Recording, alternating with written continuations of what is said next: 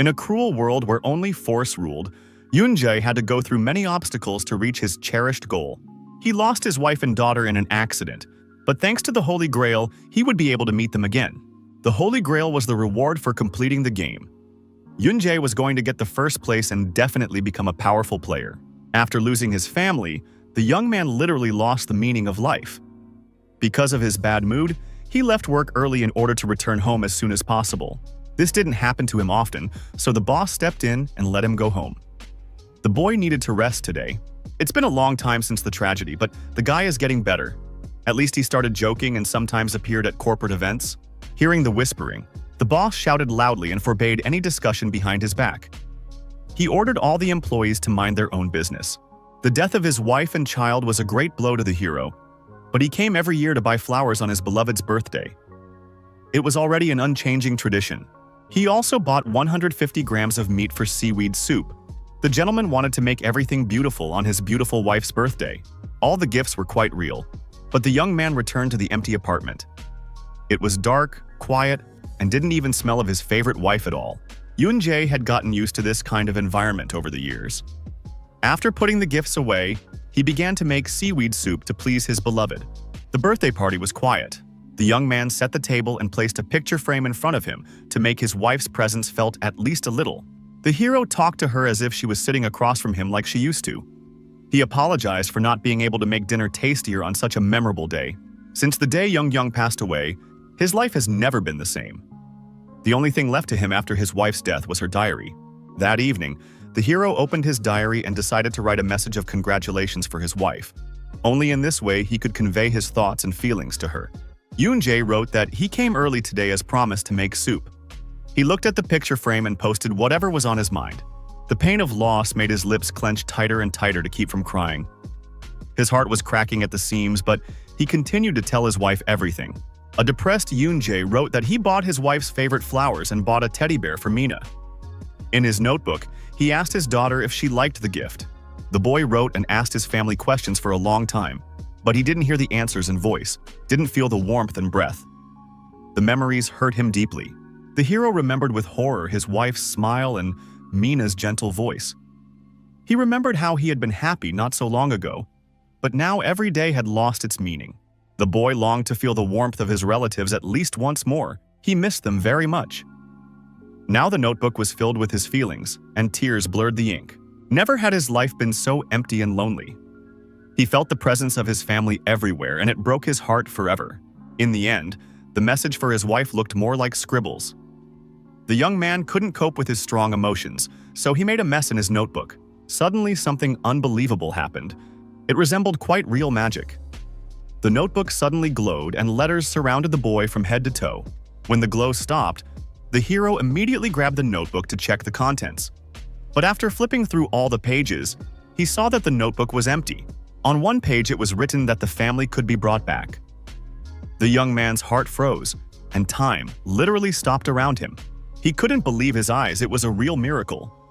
For years, the guy had dreamed of bringing his wife and daughter back, but it was all too amazing.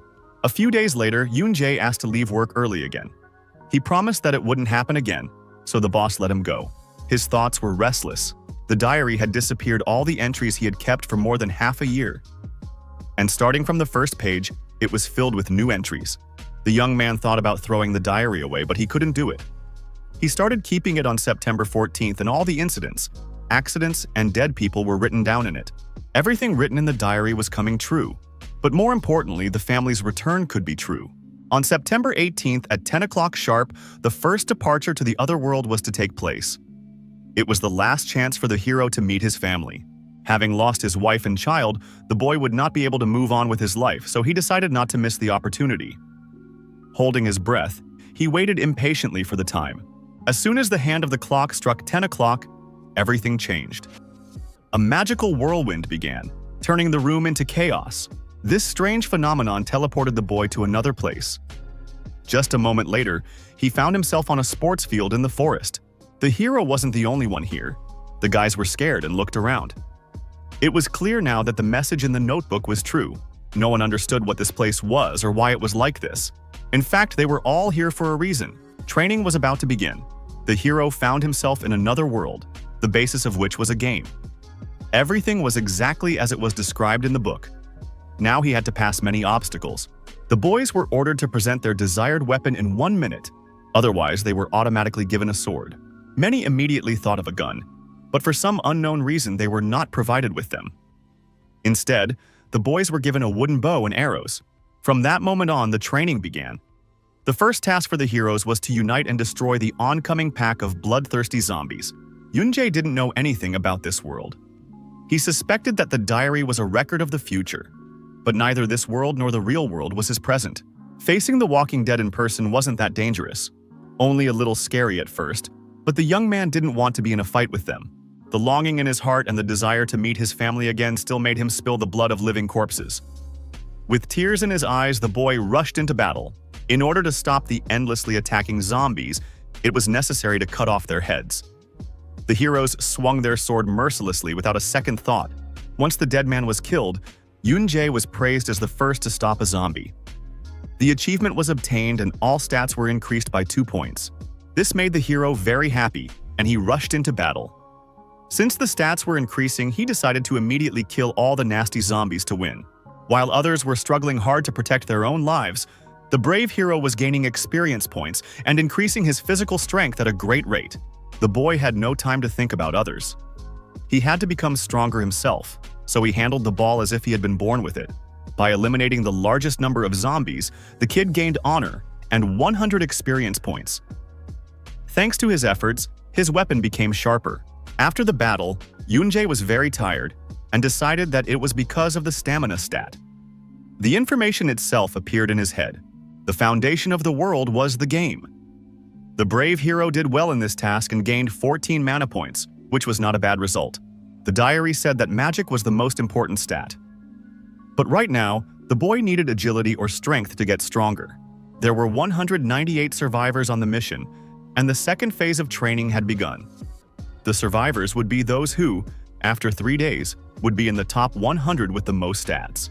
It was a true game of death. The players were incredibly scared that they would have to part with their lives if they lost. Only half of the participants would be able to come out alive. The bold Yoon-jae wasn't scared at all. He realized that he was definitely the only one who had gotten the diary. There were 2 ways to get skill points. In the first way, the player had to fight and get rid of the monsters of this world. The second way was even easier than the first. When killing another person, the hero could get half of his points, which could create real chaos in the game. The second stage of training was open, but now the players had a different attitude. They were like possessed and desired each other's blood and points. Players took the easy way out to make sure there were only 100 people left, so they started killing each other instead of fighting monsters. Yoon-jae couldn't watch this bloody war, so he stopped the players. He told them to kill monsters and earn points so they wouldn't die. One of the players got very angry and said that the boy just knew how to fight well against monsters. But in reality, the hero would fight against humans the same way. He said that during training they should join forces and face the monsters together. By killing each other, they wouldn't get out of the game. It was impossible to foresee that at the end of the battle there would be 100 men left. But at the end of the mission, they would definitely need to work together. In fact, the hero knew that a large number of people would be needed in the next training. For the sake of this, many people could not be allowed to die. The young man urged everyone to stop the fight and make an effort to get stronger and stay alive. There was no advantage in killing each other now. To save the family could not be allowed to make mistakes, so the guy decided to set out to survive. But suddenly a young girl caught up with him. Young-yu-ra wanted to go along with the hero. She said she could help him, but the young man flatly refused. He was sure the girl had never killed a zombie, just hid and watched other people kill them. It was survival behind other people's backs. The young warrior didn't need such partners, so he sent the girl back. This time she chose the wrong target, and the boy wasted his time. On the third and final school day, someone discovered the cave. It was a person at the side of the steep cliffs. The area was so narrow that only one person could fit through it. The hero was just in the neighborhood, and on top of that, he was able to get in. But the monsters inside the dungeon were much stronger than simple zombies. If he had entered it on the first day, he might have died. But the people who entered the cave were becoming stronger than anyone else. Yoon-jae didn't have time to doubt. He needed to become strong faster. Right at the entrance, the hero was attacked by a terrifying creature. The guy had time to react and swung his sharp sword to wake the monster in two. The first monster encountered in the cave was a carnivorous insect. The first monster he encountered was a carnivorous insect. The brave player was awarded 10 experience points for killing the insect, and damage reflection was increased by 1. If he knew in advance, he would persistently save them from the beginning. After completing the training, depending on the points gained, the reward would be changed. Even the hardest road was not an obstacle for Yoon-jung. He only thought of his wife and daughter. He had to get a meeting with them by any means necessary. Moving forward, the guy could feel the improvement of skills with his body. It was hard at first, but as he increased his stats, he became more and more accustomed to combat. The moss on the walls spoke of the presence of moss ants. These were the monsters the hero met after the carnivorous insects. Alone, they looked weaker than the frugivorous insects, but were dangerous in that they never traveled alone. An imaginative young man noticed that the ants were attracted to the bread. He used it to attract the attention of the monsters and then finished each one off. As soon as the ants were distracted by the bread, the boy swung his sharp sword and lunged at the nasty cave creatures.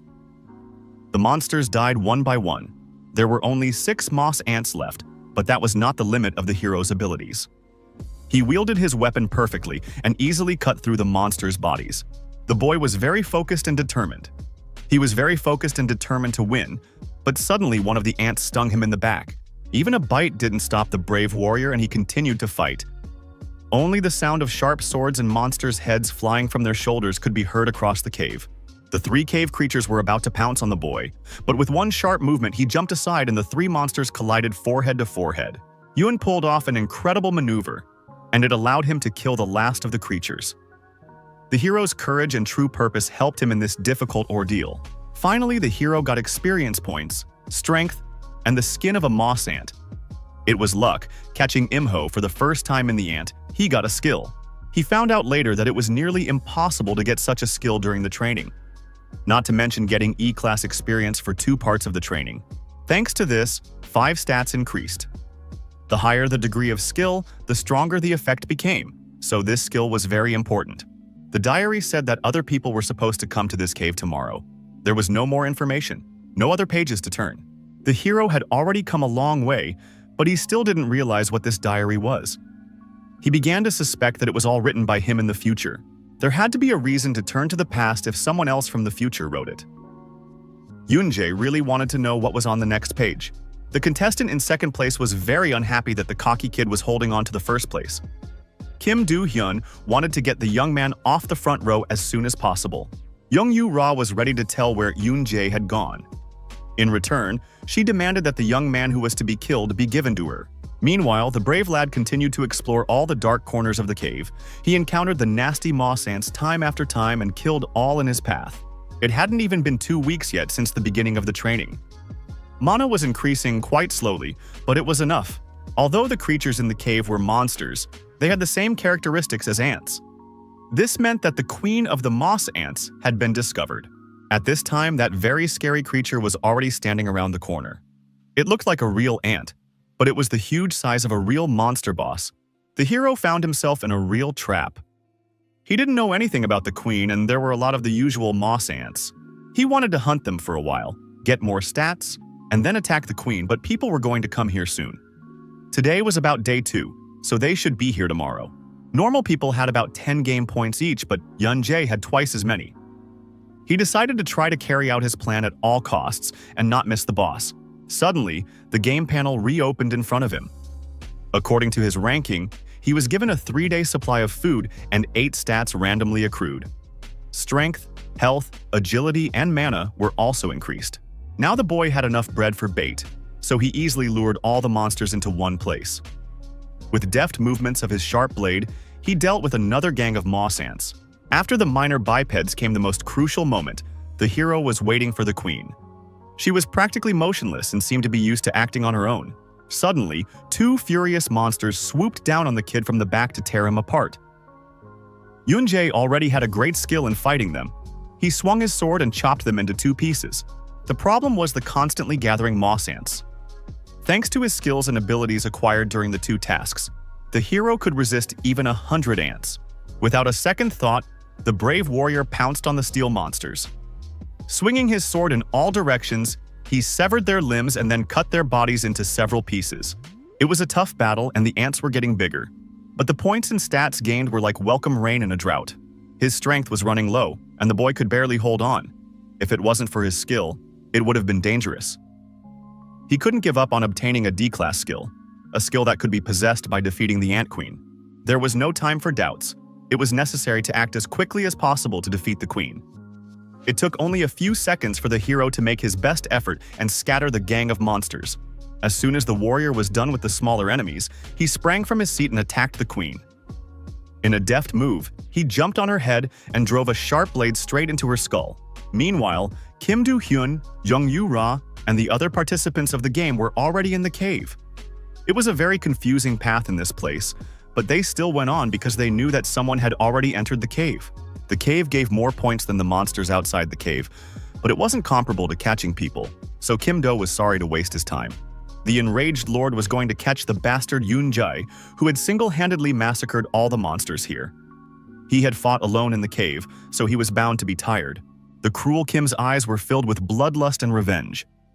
He wanted to catch the boy no matter what it took, and take first place in points and rankings. The queen was destroyed. All achievements were obtained. As a reward, the hero received an active skill that could save a life in a dangerous situation. The power of the skill increased in proportion to mana. The higher the mana points were, the more powerful the skill became. This skill alone was already an achievement. The power of this world could be divided into 3 groups, with points being the main ones. As a result of their increase, those in this world could become true superhumans. Skills were magic that was controlled by such people. Thanks to mana, they used superpowers beyond the control of the normal body. The last group were items that, when possessed, gave the ability to not only raise stats, but also to use new skills. Even as an ordinary person, it was possible to gain superhuman strength through items. This was what made them valuable, so they were the hero's real goal. At this time, following the corpses of the moss ants, Kim Do finally reached the right place. He couldn't believe that he was too late, and his enemy had already killed all the ants and the bloodthirsty queen. At this moment, the culprit of the slain monsters appeared in the cave. Yoon Jae realized that he had acted differently, so the future in the diary changed. His enemies shouldn't have come this early. When the Lord saw the boy unharmed, he was furious. He didn't want to believe that the young boy had killed all the creatures and wasn't tired at all. Someone who increased stats by killing monsters was more dangerous than others. Kim Do-hyun had no personal problems with the young boy, so he had to let him go. The boy was no longer the ordinary person everyone had seen before. It was now clear that collecting experience points was a stupid idea. To get to the top, the gentleman needed to kill monsters in the cave and increase his stats. Now he was determined to catch the kid by all means. There were 148 survivors left from this point. Stage 2 training was complete. The first 100 people in the points ranking had to continue in Stage 3. There was a real battle between the players, where they earned places with their own blood. Literally in a moment, everything around changed. The survivors of the second stage found themselves in a new place. The hero saw completely new faces in front of him, among which were not his enemies. Finally, the third stage of training began, and the players were given 3 doors of different colors. Only 10 people could enter the scarlet door, 5 could enter the blue door, and only 1 could enter the white door. Each player had to step behind the chosen door and continue learning. Even though the scarlet door was designed for 10 people, the difficulty level was very high. There was no guarantee that the guys would be able to complete the training. Compared to the scarlet door, the difficulty level of the blue door was lower. But by entering the last white door, the training for the players would be over. After hearing this, one of the game participants couldn't stand it and took off towards the white door. All the players immediately tried to stop him, but the door did not open so easily. In fact, the order in which the doors were chosen was determined according to the number of points. The person with the most experience points had to choose the door first. To the players, this seemed like an unfair decision, but with these conditions, the choice obviously fell on Yunjing. The strongest person in first place chose the scarlet door, which dumbfounded the other players. The guys were puzzled and decided that all 10 people could survive. The next participant was Park Ju-ho. He was really selfish and chose the white door. He didn't think about the lives of the other participants because there was no guarantee that they would do the same thing. Despite other people's displeasure, what was more important to the young man was that if he chose the white door, he would definitely be able to survive. He didn't think he should have given up that chance. The young man said that the strongest contestant had acted rather foolishly, even though he had already been ahead of everyone since the second stage. Yoon-jae thought his decision was right and replied that even the blue door was better than the white door. One person was to go to the white door and 5 to the blue door. Due to occupancy, all remaining participants were allocated to the scarlet door. Participants were given 10 minutes to go inside. One of the boys was very frightened. He thought that he would definitely die if he went through the scarlet door. Before time ran out, he decided to enter the white door, but he immediately received a kick from Park Ju-ho. The doors were supposed to close in 5 minutes. There was no more time, so Park Ju had no choice but to stop fighting and walk through his door. It was time for the others to take their seats as well. When the young hero walked through the door, he was immediately transported to the old village. It was completely silent and empty, but suddenly 2 more participants of the game came up. Yoo Jong-goo's clothes were stained in blood, and as soon as he introduced himself, Yoon-jae started to shout loudly. He said that the pathetic guy went up killing people, because the stains on his clothes didn't look like the blood of monsters. In fact, it was true, and the young man killed some people in order to rise up. However, rising by killing people was better than being a coward and a fool. Twice a day, for a total of 20 times, monsters were summoned to the village. There was no set time for the summoning. When monsters appeared in the village, the heroes had to block them. If the stone in the middle was broken, the player would lose. No more than 1 person was to remain in the village. If there was no one left, participants from outside the village would be automatically called up depending on the distance to the village. It was safe outside the village, and from that point on, Phase 3 of the training began. There would be no cohesion between the players in this task. In such a situation, someone would usually run away. Even if all 10 people were taking this training, more than 1 person would leave the village. One would be followed by the others, and the hero would end up having to take the training with a small number of participants. In the event that Yoo Jong-goo had escaped, he would have been brought back anyway. He said that there was no point in escaping, and the likelihood of his team members dying would have become much greater. Because there were too few people, perhaps no one would leave. Yoon-jae said that the 3 of them needed to stay in the village and fight to survive. Here, when killing monsters, the stats of the heroes increased, and in proportion to this, they became stronger. Since there were 3 players in the team, the number of monsters they had to hunt was also increased. That was the reason why the guy needed to choose the scarlet door at all costs. In any case, when Stage 3 would end, the players had to start going through Stage 4. At that moment, the ground beneath his feet shook. Because of the violent shaking, huge cracks began to appear in it, from which a whole crowd of devil goblins crawled out. Yoon-jae was the strongest and bravest in his team. He ordered the 2 players to protect the stone so that it wouldn't shatter, and he rushed into battle. The goblins were made of living flesh, which meant that they would be a match for the hero's sharp sword. The devilish creatures were attacking from all sides. They were not such weak opponents. The situation was heating up. The players were surrounded and fought as hard as they could. In such a battle, they might not survive. The brave warrior was literally torn into several pieces. While he was killing some goblins, others were attacking him from behind. There were too many opponents. The guy didn't have time to fight them off. When the hero was already looking his death in the eyes, a real miracle happened. The fortification suddenly activated, and the rapid mana consumption strengthened his body. The cursed goblin thrust his sword into his back, but the protective barrier prevented it from penetrating. Soon, the bloody battle with the devil goblins was over. Everyone was left alive, but young Eun-ji was badly injured. Blood was flowing from her shoulder. If the situation worsened, the hero would have to do everything alone. After the fight, Yoo Jung-gyu was very upset. He didn't really want to kill people. He confessed that he killed the man not because he wanted to, but because the man attacked first.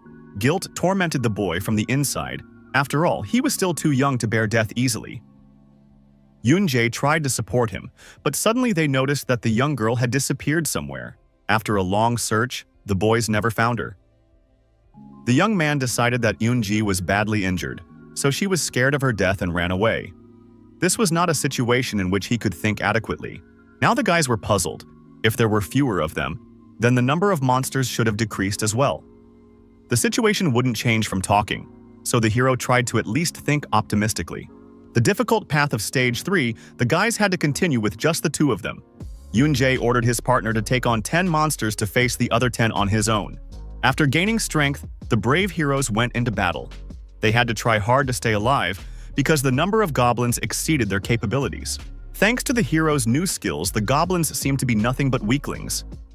Players fought hard and pounced on the creatures with extreme ferocity and strength.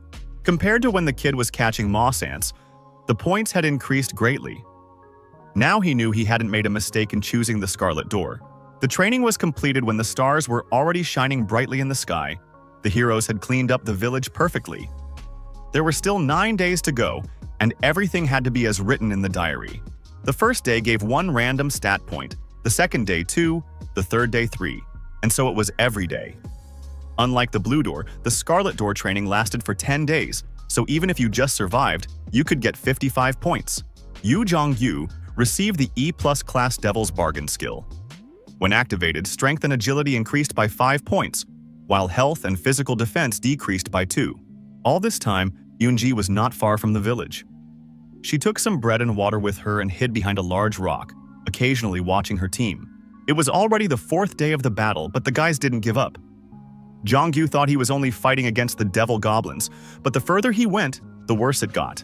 The young man saw moving trees, huge rats, orcs, and other creatures mangling his body for the first time in his life.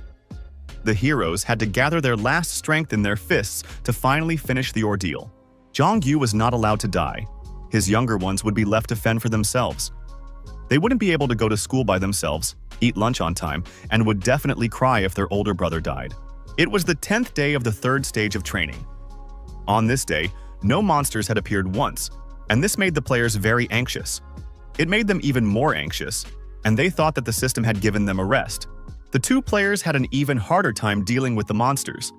They had hoped to the last that the girl would come to their aid before the final attack. But suddenly the stone cliff shook. A strange vibration was felt in the air. The rock shook with all its might and glowed with a bright light. After a few seconds, the rock turned into 2 sharp towers. The seal of the stone was broken. At this moment, something incredible happened. The stone gate opened and the monster sealed in the stone was released. The boss demon Lychee came out. Along with the demon, his little servants were summoned. They were the skeletons of previously fought warriors. The boys found themselves alone with their fears. Now they had to really fight back to back. The huge monster looked exactly like the skeleton of a slain buffalo, but only the demonic eyes were still alive in it. Yunjae's main goal was to survive, so Yunjae attacked the beast without a second thought. A devil's bargain had been made between the players.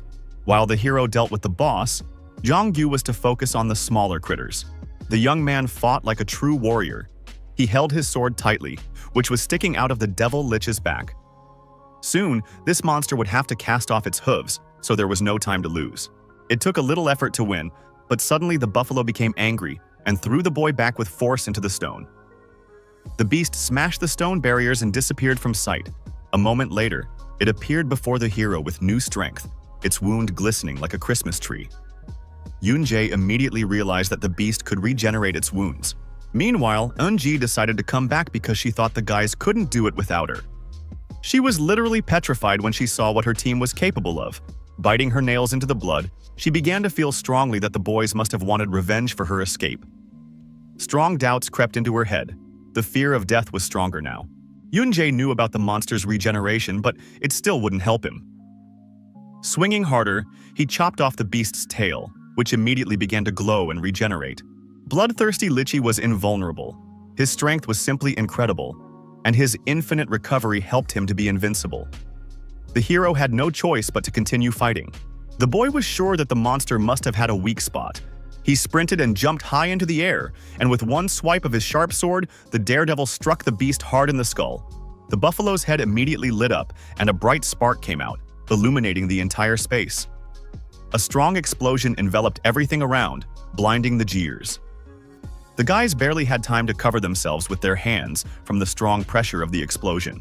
At this moment, the ferocious Lychee burst out of the smoke and pounced on the hero with great force. The boy used his fortification skill to defend himself, but the monster's strong horns pinned him against the wall. Without the skill that the young man had learned on the 5th day of training, he would have been hit much harder. Suddenly, he noticed a rock on the monster's head, which could be that vulnerable spot. After a while, the carcass of the abominable Lychee lay lifelessly on the ground, his body of bones falling apart. Zhongyu looked at the remains with horror and waited for his partner to appear. When Yoon-jae came out from under the heavy bones, a loud scream was heard. Yoon-ji picked the right moment and stabbed the boy with a sharp blade, and the bloody boy fell to the ground. The girl was clearly obsessed with the idea of her death. She thought that the guys were definitely going to kill her, so she decided to get ahead of them and kill them first. For her, it was not murder, but just self-defense. The girl wasn't going to die in a place like this.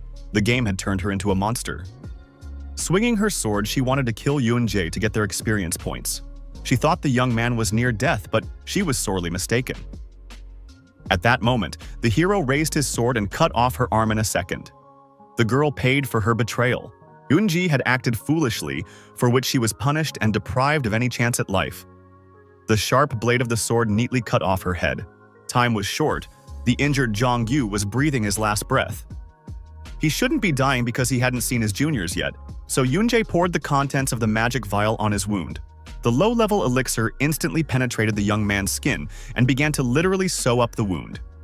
It was diluted and the effectiveness was greatly reduced, but it could be an excellent medicine. Jong-yu survived and his wound healed quickly. His savior had gotten it after defeating the Ant Queen. In a dangerous situation, it could be his backup life. The guys fought hand in hand for a long time.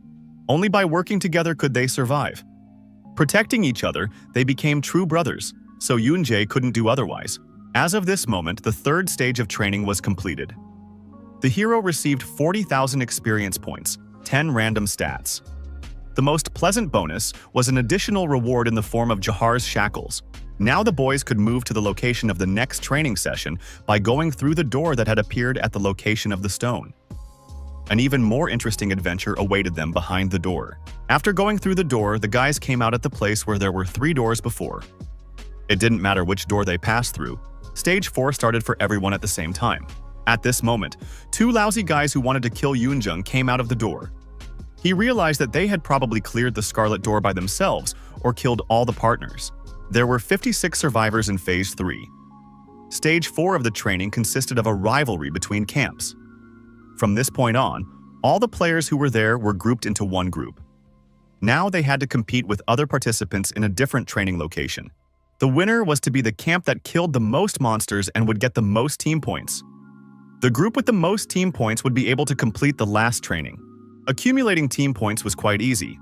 They were awarded to players who hunted monsters behind the white door.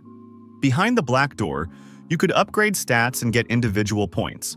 Depending on the individual points obtained behind the back door, different items were given out every day at midnight at this very spot.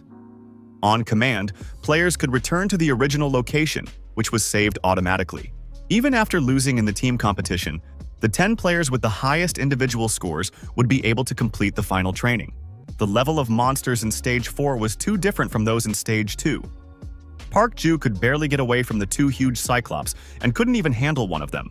The ugly creatures were already catching up to the guy. But suddenly Jung-yu and Yoon-jae appeared in the forest. They came to the rescue and slew the 2 mythical creatures in a matter of seconds. Park Ju couldn't even say a word. He was literally boiling with anger. He felt helpless because his enemy was stronger and more experienced. Until midnight came, the heroes were going to go deep into the forest. Jong-yu said that Jae looked happy enough as he examined and tested the bracelet. The shackles created by King Jahar from a part of his soul increased the strength of the wearer by absorbing his mana. They added attack power, increased the protection of armor, and bypassed the mana-enhanced defense of opponents. Thanks to the shackles, it was much easier to use the skills. Moreover, when pumping it up, the armor of opponents could be disregarded. With constant development, the hero could significantly increase his potential. The first day of the 4th stage of training had been completed. Yoon-jae once again took the top spot in the individual points ranking. No one but him earned team points. After the individual scores were tallied, the hero was given a reward of 12 coins. The coins could be exchanged for desired items and skills on the last day of training. Yoon-jae proposed a plan for the players to survive together, but Kim Do-hyun was against it. He said he could survive without collecting team points. The boys' plan was simple. Everyone had to earn a certain number of team points. And after that, everyone could earn individual points or go to bed. Most of the guys were thinking along the same lines. But Kim Do-hyun was the only one who wasn't happy. He wasn't going to believe in the boys' good intentions without a single piece of evidence. Behind the back door was a dark forest inhabited by sinister, huge creatures. There, the hero earned individual points by fighting monsters. His bracelet helped him a lot, making his case and weapons much stronger. His bracelet helped him a lot, making his work and weapons much stronger. The result was good, but the spirit did suck mana. The warrior lost half of his mana in one hit. He needed to save mana even if it would take longer to fight. The monster's body was like a rock. It was hard to even cut. Jongyu was amazed that his partner was able to slay such a monster in one blow. The young man was sure that Yoon-jae's goal was not just survival. In fact, the hero really did have a goal for which just staying alive wasn't enough. It was something like returning to the normal world. It was already getting dark outside and the boys had gone far enough into the forest, so they decided to go on. But suddenly they noticed something familiar on the hill. On the last day of the 4th stage of training, a rumor reached the guy that someone had discovered a golden goblin in the thicket of the forest.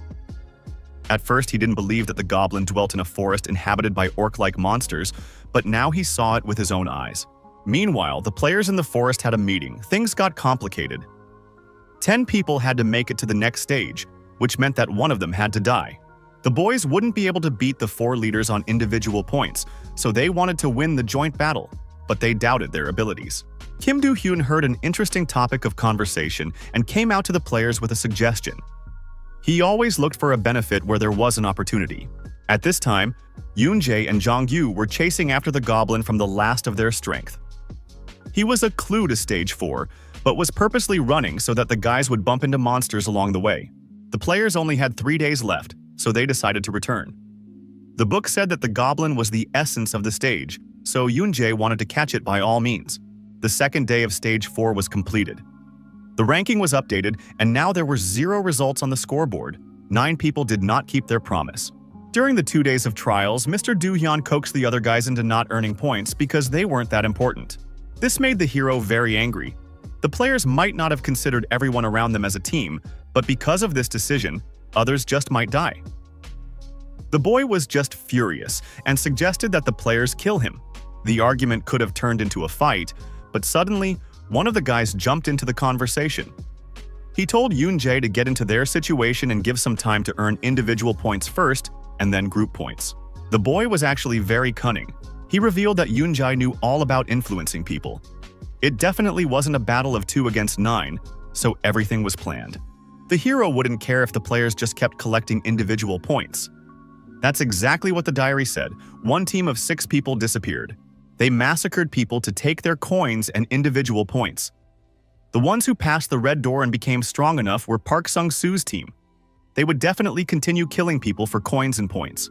Yoon-jae and his partner couldn't win in the team competition if they didn't do anything to Park Soo's team. It was dangerous, but now the guys needed to kill people instead of monsters. When the 3rd day of training came, the brave hero continued his hunt for the Golden Goblin. He used different techniques to catch it, but he kept running into monsters. The ugly goblin lured the guys to the huge creature, hoping that it would kill the guys right away. The monster screamed throughout the forest and tore out a tree from the root to crush the enemies. The guy had only one attempt to take down the bulky man. He abruptly snapped out of his seat and cut the monster in 2. Now the Golden Goblin's defenses were broken. Hide and seek was over. The little goblin immediately tried to escape, but Yoon-jae slammed a sharp blade into it without a second thought. Now he finally managed to get his hands on the real key to unraveling the mysteries of Stage 4. Meanwhile, in the forest, the first blood of innocent players was spilled. Kim Do-hyun was not joking and was determined. He had no feelings. He was just attracted to other people's coins and glasses. The guys were begging for mercy. They were ready to give all their coins.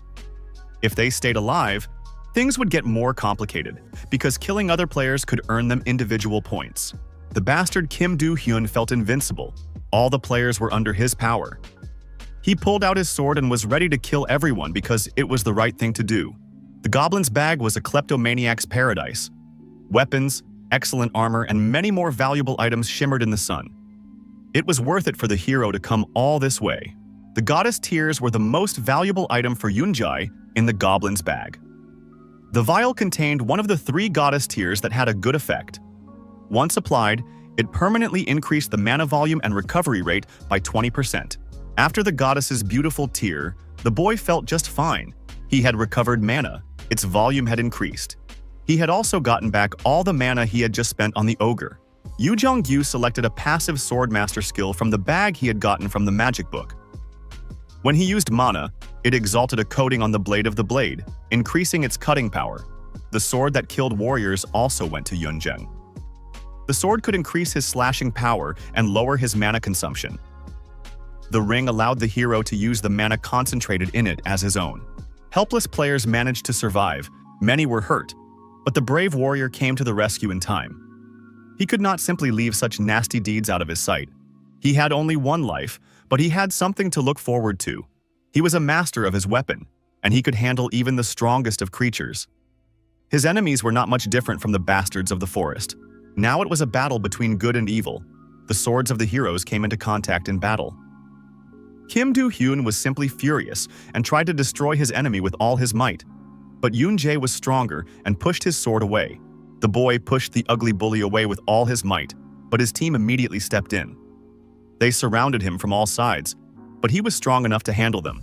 Not everyone would come out of the battle alive. Both sides were strong and trained. The fourth stage turned out to be quite different from what was stated in the conditions. The training made people be real monsters.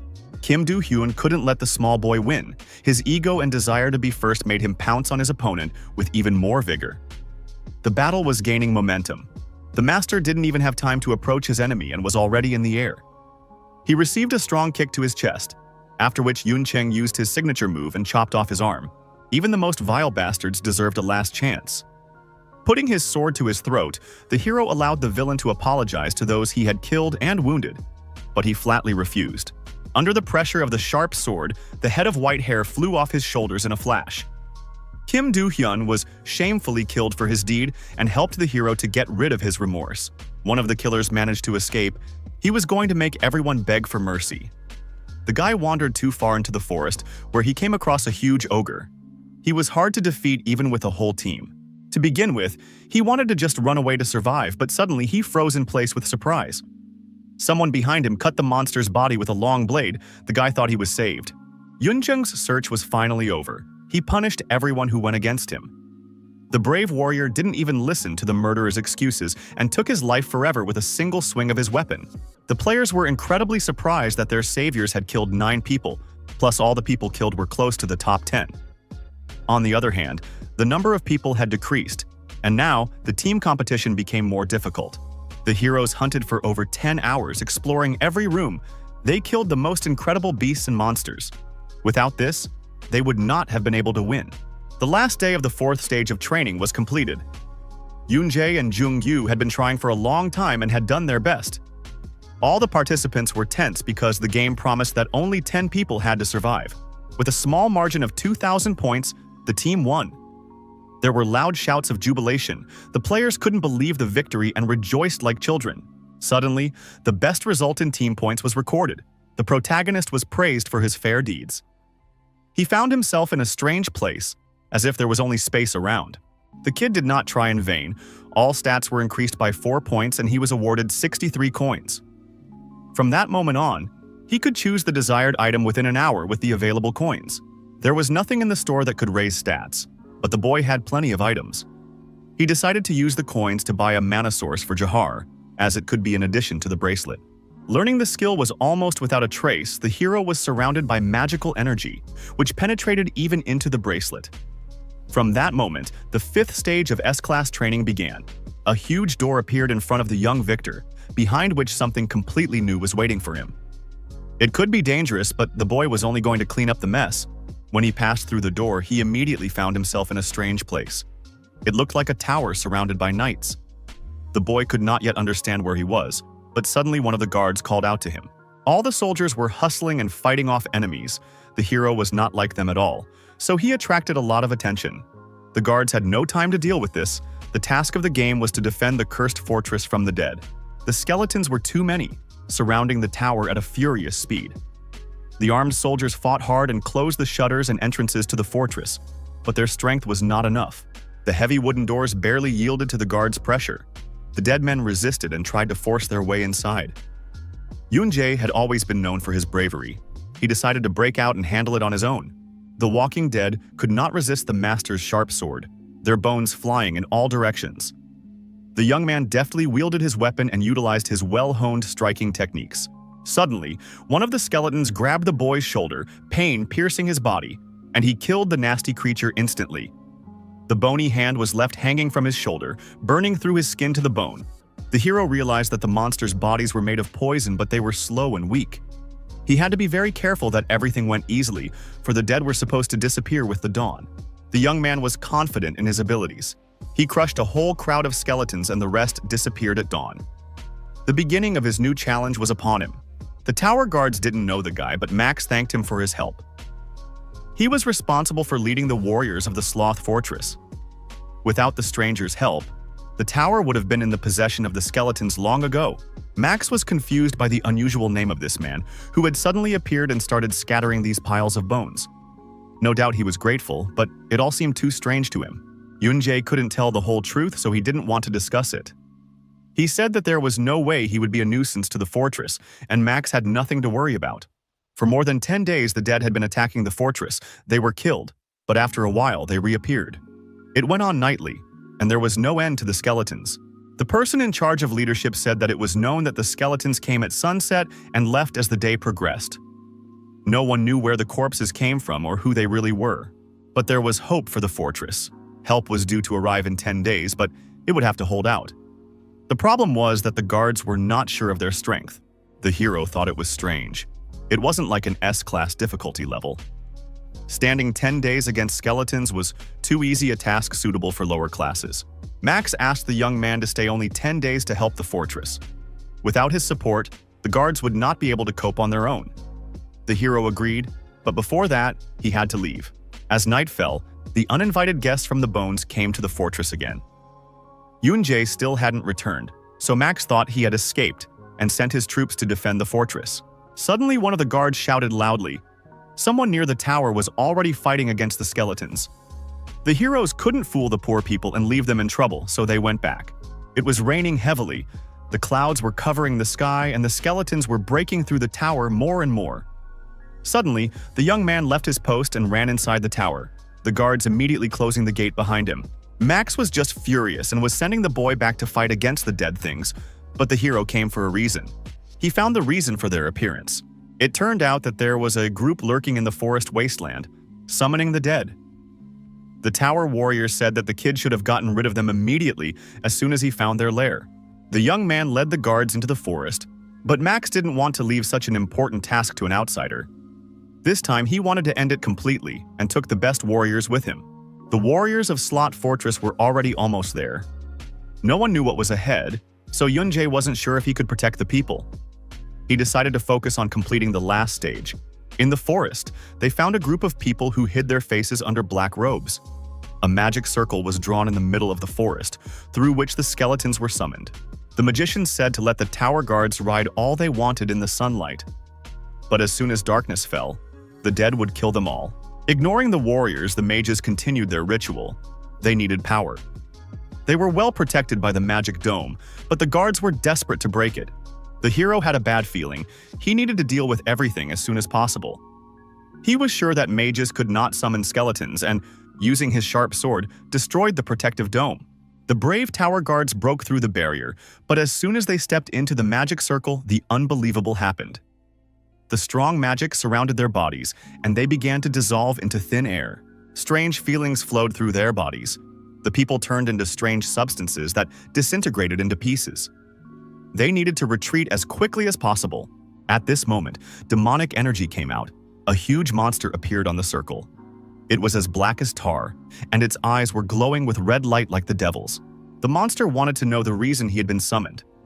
One of the mages said he was disturbed by the hero, and then the bloodthirsty warlock grabbed him as hard as he could. The huge monster did not spare the mage and devoured him whole. No one was allowed to disturb the warlock for nothing. Suddenly, he noticed that the young boy was carrying mana. The brave guy decided to confront the monster. He had no choice but to pour mana into the shackles and defeat it with a single blow. It worked with the ogre, but it was a completely different opponent.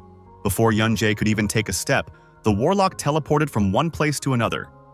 He landed a devastating blow, but the boy escaped his clutches. There was no point in stalling. The warrior needed to finish this battle before the sun set. He used half his mana at a time and chopped the monster's paw with his sharp sword. The young man didn't strike with full force, but it worked. He could win if he struck next time at a vital point. The monster wasn't too upset about losing a paw. To stay alive, the hero had to try hard. The monster was huge enough and had incredible power to easily destroy a simple man. Just as the monster wanted to grab the boy, he stopped the huge paw with his sword. The demon's strength was so immense that the blade fell apart. Now the young boy was in danger. The sword couldn't withstand the pressure and burst. The warlock immediately slammed onto the ground with crushing force. Yunjae abruptly jumped aside and didn't let himself die. He realized that the sword had split because it had accumulated damage from the battle with the dead.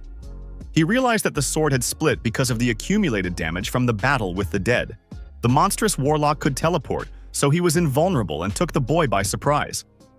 He was going to tear his flesh and chew it up, and turn his soul into a pitiful ghost. The hero decided to act. Otherwise, he would know death in all its beauties. He jumped into the air, dodged the blow, and got as close to the enemy as he could. In one motion, he cut off the devil's limb. The devil creature had the advantage of being able to teleport. In a second, it was already behind the man's back and was about to eat him. Cutting off the limbs had no effect, so the brave boy decided to act quickly and aim straight for the throat. He swung the ball at the monster's neck, hitting it hard. After receiving 2 blows, the bloodthirsty warlock could no longer feel the mana from the man. He decided to finish the young man once and for all. It seemed to be the end. At the most unexpected moment, the hero used a mana-saving ring that allowed him to use the concentrated mana as his own and deal critical damage. Death was near, but the brave warrior did well and slaughtered the fearsome monster. Now the evil was done, and the warlock's huge carcass crumbled to the ground with a thud. Max couldn't believe his eyes, for even a team of guards couldn't handle such a humongous monster. The hero said he was just lucky. The monster had been summoned in an imperfect form and was getting harmed by the sun. At this moment, the monster said that there was no way he would have succumbed to such a guy if he had a different shell. He thought that the price to pay for his sudden power would be great. The youth didn't listen to his victim's stupid talk. He told the monster to shut up and stabbed the sword point into it. The S-class training was complete, the pass rate reaching 100%. Warlock could have gotten the fortress in big trouble. He was the god of death, a demon that feeds on the living and dead. On that note, the training came to an end. Beyond the door lay a path that gave the hero a chance for one more encounter. Yunjae found himself in a place that was surrounded by pink clouds. Everything around resembled a real paradise, and suddenly, the hero reached a place where he met a huge man. He resembled a god. The man introduced himself as a vassal of the king. His name was Aryan. He saw the lost bracelet on the boy's hand and wanted to know how it had gotten here. The boy replied that he didn't know exactly how it had gotten here. The hero walked past the place shrouded in mist and then saw the temple and went inside. It didn't seem like a lie, so Aryan handed the boy a favor from the king. When a great power was finally offered to Yunjae, he undoubtedly agreed to accept it. But even if he safely took possession of this great power, it would be followed by an equal-sized responsibility. The boy didn't know what that power was, but he was willing to take that share. There were those people he really wanted to meet, and for their sake, the king's vassal touched the boy with his finger, and intense pain shot through his body. The pain was deadly, but if the hero truly desired strength, he needed to endure it. The boy fainted from the pain, and then rose again and crawled forward. He was almost unable to cope with the savage pain, but he was driven only by the desire to see his beloved wife and daughter again. When the young man ran out of strength, his only thought was to be killed and end this torment.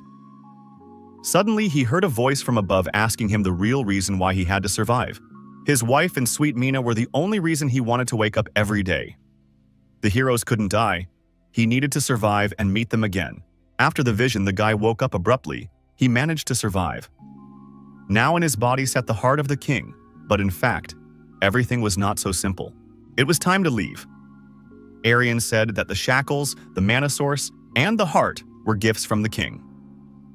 The Lord said goodbye to the boy and teleported him to another place. The training was completed.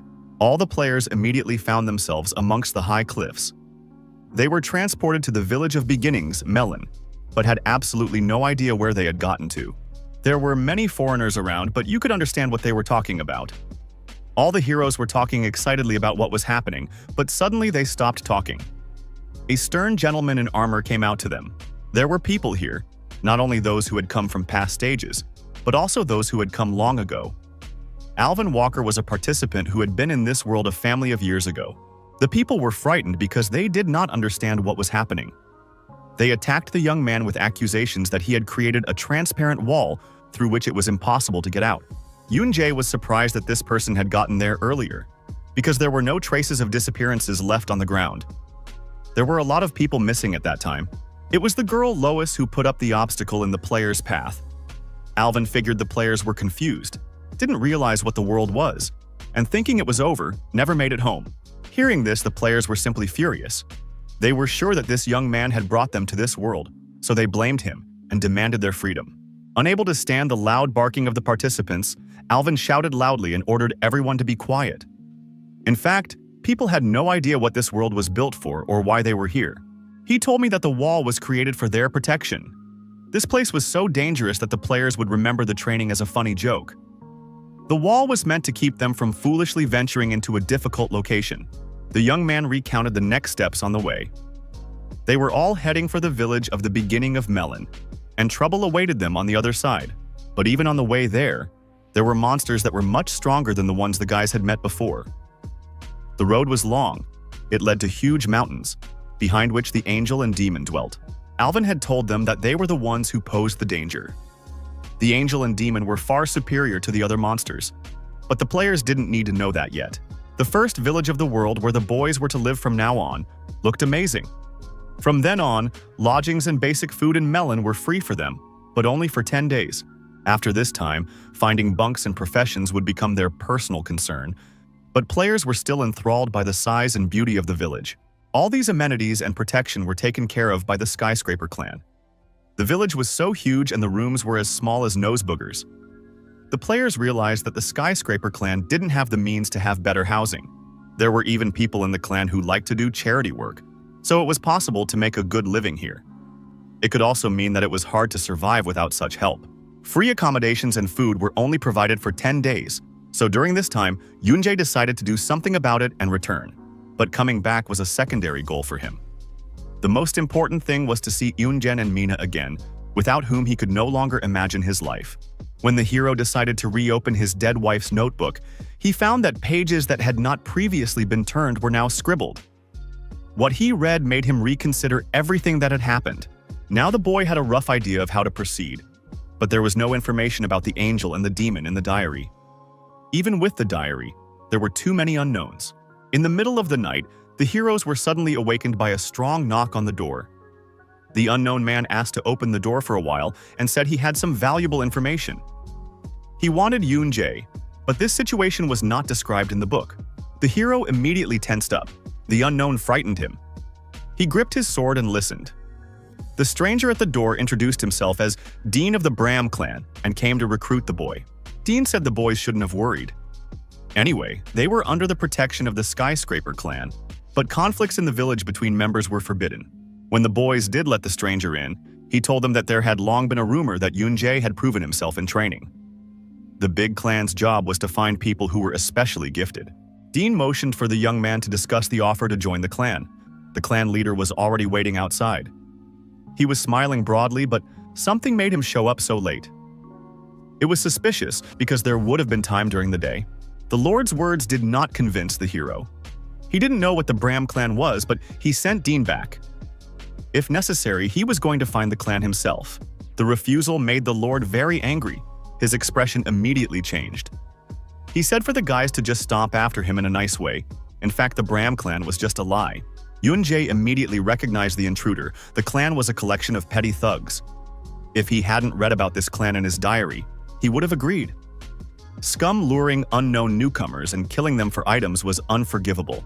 The hero was very savvy and saved himself from death. Dean offered to give him all the items in return for salvation, but the boy was not going to bow out. He threatened the stranger with a sword and violence. At this point, the nasty Dean pulled out his weapon and pounced on the hero. He was very agile and fast, so it was hard to keep up with his movements. The enemy was peerless. He was excellent with his body and weapons. Using various techniques, he struck the two heroes with force. Jongyu barely had time to fend off the powerful blows with his sword. At this moment, Yoonjung managed to catch the moment. He grabbed his knife and rushed into the fight. With a sharp movement of his weapon, he delivered a crushing blow, but the enemy suddenly disappeared abruptly. It was as if he possessed the skill of teleportation. Dean realized that the newcomer wasn't just on the level of a standout in training. Fighting the boy was more tedious than he'd realized, but it had to be over quickly, so the master released demonic energy and disappeared. The intruder was now truly invisible. From now on, the players couldn't see him as he blended into the mist. He was going to kill the two young boys without them even noticing. As soon as he crept up on the hero and wanted to attack, the boy immediately thrust a sharp sword into him. It was simply incredible. With his abnormal mana level, he even recognized the stealth skill.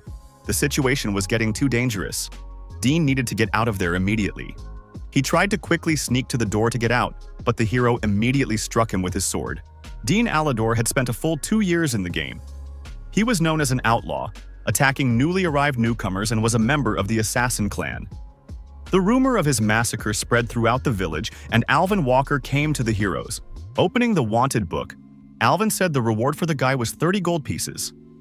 The bastard Dean had been on the wanted list all this time, and according to the severity of the crime, the reward was set, which now went to the heroes. Suddenly, out of the blue, Walker suggested that the guys join the Skyscraper clan. He had never seen such guys snatching someone like Dean before, so the gentleman thought Yoonjung was a real diamond. There was no way to miss such an opportunity, and for a newcomer, the offer to join the clan was a great chance. Moreover, if it was a Skyscraper clan, there was nothing to think about. The members of the Skyscraper clan marveled at how the guys managed to capture Dean, since they were completely inexperienced. They had no challenger yet to take a newcomer as a member of their clan. Alvin was absolutely serious about recruiting. He was sure the young hero had caught Dean by no fluke. Malloy arrived at a rather interesting. It was best for newcomers to just join the clan without question, but Yoonjae refused. Alvin was shocked by the refusal and realized that the boy had better options. The hero wasn't a newcomer just coming into this world. The reward was due by evening, so Alvin asked the lads to pay for their lodgings first thing. In parting, he said that the boys could always find him in the Skyscraper clan if they changed their minds. By evening, the boys had received a reward of 30 gold pieces, a harvest even greater than they had anticipated. One such coin would be worth 1,000,000 won in Korea.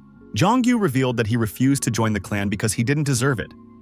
Dean Alador was caught by his partner, so the guy didn't want an empty thanks. The hero had one idea in store, though he didn't know if it was better than joining the Skyscraper clan. He suggested to his friend and associate that he meet with the High Wizard, because he was already on his way there. In Melon Square, there was a huge white portal guarded by the High Mage. You had to pay 50 gold pieces to use the portal. The old man didn't help for free. The heroes didn't have enough coin to use the portal, and when the mage was about to leave, the hero suddenly told him his offer.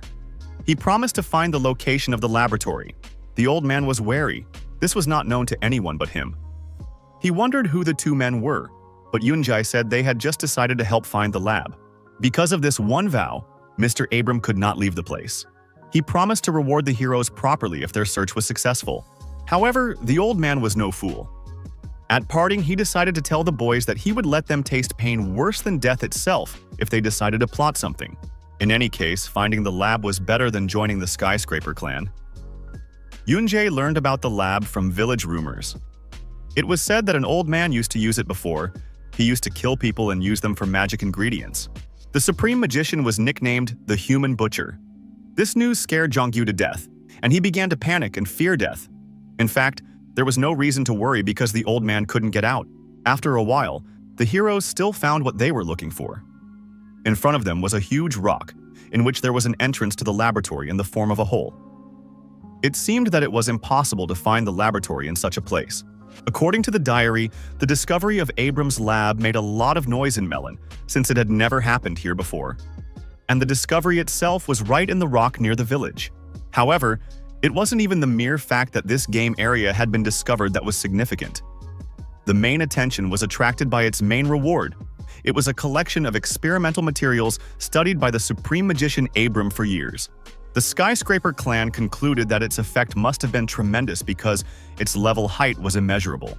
Meanwhile, the heroes boldly explored the new location of the lost laboratory. Yoonjae was sorry to refuse the offer of the Skyscraper clan, but by contacting them, It would be more difficult to snag the first-rate bounty. On the way, the hero said that the mage could not find the laboratory himself because he had lost all his memories. It could happen because of some powerful spell, after which he became a portal keeper. Moving further into the cave, the boys stumbled upon some very strange things. These searches kept secret. Suddenly they froze as if they were stone. Ahead of them, they saw a whole bunch of dead people. At that moment, a vibration was felt in the air, the ground shook, and a violent creaking of bones was heard. The dead men rose from their knees as if they had been sleeping sweetly all this time. Now it was clear why the cave was so quiet and empty. There was a real secret in there. A pack of cave creatures immediately lashed out at the guys. They were very aggressive and violent. Without hesitation, the brave heroes rushed at them in response. Young Yoon-jae was not only excellent with his weapons and techniques, but he also had incredible skills that allowed him to scatter several dead people in a matter of seconds. It had gone better than he had expected. Only the mood was bad now. The hero had quickly dealt with a whole gang of cave creatures, and a real monster had turned them into such monsters. In one of the corpses, the hero found a brightly colored chimera mana diamond.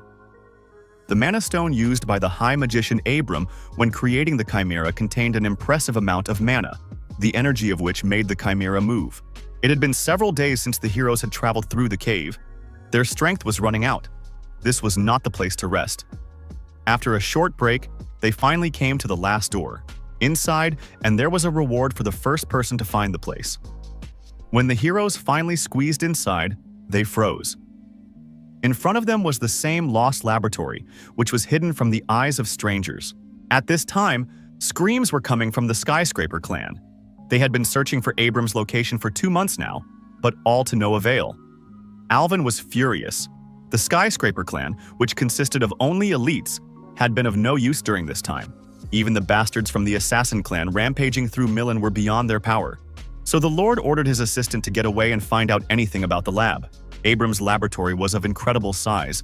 There was a lot of information stored there, and obviously terrible experiments were being conducted. In the middle of the room stood a huge flask with a man in the liquid. The boy looked around a bit and finally found a collection of the results of Supreme Mage Abram's research.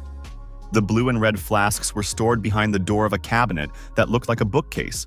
Among them was one purple vessel, which was not mentioned in the diary of the hero's dead wife. Despite that, the kid took everything that was there. The goal was achieved. It was time to return. At that moment, the boys noticed that the man in the flask was slightly opening his eyes.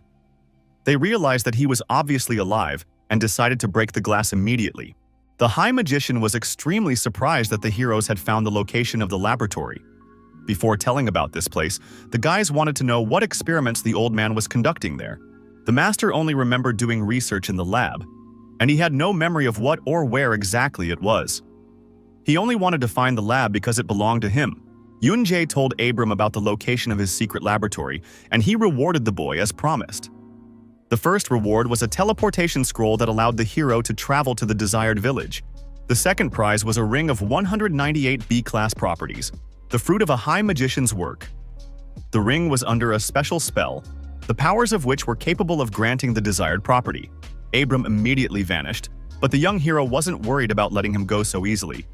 In the guy's hands was a possible reason why the old man was looking for the lab. After spending half a month at the location, the guys saved up the portal fee and got themselves a decent room. They were going to catch their breath, and afterwards they were going to stop by the Skyscraper plan to get a decent reward for finding the location. Yoon-jae gave his partner a fragile life potion and a refined mana potion, and told him to drink first the red one and then the blue one. It was supposed to pump his body, so the boy immediately drank the contents. The heroes' bodies were immediately filled with wild power. They felt a frantic burst of energy that quickly spread throughout their bodies. Their health, agility, physical defense, and strength were increased by 1. The young man was beginning to question whether it was worth it to drink it all at once. He took the potions because they were supposed to make his body level up, but they seemed to burn him from the inside out. It took quite some time, but the guys did a great job. Jongyu almost saw a prodigy, but eventually his stats, health, and mana increased. Abram was actually a true genius for creating such a miracle. The page of the notebook had not been turned before, but now the young man could see what was written there. As he read through the entries, he realized that things had gone wrong. Taking his sword with him, Yoon-jae rushed to the Skyscraper clan as fast as he could. Every second counted, so he pounded loudly on the door. And when they finally opened it, he said he wanted to see Elvis urgently. Elvis was not the kind of man you could meet just by brazenly knocking on his door. There was some kind of procedure. When the gentleman heard that the matter was at Abram's location, he was immediately interested. Walker himself came out to the loud noise. He was just thrilled to hear the news about the found lab. Yoon-jae told him that Abram was about to attack Melon in a new body. It sounded simply unthinkable, and the members of the clan could not believe their ears. At that moment, something even more amazing happened. The heroes saw a real miracle in front of them. Abram appeared before them in a completely new guise. Now his body looked exactly like the body of the man from the laboratory. The heroes could not harm him, but they had to destroy the vessel. Possessing a new body, the Supreme Mage gained incredible abilities. In a matter of seconds, he immediately attacked and unleashed a single blow at the protagonist. The boy reacted in time and managed to dodge. Yoon-jae said that if the old man came to get the potions, they were already gone. Abram could easily make them again since he didn't plan to stop. He wanted to take away the boy's shackles and could easily take away his arm. The old man in the new body was not much of a talker. He wanted to finish what he had started as soon as possible. Using his skills, he directed dozens of sharp stones at the boy, which flew with great speed. Now the hero had to do something urgently. When Yoon-jae's life was on a knife edge, the brave Alvin suddenly covered him with his body. Thanks to his magic powers, he managed to make the sharp stones crumble to pieces. Seeing that the man who couldn't leave the village was suddenly gone, Walker thought Abram was gone. He could not understand how the old man had been able to break the curse and get a new body. Yoon-jae couldn't stand the old man's insolence and snapped out of his seat to destroy him. Abram used his skills and thousands of bright lightning bolts burst out. They were beyond the strength of ordinary rookies. This could be the hero's last battle. The young man was fearless. He was not afraid of anyone. With one swing of his sword, he dealt the enemy a crushing blow. The whole secret of his strength was in the magic ring given by the Supreme Magician. A strong blow fell upon the old man in a second and only touched his cheek. His ring was quite useful in the hands of his opponent, so he wanted to punish the boy. At that moment, one of the members of the Skyscraper clan flew up from the back and wanted to destroy the nasty old man with one punch. The mage had a good reaction and managed to dodge, so the gentleman hit the ground with his fist. Lois arrived just in time to grab the old man with her magical powers while he was still jumping. She created protective walls around him to keep him from moving and held him in the air so he wouldn't escape. The Skyscraper clan was too easy prey for the High Magician, but Yoon-jae and Jong-yu were too dangerous for him. The old man made the decision to retreat. He used his teleportation abilities and slowly moved away. The heroes had to let him go. Now the decision was made to just catch him. But for now, Alvin had something he wanted to discuss. He was sure the boys knew what was going on. The heroes gathered the four of them to talk about what had happened. Jong-yu immediately expressed his displeasure about drinking potions that were actually made with hundreds of people's lives. Alvin said that if the heroes' strength and magic were the result of those potions, it was still understandable. No matter how you looked at it, the guys weren't newbies anyway. Abram actually wanted to use potions after changing his body. He planned to drink them to become more powerful. These potions would increase his power and magic to an incredible level. It was known that Abram had a strong disdain for humans for some unknown reason. Yoon-jae knew that the old man would definitely try to vent his rage and get the ingredients he needed. For a long time, the mage was cursed, which is why he guarded the portal in the village. Somehow he managed to escape, but more importantly, the young hero needed to make new potions. That's what he came to ask the clan for help for. In Alvin's opinion, it was rather shameless to do so after the boy had stolen the potions. He knew the old man had to show up in Melon soon. Suddenly, the Lord was alarmed by the fact that the young man knew too much information. A newcomer couldn't possibly know that much. Yoon-jae told too much information, but it was too dangerous to show his wife's notebook. At that moment, one of the clan members who was in charge of the tower's defense ran into the room. He was frightened and brought bad news. A horde of monsters was coming from outside. It was simply unthinkable. The bloodthirsty monsters rushed forward at full speed, demolishing everything in their path. Their numbers could not be counted, and they looked invincible. The players were very scared and defenseless against such creatures. They defended themselves as best they could. Suddenly, one of the monsters pounced sharply on a human, but immediately hit his face against the wall. It was the Skyscraper clan's protective barrier. An emergency had been declared in Melon, and Lois had fenced off the village with a protective barrier. The clan's main goal was to protect the town and the chimeras that needed to be dealt with. The heads of each district had to follow the instructions of the Skyscraper clan. Lois's voice echoed throughout Melon, and Young-gu felt less cool than the others. Everyone was very cool in his eyes, and he still had a lot to learn. The boy was sad, but he realized that Alvin Walker had been right to leave him in the village. The brave heroes went into battle. As fighters of an elite unit, they had to finish off the monsters as quickly as possible. Then they could stop the attack and save the whole city. Without a second thought, Yoon-jae immediately rushed into battle. He had excellent weapon skills and was one of the best in the team. Surprisingly, the wild monsters were weak, and the boy had no trouble fighting against them. A whole army of chimeras was coming at Melon at breakneck speed. Their appearance was unknown, but a real team of titans could easily deal with them. A clash was inevitable. Each team member had their own personal ability that had destructive power. Alvin Walker didn't move. It was as if he cut the air with a single sweep of his hand and chopped several monsters apart. The master was an incredible person. Meanwhile, Abram had already taken possession of his laboratory. The souls were not being collected fast enough. He planned to have hundreds of thousands of souls by now. There was too little time. Soon, the bastards in his way would be showing up. The old man had to hurry. He decided to create at least one elixir. By this time, the Skyscraper clan had already entered the cave that led to the lab. It had taken Yoon-jae a whole week to reach the end of the cave, but now the heroes needed to make it in 2 days. The hordes of chimeras were already on their way. Lois decided to simply destroy the monsters. She used a mass skill that shot a stream of fire towards the cave. This created an incredible explosion that consumed the entire space. It was clear now that the boys were of a different caliber. The girl had done well, and she'd incinerated a gang of creatures even Abram would have had trouble with. Inside the chimeras were mana stones that allowed them to move. The stone was rather weak, so it was obvious that it was only a temporary solution to keep the blood circulating in their bodies. What was more important was that these devices were still in the monsters. That meant that the old mage had been preparing all this for a long time. Walker finally realized that Abram was planning to attack Melon. On their way, the guys met many more monsters. All were of different sizes and differed in strength. For the heroes, it was not a problem, but just another opportunity to show resilience and patience. Jong-yu was so obsessed with fighting against the monsters that he sometimes let his guard down. One of the chimeras was eager to attack him from behind, but Lois was able to stop it in time. This was a team fight. Lois noticed that the young man was very tired and offered him a break. He had always wanted to follow Yoon-jae, so he fought on par with the people who had been here for 2 years, even though he had arrived only recently.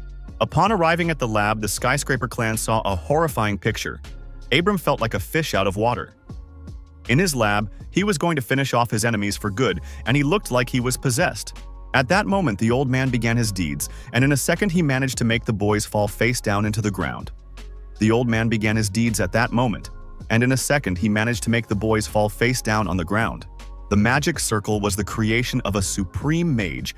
It was capable of taking human souls. The attack on Melon was just a way to get more ingredients. By reducing the range, the bastard had increased the power of the circle and could now take the soul of even a living being.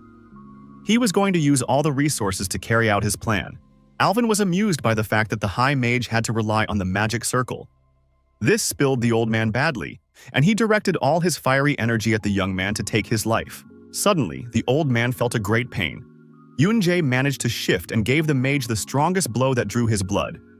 This was something the Supreme Mage didn't expect to see.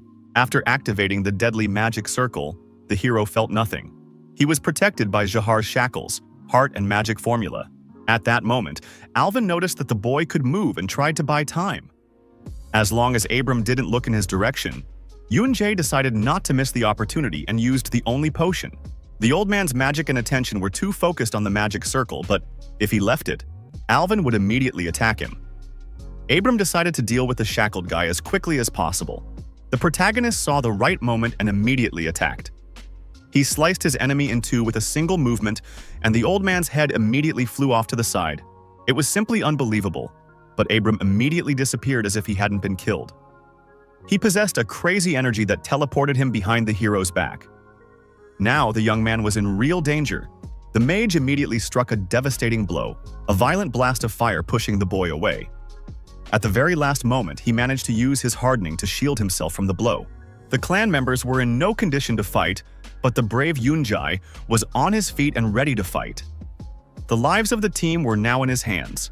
Abram controlled the circle and used spells at the same time. His magic was matchless. At such a pace, the hero was getting tired quickly, but he escaped from the enemy's blows with his last strength. Suddenly, the experienced mage decided to end these games and catch the young man like a mouse in a mousetrap.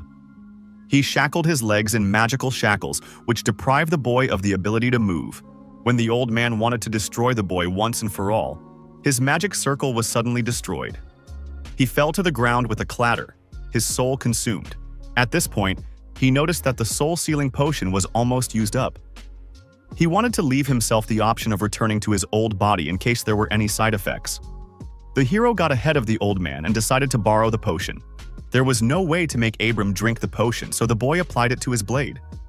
The mage's soul would have tried to return to its old body, but thanks to the magic circle, it didn't happen. The situation turned against the supreme magician.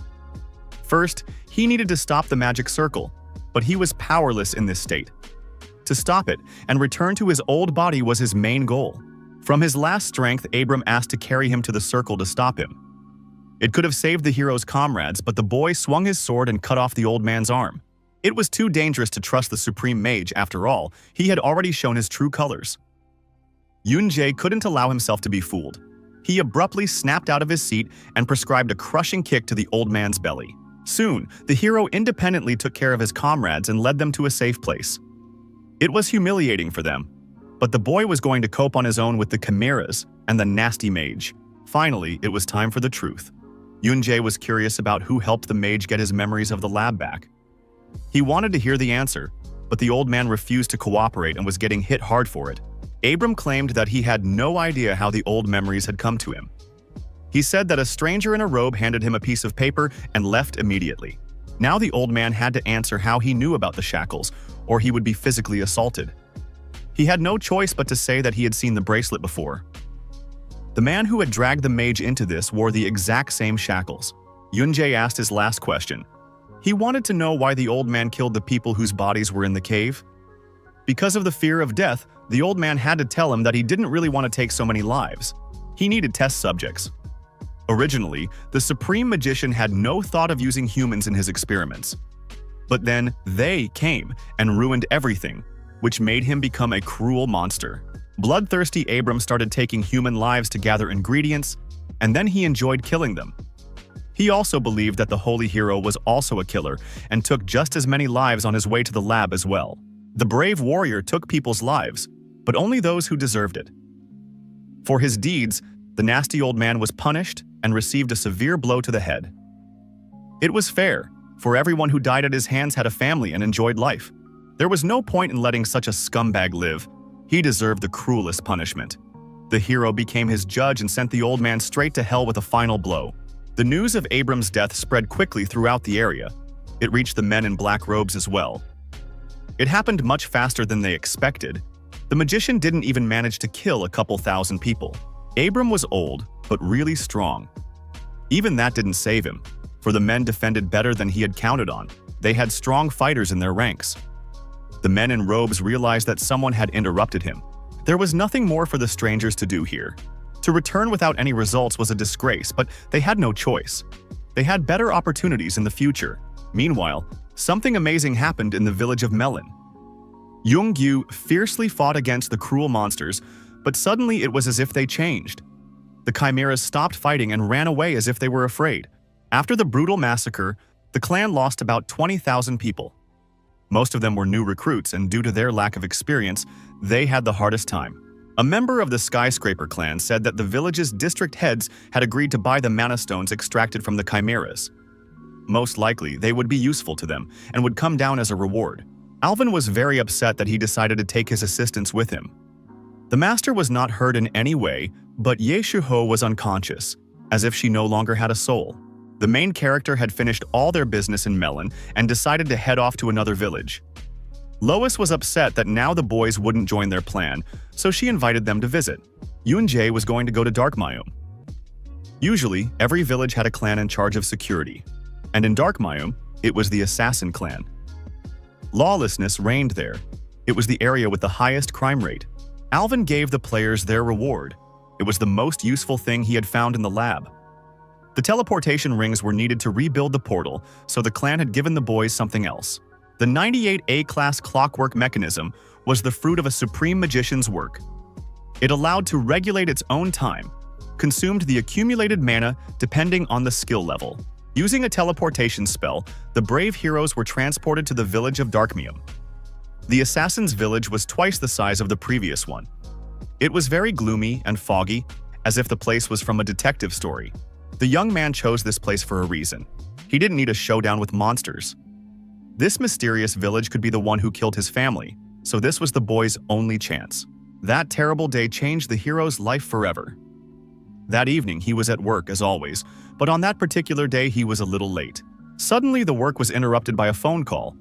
When the boy picked up the phone, he was happy to tell his wife that he had too much work to do today. But in the receiver, he heard a quiet plea for help. Yoon Jae-to immediately snapped out of his seat and ran to help. His wife's voice was spinning endlessly in his head. His heart was pounding frantically in his chest and seemed like it was about to jump out. At that moment, the young man woke up abruptly. He realized that it was all a dream. Nightmares had plagued him for a long time, but he'd never had one like this before. He decided to go into his wife and daughter's room, thinking they were still asleep. The boy happily opened the door, but the picture in the room shocked him. The whole room was covered in blood, and his wife's lifeless body was lying on the floor. It seemed like Yoon Jae was going crazy. He ran out of work and ran as fast as he could to save his family. What he saw made his soul freeze in place, his breath catch, and the lump in the city was so huge that the boy couldn't breathe. Tears streamed from his eyes. The young man bowed his head in front of Yoongen's shredded corpse.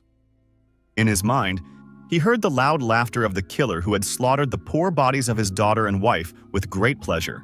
At that moment, the hero couldn't contain his emotions. He was screaming at the top of his lungs so hard that the capillaries in his eyes were bursting. He refused to believe that some bastard had slaughtered his innocent family, who had recently been by his side. Since that unfortunate day, the boy had been tormented by terrible nightmares. He woke up with a wild scream. It was all just a dream, but it caused the young man terrible torment. The next day at noon sharp, the boys gathered at the square in the center of the village, where the entrance exams were held for all newcomers who wished to join the assassin clan. Now they had to defend their own lives, if they cared for them. The people had already arrived, so finally Harold Shipman of the assassin clan spoke to the crowd. He was called a psychopathic assassin, and he was pleased with the large number of badasses who had joined the clan this year. The Lord was cruel and said that members of one clan were protected by a ban on killing comrades. Though some members had come here specifically looking for that rule, Harold didn't care. When the opening test finally began, the gentleman scattered thousands of flyers with a picture of a person on them. It was simple enough. The players had to bring the head of the person depicted on the leaflet. Only those who brought their heads along with the mission sheet would be able to pass through. Finding a person in a large city was problematic, and in addition, it was unknown who was after the heroes. This assignment had a twist. In addition to the test participants, there were faces of people living in Darkmeum in the photo, so the heroes had to look carefully. One of the angry participants was literally seething with anger. He was smashing everyone in his way and taking their papers. He wanted to collect a stack of them so that at least one of the people depicted would be caught. It was dangerous to stay in a place like this. The heroes decided to just bail. Jong-yu couldn't believe that the bastard was taking other people's assignments and killing people to increase his chances. There was nothing to be surprised about. That was what the test was designed for. Yoon Jae speculated that the murderer he was looking for might have also participated in this test. A lot of people came here, and in reality, people were left in the dark. When people entered this world, the reality stopped remembering their existence. After the death of his wife and daughter, the hero started work and searched for the culprit like a madman. But at some point, he dropped everything and returned to the company. It was as if he had unwittingly resigned himself to the fact that he would never find the killer. It was unbelievable that for some reason the guy still had memories of him. Now he decided that he had to catch the culprit, no matter what it cost him, even at the cost of his life. On speculation, Yoon Jae might not have been able to find the assassin due to the fact that he had entered this world. Every year at this time, the assassin clan held a test, so there was a high probability that this creep had participated. However, if the characters were just looking for that guy, they didn't have to take the test themselves. Jung-gyu didn't want to kill innocent people for the test. Passing the assignment was a separate matter. and the reason why it had to be done. The guys were talking so much that they didn't notice that they were surrounded by a gang of thugs. And I didn't need to know why, they just wanted to kill the guys, but the heroes weren't cowards either. Yoon-jae wasn't scared. He decided to ask the bad guys if they knew about the killer who left the X mark on his victims. The armed bastards attacked the young man. The sharp knife at high speed was too close to the hero, but suddenly the hero used his fantastic skills and dodged the blow. The opponent threw a few more blows, but it was all useless. Yoon-jae's speed was amazing. The brave warrior was unfazed. He could repel any blow from his enemies and easily dealt one bad guy a strong blow with his sword. The man flew aside with force. At that moment, the second opponent flew towards the boy at great speed and wanted to stab him. His body immediately froze and the sharp blade stopped right in front of the hero's nose. The guy had an incredible ability that saved him. He acquired the skill of controlling time. The flow slowed down only from his point of view. The clock mechanism allowed him to regulate his own time. The enemies completely froze. Now the limit of this time was about 2 minutes. Due to excessive mana consumption, the hero couldn't use it for a long time. However, his foot object gave stunning capabilities. Swinging with all his might, the boy dealt critical damage to the frozen foe. The petrified body was immediately thrown back. Yoon-jae had dealt with everyone in the back alley, but he still wanted to squeeze the most information out of the bad guys. He grabbed one of them by the throat and demanded the truth about the killer. At the time, the man was also living in Anyon, home to a serial maniac who was leaving an X mark. But he was in this world before the killer stopped. The bad guy was willing to tell everything to stay alive. Now the hero finally learned that the culprit was now in Darkmoon. He too had gotten into this world and had been after the kid all along, which is why he had hired the assassins in the alley. The gentleman said he had already been to the place where the killer had stopped. There was a mountain of corpses marked with an X. After hearing this, the boy was going to go there immediately. At this time, a real horror was taking place in an abandoned building. A gentleman tied 2 people by the hands and abused them. They were exhausted, tormented, and begging for mercy, but the man was too cruel to let them go. After some time, the heroes finally got to the building where the maniac was operating. There was only one chance to meet him. The guys had no right to make a mistake. When the heroes wanted to go inside and had their backs turned, the bad guy from the alley suddenly became furious and attacked them from behind. The guys were in danger. His knife was already too close. Yoon-jae immediately turned back and managed to hit the young man. He wanted to beat his enemy to death, but the assassin abruptly grabbed his arm and pulled him towards him. At that moment, the unbelievable happened. The man's eyes glowed even brighter. His body began to radiate wild energy. When he was already at his limit, the streets of the village were filled with a huge fiery explosion. One of the players chose a good tactic and climbed onto the roof where he had a great view. Suddenly, he saw a big explosion and realized that he was getting excited too quickly. On his assignment paper was a picture of Jungyu. He found the rookie right away, but after such an explosion, his head was probably turned to ashes. The wanted killer noticed that the player looked worried, so he climbed up to his roof. He immediately offered the kid to join him. Stupid weaklings with bad temper attracted him. The maniac could see the power level perfectly and knew that the young man was weak. He grabbed him by the throat, and the devilish strength began to seep in. It was a soul subjugation skill that was able to control someone who was weaker. After taking control of a few people, the assassin ordered to give the guys in the alley a few clues. Yoon-jae fell for it too easily, and the explosion swallowed him whole. It was impossible to survive in such a fire. He actually wished he had done things differently. Killing a victim while looking into their eyes was much more fun and interesting. He was amused by the thought that the 2 guys might be hiding somewhere. The protagonist had only attacking skills and no defense. Despite this, he took a huge blow. He was badly hurt, but thanks to his dexterity and courage, he survived. The surviving victims turned the maniac on even more, and he advanced into battle and sent his army forward. He was sure that Yoon-jae wouldn't be able to fight back with such wounds, and he had a strong soul in store for Jongyu. With so many people to worry about, the gentleman had nothing to worry about. He was going to have a good time, and waited for the heroes around the corner. Surprisingly, when he saw Yoon-jae, he didn't have a single abrasion on him. After the explosion, the hero used a secret skill that washed away his wounds and burns like water. This skill was a real cheat, but it had a not-so-good effect and consumed too much mana. Just before the explosion, the hero received a hardening skill, which, when activated, created a strong shell on the surface of the skin. Unexpectedly, Jahar's shackles were synchronized with the hardening skill, thanks to which the hero managed to survive. This incident ended quite lucratively for the young man. He received a magical armor, which, when activated, enveloped his body in a strong, enchanted armor. It was not just protection. The hero could change its shape as he wished. It turned out that the man on Yoongyu's piece of paper was the very killer who took away the hero's wife and daughter. It was just amazing because the clue was always in their hands. Yoonjae had already told him how he left the company and devoted himself to tracking down the killer. Now the memories of that day came back. After half a month of searching, he managed to find the man and stop him from committing the crime. That day, the maniac began to run away, but the hero chased him, and the rescued girl called the police. He wanted so much to kill the scumbag with his own knife for everything he had done. The girls quickly arrived at the call and managed to stop the young man. The police caught him a few seconds before the tragedy, when the boy was already aiming a knife directly at the killer's back. After those events, nothing was heard about him. Although it was a serial killer, no one, including Yoon-jae, remembered his existence. These crimes shocked the world, but then everything was forgotten as if nothing had happened. The hero calmly returned to work and began to live a normal life. Now the sworn enemies have finally met. Yoon-jae went through many events just to catch the maniac.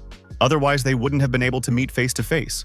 Park Yoon-sung laughed loudly and joked at the young man to get emotional. He said that he didn't want to fight the strong ones because it was easiest to kill defenseless women and children. The hero wanted to personally kill the maniac brutally and slowly, but he stepped aside and sent his men, who no longer had a mind of their own, to fight. Park Yoon wasn't going to get his hands dirty and said goodbye until next time. At that moment, the guy didn't hold back and used his skill of adjusting his own timing.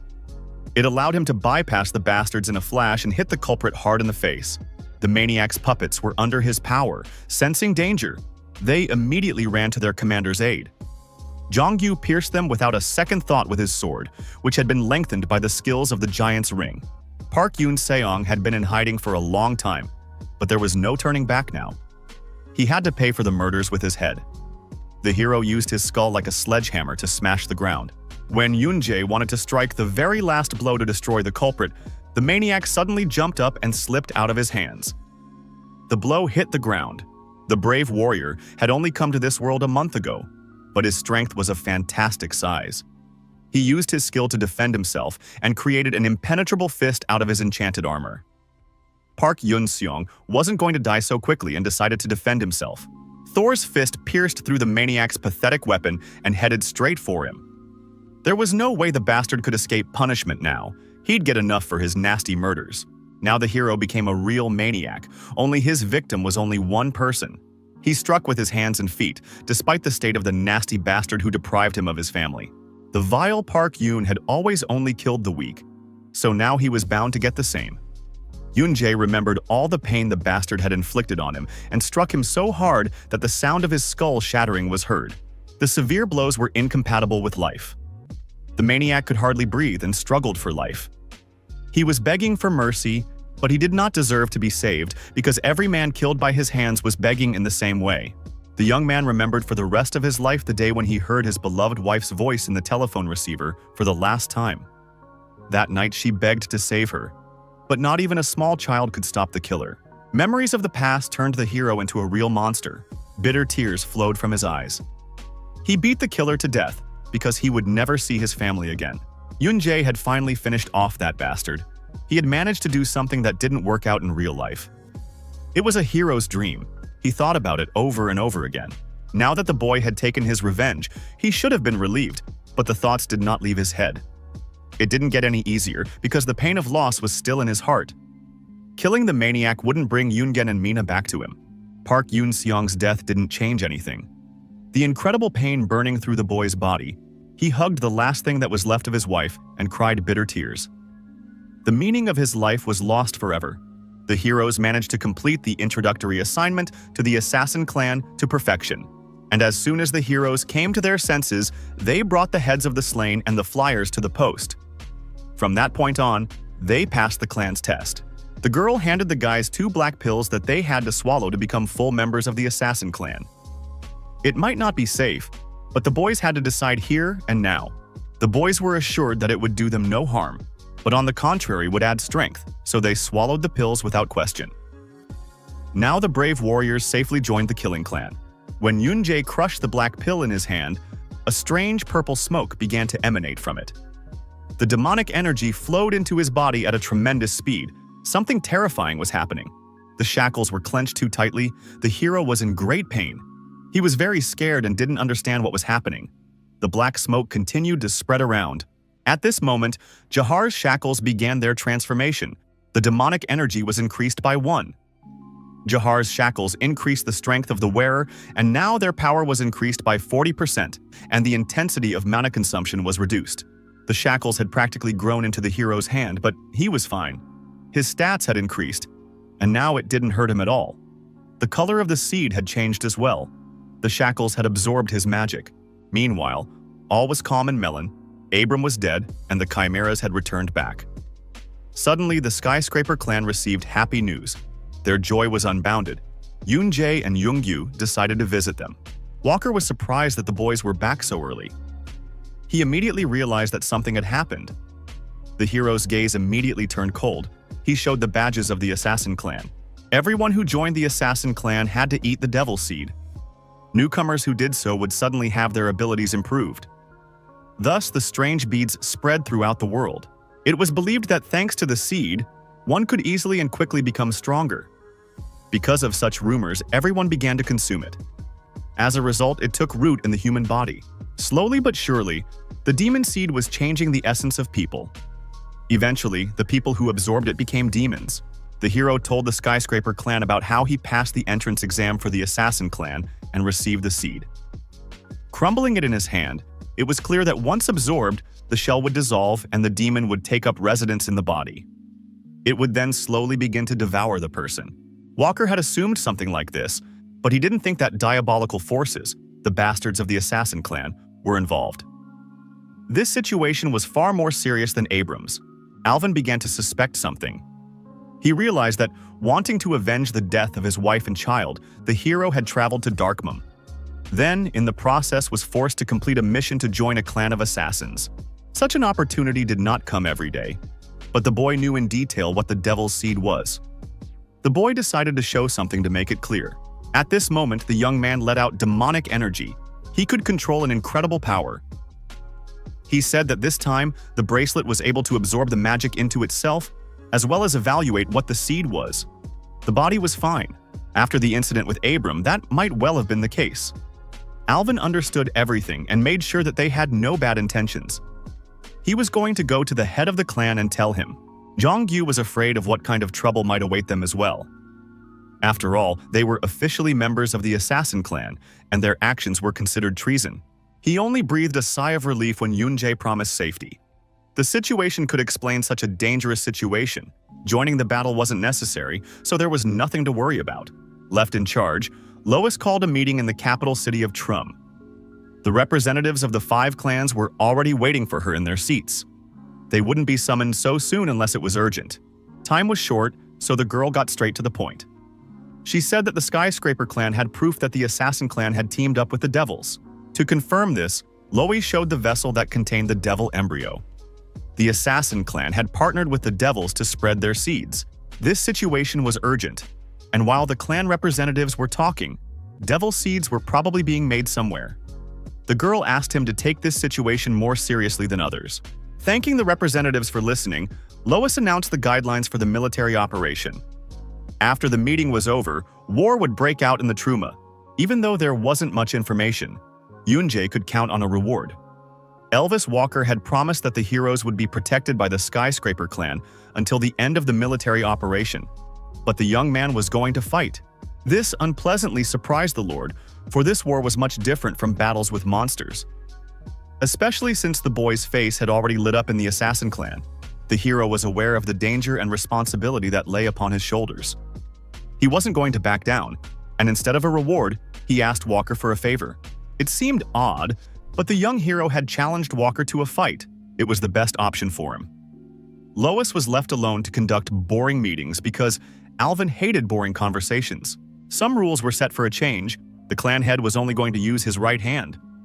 Yoon-jae could use any way he wanted, only hitting once was enough to win. This was only the first level of their battle. Without thinking for a long time, the boy rushed into battle. He could complete the first level without much difficulty. His strength was enough to defeat quite a few opponents. Meanwhile, Lois was already continuing the meeting. She said that they needed to destroy those who were consuming the devil's seeds.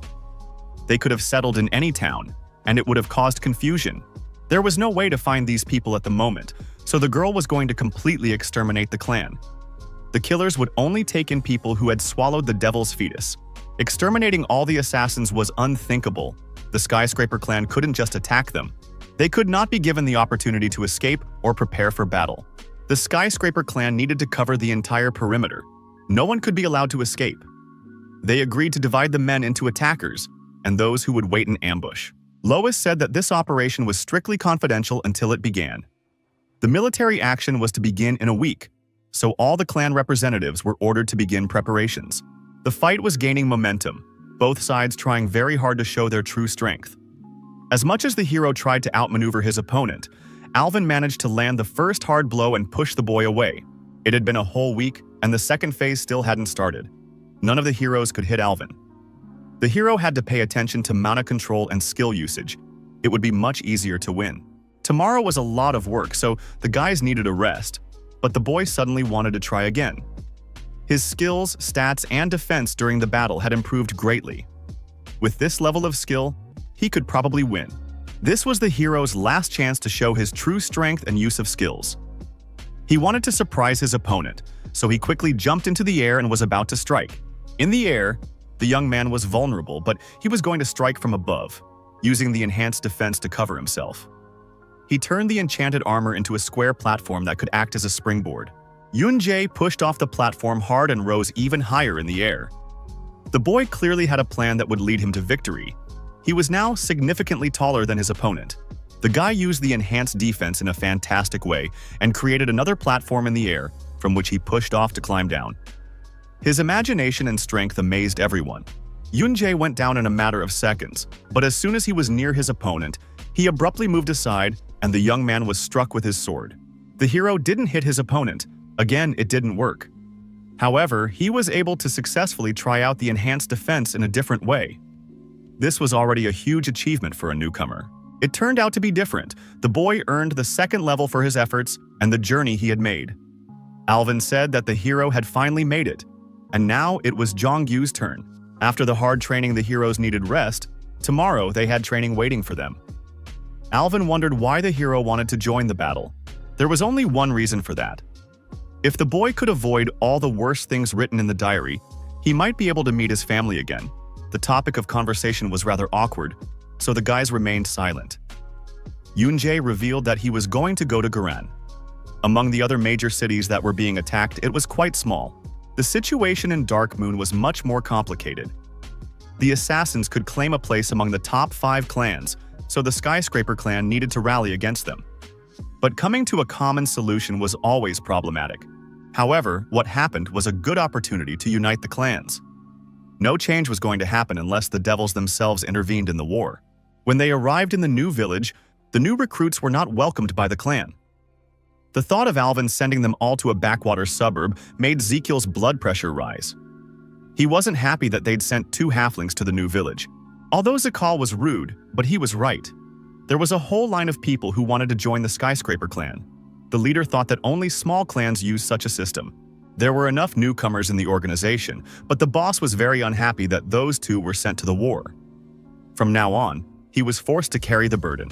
Jong-yu was upset that they were greeted like that and wanted to punch someone. But the heroes were not allowed to get into trouble. It would be rude to Alvin Walker. The guys had to only think about their goal. When the End clan reached the territory of the Assassin clan, people started walking towards the smell. At the intersection, they split up. Zekiel and Dahi went to the right, and the boss took the newcomers to go to the left side. Everyone had to act very carefully because danger could be waiting in any corner. The heroes remained vigilant and suddenly came upon a building from which a monstrous odor emanated. When they went inside, a horrifying picture appeared before their eyes. The entire building was filled with girls who were begging for help. They were lying exhausted on the ground and did not raise their heads. The odor came from a strange substance that the boss immediately destroyed. The killers used drugs to do their dirty deeds. It was a stupefying scented candle. The clan head ordered Yunjai to take the victims to safety while he himself would investigate the second floor. The boy immediately suspected something strange and gave one of the girls a fatal blow with his sword. The Lord was simply furious. He grabbed the boy by his clothes and began to shout at him strongly. All this was not for nothing, for having waited for the right moment, the injured girls pounced with sharp blades. Never before had the protagonist been wrong in his guesses. He reacted immediately and put up a magical barrier, using enhanced defense. In fact, the girls were not victims. Everything was planned. The scented candle caused hallucinations, so from the beginning the heroes saw girls instead of guys. At that moment, the truth was revealed, and armed ninjas pounced on them. Even as he fought off his enemies, the boss kept thinking that the boy had saved him from death. However, the scented candle had no effect on the young man, and the boss thought he had unusual abilities. After a while, the guys still managed to deal with all the armed opponents. The hallucinogenic candle couldn't burn for several days. The assassins knew perfectly well when the clan planned their attack and prepared for their arrival. Meanwhile, in the city of Bram, a real horror was taking place. Everything went wrong. Thousands of brave warriors died in the bloodthirsty clutches of murderers. Turner said that apparently the information leaked out and other cities were also attacked by the assassin clan. All the fighters were wiped out. The situation wasn't like the assassins had been preparing for this arrival for a day or two, so the traitor was definitely someone in the leadership. Elvis was just furious. More traps could be waiting for them. There was no choice. The Skyscraper clan needed to attack. From now on, the scum of the assassin clan had to be wary of meeting Elvis. He wanted to attack even if it had to be done alone. Yoon-jae and Jung-gyu were still considered hopeless, but that was to their advantage. The hero just wanted to get out of this place unnoticed, and everything worked itself out as luckily as ever. The assassins reached their destination too quickly. They immediately spotted Zekiel and wounded him badly. They said there was no one else to catch but the young man, but it was just a trap. The situation was hopeless. The creatures from the clan of maniacs surrounded the guy and were not going to let him go alive. But suddenly a voice was heard at the end of the street that sounded like salvation. The brave heroes came to help, although the assassins were sure that they had destroyed everyone from the clan. The two warriors were real daredevils and were not afraid to give their own lives to save a drowning man. The boss was just furious. He had been watching from around the corner the whole time. The assassins had ambushed him, for they obviously knew the heroes had arrived. The boss realized that there were no survivors, so all that was left was to wait for help to arrive.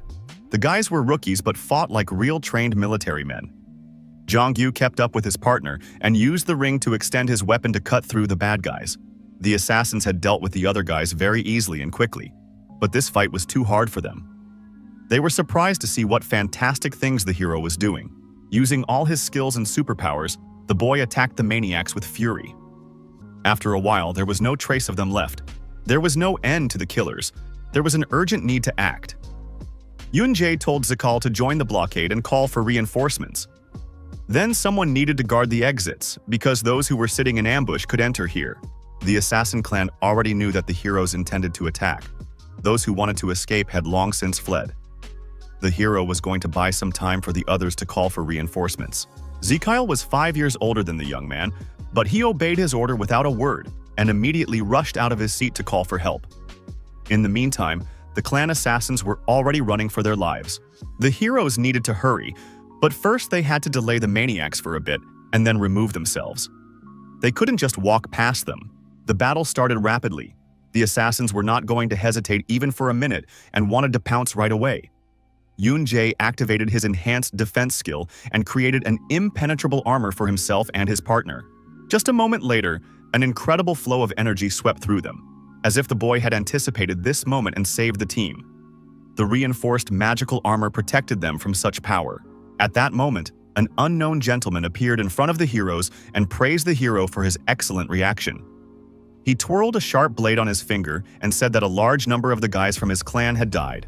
Mr. Jeffrey was known in the inner circle for his incredible power, and he struck fear into people's hearts. He ordered anyone who wanted to die to get the hell out of here. A deadly battle began in which the opponents were very strong. Mr. Jeffrey fought steadfastly, using a sword that could not be seen. Bright red blows were flying in all directions. They could not be caught even by a glance. For the first time in the history of his battles, the young hero was very tense in battle. He was unable to completely block the invisible ball's attack with his strong defense skill, and it seemed that he had to lose this battle. At the most unexpected moment, the unbelievable happened. The assassin clan was hit so hard that they left a deep trench in the ground. The bad guys were literally wiped out. It was the leader's doing. With his incredible fists, he managed to scatter the enemies in a second. He wanted to wait for help to arrive, but at the last moment he saw the young heroes, and he felt ashamed to hide. From such a force, the killers were lying lifelessly on the ground. But Mr. Jeffrey managed to escape the sudden thunderous impact. It was simply unthinkable. His body was not injured in any way. Jeffrey Dahmer was a well-known personality in the assassin clan. This guy was definitely good in battle, but his distinguishing feature was that he was a cannibal. The Lord specialized in destroying those who were weaker. The boss had spent the last of his mana on his strike, and now the heroes were in trouble. They had to catch Jeffrey because if they ran away, the people who came to help them would be hurt too. The gentleman with excellent taste wasn't going to scratch his tongue for long. He wanted to eat quickly. His strength was incredible, and because of his cannibalism, he was too cruel. After deciding to take on the enemy, the head immediately rushed from his seat and wanted to destroy him. It was dangerous, because even if they joined forces, it was extremely difficult to kill Jeffrey. The invisible sword of the cannibal immediately went in and dealt the Lord thousands of strong blows. But it didn't kill the man, because the protagonist was able to use enhanced defense and activate a protective film around him. The head realized that this was his last chance. With the enhanced defense skill, he could use Jeffrey's attack against himself. The strong fists flew straight into the cannibal and threw him back. Such outbursts by the cocky bastard did not please the ogre. He swung his sharp cleaver and chopped the enemy in two. He was not to be trifled with. Jeffrey could make soup out of his enemies right after killing them. In that instant, a true miracle happened. The boss, who had literally just been cut into two, dexterity caught the sharp sword of the enemy. His magic gloves were shattering before his eyes, but he steadfastly held the enemy's weapon. Suddenly, something happened that no one expected. To the surprise of all the heroes, Jong-Yu's finest hour had come. While everyone was distracted, he had climbed to the roof of a building, and now that the enemy was literally blind, he jumped on him from a tall building. The young man had always wanted to emulate the great Yun-Jae, so he decided to surprise everyone around him by all means and seize the moment. He used the magic ring spell and extended his sword to pierce through the enemy. Jeffrey had a great reaction. He immediately turned around and managed to repel the ball's attack with his cleaver. Such pathetic strength was not a problem for him, as he had been involved in bigger battles. No one could doubt the strength of the young heroes. They were unfazed and always won. Taking advantage of the perfect moment, Yun-Jae approached his opponent from behind and deftly chopped off his head. Jong-Yu's huge long sword immediately pressed the cannibal into the ground. The brave guys were actually a great team and helped each other. Now, thanks to their mutual help, they were able to defeat the famous cannibal of the Killer Clan. The boss was badly hurt and lost a lot of blood. However, the most important thing is that he survived. Only with the help of his steel armor he managed to escape death. The boss did not know that the rest of the team had gone to catch Jeffrey and was not alone. He told Zekil that he couldn't have done it alone, so he had the help of two rookies. It was hard to believe, but it was the first time Alvin Walker himself had made such sacrifices for the rookies. The guys were real monsters. They weren't at the level they usually were after the time they had arrived here. The head couldn't even imagine what would happen to them after a few years. The head wanted to discuss a few more things with them, but Zekil said that they suddenly disappeared. The kid first of all decided to look for them, because it was thanks to the guys that he was able to bring help. But the search was not successful. From what he heard, the Lord was simply furious and immediately sent the boy to search for them. The boys were excellent fighters and could not be dead. After the fight, the head asked the boys to go rest. If anything happened to them, he would no longer be able to look Alvin Walker in the eye. Meanwhile, the heroes entered the cave of Naren's underground labyrinth. Because of Jeffrey, they wasted too much time, but they finally reached the place. Thanks to Quan Ki Huan, they were able to deal with the enemy. There was a secret lurking in the cave that was kept by the assassin clan. Jong-Yu wasn't even aware that there was such a cave in Karan's dungeon, but the hero found out because he was very clever. A disaster had occurred here. However, knowing the future, Yun-Jae was not going to stand idly by. He couldn't let the tragedy happen again, so from now on, he would decide his own fate. At that moment, the hero felt a sharp pain in his chest. He was pierced by a sharp sword.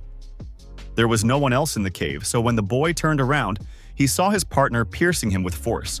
At the very last moment, the boy managed to break free and jump away. It was just incredible, for the two heroes had been inseparable from the moment they met in the game. Their union complemented each other like halves of a heart. Jongyu was not in control of his actions. The guy was out of his mind, hallucinating, and his eyes turned white. It all started too suddenly as soon as the guys entered the cave. The hero was puzzled, for there was no one else in the cave but them. He didn't understand what made his partner and friend become possessed. The maddened young man attacked Yunjae again and again. The brave warrior managed to avoid the attack. He pushed back the blow with his sword. Now the partners were real enemies, although they had been protecting each other not so long ago. The boy assumed that all this happened because of the smoke that enveloped the entire cave. It was reminiscent of the situation in the village when the clan hallucinated over a scented candle. The boy needed to remedy the situation, so he struck out with his fist to bring his partner to his senses. But even that didn't help, and the eyes of the framed guy still remained white.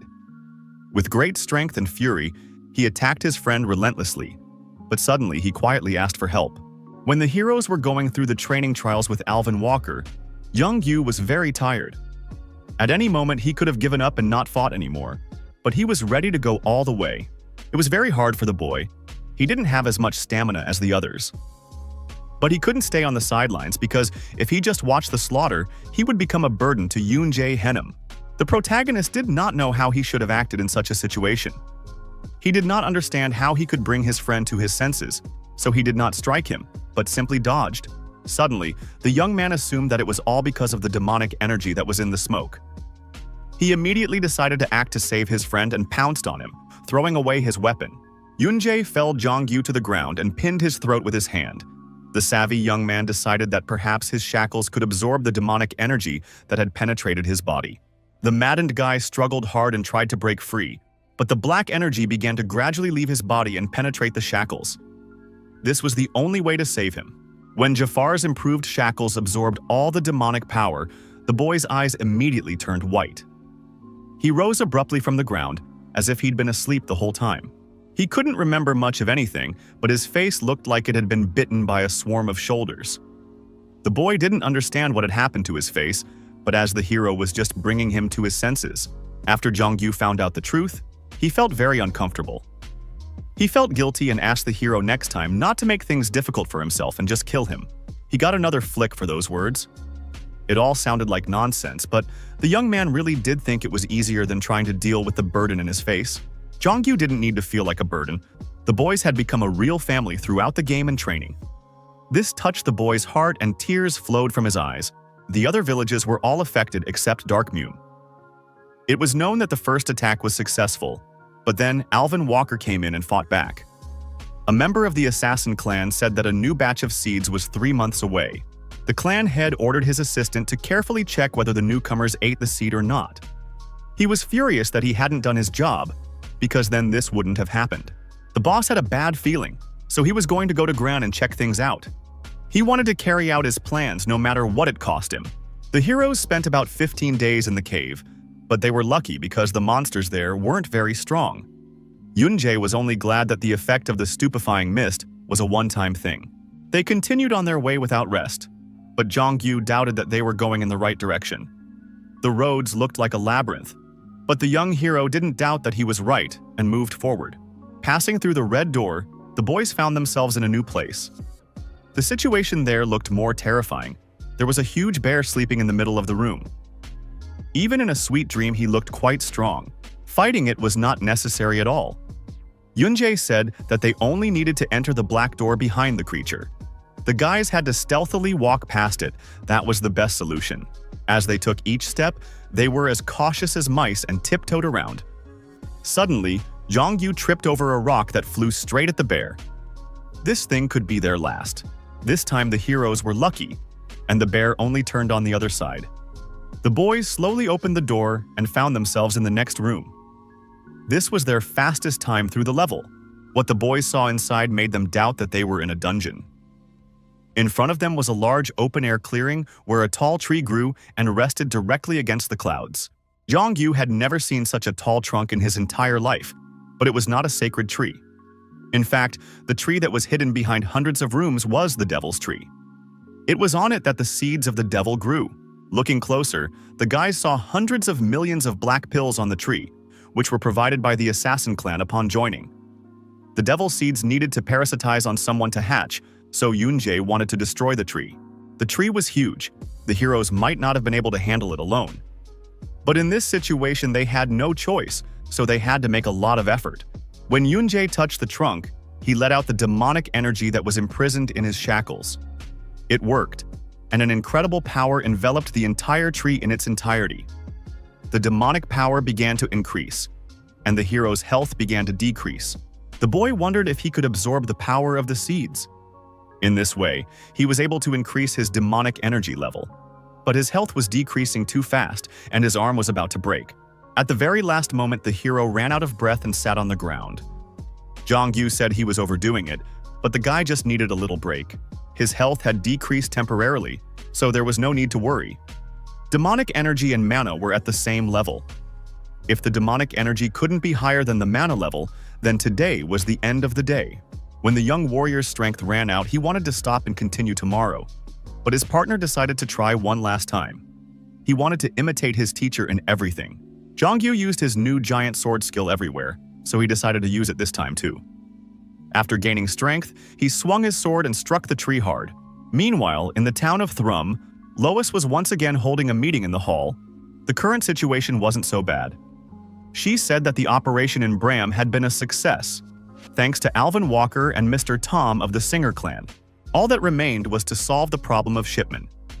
The master suggested sending Alvin Walker to Darkmum, for there were not many among the people who could defeat Shipman. It was complicated. A spokesman for the other clan said Mr. Walker became aware that clan members had been captured by Jeffrey, and he left Bram. All the reps thought the guy was out of control, but it was worth recognizing that he had incredible skills. Those guys from the reserve that were mentioned were also good. At this moment, a servant rushed in. He brought bad news and told them that Shipman had left Darkmoon. It was good news, however. No matter what the Lord did, it would still be difficult for him to resist the clan alliance. The next information brought by the informer shocked everyone. He said that some of the murderers who had been taken prisoner had been vomiting. Along with the vomit, the seeds of the devil came out of them. Meanwhile, the sounds of heavy blows came from the cave glade.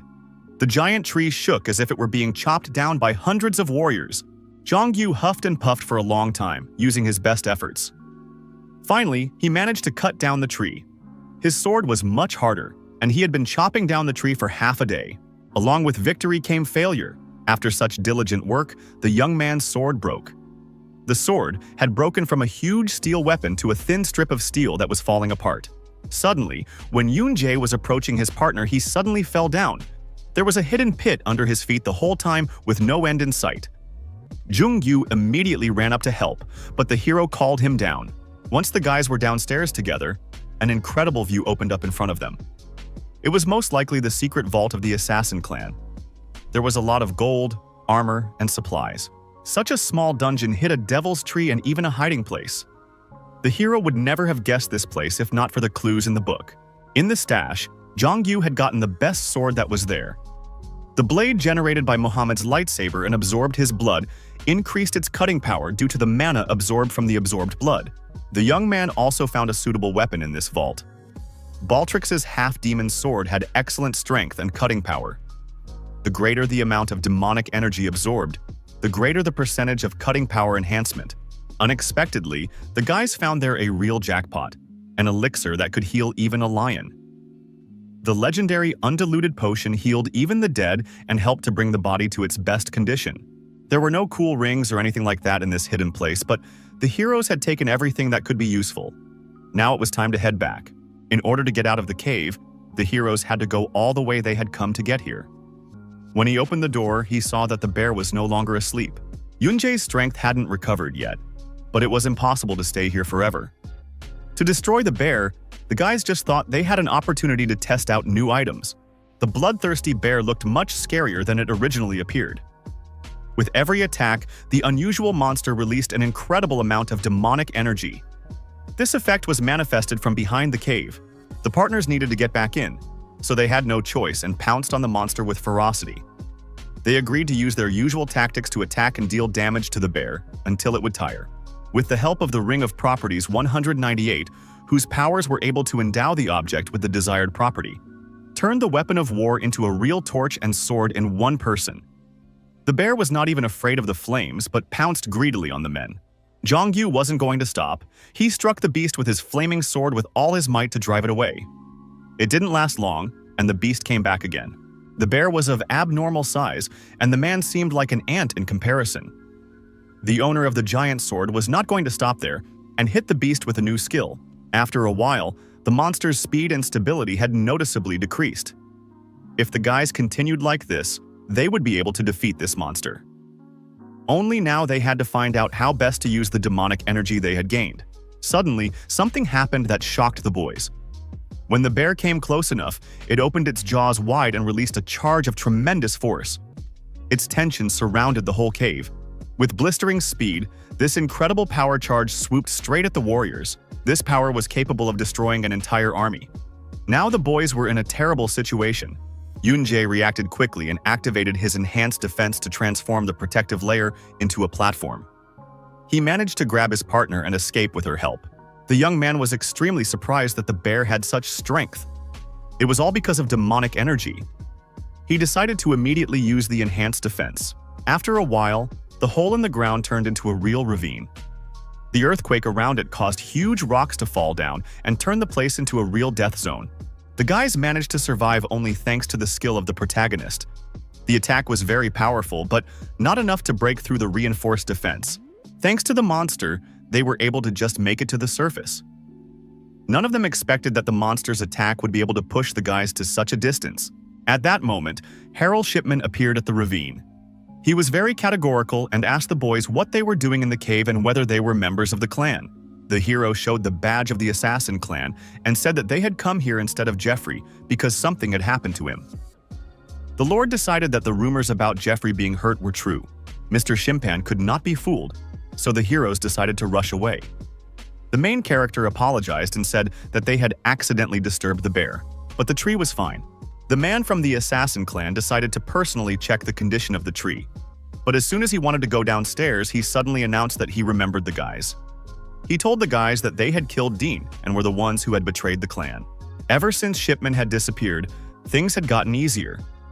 The gentleman from the clan was very courteous, and there were few people like him in this world, which was why they called him Gentleman Turner. When Turner returned, the young man from the clan was already about to leave Darkmute. If the devil's seeds were destroyed, it was no different from failure. Shipman had set off before him, but he was too late. The boy didn't understand what was wrong and decided that Turner was guilty. The assassin clan assumed that the existence of the seeds would have been revealed sooner or later, but everything had happened too fast. Turner was well aware that it was impossible to overcome the maze. The angry assassin said that no one but the leadership of the assassin clan even knew that the labyrinth even existed. The most logical option was that Turner's spies had betrayed the clan. Mr. Turner was offended by such accusations. He told Kim Tae-han that he had grown a lot and could go on if he wanted to die. Either way, the young man was going to be missing for a while.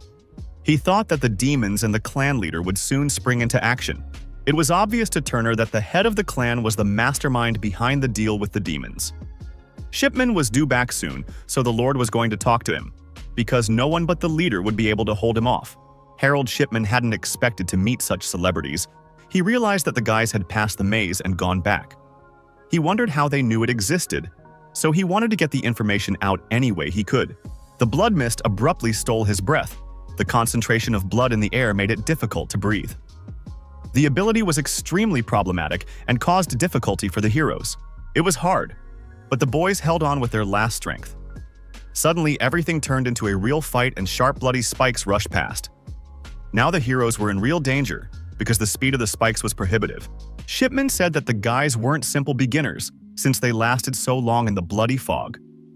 But by then, Jong-yu had fallen, and now Yoon-jae was left to face the enemy alone. The hero decided to distract the enemy and revealed that he destroyed all the hosts before they hatched and killed a bunch of people. There was no problem with that, but nobody asked Shipman about it. The Lord was literally seething with anger and lashed out at the young man, striking him with a sharp, bloody weapon. At the very last moment, the young man managed to dodge, but that was only the beginning. When the hero thought that the danger was over, several hundred more bloody spikes were flying at him from the sky. At that moment, the boy was in a critical situation and could easily have died. Perfect in his skills and techniques, the kid was doing great, and he managed to bypass each of the bloody spikes. He moved so fast that it was impossible to keep up with him. To do so, he used a clockwork mechanism that allowed him to adjust his own time. And thanks to the magic armor, his body was wrapped in a strong enchanted armor, but it didn't work, and the enemy's blows blew through it. The enemy was very determined. He was one of the best assassins in the plan. The Lord wielded his bloody weapon with consummate skill and thought out his every move. He swung hard and gave the boy a single blow. Yun-jae immediately wanted to strike his opponent with his weapon, but Shipman was much stronger and struck first. This was the first battle in which the young hero was defeated and was sidelined. Harold Shipman smelled demonic energy emanating from the hero, even though he said he had destroyed all the seeds. The Lord was stronger than Alvin Walker and told the young man to forget about a quick death. The battle was gaining momentum and had been going on for a long time. The head of the assassin clan was throwing serious crushing blows, and the young man was doing his best to repel them. This fight was consuming an incredible amount of energy.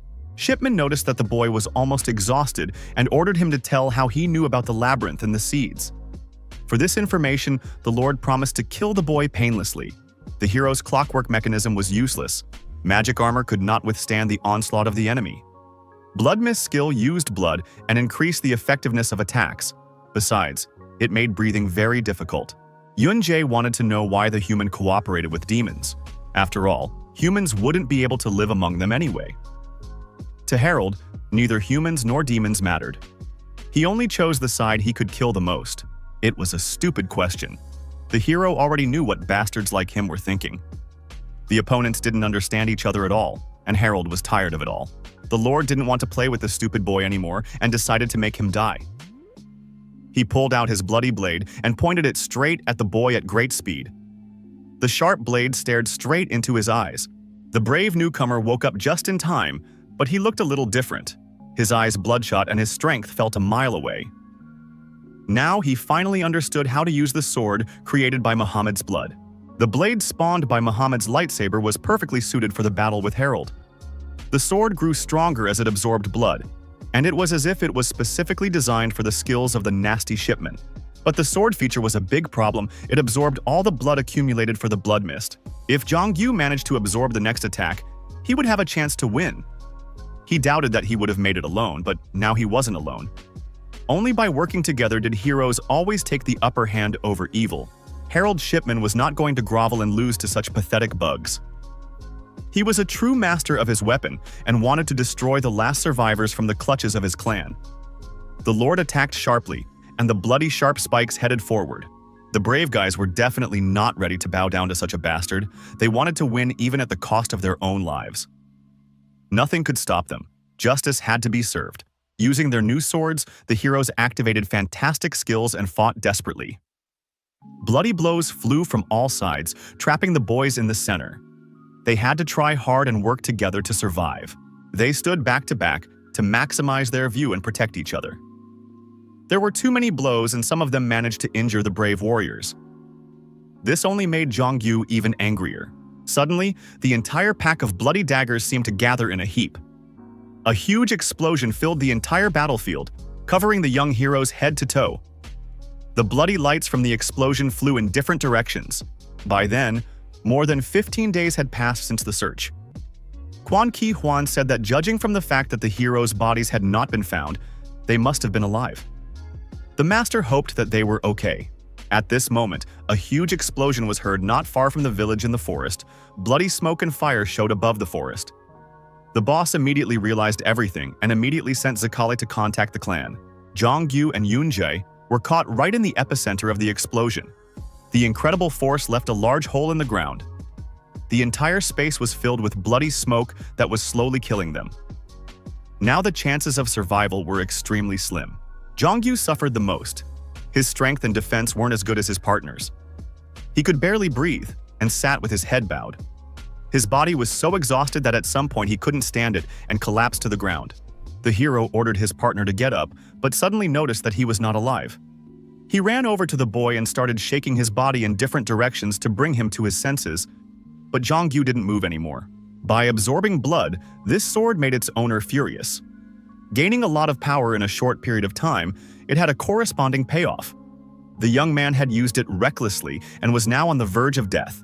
The hero has already several times prevented the clan of killers in the realization of their plans. But now Harold Shipman was going to destroy him with his own hands and summarize his arrogant actions. At this moment, nightmarish memories surfaced in Yoon-jae's mind. He remembered his wife who begged for help, Park Yoon-sung, who took special pleasure in slaughtering his family and then mocking their deaths. The young man had memories of Jong-gyu crying because he didn't want to die. He always said that when he died, there would be no one to take care of his youngest. The boy really didn't want to die. He had a kind soul and a heart that beat like clockwork. For all the time they spent together, the heroes became the real family that Yoon-jae didn't have now. The hero promised his partner safety. He wanted to protect him from all the troubles and attacks from assassins and other creeps. Jong-gyu trusted him with all his heart and always followed his footsteps. Now his mangled cold body was lying on the ground. He didn't deserve to die like this. A much better portion was prepared for him. At this moment, Yoon-jae rose from his knees, his heart filled with hatred. He wanted to avenge another loss. Mana and demonic energy mixed together, the hero's magic power increased dramatically. Bloody smoke surrounded his body, but now the boy could easily stand on his feet. His thirst for revenge had made him turn into a real monster. Thanks to the shackles, mana and demonic energy changed their flow. Regression skill was obtained. Thanks to the change in the flow of mana and demonic energy, magic power was temporarily increased. Shipman was alarmed. The power of the enemy's forces had tripled. He could not understand what had affected the young man so strongly and quickly that he had reached the incredible limits of his abilities. Now the real assassin should have been careful. But as soon as he let his guard down, the brave hero immediately attacked him from behind and wanted to inflict critical damage. It could have been the last day for the assassin clan, but Harold turned around at the last moment and spotted the enemy. He repelled his blow with his two bloody swords. Now the side of good and evil faced each other in a single battle in which they had to survive. Shipman's vast experience in killing didn't help him at all. He tried to defend himself, but Yoon-jae was very agile and quick, moving very fast and striking from different directions, confusing the enemy and depriving him of any chance of victory. Although the young warrior was still very new to this world, he had never lost. The boy always punished his sworn enemies, and this time he attacked the enemy from behind to kill him for good. Using all his strength and fantastic skills, the protagonist managed not only to hit Harold, but also to turn away from his blow. He was not going to back down and had to be killed by every last enemy. At this moment, something that no one expected happened. The young man's last attack didn't even hurt Shipman. It seemed unbelievable, and Yoon-jae couldn't believe his eyes. He was confident in his strikes, but it was worse than he thought. The guy suddenly increased his mana, so Mr. Harold was very surprised. But he said that even with that, it was impossible to break through his physical defenses. The enemy was practically invincible, so the poor young man had no choice. All of the hero's plans immediately collapsed. He couldn't believe his ears. It was inexplicable. The enemy had blocked the blow with his main defense. There was a huge difference between his skills. The chance of victory was critically small. Although Yoon-jae's movements were not predictable, the end was quite expected. The cruel lord already knew the ending of the battle. He was going to punish the boy. But before he did, he decided to listen to his last word. At this moment, a strong energy was felt in the air. A lord appeared on the horizon, who was heading straight for the heroes with incredible strength. His power was enormous, and the rushing stream of energy demolished everything in its path. Breaking through the red mist, Quan Ki-hwan flew at all speeds. He said that he hesitated for a long time, but in an instant, he used his fist of heavenly thunder and swooped in to deal with the evil. The hero couldn't believe that after all this time he had met his boss again. His help now would certainly not be needed. Harold Shipman was not at all happy about this meeting because then he would have to deal with another garbage. Suddenly, the sound of armor was heard, and Alvin Walker himself appeared on the horizon. Calling the gentleman trash, Shipman was greatly overreacting, for the brave warriors had had great difficulty in getting there because of the real trash. Alvin Walker was honored to be recognized by the assassin. Without a second thought, he threw his first punch in the air to challenge his opponent to a fight, and told him to leave the kid alone and fight.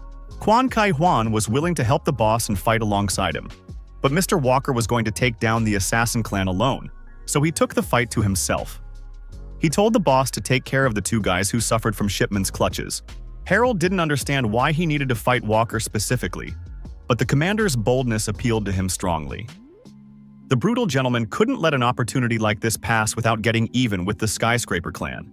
Quan Ki Huan immediately ran over to the boy and made sure that his wounds were serious enough. The boy was surprised to see him, but he had made such a mess of it that it was impossible to ignore. The master informed the clan as soon as he saw the bloody mist. Fortunately, Mr. Alvin Walker was just in Gurain, so they arrived fairly quickly. Mr. Walker had too little time and a bunch of other things to do, so he wanted to finish this pathetic fight as soon as possible. Armed with his sword, he was very serious and planned to end the war with the assassins for good. Shipman was in complete agreement. He was already tired of the garbage from the Skyscraper clan and wanted to get rid of them all as soon as possible so that he could implement his plan again. This time, the Lord wasn't going to spare his bloody energy for such an occasion.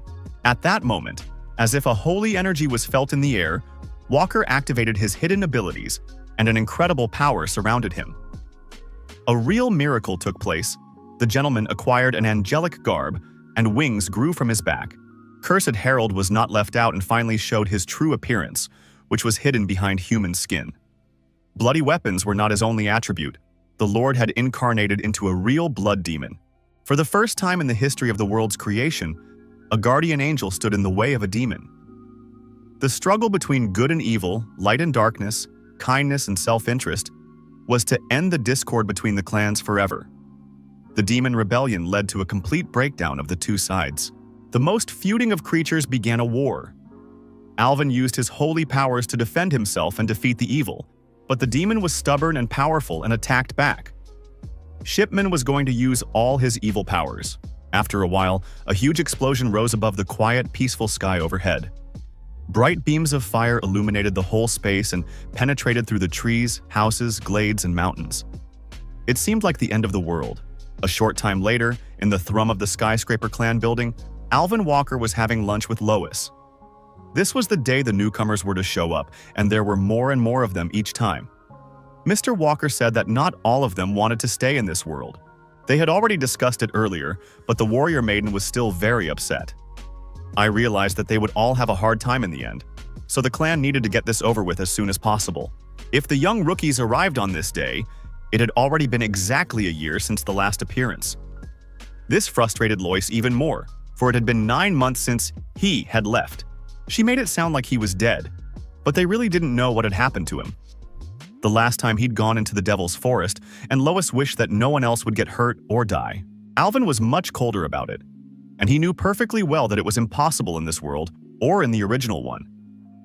There were emotions that swam inside him sometimes, but he never showed them to people.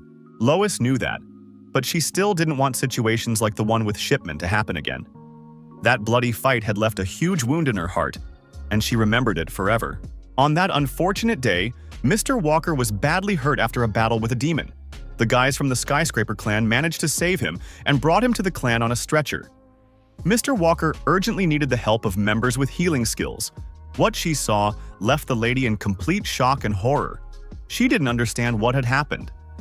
Quan Ki Huan told her that they had encountered Shipman in the forest, and the two young heroes and Mr. Walker had suffered greatly from his cruelty. After a while, Alvin did regain consciousness, but was being treated in the hospital. All this time, Lois had been on pins and needles, blaming the master for his irresponsibility. She got really angry and slapped him on the back. The young man cried out in pain, for his body was still mangled, but after that, the girl started hitting him even harder. Someone who was aware of the feelings of pain would never do that. It was indeed possible to die in a fight with Harold. When she saw the young man unconscious that day, and with those wounds, really worried a lot and thought he could not have survived. It was unbelievable, but by then, Yoon-jae and Jung-yu were still alive. The people from the Skyscraper clan had managed to heal them. It seemed like they were about to die, but now they were healthier than Alvin Walker himself. Suddenly, Yoon-jae bowed and apologized to the master. He felt guilty because he started acting alone. A lot of people were in danger. Mr. Alvin was glad that the young man understood everything.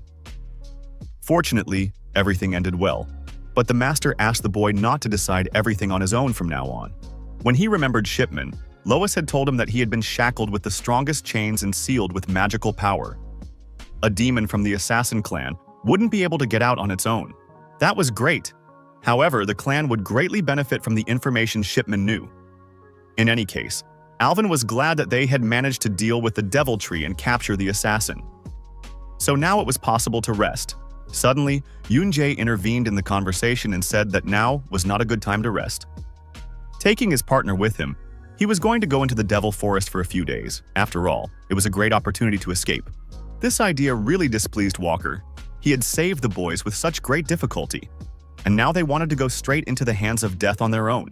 The hero already knew that the forest had labyrinths with confusing paths and mirages, which made it impossible to even determine the location of the entrance.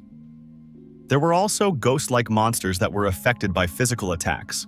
About 90% of those who stayed in the Devil's Forest for longer than 3 days did not return. This place harbored many dangers that were prepared for uninvited guests. Because of all this, it became forbidden. Alvin Walker was even more angry at what he had heard. He didn't like the fact that the boys were going into the forest knowing the danger. Even considering the hero's abilities, the Devil's Forest was too dangerous. But that was why the heroes were going there. Yoon-jae said that they could become many times stronger there than they were now. No one wanted the recent situation with Shipman to happen again. Lois wasn't thrilled about such a venture either because it was too dangerous for such inexperienced guys. The girl said that the young man had recently apologized for his actions, which had caused everyone to suffer. Even though Shipman had been apprehended, the warriors from Medoro were on the loose. Alvin said that the Devil's Forest would be perfect to hide from them there, and the heroes would only be stronger if they came back alive. Everyone doubted that the guys would make it, but they had no other choice. Yoon-jae didn't want to die for nothing. He had to do something to save himself. Suddenly, Mr. Alvin breathed a sigh of relief, but Lois wasn't ready to let them go for nothing. Walker actually liked his train of thought. He'd thought the characters had gotten downright boring, but now he was convinced they'd stayed the same. Yoon-jae knew that the Skyscraper clan had an item that helped them return from the Devil Forest. They visited Walker to ask him for this item, thus killing 2 birds with 1 stone. Decision made, Alvin decided to let the boys go and give them the returning item. In return, he asked them to come back and promised to kill them if they died. There had been no word from the heroes for 9 months since then. Lois regretted letting Walker let them go. The girl was very worried, but the Lord was sure that they were all right and considered their disappearance a plus. No one knew it could have happened that way. Alvin said it was best for them to stay out of the world now. Otherwise, they would pull more problems with them. Meanwhile, something fantastic was happening in the Devil's Forest. It was literally turning upside down. Honing his skills, the young warrior overcame all the obstacles in his way and destroyed the monsters that were now within his power. In this terrifying place, he destroyed the demons and devils he came across. Using his marvelous sword, the young man did well even in death. The boy lost his guard for a second and turned his back to his enemies. At that moment, another death with a scythe decided to take his life with him and attacked from behind. In this monstrous place, monsters could kill even sleeping people. Suddenly, a bright flash of light blinded the death and an incredible impact pushed it aside. This force destroyed the vile creature of the Devil Forest, and Mr. Yoon-jae survived. Death was destroyed by the nimble and brave Jong-yu. He climbed a tree where he couldn't be seen, but he had an excellent view. All this time, he had been practicing and getting stronger, imitating his master Jae. When the heroes finished fighting, they needed to head onward. They had been in the Devil Forest for about 9 months, so Yoon-jae took out a guidebook. The pointer showed a saved location, so the hero decided to activate it. The decision was made to return to Troom. Now they had finally finished their long and arduous mission. Meanwhile, in the dense forest in the intermediate area, a group of people wandered among the trees and bushes. They picked their way through the grass and bushes and felt gross every time they got there. They had wandered into unknown places and were very worried. Many did not want to go there, but these were important territories for them. So they went ahead and marked everything on the map. Suddenly, the commander-in-chief of the detachment said that the danger zone had started. Another gentleman replied that he could not work normally because of the cartographers.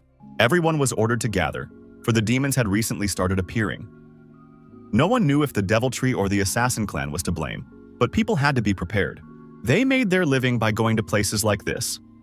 If the Wanderers returned this time with nothing, the clan leader would definitely be furious. Suddenly, they heard strange sounds coming from the forest and assumed it was an omnivorous bear. Gathering in a circle, the Seekers drew their weapons and prepared to fight. The news of the deaths of the cartographers reached Trum in the Skyscraper clan. They were very important to the clan, but they all died a brutal death.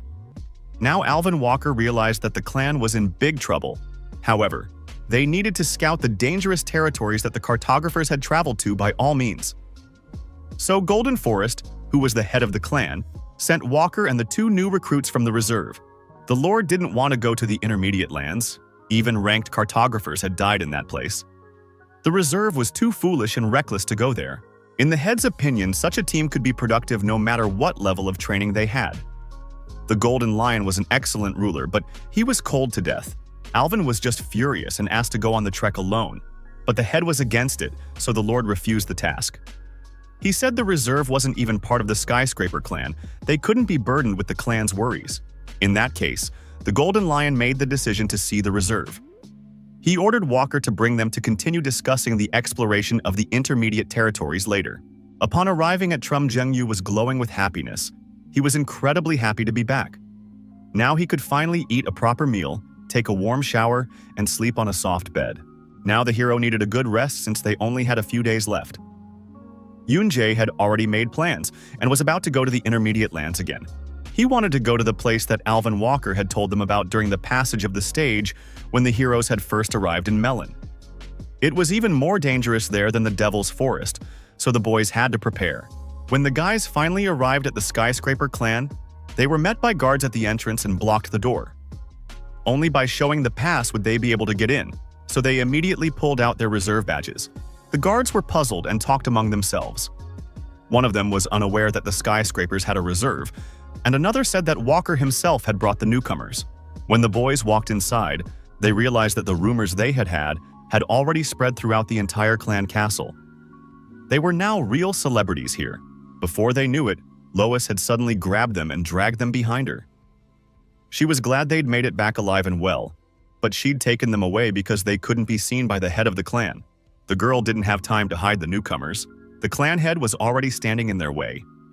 Arkan already knew about their arrival, so there was no turning back. The head took the heroes into the study and told them his plans. He would like them all to go to the intermediate lands together, and was going to send a cartographer with them so they wouldn't worry. They were offered a choice of tea or beer. The lady wanted tea, and Jongyu preferred beer. Yoon-jae and Alvin refused everything. They were not happy with this decision of Arshen and did not want to go to dangerous lands with each other. This assignment was too dangerous. Even a demon or angel could be encountered in the intermediate lands. That's why they were called a location dangerous even for ranchers. Alvin didn't understand why the head wanted to send the newcomers to a place like this. He'd volunteered to go there alone and not drag uninvolved people into it if the Golden Forest wanted to get rid of those who got in the way. Despite the huge danger, Yoon-jae decided to go and make Walker very angry by doing so. He knew that the intermediate lands were more dangerous than the Devil Forest, but he wanted to give it a try. He said that he and Jongyu had gotten business near this place. They had gotten one assignment. Archon was very happy about it. Everything was working out perfectly and his plan continued to progress as it should. He was overjoyed and told the boys to go together, since they all had their own things to do there. In parting, he promised to give them a map maker so they wouldn't worry. When everyone left Archon's office, Alvin Walker walked ahead of everyone and remained silent. Jongyu and Yoon-jae thought he was angry because they had agreed to go to the intermediate lands. It really was very dangerous out there, which was why Alvin and Lois were against it. It wasn't really just about the boys, they were only one of the reasons. Alvin didn't have the best relationship with the head of the clan. The thing was, Mr. Walker didn't like the first generation. They were the people who first came to this place, to the back world. It was said that their power was now at an extreme level. It was difficult for anyone who came after them to reach such a limit. Lois said that they were disliked because they did nothing but hold high positions. They were completely uninvolved in matters of returning to the original world or preventing the war with the demons. They had the most information about the world, for they were not at all interested in solving the clan's problems. The clan members began to discuss Alvin becoming the head of the clan, and eventually problems began to occur. Suddenly, the gentleman turned around and asked if the boys could continue living like this if they went back. He realized that they didn't want to go back. He didn't like it. After making sure that the heroes definitely wanted to go to the intermediate lands, Mr. Alvin agreed after all. He was just going to keep them company, but only on one condition. Unexpectedly, the Lord led the entire team to the underground room of the Skyscraper clan. There were dozens of stumps standing in the empty, huge room. They reached the size of a person, and it was the first time the guys had seen such a thing. Alvin told me that this part of a tree growing in the forest of the intermediate lands. Because of the incredible strength of the power tree, it was often used as a tool to test attack power. The index depended on how hard the heroes could chop it. Such strong materials could be used to make weapons, but wood had low conductivity with magical power, so it was ineffective. Mr. Alvin Walker gave a task for his team. They had to chop the stump to more than half the width of a palm, and then they could travel to the intermediate lands. This required a strength similar to the level of the rankers. Suddenly, the Lord decided to set an example for the boys and chop the stump himself. He boasted that he could chop it more than halfway, and swinging his sword, he struck a strong blow. Using no small amount of strength, he chopped down about 80% of the tree. Now, no one doubted his abilities, but the heroes now had to try harder to earn about the same result. Yunjae volunteered to chop first. He had a great responsibility on his shoulders, for if one alone could not chop the tree, the trek to the intermediate lands would be cancelled. The young man used his magic sword skills that he had learned during his time in the Devil Forest. He sprinted harder and delivered a devastating blow. The entire team now depended on his results. The task required chopping at least half a palm to pass, and the young hero did well. He chopped the stump more than one palm and amazed all the others. This result deserved 300 points. It was a ranker level, but the hero wasn't happy with the result. He struck with maximum concentration, but he couldn't chop even to the middle. It seemed impossible. The boy realized that Alvin was very strong. When it was Jonggyu's turn, he wasn't afraid and ran to deliver his decisive blow with great joy. He concentrated hard and swung his sword with all his might. His score was 100 points, which was exactly half a palm. This meant that the guys coped and completed the task. Now the most important thing was ahead of them. The members of the Skyscraper clan were shocked. They had never seen something like this before. Alvin himself had only started smashing the stump into the middle of his palm a year after he came to this world. Now he was convinced that the guys were amazing. The boys had done a good job and passed the test. Now they had to go to the intermediate lands. They were so excited that they couldn't contain their emotions. Only true warriors could be happy that they were going to certain doom.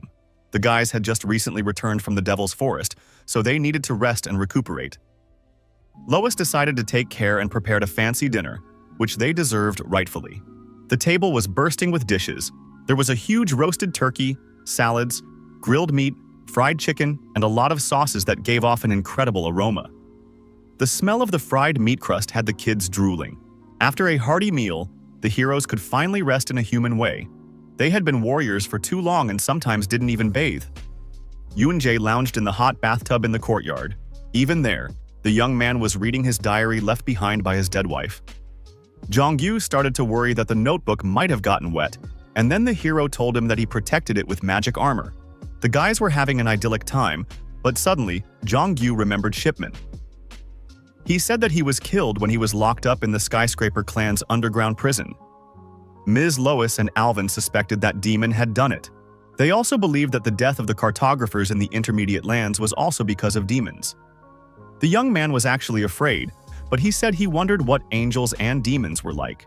Angels and demons had been in this world since the beginning and battled each other for the Grail.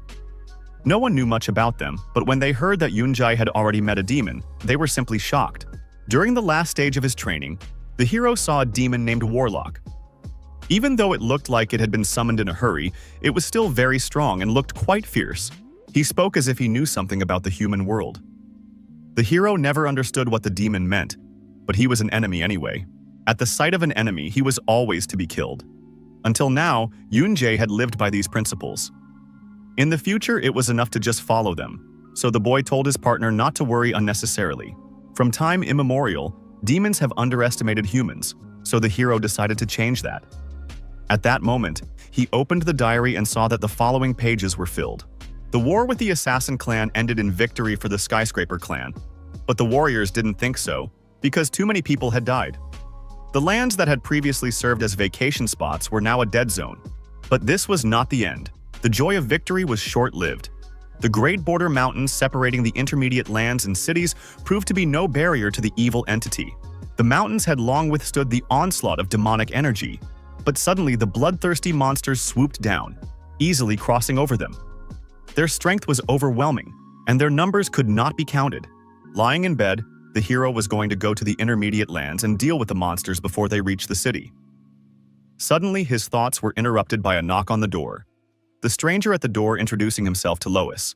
Meanwhile, the clan leader was playing backgammon with his acquaintance. The Lord asked Arkan to walk faster, for they had been playing for 3 hours, but he was in no hurry. Baek Cheon was the leader of the White Tower clan. He already knew that the Golden Lion had sent the boys to the intermediate lands. Lois was indeed behind the door. She had brought the boys a reward for dealing with the Devil Tree. The box contained 2 adorable pendants in red and blue. She said that the boys deserved even more.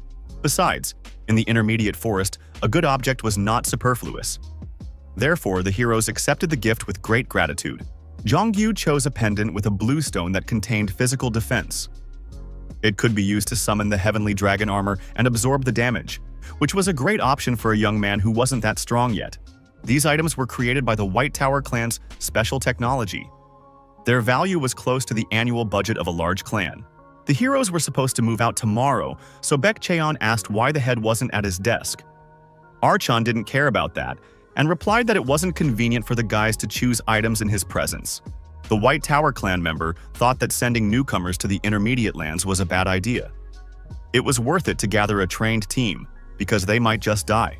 Arkan reminded him that he could not go there himself, for the lads were always watching. His companion was struck by how easily the Lord spoke of it. The fact that the people were in a bad situation was mostly their fault. The chief knew it was his fault, but he was perfectly calm. He wasn't even afraid of the death of his men, for he thought that Alvin Walker's asshole was better than any trained team. As expected, a cartographer was sent for the heroes to go with them and show them the way. Zhang Pengtek, a cartographer with 10 years of experience, was working in the intermediate lands. He immediately assessed the situation and realized that Zhongyu and Yunjai were too weak. Even considering their accomplishments, it wasn't enough. The master was glad that the team at least had experienced fighters he already knew. Chong Pengtaik's eyes grew dark at the mere thought of having to go to the intermediate lands with the newcomers. However, he had no choice and decided to show them the territory they had to explore. On one side of the map was Melon, and in the middle was a border in the form of the Great Mountains, separating the city from the intermediate lands. Behind them were the intermediate lands. Putting a cross on the map, the cartographer said that was where they needed to come. It was where a team of cartographers had recently died. Along the way, the heroes came across a beautiful view from the cliffs. Jongyu rejoiced at every tree like a child, but the cartographer was convinced his mood would definitely change when they reached the intermediate lands. Yunjae didn't understand why they were going through the forest after all. It was much safer in the air. He was sure that there were people with flying abilities. It would solve a lot of problems, and the Skyscraper clan thought about it all the time, but the sky was inviolable territory. Dragons lived there, and no one had the right to trespass on their habitat. The dragons were as strong as a demon king, even though their numbers were not large. Zhang Pengtaik said that nothing good could be expected from meeting them, so no one moved through the air. The intermediate lands were the forests separating the territories of demons, angels, and humans. In other words, they were explored by all 3 races. No one knew where or when the heroes might encounter them. After a while, they finally entered enemy territory. The guys were surrounded by trees of abnormal size, which were used to make a power tree. It was exactly the same wood, so the heroes felt quite familiar. Suddenly, the cartographer got curious, and he suggested that the guys try their hand at it. He wanted to see their abilities. Without thinking for a long time, Yunjae decided to act as the first. He swung around and gave the tree a devastating blow, but this time, he only used his fist. The tree immediately shook, affecting the other trees with its top. The hero's fist punched a huge hole in the tree. The trees were indeed similar to those in the Skyscraper clan. Now the young man had an excellent understanding of them. At this moment, a slight vibration was felt in the air. A terrible noise began to come from all sides of the forest. The heroes were immediately frightened. but Peng Taik said that it was impossible not to hear such an impact noise. In fact, the Lord knew that would be the case. He deliberately said to have the heroes test themselves to see what their abilities were. Now the heroes' opponents were omnivorous bears that could reach 4 meters in length. Their roar could be heard throughout the forest, and 10 of the most common monsters in the intermediate forest were already running at full speed. It was the first time the young warriors had come face to face with such creatures. Although they were one of the weakest species here, their teeth and claws could easily tear the bark off the trees. Therefore, the boys needed to act immediately. The boys saw it as another test of their strength. They were not going to step backwards, for they had many defeated monsters, enemies, and battles behind them. In a matter of minutes, the partners coped with a whole crowd of furious monsters. They were perfectly trained and skillfully wielded their weapons, applying the right skills. Only together could their strength really go beyond. The cartographer was simply shocked that the boys had such strong abilities, even though they had only been in this world for a year. No one had warned him beforehand, so now he was convinced with his own eyes. Alvin Walker said it was best for the gentleman to see for himself. After all, many people still doubted that the boys could have dealt with Jeffrey. Normally, 3 tankards were needed to fight 10 omnivorous bears, so even the cartographer was going to help them. These two had become very strong over the year. Especially Yunjae was impressing with his abilities. The hero asked if that was enough for Peng Taik's test, for he said the bears were the weakest in the intermediate forest. The boys had a lot more to show. Zheng showed his Muhammad sword, which he never wiped clean. The sword liked it better this way. The more blood it absorbed, the stronger it became. The young man had already gotten along well with his weapon and mastered it. However, the guy never managed to learn how to cope with the berserk state. The more the strength of the sword attack increased, the harder it was for him. The young man had been trying to learn it for a long time, but he still failed. It might have been because the sword had absorbed a huge amount of blood during that fight with Shipman. When the guy used the berserker, he couldn't control it. It was a bit difficult in the Devil Forest because Zheng couldn't hold back in such a state. He would completely lose his mind and become unhinged. Lois said that such items were very dangerous. In other words, because it absorbed too much power, it became much more difficult to use this sword. But if the young man was able to handle it, the sword would become much more useful. On their way, the guys met wild, omnivorous creatures, which attacked every person who caught their eye. The warriors destroyed each of them without much difficulty, leaving blood on every forest clearing. After 6 days, there were fewer and fewer of them. They were much weaker than the other monsters living here, so they couldn't survive inside the forest itself. The road was still long, and even the hardy Alvin Walker was very tired. As they continued on their way, the heroes noticed that the bears were just watching from the forest. They saw the people fighting and did not attack them. But in fact, they were biding their time. Because of this, the guys could not rest properly. This was the beginning of a territory that was not on the maps.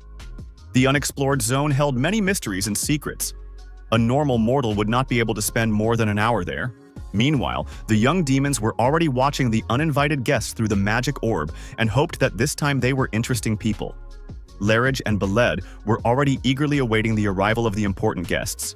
Mr. Turner said these were the men who killed Abram and cut down the devil's tree. Judging by the fact that they'd gotten this far, these guys weren't so easy. Suddenly, monster energy appeared in the air. The general realized that there was a demon nearby. If was able to feel free even deep in the forest, they should have met a demon not below the level of the general. With each step in the forest, the heroes found more and more horrifying things. This time, their attention was attracted by huge claw marks on a tree. But they were too big for omnivorous bears and were far away from their habitat. At that moment, a huge omnivorous bear came out from behind the trees. It looked exactly the same, but it was 4 times bigger. The cartographer had never even heard of such bears. They could not live in this forest. The bloodthirsty bear looked terrifying, and one glance at him could make you petrified. When it saw the people, it attacked at once. It was very dangerous because its claw alone was as big as a human body. Zhang Yu decided to be bold and pounced on the monster. He jumped into the air, and when he was already close to the beast, he used the elongation skill. The huge golden sword flew straight at the bear and was about to chop off its head. Going at such a beast alone was a bad decision. It was too dangerous. The ugly monster obeyed its demonic instincts and swung at the young man to swat him like a fly. Lois got there just in time to stop the bear with her magic. She imprisoned him in a magical cube that was impossible to break through. That should have stopped him for a while. It was the strongest monster the heroes had encountered in the intermediate lands. Lois was sure that an intermediate-level rancher would have a hard time fighting against such a beast. Lois's magical barrier was removed for only a second so that Alvin could attack the beast. When he struck it, the girl immediately ground the bear back into the protective cube. Chongpeng Day began to think about why the omnivorous bear had become so huge. He realized that the one was most likely a mutant and suddenly found a small black ball on its fur. It was a devil's seed that contained a small minion. Since the seed had been planted in a bear, it meant there was a devil tree in the intervening lands. It was possible demons could use the fact that bears fed on tree bark. Yunjae was sure that his target here was the devil tree. His diary said that the monsters in the intermediate lands were turning into demons just because of the tree. In the end, they broke into the territory of the humans. Judging from the fact that they had only encountered one monster that ate the seed, there was still time. The hero was going to destroy the tree as quickly as possible to end the evil. At that moment, he suddenly noticed something strange in the bushes and immediately struck with his sword. A cloud of magical power immediately manifested itself, and it was an eye that followed the heroes all the way. The eye allowed the demons to see everything through the magic orb. When the hero destroyed it, Beld's orb burst. He was just furious at the pathetic humans who dared to do that. The young man was sensitive enough to demonic energy that they could be calm now. Lois hated the thought of someone watching them. Elvis assumed it was confirmation that the demon general was there. The heroes needed to move on sooner rather than later, but according to the cartographer, this area was unexplored and the distance unexplored. When everyone let their guard down for a while, the omnivorous bears suddenly appeared and surrounded the travelers. Now the boys had a huge problem, for the creatures were very numerous and filled the whole area. This battle would be incredibly difficult. The heroes were facing about 40 huge wild creatures that would never back down. The warriors immediately rallied and stood in a circle. They had no one to count on. They wouldn't be able to handle so many, so they had no choice but to just run away.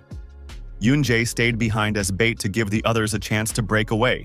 There were only a few individuals chasing them, so they wouldn't have any trouble dealing with them. Zhongyu went out first again and tried to stop the nasty bear from eating them all. Together, they managed to attack the beasts and trap them under Lois's protective layer. It wasn't that hard, so the heroes were quickly done. The protagonist was originally going to be a decoy and informed everyone of his decision. Alvin Walker thought it was nonsense. He said that he was the only one who could deal with the bears. But the young man had an ace up his sleeve that he wanted to try out. The ghost pendant possessed the additional skill of ghostliness.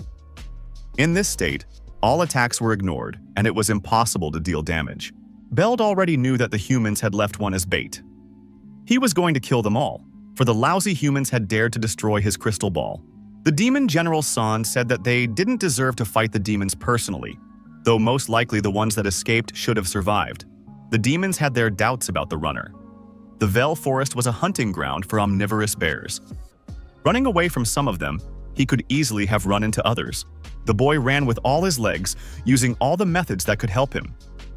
In the forest, he tricked a bear and ran through a tree, only to have the nasty monster smash his muzzle right into the thick bark. The illumination skills really were amazing, and they helped the boy along such a difficult path. He could use it to pass through creatures and even objects. Suddenly, one of the monsters took the young boy by surprise and was about to destroy him. He struck him with his huge and heavy paw so that the boy was turned into a real meat cake. Yunjae was not under his paw but on top of it in a second. With his new skills now, he was invincible. He was fooling the bears like clowns. This fight was incredibly easy even without weapons. As expected, the young man did not take damage from the attacks. Of course, it was impossible to attack in this state, but it was easy enough to cancel the skill at the moment of attack. Although the mana consumption was incredibly high, if used correctly, the hero would be able to finish this fight without damage. All he had to do was concentrate and finish the job. Turner said the young man with extraordinary abilities was Alvin Walker.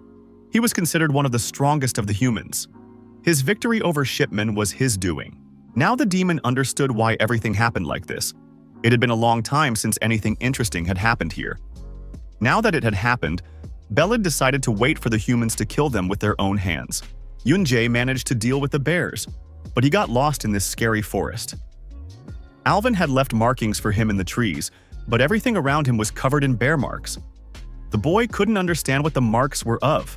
At that moment, the boy felt a hot breath behind him. When he slowly turned around, he saw a huge dragon that lived to look at him.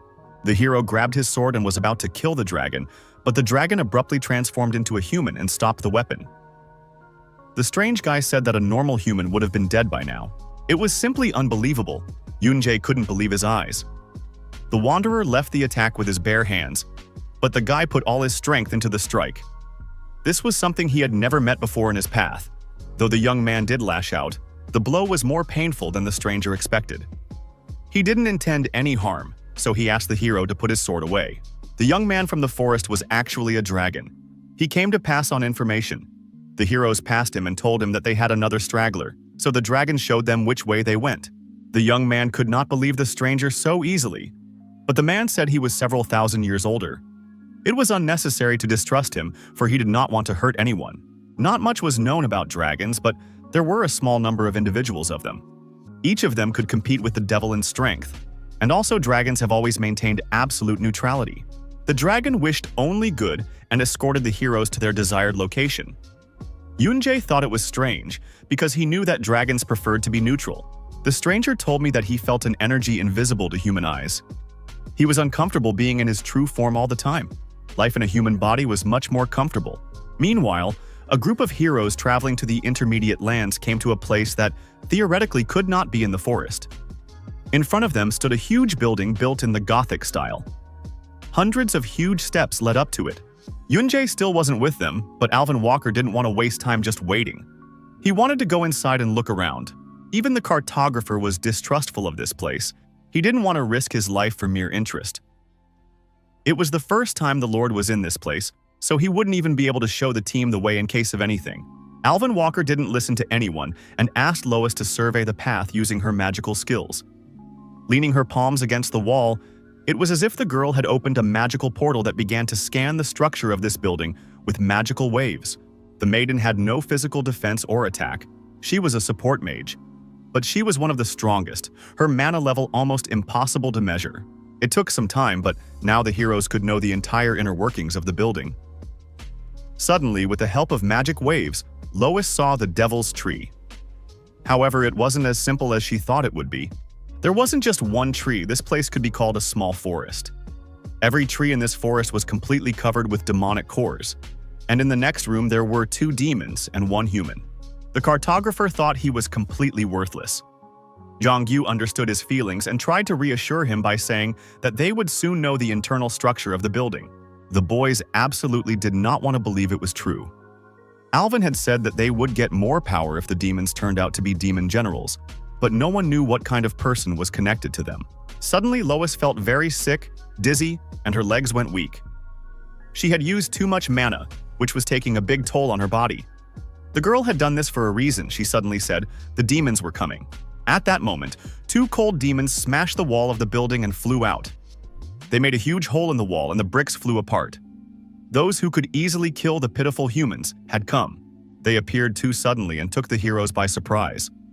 Lorage immediately found Alvin Walker and attacked him. The Lord drew his sword and fought them off. Mr. Walker struck another strong blow and threw back the impatient demon general. The devil girl flew aside. Now it was getting too dangerous for ordinary people here. It was quite noisy. The 2 demon generals possessed immense power that wasn't easy to deal with. Even a lineup of human heroes could hardly handle it. At that moment, something happened that no one expected to see. The demons suddenly parted and Mr. Turner appeared on the battlefield. All this time he had been a real traitor, and now he showed his real face. He told the demons that the humans were in no way related to him, so the nasty creatures were going to kill them. Though they never needed Turner's permission, they were free to do whatever they wanted. The prey was too easy for the devilish creatures. Beld greeted the cowardly humans. He figured they had gotten there so quickly because they wanted to die sooner. To begin with, the demon general was going to kill the bastard who had destroyed the glass magic ball. However, he was greatly surprised when he didn't notice the right person in the crowd. The dragon needed help, asking the hero to destroy the devil's trees. He didn't like the fact that the demons disposed of the intermediate lands as they pleased. He was sure the boy had come for the same reason. It pissed the dragon boy off that the demons were turning cute little animals into something strange. Besides, they kept sprouting their trees, and soon this place would be demon territory. The intermediate lands were to remain intermediate lands, but the dragons couldn't start killing demons. So they hoped the heroes could get rid of their trees and themselves. For this task, the young dragon was going to reveal the road to Yunjai. The comrades had already gone ahead, so the hero no longer had anything to worry about. The young man realized that this could mean that even with a target, the dragon would still be watching. He had no regard for other people's lives at all, but he himself had perfect power. There was no incident in the diary at this point, but the boy tried to think positively. Even though it was conditional, he even had help from the dragon. The future was changing. After thinking for a bit, Yunjie thanked the dragon. Thanks to him, the heroes would be able to find the devil trees. This was what dragons did for their own sake as well. When finally all questions were answered, the dragon disappeared. Before he left, he told the hero that Arkan knew what was really going on in the temple. These words made the young man think for a long time. The appearance of a new person meant that there was a new key. The young man didn't understand how he was supposed to react to it. He watched the hero from the tree and looked for questions for his answers. The dragon girl asked why the boy had helped the human, but that wasn't really the case. He just liked the way Beld was starting to settle in here. Something unusual was happening at the side of the Lord of the Heavenly Worlds, so it was time for them to go. The fellow dragon really hoped that the human could be the key to ending this unbearable war. Meanwhile, the battle between the Demon Lord and Alvin was gaining momentum.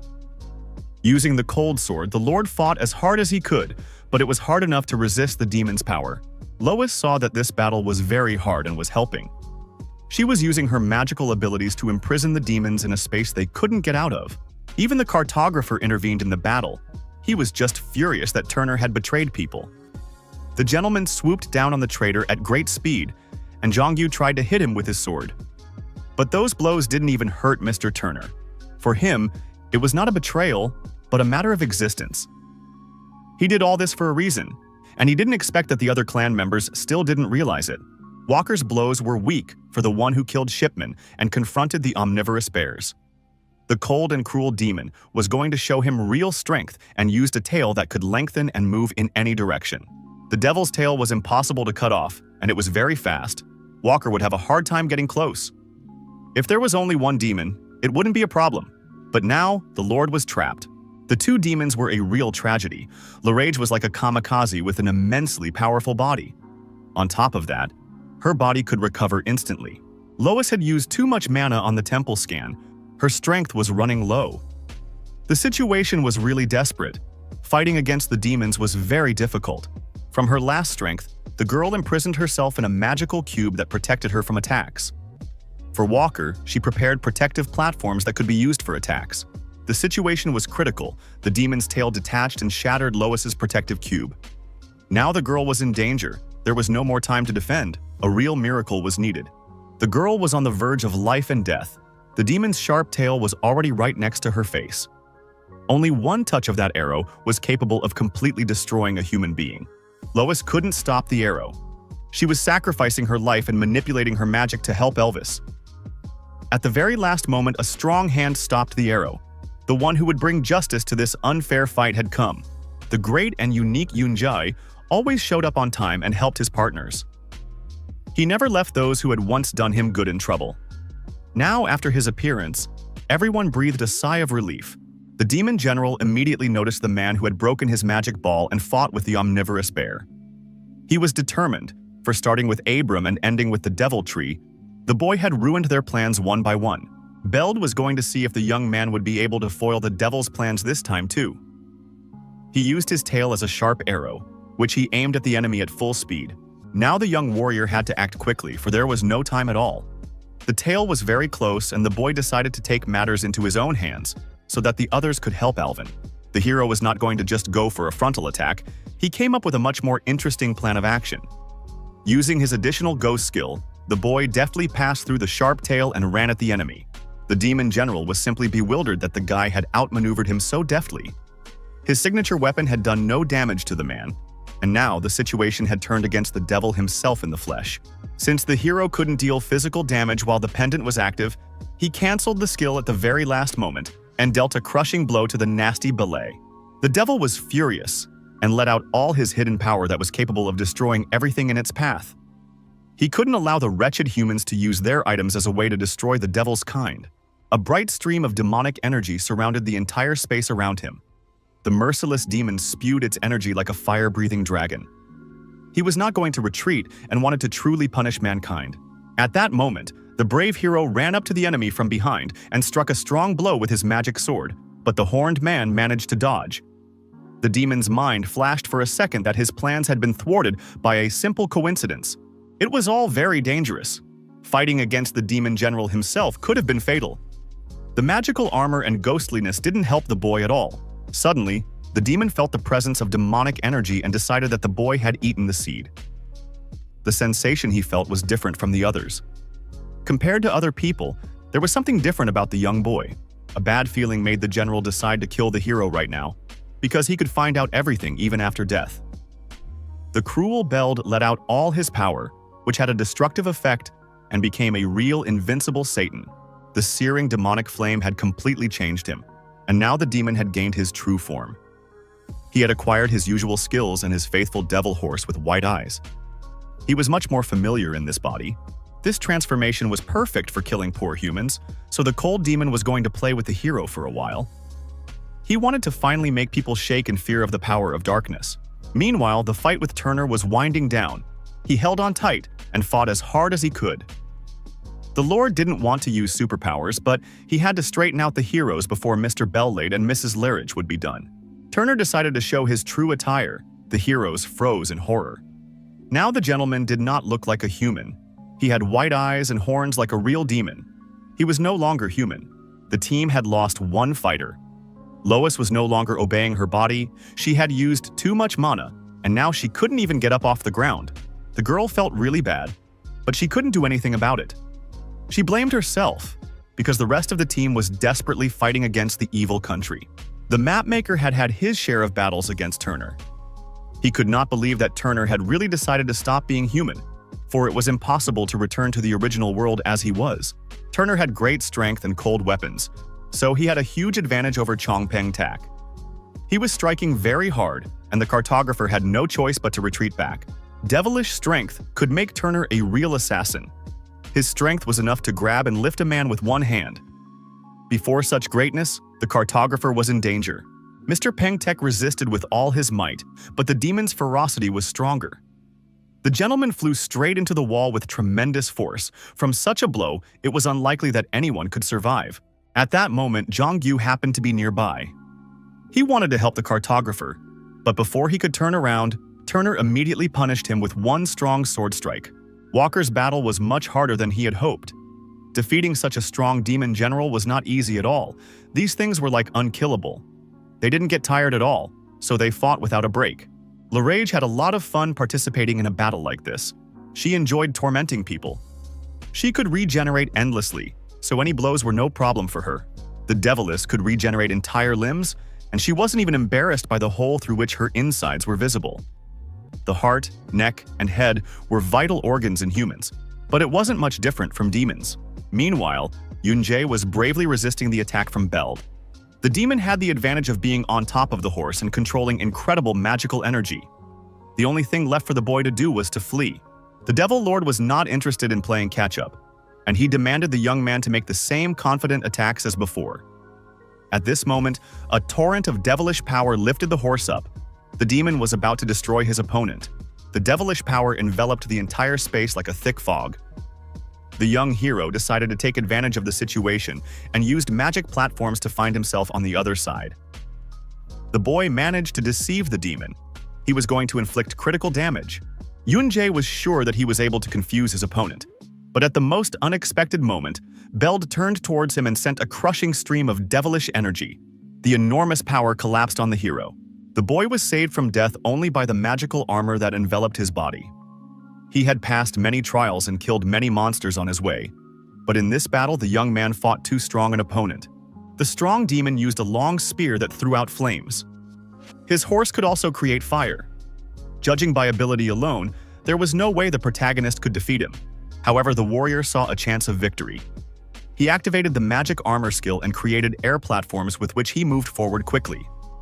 And Clockwork 98 allowed the boy to penetrate the devil's fire. Bellade had not expected such endurance and strong ambition from his foe.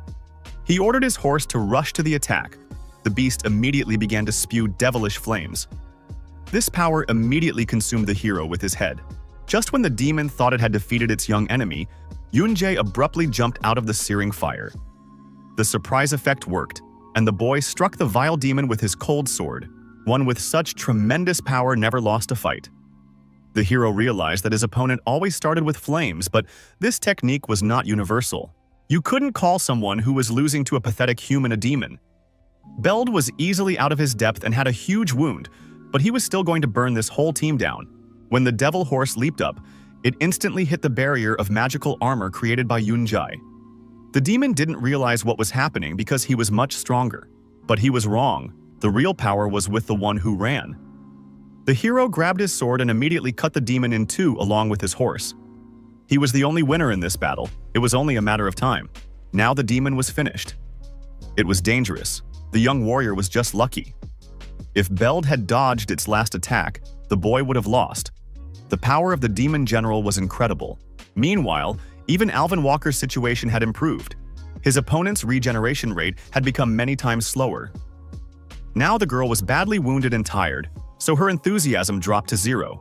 It was very simple. After talking about the vital body parts, Lairage concentrated on protecting them. Eventually, she began to miss attacks that weren't aimed at her head, heart, or neck, and her movements became hesitant. In fact, it was all taken care of. Mr. Alvin had done a great job and turned the demon's strengths against himself. Now the monstrous wench was badly battered, but she had enough strength to come to her senses in a state of frenzy. There was no turning back. Every attack by Lairage ended in failure and a great loss of physical defense. Her body now resembled a leaky pot that would burst at any touch. It was time to end this crap, and finally, the bright time had come. With one deft movement of his hand, Alvin Walker chopped the demon general into two even halves of one whole. The battle with Turner had also undergone some changes. Jungyu had activated the Berserker mode and was now like the town madman. He was no longer an ordinary rookie, but a real killing machine. Jongpeng Taik only lost consciousness for a moment from the heavy blow, but things had changed drastically. He was sure that Berserk skills couldn't be used in normal battles. Zhang Yu talked about how he couldn't control himself in Berserk mode. But this was a different person who showed phenomenal fighting ability and excellent striking techniques. The young man wasn't afraid to go for it and fought with his last strength. Blood Ball's abilities made the boy a real monster, but he managed to defeat Turner. The boy threw several strong blows and then pinned the gentleman with his throat to the ground and was about to deliver the final blow. The boy, who from the beginning had been crying after the brutal kills, was now getting more and more excited with each blow. He took great pleasure in striking his opponent with the sharp blade of the blade. When Zhang Yu was about to attack again, Mr. Turner suddenly dropped his sword and said he had lost. He didn't want to continue the fight, and now he could be killed or left alive. Now the young team of Titans has finally completed the massacre of evil. At first, they lost a lot of strength and lost, but using experience, agility, and sharp mind, they managed to defeat the cruel enemies. Turner was actually surprised that the heroes were actually incredible and defeated the two demon generals. Alvin said that they weren't that strong, but Jungyu almost died in that fight. The master was going to let Turner go, but in return he had to answer a few questions. Mr. Walker wondered why the master had gone over to the demon side, but he would find out later. Suddenly the Lord said that today the heroes had won, but there was no way they could have prevailed in the war. After saying this, blood came out of his mouth and he collapsed to the ground. The heroes frozen in surprise. Lois said that the man had altered the flow of his energy through magic. Magicians sometimes use that method of suicide, and Turner was no exception. After the gentleman's strange words, the whole team discussed them for a long time. The cartographer said that the gentleman was probably not talking about something ordinary like a difference in strength. He was talking about something more serious. Alvin stopped the stupid train of thought. There was no point in thinking about it now. The team had to move on, for they had not yet finished what they had come to do. The task ahead of them was to destroy the Devil's Tree. Only one room bothered Lois along the way.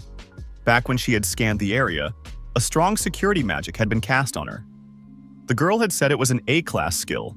The strange magic didn't scare Alvin Walker, and he decided to open the door to try to get in. Inside, the heroes found something they had never seen before. All the walls and ceiling were scribbled with patterns that resembled some kind of paintings or text.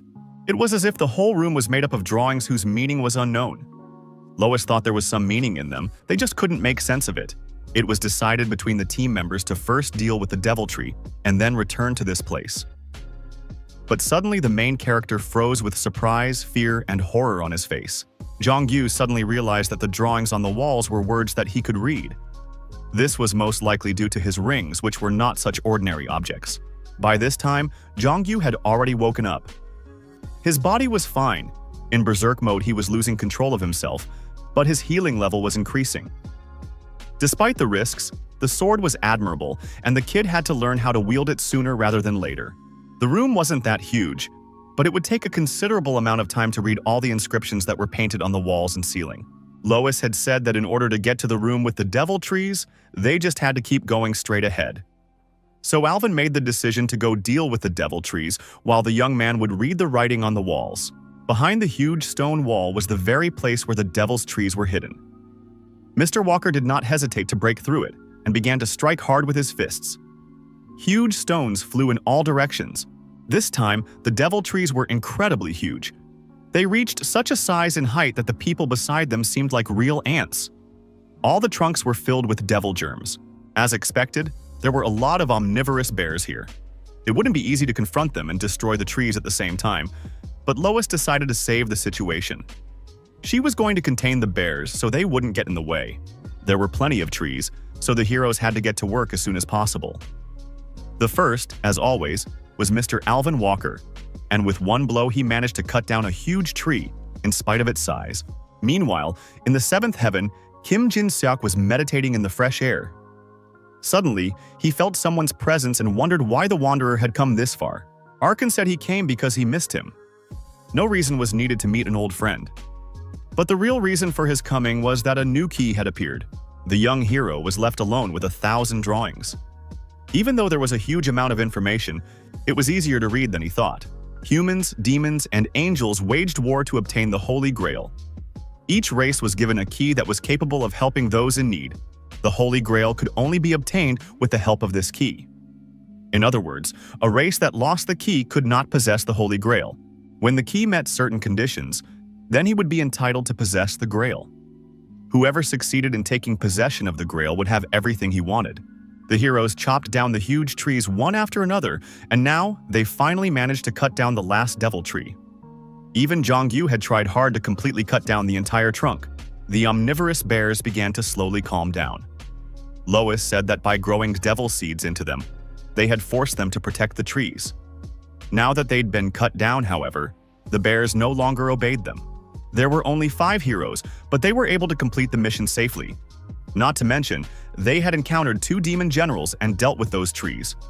Now it was time for them to rest until Yun-jae arrived. The cartographer had to make notes on the map. It was his job description. The heroes saw how maps were actually made for the first time and were shocked. It was very turbulent in the Skyscraper clan. It had been over a month since Alvin Walker's team had traveled to the intermediate lands, but there had been no word from them. Unexpectedly, the 5 experienced riders finally returned to their lair. They were safe and sound and had enough information for the clan head. After the terrible ordeal, the heroes still couldn't relax, even though they had returned safely. Mr. Cartographer left the skyscraper building. He said that this was not what he was supposed to be doing. Lois and Jong-yu waited for the others to arrive, waiting to talk to the head. The girl didn't know what kind of person the head was because he hadn't been active for a long time. The people of the first generation didn't do anything.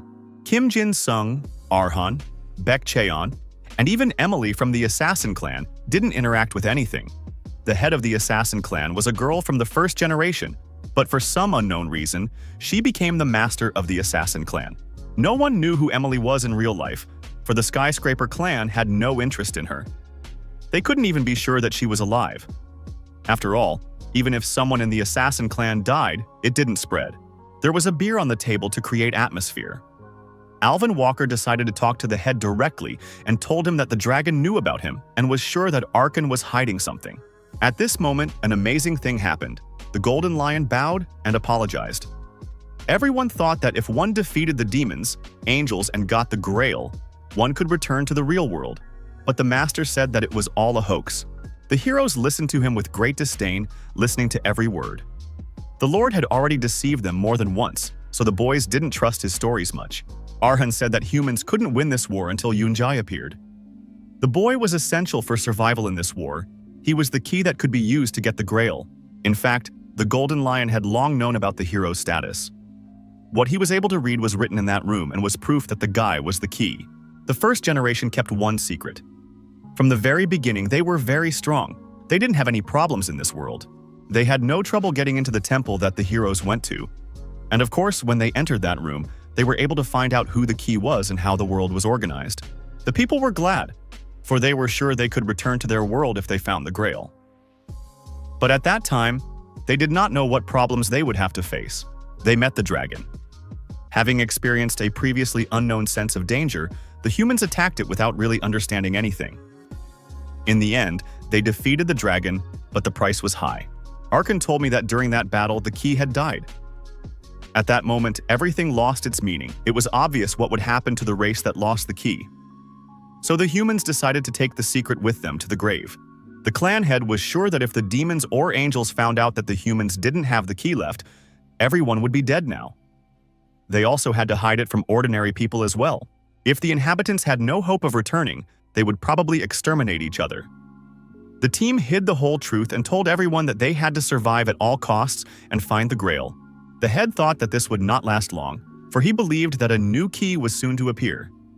But 20 years passed, and the key never appeared. The Lord revealed the truth that the people of the first generation had ceased their activities and could not do anything without it. To keep order somehow, they created clans and did not dissolve them. But now, there was a new key, and it was time for a change. Now the clan had to unite for a common goal, for there was no reason to stand idle any longer. Of course, it would have been nice if the clan leader had told the story from the beginning. But Alvin Walker was glad that at least now he could change his opinion of him.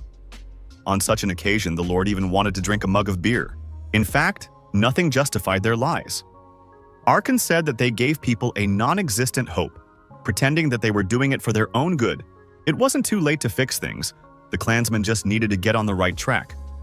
Raising his beer glass, Alvin said that not everyone had given up yet, and he was always willing to help. Rumors of the deaths of Larage, Beldad, and Turner had reached the head of the assassin clan. It meant that the plan with the devil trees in the intermediate lands had failed, and Walker, Lois, and the two newcomers from the Skyscraper clan were to blame.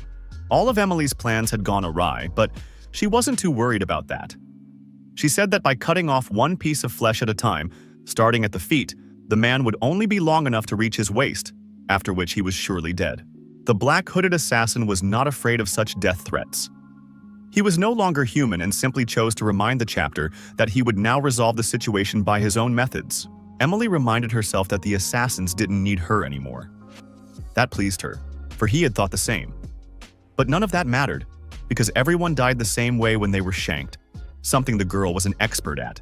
The next morning, Yunjae jumped up from Elvis's arrival. He had slept so soundly that they had already lost him. The guy was surprised that he didn't even hear the knock on the door. His body was very relaxed.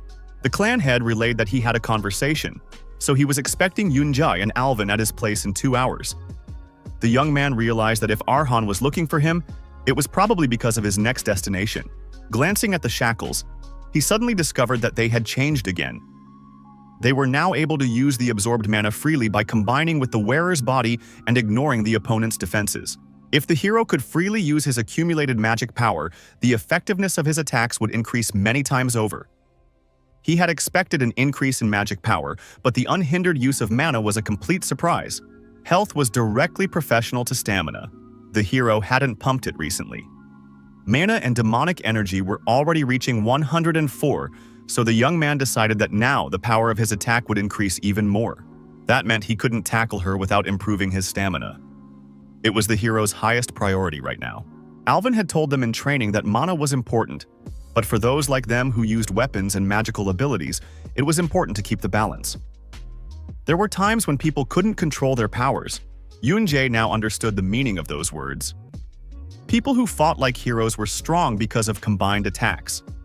People like him and Alvin fought by placing magic power inside them, became more invincible.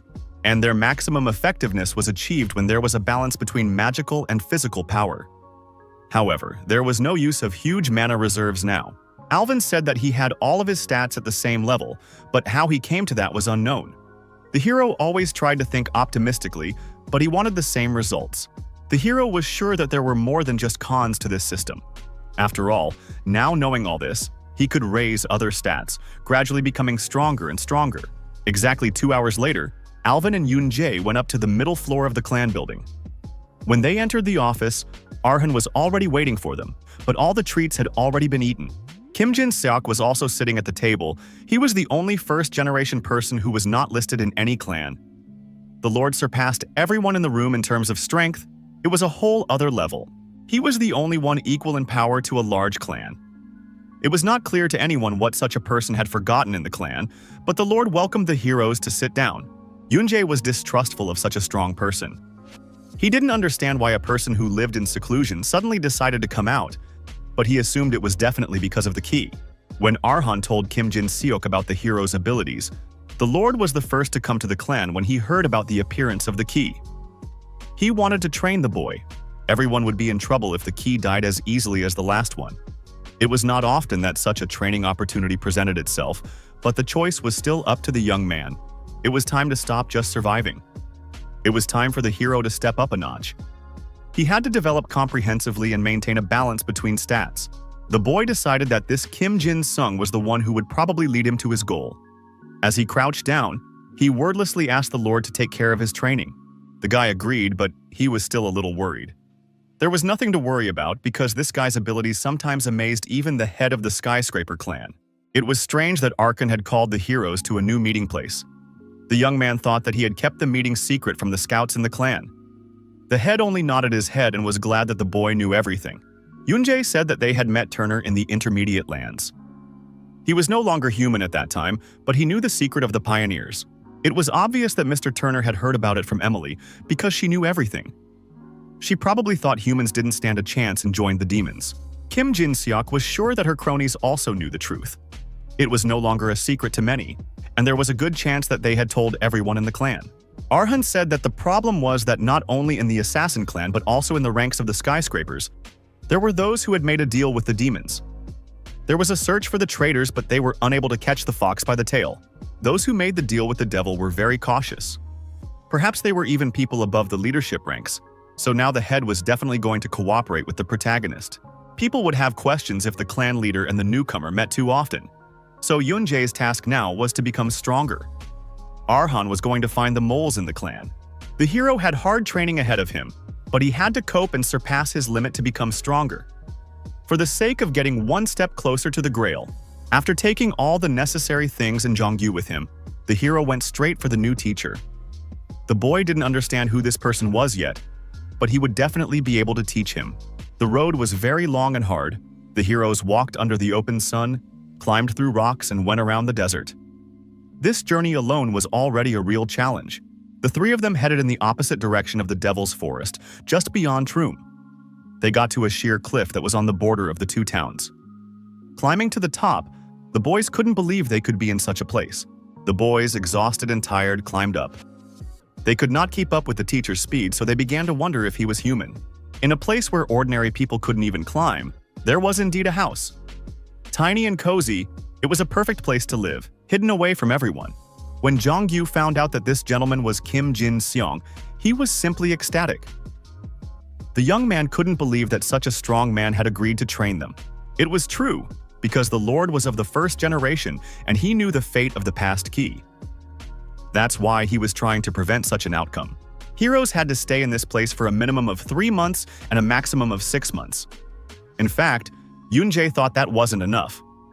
If he could, he would start acting right now, but he didn't have enough ability yet. The Holy Grail was in a special place located in the Demon and Angel camp.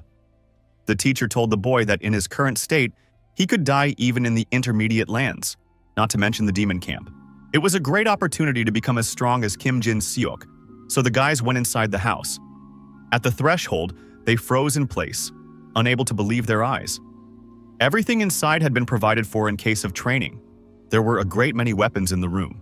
Swords, sabers, spears, and even a mace were hung on the walls. Everything needed was here.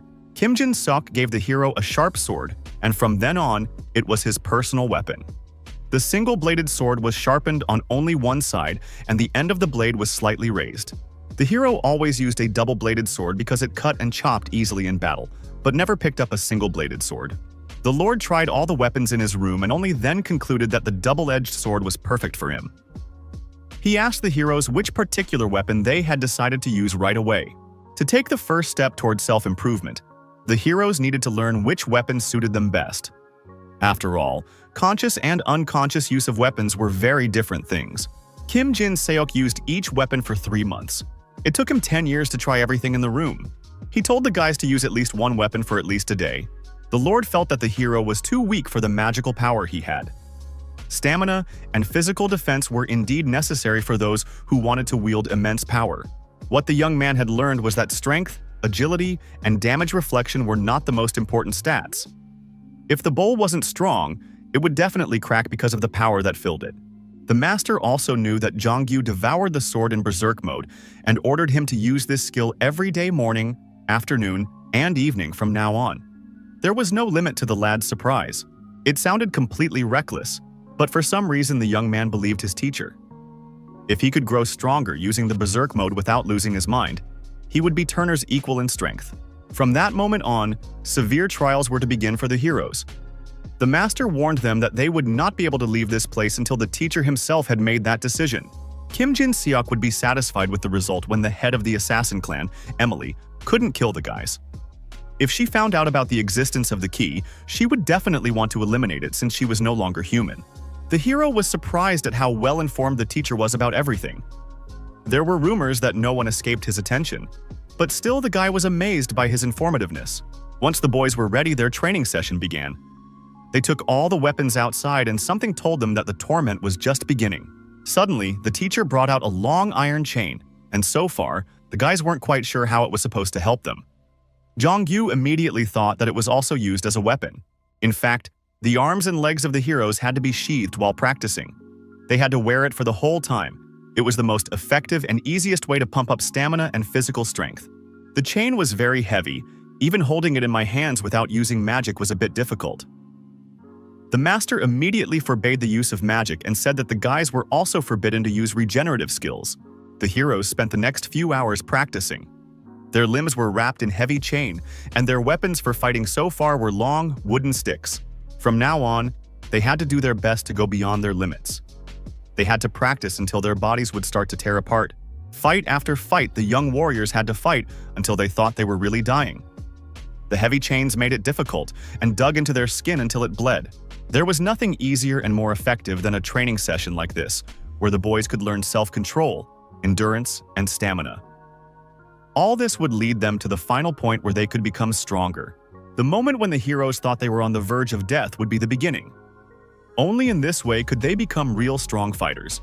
It had been 10 days of training from the beginning. Even with the chains on his arms, the hero didn't make meaningless sweeps, but stretched as far as the rack allowed. He hadn't learned from anyone before, but his learning ability was truly astounding. Kim Jin-seok thought it would take almost a year to train the young man to pump up his stamina. But who would have thought that the boy had such a tough temperament and a steadfast warrior spirit?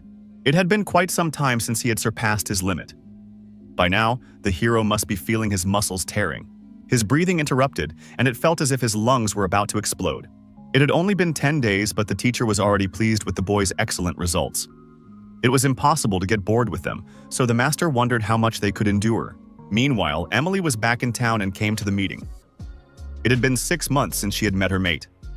The time had passed unnoticed because the gentleman's face wasn't one she wanted to see more often. Scarface-san revealed that Kim Jin-seok had taken the key. He was sure that the girl wouldn't be able to destroy the key Kim Jin-seok would train. Emily immediately ran up to the bastard and put her palm to his throat. She warned him that he wouldn't get off with just a scratch if he was false. Lastly, he said that Fleeton was very angry that the girl had killed the demon that had been coming to her. Now he was thinking about how he could get rid of her. If Emily didn't want to be found, he would never in his life be able to catch her. She wanted to destroy the key so that everyone would immediately forget about the recent mistake.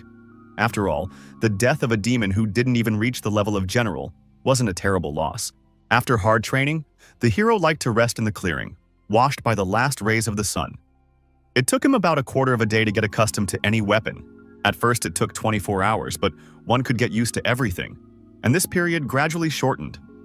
Every day the boy learned to use the new weapon, of which there was nothing left after training. It had been over a month since the guys had come here. Because every moment was like a punishment, the day seemed incredibly long. At one point, the young man concentrated so hard that he even forgot about the passage of time. The characteristics grew faster than he thought.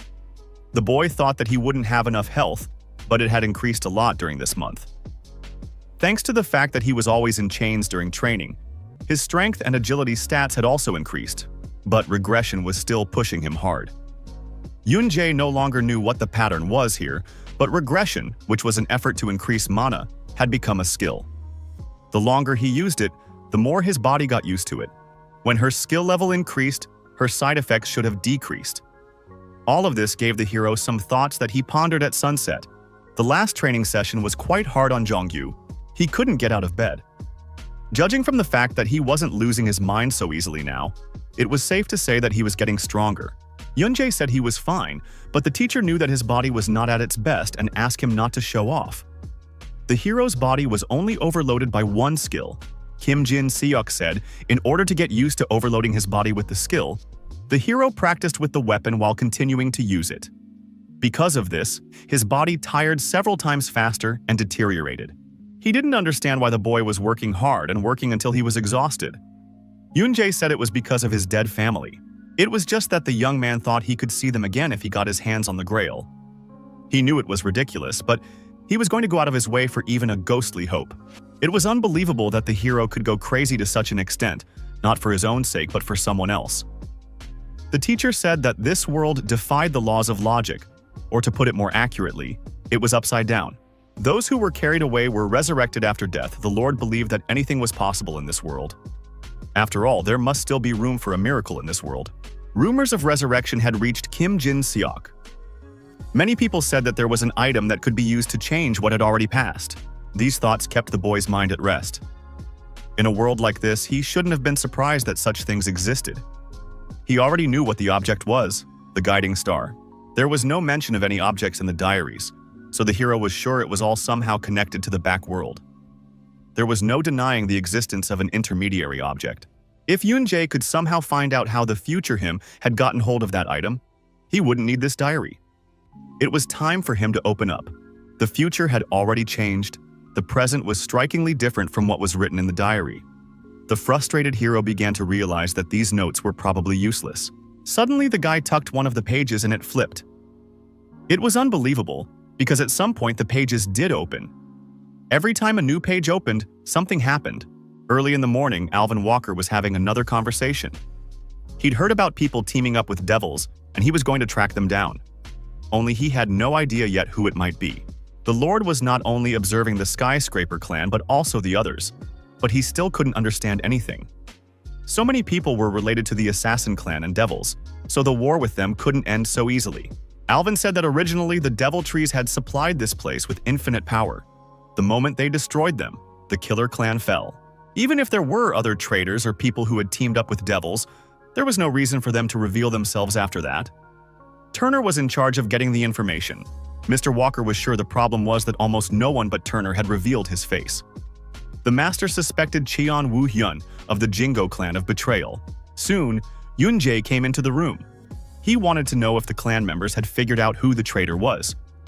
Alvin said he had watched a few people and was about half sure about one. The Lord was checking out everyone who was related to Turner or the Assassin clan. Most of them were members of the Jingo clan. It had been 6 months since Kim Tae-han had started living a life of hiding after the dissolution of the Assassin clan. He couldn't walk around in plain sight like the rest of the idiots. The big guilds would immediately decide to catch him. The guy had no choice but to continue living his life in hiding. He hadn't killed anyone in more than 6 months, so he felt like his whole body was itching. Suddenly, a gentleman came into his room with a message from the head of the clan. Emily was relaying to all the assassins that someone needed to be killed. She needed extra hands. The young man was shocked that the Black Widow couldn't handle it and asked for help. Kim Tae-han was even more surprised when he found out that it was necessary to kill Kim Jin-seok. Even the widow herself couldn't be sure of defeating him. This was getting more and more interesting. The boy was just bored, and here such wonderful events brightened his day. No matter how far away the journey was, the boy decided to deal with the bastard in the nastiest way possible. It had been about a month since the training had started. The guys were still practicing hard under the teacher's guidance. He told the boys to take a wider step, to think of the foot and sword as one whole. If the foot and sword moved together, even applying the same force, the speed and power of the hero would increase. The young man obediently carried out all the orders and tasks of the teacher, growing stronger every day. In 1 month, Yoon-jae managed to try each weapon once, but in the end, he still returned to the sword. Even though he had returned to his roots, it couldn't be said that there was no progress in development. Jong-yu kept going through trials, practicing his case under the effects of berserk. Each time, he would faint and go insane 5 minutes after the fight started. The teacher said that from the beginning it took the guy 10 days to stretch from 1 minute to 5. But now he had to make big leaps in increasing that time. It was still early in the day, but suddenly Kim Jin-seok stopped the practice and allowed the guys to drink a revitalizing remedy. A guest had come to visit them. A strong energy was felt in the air, and a strong wind began to blow, which lifted leaves from the ground.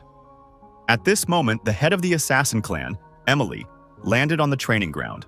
The heroes were incredibly surprised. It was the first time they saw the head of the clan they had been fighting against all this time.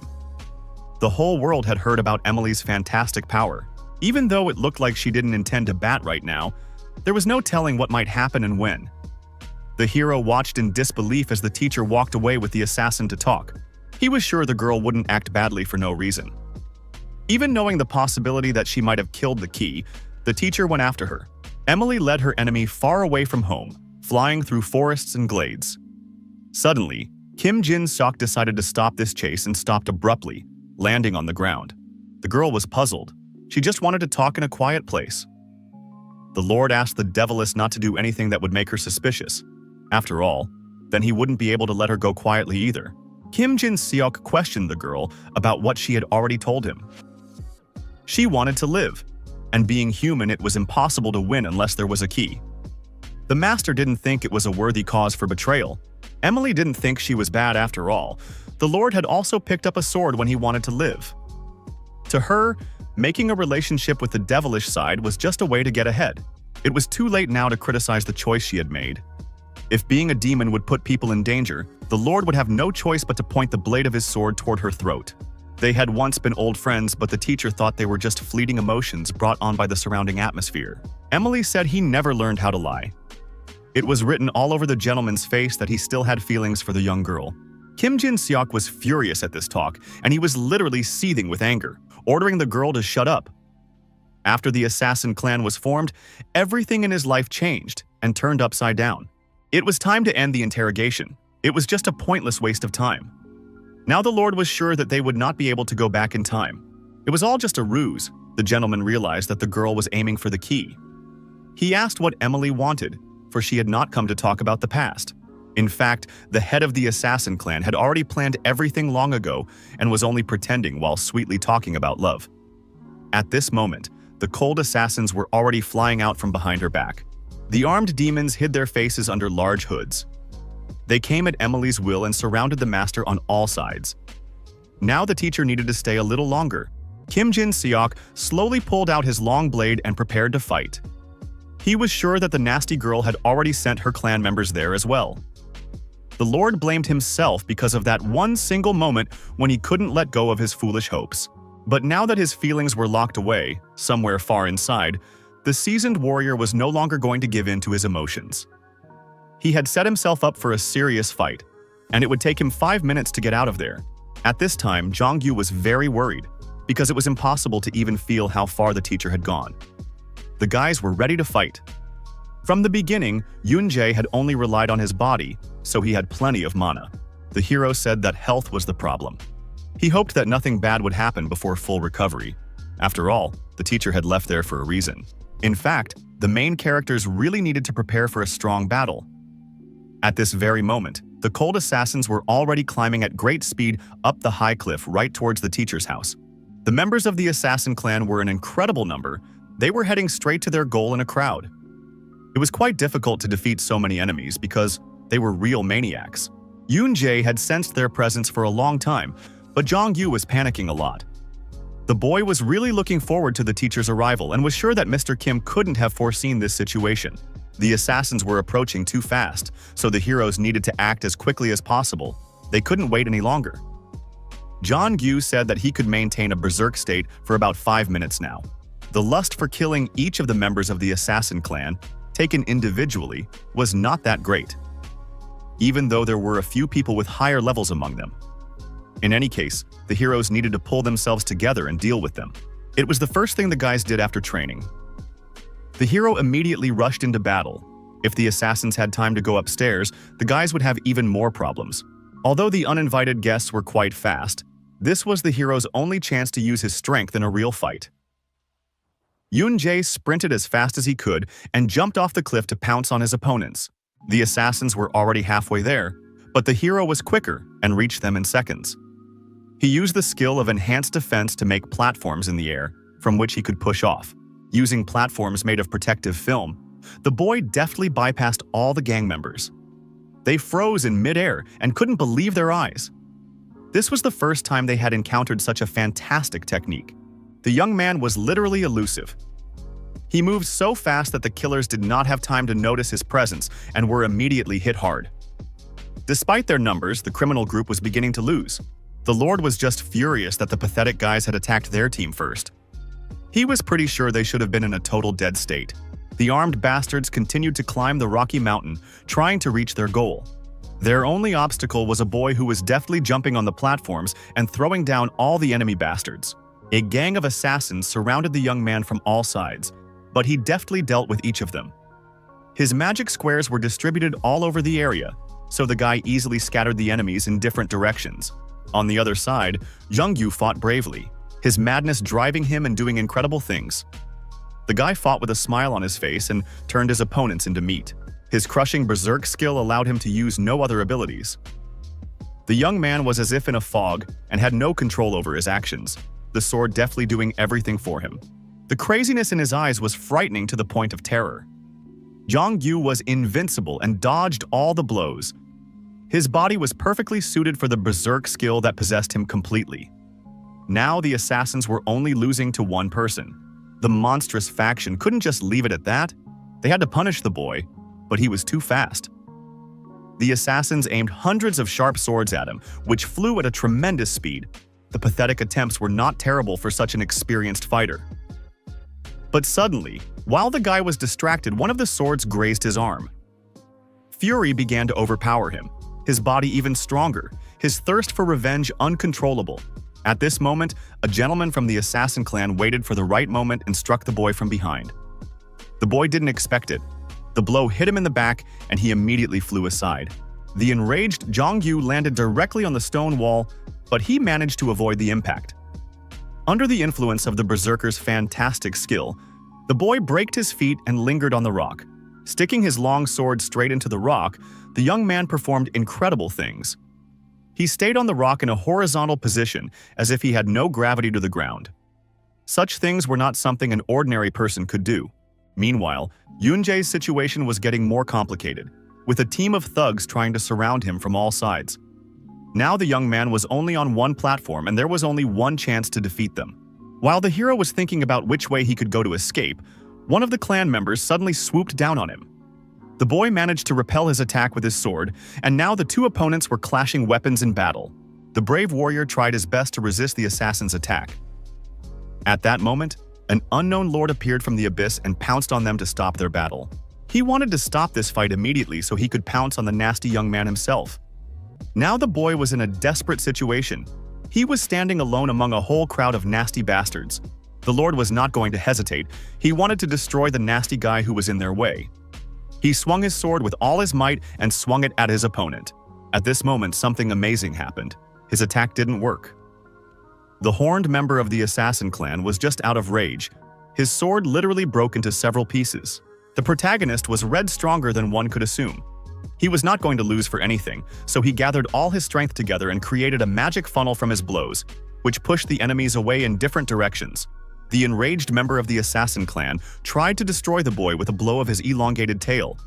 But at the most unexpected moment, the hero changed his direction and avoided the attack. Any of the assassin clan's methods did not work on him. It wasn't easy to completely destroy the nasty gang, but a lot of strength had to be used to do so. Using a few magic platforms, Yoon-jae slipped through the opponents and decided to escape. The team of assassins immediately all came together. They started using their long tails to attach themselves to the rock. The thugs couldn't just let the guy go and immediately chased after him. Applying his skills, the protagonist quickly reached the top of the cliff and found himself on the training glade. He assessed the strength of his opponents and realized that he could fight them here as well. The bloodthirsty killers were already breathing down the steamy man's back. Their lust for killing made them rush to the clearing with incredible speed. Most of them had already turned into demons and had devil horns. When they reached the top, there was no turning back. Now the battle was to continue on the ground, and the hero had to face their kind, those who were no longer human. The cruel lord was the leader of the army. Now he realized that the boy was the key. He said that luck had smiled on him today, so he was going to get the key to get the grail. There was no master more experienced and stronger than Kim Jin-seok. His incredible training allowed him to gain tremendous power. An entire gang of thugs could not stand up to one master and fell before his greatness. Kim Dae-han couldn't believe his eyes. He blinked only once, but he didn't realize what had happened at all. He realized that everyone was wrong about the strongest of the first generation, but now the assassins could see his fantastic abilities with their own eyes. The Lord had only one moment to turn a bunch of creatures into dead men. Emily said that the Lord's technique was still as rough. People who used to have the warmest feelings for each other were now pointing weapons at each other. The girl had changed a lot since then. The face of the head of the assassin clan shone, as if she was a magician. She said that she didn't need to be judged by her appearance alone, because she hadn't changed that much since then. The girl had actually come to offer an old friend to become like her. Her body suddenly took on a different appearance. Her skin was now black, and all her features showed her true demonic essence. Emily snapped out of her seat and threw herself into the attack. The girl didn't strike right away, but began to play with her victim, moving quickly around the Lord. She only wanted to give the other men a taste of her pouring power. Cloning her body, the Deviless surrounded her old friend. Nothing had changed from the next appearance of the key. She was going to bring everyone to their knees before this power. Kim Jin-seok silently watched her actions and didn't move. Every step the nasty girl took made him sure of her intentions. Suddenly, Emily grabbed two sharp knives and swung them at the master. At the very last moment, the head of the assassin clan used her clones, who rushed into battle at a great speed. The devilish creatures were like killing machines. It was not easy to stop them. Even such dirty tricks of the assassin were not afraid of the ruthless and unique teacher. In a single motion, he easily dispatched the clones and sent them back to hell. Killing Kim Jin-seok wasn't Emily's main goal. She said he was too calm while his students suffered at the clutches of the cruel members of her clan. The teacher didn't worry about it and was completely calm. He was sure that if that kind of rabble went there, he shouldn't even bother going there. Master was talking about how the key wasn't something that only needed to be protected. The thugs burst forward and pounced on the boy as if he were the last piece of bread. The boy activated his enhanced defense and fought off two enemy swords at once. His speed allowed him to take out two black-robed bastards in a second, who were getting on the hero's nerves. Even though the fight had been going on for a long time, the boy's stamina was far greater than before. The Horned Lord was very surprised that the ordinary man wasn't tired at all, and endlessly ran in different directions. Because of his defense wall skill, the assassination gang couldn't do anything to him. Under the effect of the defense, the hero not only did not take enemy blows, but also could not strike his own. When the moment was right, the guy immediately canceled the defense and killed his opponents. Blocking blows and dodging wasn't that hard. It was just a battle of attrition. The boy was uncomfortable using clockwork in such a messy fight. The hero steadied himself until he received a sudden blow. It knocked him down hard, for something invisible ran alongside. The boy restrained himself from falling, but now he was badly confused. The assassin clan master could no longer watch his team being brazenly bent over. He was incredibly angry and was going to take revenge.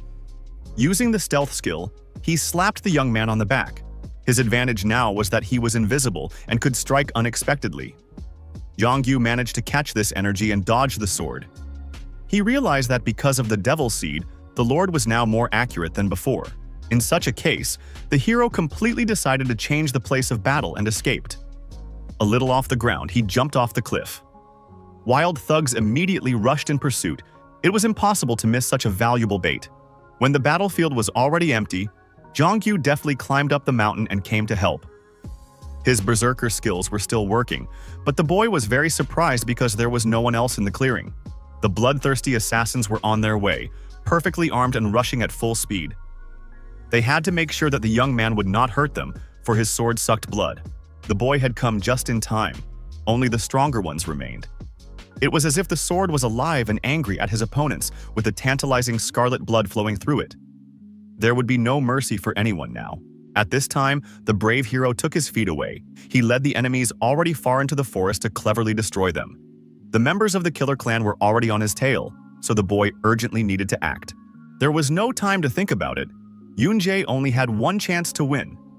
Even though Kim Jin-seok had said to refrain from using the secret weapon in the ring, now was the time for him. Suddenly, something incredible happened. A bright flash in the forest illuminated the whole space. The maniacs heard the strange sound of a clock. At that moment, the hero abruptly disappeared from the enemy's sight, though he was right in front of their very noses. Suddenly, he reappeared in another place, and with a sharp movement, he swung his sword straight at their heads. The young master did things that could not even be imagined.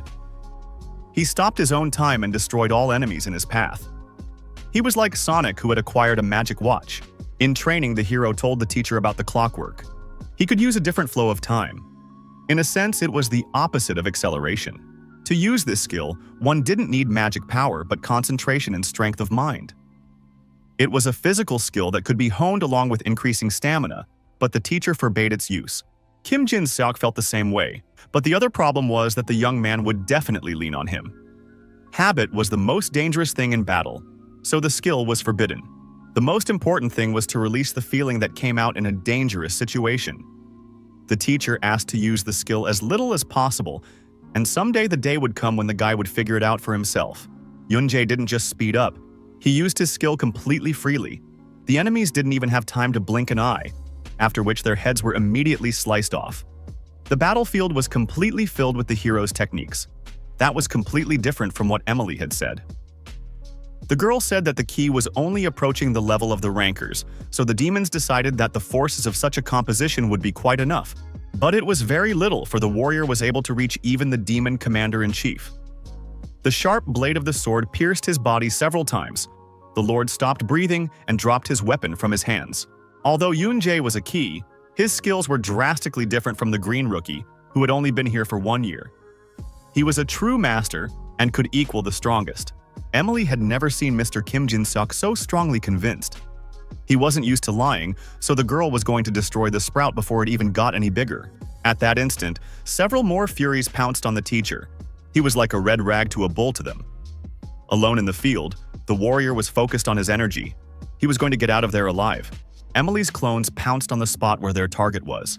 They swung their weapons and struck, but suddenly they noticed that the gentleman had abruptly disappeared. It was unbelievable, for he was centimeters away from them. The master had no intention of continuing the idle conversation. He appeared as suddenly as he had disappeared. Using his power, he slammed the two clones' heads together. There was no turning back, and now he had to try hard to win. Emily and her clones had no time to strike. The master was a very skilled fighter who had no equal. He used his skills to throw the nasty clones in different directions. To him, all the blows were nothing. Kim Jin-seok deftly bypassed all of his opponent's tricks and pinned her against the wall, grabbing her by the throat. Now the girl would not be able to escape and would be held accountable for her actions. His hand gripped her throat tightly, but he didn't finish. Emily could barely breathe, but she laughed in her old comrade's face. In fact, she decided to cheat all the way to the end. Emily's betrayal made the master's heart grow cold. He had no soul. It was time to end it, so he left his beloved and closed the wound in his heart forever. The head of the assassin clan thought she could fool even Kim Jin-seok. She used the same face, the same voice, the exact same magic and soul for the clones. But every single one of them died. Now Emily had to hurry. There wasn't much time. She'd seen him again. She couldn't miss this chance. Yoon-jae continued to fight against the demons. There weren't many of them left, so he decided not to use magic power. Even during the battle, he thought about his buddy and hoped that the distraught Jong-gyu was doing well. Suddenly, Emily ran past him. The hero couldn't believe it was her. The girl looked completely different, but the boy was sure that the teacher was all right. Suddenly, blood spurted from his neck. The boy was perplexed, for he had used clockwork. When the head ran past, she stabbed him with a knife and wanted to get out of sight. She thought the young man was incredible and came down to earth to talk to him. The demoness had sent so many people to find the key, and the man was still alive. Making a contract with the dark side turned Emily into a true monster. Her main goal was only the key to unlock the opportunity to obtain the Grail, so she pounced on her trophy. Yun-jae put his sword and resisted with all his might, but the girl pushed him back with her strength. With such a small dagger, the demoness was capable of launching an incredibly powerful attack. She let out her magical energy, which gave her immense power. The girl only appeared small and fragile. She was not a real killer. Using only the strength of her own fist, she brutally pushed the hero away. Yun-jae surprised Emily. She actually intended to kill him. Now the opponents had to face each other more seriously. A hero had to be strong enough not to die at her hands. That's what Kim Jin-suk kept telling him. But right now, the most important thing for him was to recover enough to at least just survive. In this fight, the boy had to endure by any means necessary. He decided to slow down the time in the clockwork as much as possible. But even using this skill, the boy was the same speed as Emily. The head of the Skyscraper clan had insane inherent speed and excellent techniques. She led her clones back into the battle, and now the young man was in danger. Kim Jin-suk's disciple was so much like his teacher. Grabbing a sharp small knife, the girl pounced on the boy and tried to kill him. At that moment, Yun-jae activated a protective film that enveloped his body and saved him from the strong attack. Emily did not hesitate and pushed the young man with her foot. He immediately bent in half and flew aside. The battle was unequal. The protagonist could not overtake his opponent neither in strength, nor in speed, nor in magic power. It really was dangerous. The boy crashed straight into the rock at great speed with great force and crushed it with his own body. Now he didn't understand how he was supposed to resist such a force. His breath caught as he tried to keep up with her movements. The task was made more difficult by the fact that Emily's real body was among the clones. Yun-jae couldn't just use his hard-to-use reinforcement. Suddenly, he decided to concentrate the enhancement and regression in one place. First, the boy was going to strengthen his special senses. Closing his eyes, the hero finally felt that very feeling. He needed to maintain this feeling and the mysterious energy was coming out. At that moment, as if an epiphany came to his mind. It seemed unbelievable, but the boy was able to spot the real Emily among the several clones in no time. He used the crushing flow of energy to pounce and strike at her. Due to the expenditure of magical energy she had created from maintaining all the spears, the girl's movements became heavier than before. At this rate, it wouldn't be long before her body would be in a complete state of failure. The head of the assassin clan couldn't believe her eyes. She had never encountered an amplification of such strength. A true devilish power was moving towards her with crushing energy. Kim Jin-suk doubted that she could handle a hero. The girl didn't think his words could mean something so serious. Her incredible strength wasn't enough to resist the guy's power. In an instant, the protagonist was able to not only reveal Emily, but also attack. Her opponent had incredible power, but she couldn't stop here. The head of the thugs couldn't just give up and give the victory to the nasty boy. She went into a state of rage and unleashed her true demonic energy that filled the entire space.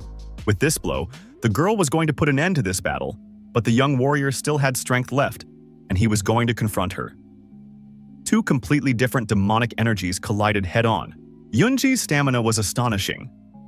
All the magic power that had been accumulated in his body was now coming out in huge clouds. His eyes were filled with wild rage and a thirst for revenge.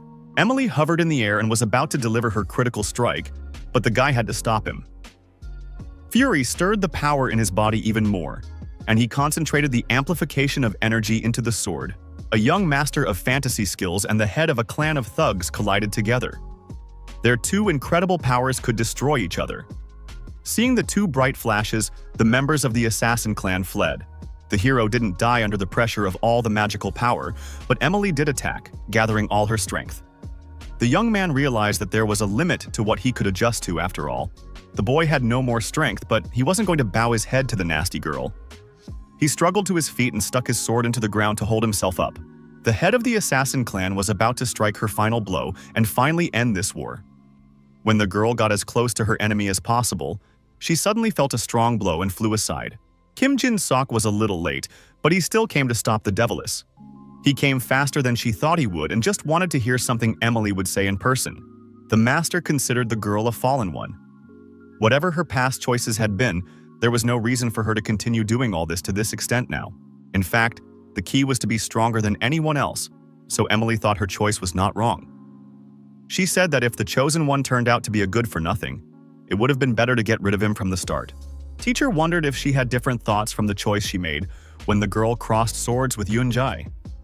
The question was whether she was really doing it for the key. At that moment, Emily realized that she had lost her desired goal, while she suppressed the pleasure of becoming strong. Tears flowed from the girl's eyes. In fact, she just wanted to go back. The most important thing was that she had admitted to herself that she had made a mistake. But Kim Jin-seok had apologized. That was the reason he had to cut her down. It was too sad to end it like this, but there was no going back. At that moment, the girl pulled out a knife and plunged it straight into her heart. It was as if time had stopped. She told the gentleman not to pretend that they knew each other. It was a plan she had made personally. She came to this world as the head of an assassin clan to destroy the heroes and failed in the realization of her plan. The head of the assassin clan, Emily, has decided to choose death. Kim Jin-seok was aware that Emily was going to round up criminals. There were many more criminals from the outside world who were used to this world. They would be a huge obstacle to their plan. That's why the girl decided to gather all the criminals and create a clan capable of controlling everyone. She had only one goal. The girl needed to return. Seeing her dying friend, the teacher immediately ran up and took her in his arms. Now the girl had finished everything she wanted, but the master hugging her couldn't accept it. There was actually another reason for the clan, but Emily had asked Kim Jin-seok to tell Kim Jin-seok about it. Reaching out with a gentle hand to the Lord's face, she was about to tell why she tried so hard. At that moment, the demoness's hand fell to the ground. Her breathing froze, and her eyes stopped blinking. The Lord couldn't believe his eyes. He thought Emily had changed, but everything remained the same. For a long time, the gentleman could not forget holding his dead friend in his arms. In the evening, he sat by the fireplace and thought about the kind of person Emily had been. He told his apprentice that there were 10 people left alive after the training was over. Emily was the only girl among them and was stronger than any woman he had met. This girl had created a clan of assassins and led criminals. She'd always talked about it, and it was obvious, but it took someone who could do something incredible. Discipline was capable of restraining people with different goals. The girl had tarnished her reputation to get rid of them. Emily continued to act, keeping everything a secret even from Arkan and Baek Cheon. Only Kim Jin-seok knew about it. He said that they should have made a different choice no matter what it cost them. Emily had a look of wanting to protect something. Her face resembled Yoon-jae's. If they had met earlier, the young man would be stronger now, and then maybe she would have made a different choice. Meanwhile, Arhan came to the city of Baram to visit the Jingo clan. The head of that clan was surprised that the Lord had come to visit him himself. Although communication had really been lacking lately, in the office of the head were books that had some sort of relation to Abram. The gentleman studied them so carefully that it was not even noticeable that someone was flipping through them. After Fukushi Kenji would find out everything about him, he was going to do the obvious because he was looking for them, because of the chaos that happened long ago. He was doing this sort of thing because he was originally interested in it. Fukushi was always like that, avoiding his gaze when he was trying to hide something. The Golden Lion decided to ask again what Abram had left in that place. The Lord was so eager to talk about the past and get nostalgic for the first time in a long time, but it was difficult. He was in a very cordial mood and said that he and Arkan had been great friends at one time. Several other friends were already waiting outside the door to greet the Golden Lion. All of them were armed, and the Lord felt it immediately. It turned out that it wasn't just Turner of the Assassin clan who was a spy. Mr. Fukushi didn't know about his betrayal. He said the seed was planted by Emily, who trusted no one. The head of the Jingo clan no longer remembered how long he had been associated with demons. The thing was, the devil tree had been growing for a very long time. Arhan really considered the Lord his friend, which was why he had told him about the appearance of the new key. The Golden Lion's kindness had turned against him, and now Kenji-san was going to kill him. At that moment, there was a great noise in the room. A great cloud of dust flew in with Alvin Walker. His appearance surprised everyone here. He was sure his intuition was worth trusting. Yoon-jae had told Walker that he should have been wary of Kenji. There were many suspicious people in that clan, so Alvin was also investigating everything about them.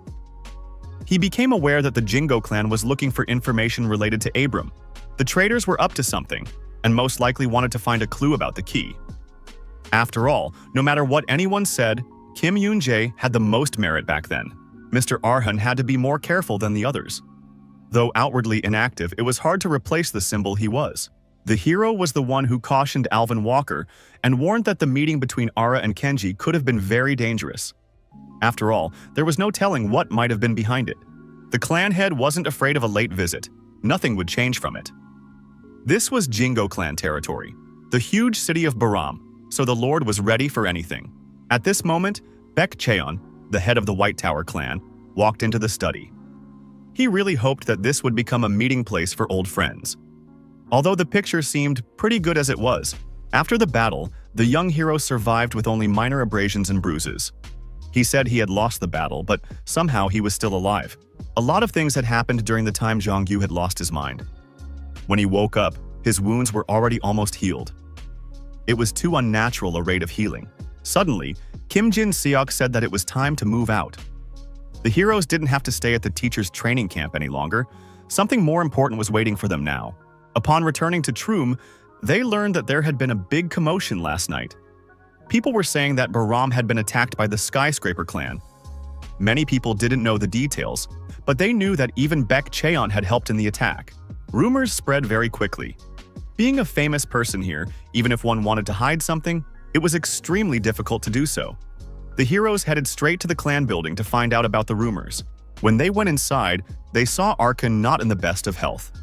It wasn't the time for drinking, but Alvin and Lois outside had told them that the clan leader had missed Kenji. The master was in no state of reflection and said that it just so happened. He demanded that everyone except Yoon-jae leave the room. He was going to talk about other matters later. When they were alone, Arkan told him that Kenji had been his friend and battle buddy for 20 years. It was hard for him to get used to the fact that there were fewer and fewer people he could trust in this world. If Kenji would agree to a meeting, it could be taken as a sign that he wished to destroy the Golden Lion. The Lord was not on the best of terms with him, but not to the point of killing him. The area connecting the lands that belonged to humans and demons was called the Intermediate Lands. It was because the opening of that path was already almost completely completed. Yoon-jae learned the secret of the other world. Arhan told him that he went to the Intermediate Lands and told him the secret of the past. The future written in the diary he guessed was going to happen in about 3 years. But the hero had already experienced it. He had reason to believe that the course of time had been completely altered. This meant that what was to happen in the future would not happen in its turn. Leafing through the pages, the boy tried to find what was supposed to be in the even more distant future. Suddenly, he discovered that Fukushi Kenji, who had been with Archon in the first generation of participants, had committed the murder. In the book, it was written that the Skyscraper clan was swiftly destroyed. The fact that Baek Cheon had survived could be considered a stroke of luck.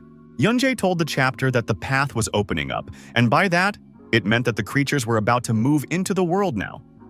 This meant that they were planning to kill the dragon. The role of dragons was close to conciliators to keep angels, demons, and humans from attacking each other. But for some reason, small groups were secretly invading each other's territories. The hero said that the dragons he met were also like that. However, the dragon he saw nearby said he couldn't do anything to them. That was true, for there was a rule that said they could not be active on those that did not belong to their territories. Arkan said there was a chance they were hiding in the territories of the dragon he'd killed. That meant they had come with advanced knowledge. The demons had begun to act in order to get their hands on the Grail. Arkan had a headache from all this, so he drank alcohol to wash it down. Yoon-jae felt that there was no need to think so pessimistically. If an all-out war was inevitable anyway, it was better to shorten the fights as much as possible. If the demons were the first to engage their forces, the clan side might be able to expend a little less effort. The hero's advice was that they could organize a counterattack if that were the case. The head of the Skyscraper clan decided to act faster than he had anticipated. Since the demons' plans were now revealed, they had no more time to hesitate either. Meanwhile, from the dreaded castle came the cries of the king. The petty goblin told him that they had failed to kill the key and reduce the fighting force of the people. Upon hearing this, the cruel king was simply furious. He used his magical ability and lifted the small servant above the ground, tearing his body from the inside out. The servant begged for mercy, but the master could no longer rest. The Demon King Fleeton was cruel, but he wouldn't kill the informer. The crime committed had not been long ago, so he was going to get a price for it. There was only nothing left to complete the journey. The little demon said that they had chased the last remaining dragon and were almost quite finished. He promised that everything would be resolved within the next 6 months. The devil's servant wanted to prepare a little more. After all, their plans had failed. They had nothing to lose, but he was still a little worried about the outcome. Despite that, the Demon King ordered to finish everything in 3 months. There was nothing to worry about because those guys hadn't discovered the path yet. Fleeton said that they needed to push their plans a little further, and as soon as the path would be completed, the demons would have to cross the intervening lands at once. The head of the White Tower clan came to the Skyscraper clan to help. Jin Seok told him that the ability they were using had side effects. They had become much smaller than they were before, but they hadn't disappeared completely. It was impossible to get rid of them completely, but the basis of the ability, called reverse action, was a way to enhance magical power through an intermediary expressed by an object united with and subordinate to reverse magic. It was worth a try, for the Lord believed that everything that was not perfect had its limitations. The side effects of the technique were only one part of those limitations. Bak Cheon said that by replacing it with an already learned theory, it might be possible to shorten the trial and error process. He had previously tried to shorten something that could not be completely eliminated. The research books that were in Abram's research lab have gone missing. They were acquired under the name of the White Tower. There was really a lot of interesting research there. The research in the books could not be counted. In fact, it took the gentleman more than 1 year to read more than 1,000 research books alone. They described a way to get rid of the side effect of the flow change technique. After a while, Yoon-jae and Baek Cheon came to the lab for Abram's experiments. In order to increase the physical strength of his chimeras, Abram made the brains of most of them degenerate. He placed such incredible power in them that their heads had a hard time dealing with it. The mediator was a mana stone that was placed in the chimeras. It was not a pleasant sight, but Abram's experience was successful. Baek Cheon assumed that after acquiring a new body, the magician was going to put his experience into himself as well. It was a sign that he was confident that the side effects could be reduced. There were 2 methods in total. The first was research on maximizing lost magical power, and the second was obtaining a superior human physical body through experiments conducted on chimeras.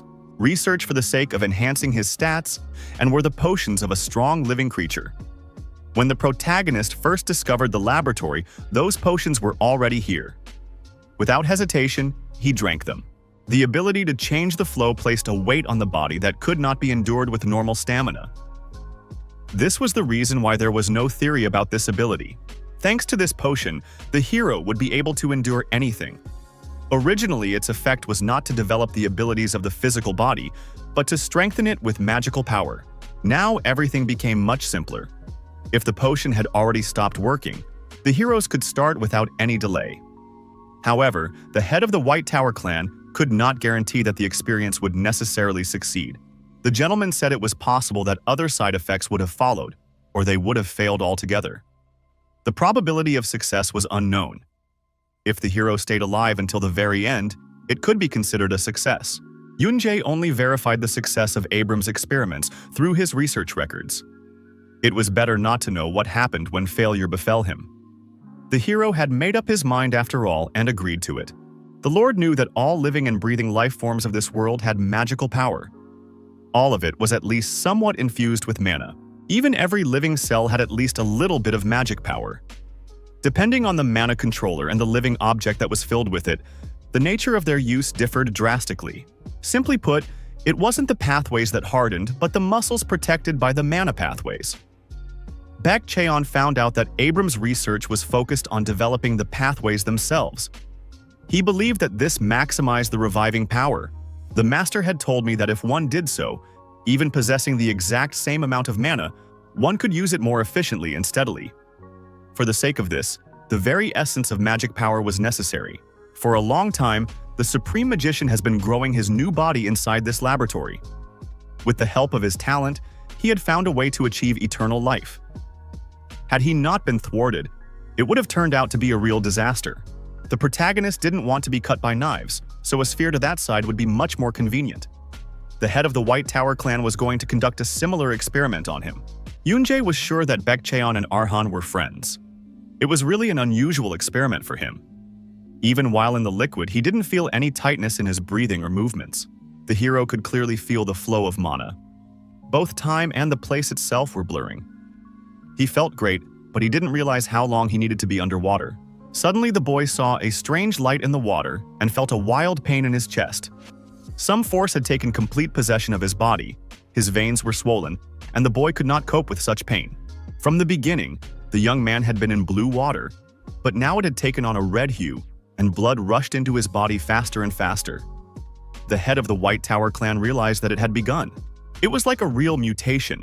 The kid was experiencing incredible painful sensations. His body was getting stronger and expanding before his eyes. The transformation was inevitable. The master was watching intently through the glass, but now it was not safe. The young man became a real strong monster and started beating his huge fists on the glass. The mana flow paths were located throughout the human body as closely together as veins. This solution that transformed something surrounding the entire body into such pathways of mana flow. It was something like a squirrel. Destroyed mana pathways were torn, broken, and then rebuilt. And so it went on and on. There was no escaping the pain. The research of placing mana into a person, harvested from another living being so that they could absorb it on their own, was truly incredible. After the fantastic change, Yoonjae suddenly woke up in bed, but he didn't realize where he was yet. The White Tower clan head was happy to see him and moved him to a place where the young man could rest. The master said that it had been many days since the boy had lost consciousness. In any case, the fact that he opened his eyes was very comforting. After all, he was in a lot of agony to make it through to the end. The hero didn't remember anything from the moment he felt like his body was about to burst. This was the first time something like this was happening to him. So far, he only felt a little sleepy. It was logical. Though the method was different, the essence was the same, as if the hero would be forcefully placed into mana. The young man was sure it was a bit like when he took that medicine. But this time, the young man received much more mana than he did then, and came to his senses much faster than expected. Yoonjae and Baekcheon went into the forest and wandered into a place where the leaves on the trees were no longer growing. It was as if they were walking through a lifeless area of the forest that was frighteningly mysterious. When they finally reached the right point, the Lord was about to begin. He was going to show the boy his new skills and fight him. Since he was in charge, testing was part of his plans as well. The head of the White Tower clan started first. He activated his abilities and blue magic energy surrounded his body. The Lord took out the sword he was going to use to fight in the battle. Meanwhile, Arkan was bogged down in business and worries. He had no time to sleep. The head had endless work to deal with. That was what he was going to do without wasting time sleeping. The head was in charge of distributing clan members and responsible persons, examining documents and residences of ordinary people who were not in the clan but contributed to it, rewarding their help and deciding after their death. Kim Jin-seok told him that the rumors were spreading very quickly. Because they had started acting out, something bad would happen. The heroes had always acted secretly, and now they were really getting caught out too often. Suddenly an aide came into the room. He had come to report that someone had made a lot of noise at the beginning of the intermediate lands adjacent to Melon. It was now known to the gentleman that it had attracted the participants who were in Melon. It was said that the tiger came if he was recalled. They didn't hold back and came to the part of the forest where Baekcheon had come to fight. They were extremely determined and wanted to find out what the White Tower clan chief had done. At this moment, they noticed Yoonjae lying nearby. He was resting against the rocks and had his eyes closed. The young man looked quite broken and it seemed like he was dead. Baekcheon thought the fight would end quickly, but he didn't know he could turn into one. Suddenly, he crouched down beside his opponent and said that he hadn't had this much fun in a long time. When the maimed and tired hero returned home, rumors of his fight had already spread everywhere. He had been gone for about 10 days, and Jong-gu was getting worried. Seeing that everything was in order, the young man was about to go back to practice. His control was still not perfect. Miss Lois was helping him so it wasn't dangerous. Opening the system panel, Yoonjae was greatly surprised. Mana, which had hardly increased after reaching 100, had drastically increased by 6 units. This incredible effect seemed unreal. In the battle in the chapter, the hero was wounded by mana that looked like tiny blades. He tried for a long time to just hold out and resist the force, but suddenly realized that attacking was the best option. Using his incredible speed, the boy pounced on his opponent. If Abram's medicine had an effect, it was definitely going to come in handy. Compared to using a defense system similar to magic armor, Yoon-jae was able to sufficiently dodge and approach Baek Cheon. This was already a completely different strength. Now the minimal preparation was complete. It was important to get used to the mana he had just received, but the hero still had something important to do. Although the guy's body was still not fully recovered, it was time to move out. The expected future had already changed a lot, but there was still something unchanged. At this time, the forest was filled with a whole crowd of monstrous demons. They marched forward in cold blood, carrying their King Fleeton on their shoulders. Torches lit the way, the nasty bastards instilling fear. The Demon King had waited a long time for the journey to be completed, and now it had begun. At last, the last dragon had been disposed of, and the Lord was just overjoyed. Fleeton's face immediately changed when he learned that the key had gone alone. His master had always told him not to act alone, but now he wished he had listened to his gut. The king's servant said that Kenji's man was hiding and promised to join him once the demons would have arrived on the scene. The little demon doubted that the man was worth keeping to himself. Rumor had it that the man had been badly injured in the last war, but the Demon King thought he wasn't so bad to use and discard. Fleeton's plans were unbelievable. It was time to move out. The members of the Skyscraper clan gathered at the top of the Great Mountain. In a deft way, Lois was able to recognize that they were approaching. Arkan had only taken a few people with him, but he was completely calm. The girl said that so far, they were far away, but if they kept moving at the same speed, they would arrive in a quarter of a day. She couldn't keep track of them for long. They were already reeking of demon energy. Being on top of a mountain, Lois already had to use a great deal of magical power to concentrate on their location from such a distance. Things had turned out worse than the Skyscraper clan head had expected. When he first heard about it, he thought it was a delusion. He heard something that even Lucia's former key didn't talk about. Arkan ordered his men to alert everyone that the undead were approaching. Everyone was to orient themselves to rancher levels and prepare to become one, and to request the missing forces from the Alliance. Alvin Walker met up with the heroes in the Devil's Forest. They had met Lois several times, but they hadn't seen him in a long time. The gentleman had been very busy lately. Yoon-jae and Jung-gyu had to join the battle and help the Skyscraper clan. They had found everything they were looking for in the forest, and now it was time to set off. It was the beginning of a new coup in the reverse world. The heroes had to hurry. Time was running out. The sky was changing colors. It was the beginning of war. The monstrous minions of the devil had no spiritual qualities whatsoever. They were ruthless killers who were almost impossible to defeat. The place where the two different worlds met was glittering with bright rays of light. Everything truly resembled a battlefield for the coming war. The clan suspected that the monsters were already aware of their presence. The evil was approaching at an incredible speed. The monsters smelled of death. There were several strong sources of energy in their pack, and as expected, the ruler had the most. The ringleader knew that the humans were waiting for them, but he hadn't expected such a welcome. There were quite a few humans, and they had evolved enough to be able to kill Beldad and Larage. The king knew that they would be able to do considerable damage to his military forces.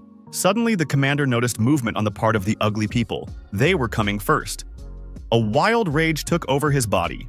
The demon roared at the top of his voice and began to emit his magical energy. The battle had begun. The bloodthirsty creatures roared into action. Now they had only one goal. For the sake of the victory of the great demon camp, they were going to kill all humans in their path. The battle between demons and humans was the most brutal in the history of the two worlds. Humans used their magical power and skills to resist the terrible monsters. The monsters had the advantage of being savage. Helping each other, people still managed to get ahead and destroy every infernal creature. Every second counted in this battle between the fighters for justice and the monsters from hell who wanted to take over. The army commander-in-chief was not involved in the battle. His main target was the clan leader. Even at a great distance, he sensed Arkan's energy and was going to destroy him. The ringleader recognized the ringleader. The Lord had already been prepared for this. He was sure the demon was in charge only for today's fight, and the real Lord never came today. Arkan wasn't in charge either, so since they were both pawns, their battle would have to bring out the strongest.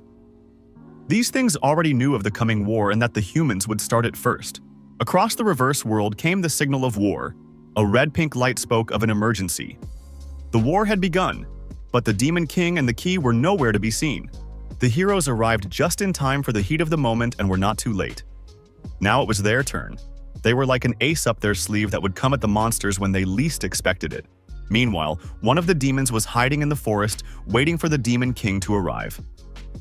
Fleeton had ordered him not to act alone, but the Lord was so fed up with everything that he couldn't stay still. The demon was really pissed off that Jerk Dragon was milling around. He couldn't understand why the king had brought such a crowd with him, and he hadn't expected one jerk to show up in the battle. Demon Baal apologized for inconveniencing Mr. Satan. He wasn't as dumb as the others in that jerk. Truly, everything was a comparison. At that moment, Fukushi Kenji finally came out to them, but the Demon King didn't believe it was him. The young man said that they had all underestimated him, and now it was up to him to lead them further. Fukushi was human, but had already cooperated with the evil side for a long time. He revealed that most of the seeds, including Emily, had died. The survivors were already waiting to be contacted. That was a problem for Satan. He actually wanted to kill everyone indiscriminately, but he said he was going to do everything in moderation. However, if he had a lot of fun, anything could happen. The head of the Jingo clan was grateful to be the chosen one and asked to be taken care of. A good choice had been made, the acquaintance was over. The demons remembered all his efforts and promised to reward him for it. Yunjae was worried about Lord Arshan, making sure that he would be all right. Even if the demon lord wasn't in this one, this confronting evil was too dangerous an undertaking. The head of the Skyscraper clan had already led a reclusive lifestyle for a very long time. If he couldn't handle such a trivial matter, someone else would have already taken his place. Lois had said that even they were a long way from the first-generation humans, and the hero had only been here for a short time, so he hadn't realized his power. If he ever saw her, he wouldn't have any more questions. The two strongest sides clashed in battle. Arkan's opponent was Agaresra. It was quite a high rank among demons, but it didn't scare the Lord at all. The bloodthirsty demon decided to attack first and swung around to hit the Lord. The head of the Skyscraper clan was much stronger and immediately dodged the blow to deliver his own crushing blow. It seemed simply impossible. An ordinary human had the strength to defeat even a demon commander-in-chief. The monster flew into the wall with force and smashed its head into the wall, this battle clearly revealing the winner. Arkan was a first-generation man and did nothing, but he didn't really hold his position for nothing. There was a power lurking in him that was scary to talk about out loud. The cold-blooded lord was going to destroy his nasty opponent. The Golden Lion's strongest energy strike flashed like a glowing sun. A huge bright explosion appeared in the sky and spread over the entire forest. It was just as Yu Gongjai had said. Although the demons pretended to fight fiercely, the strongest of their kind were just observing. Arhan decided to act separately. Before the battle, the hero was going to go to the Devil's Forest. He heard that there were hidden rites there. The boy was sure that the demons also got this information. This was adding to the headache, so the clan head suggested splitting the army in half, but Yunjae flatly refused. There was no need for that. He knew better about the location of the shard. The Golden Lion was convinced that the boy was right, but it was too early to congratulate him on his victory. Arkan was only a helper and decided to vent his anger on the battlefield. The demons came to that very place to get the key. Suddenly they realized that rats had already been there, even though Satan said that no one knew about the place. There were still remnants of the emotions he had experienced: fear, tension, and determination. But more importantly, Satan felt the presence of a guy who looked like him. He realized that it had been at most a few hours since he had come. To eliminate the possibility of a mistake, the Lord decided to go inside and check. Putting his palm to the entrance, he magically opened the passage to the confinement. At that moment, the entrance to the dungeon seemed to explode, and thousands of huge stones flew everywhere. The demons tensed up, because the human key could take away the object. The bloodthirsty Satan's guesses turned out to be correct. There was a huge space waiting for the demons inside, where Yunjae and Zhongyu were already tired of waiting for them. The two sides of the same world were in a closed space. Satan felt that Yunjae was the key, seeing him cause the demon to have a strange feeling. In the book it was written that Trum was destroyed. Demons came to them from the Devil's Forest. The main character met a wrench like himself. This was the supreme demon that was mentioned in the manuscripts. The crowd of demons studied the wild, evil energy that gradually filled the entire room. Satan was their key, and was in reality a Fire Lord. He incandescent the entire underground room, which had been quite cool in a second. The Demon King didn't know how the heroes knew about everything, even waiting inside, but it was a bad decision. He said that if the humans wanted to confront them, they should have come not just the 4 of them, but brought 10 million people with them. Yoon-jae was completely confident. He said that their numbers were really not enough, so he brought in allies that could pass for 10 million people. At that moment, the gate to the room opened and Baek Cheon and Kim Jin-suk appeared inside like savior angels. They were the guys Kenji was talking about. Together with Arkan, they made up the 3 people who were to be feared the most. They were the first participants to arrive on the other side of the world. The human demon Ki was only amused by this situation. He didn't even know if it was stupidity or desperation. He was sure that with such a composition, humans would not be able to resist the demons. After reincarnating, Yoon-jae was fully prepared to fight such monsters. He possessed some crazy magic that was capable of destroying the entire world that already belonged to him. The Demon King immediately ordered his servants to rush into action and stop the nasty boy. The wild, furious creatures sprang from their seats and attacked. They were ready to tear any human to pieces. The warrior wasn't going to hesitate. He activated his magic power and with his palm on the ground, he created a magic circle. It was originally used to suck out people's souls to use as the main ingredient in potions. The hero had used it on himself, so he should have known that also these circles could be used as a trap. Baek Cheon had told him that in theory they could work on demons. This was only possible if there were satisfactory conditions on the presence of a soul.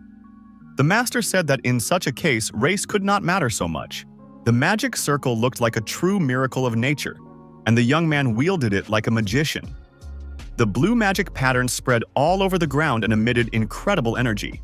When the magic circle was fully created, the heroes found themselves protected. The entire floor of the room was covered with patterns that resembled winter frost. This did not stop the demons, and they moved forward. When the foul creatures fell into the circle, its magical power immediately began its effect and penetrated their souls. The demons' bodies rose into the air and twisted in pain. Never before had the cold demons encountered such incredible energy. The power of the magic circle penetrated their bodies, and their heads split in 2 from the pain. This power could not be resisted. In the lab, Baek Cheon said that wouldn't solve the problem that way. He allowed that the hero would have activated the magic circle, and then their companions would have fallen under its influence as well. It was a foolish decision for the sake of destroying demons to endanger the entire team of the Skyscraper clan. The head of the White Tower clan was looking for some way out, but it wasn't that easy. He had heard that back then, the hero was not affected by the magic circle. Yoon-jae himself didn't know why this was the case yet, but he wrote it off to the peculiarity of his body. Mr. Cheon couldn't believe his ears when he found out that the young man had a heart that he had received while undergoing training. He wanted to find out more about it as soon as possible. The head of the White Tower clan believed that the heart held the soul in the body, but he didn't know how it was related to the key. He needed information on why the magic circle didn't work on the boy. He decided to ask Yoon-jae for a favor. If all of this was because of the heart, then the master would definitely be able to find out what principle Abram's invention worked on. Something incredible was happening in the room. Baek Cheon was impressed. Sucking out the souls and minds of the demons, the magic circle was only getting stronger. Under the influence of its power, all the little things had already fallen. Fukushi Kenji was literally boiling with anger. He couldn't deal with this pain that was going through his head. The young man couldn't understand how the enemies had restored Abram's magic circle, and why it wasn't working on them themselves. Flyton was furious. He was spewing his demonic power like a burning volcano. It seemed like an unbelievable phenomenon as he moved, resisting the effects of the circle. The great and bloodthirsty Demon King had awakened a savage rage. His strength was unbeatable. One king would have been enough for such bugs as these people. The situation was out of control, so Kenji offered the king to retreat. But the ruthless Fleeton was even more angry. He wasn't going to run away from the battlefield when he had such underdogs against him. Kim Jin-suk pulled out a sharp blade and stepped forward. He was going to kill the demon. He was the only one who was capable of facing this jerk alone. Bae Chong's method only weakened the power of the magic circle. The heroes were also affected to a lesser extent, so they didn't have 100% strength right now either. The Demon King was amazed at the resilience of the men. He had heard about the strongest of them from Kenji, but Kim Jin-suk was stronger than he thought. There was no turning back. The 2 strongest opponents stood against each other in a fierce battle. Their strength was of a fantastic nature and went beyond what was possible. The two experienced fighters pounced on each other. The master used his magical energy to attack the enemy, but the strong and huge demon handled it. He delivered a crushing blow, and Mr. Kim Jin flew aside. The opponents attacked each other again and again. There was no limit to their ferocity, but there was a friendly atmosphere in the air. This battle was to end their enmity. At this moment, a strange energy appeared in the air. All the space around was illuminated by a bright flash, which illuminated the heroes.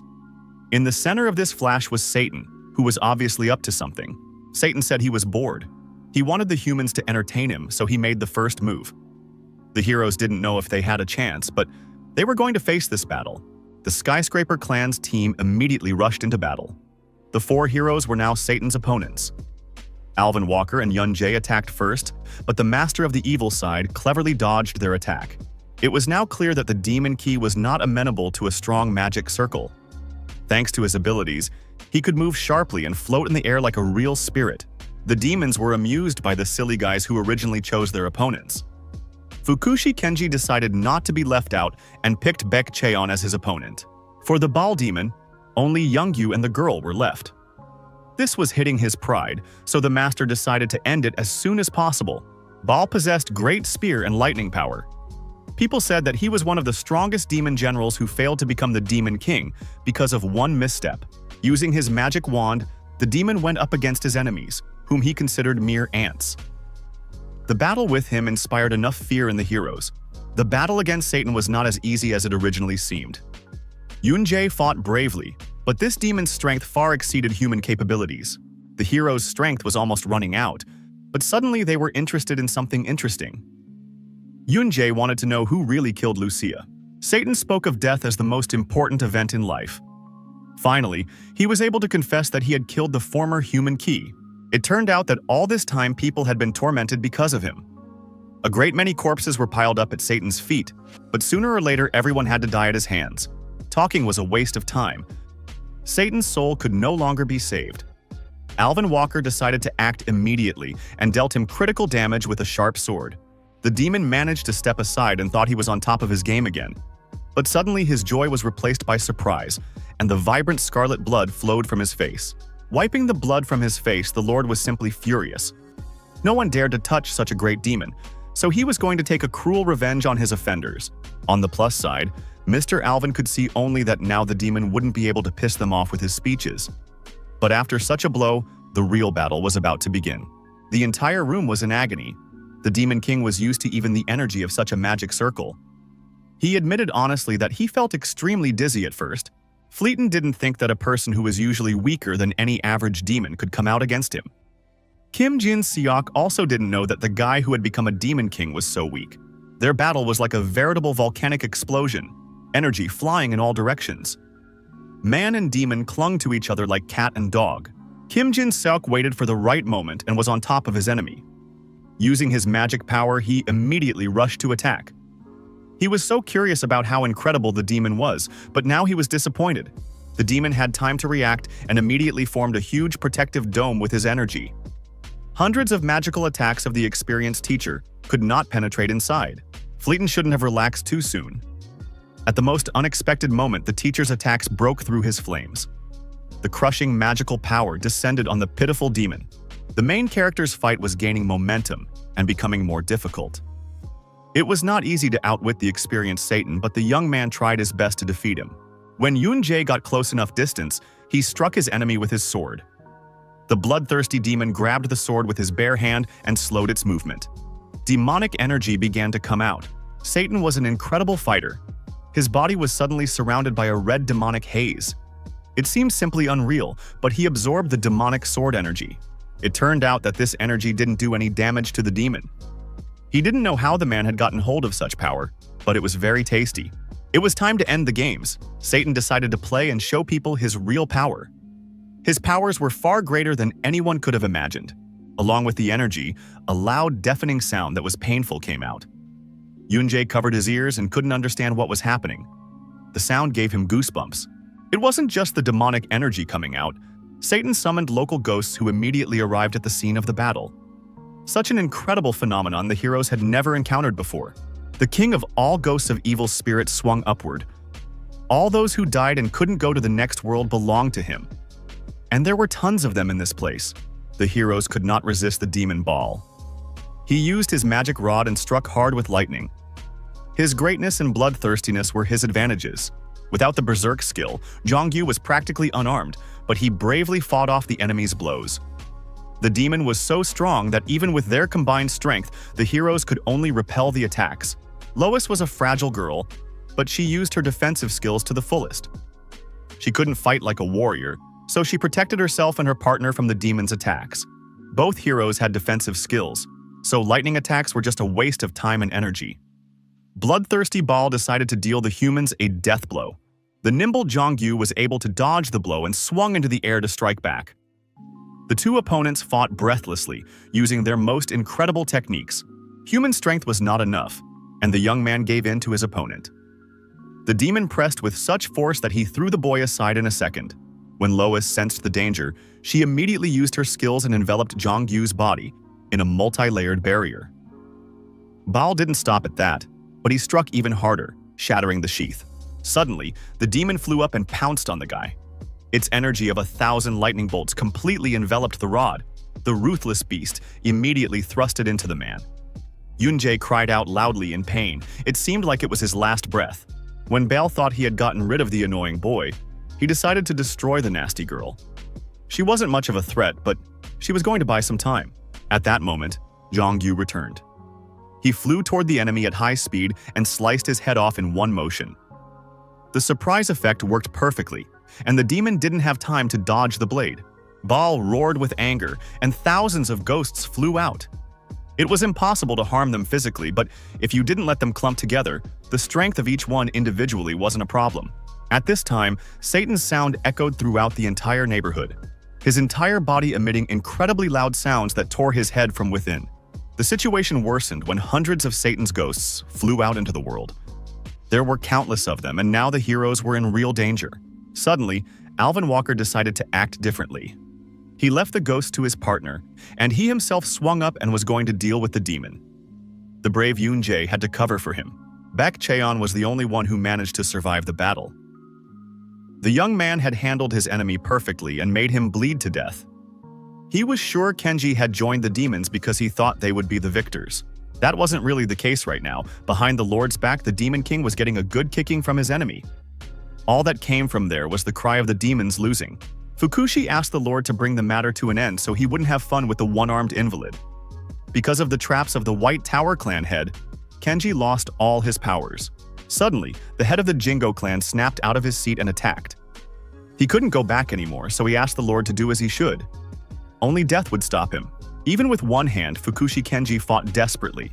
But his opponent was decent and had excellent striking technique. Mr. Baek was sure that the young man had created a clan of assassins and implicated demons not for the sake of his men. If the Lord knew about everything, he should have told his own. The Lord in the White Tower said that Fukushi had left things the way they were so that Emily would have fingers pointed at him. Baek Cheon's anger had no limit. Emotions ruled his body. The Lord wanted justice. He attacked Kenji with renewed vigor and was about to kill him with a sharp blade. The sword blade sliced Fukushi's body apart in a second. He screamed from the savage pain that burned through his body. For all his actions, he deserved to be punished by the same method he had used. The traitor originally had too many secrets. Baek Cheon knew it was wrong and counted on the young man to come to his senses. But the head of Jingo hadn't stopped and now deserved payback. Brave Alvin Walker could no longer watch Satan humiliate everyone around him. Suddenly, his strength increased. It wasn't just a change in appearance. The master was invincible.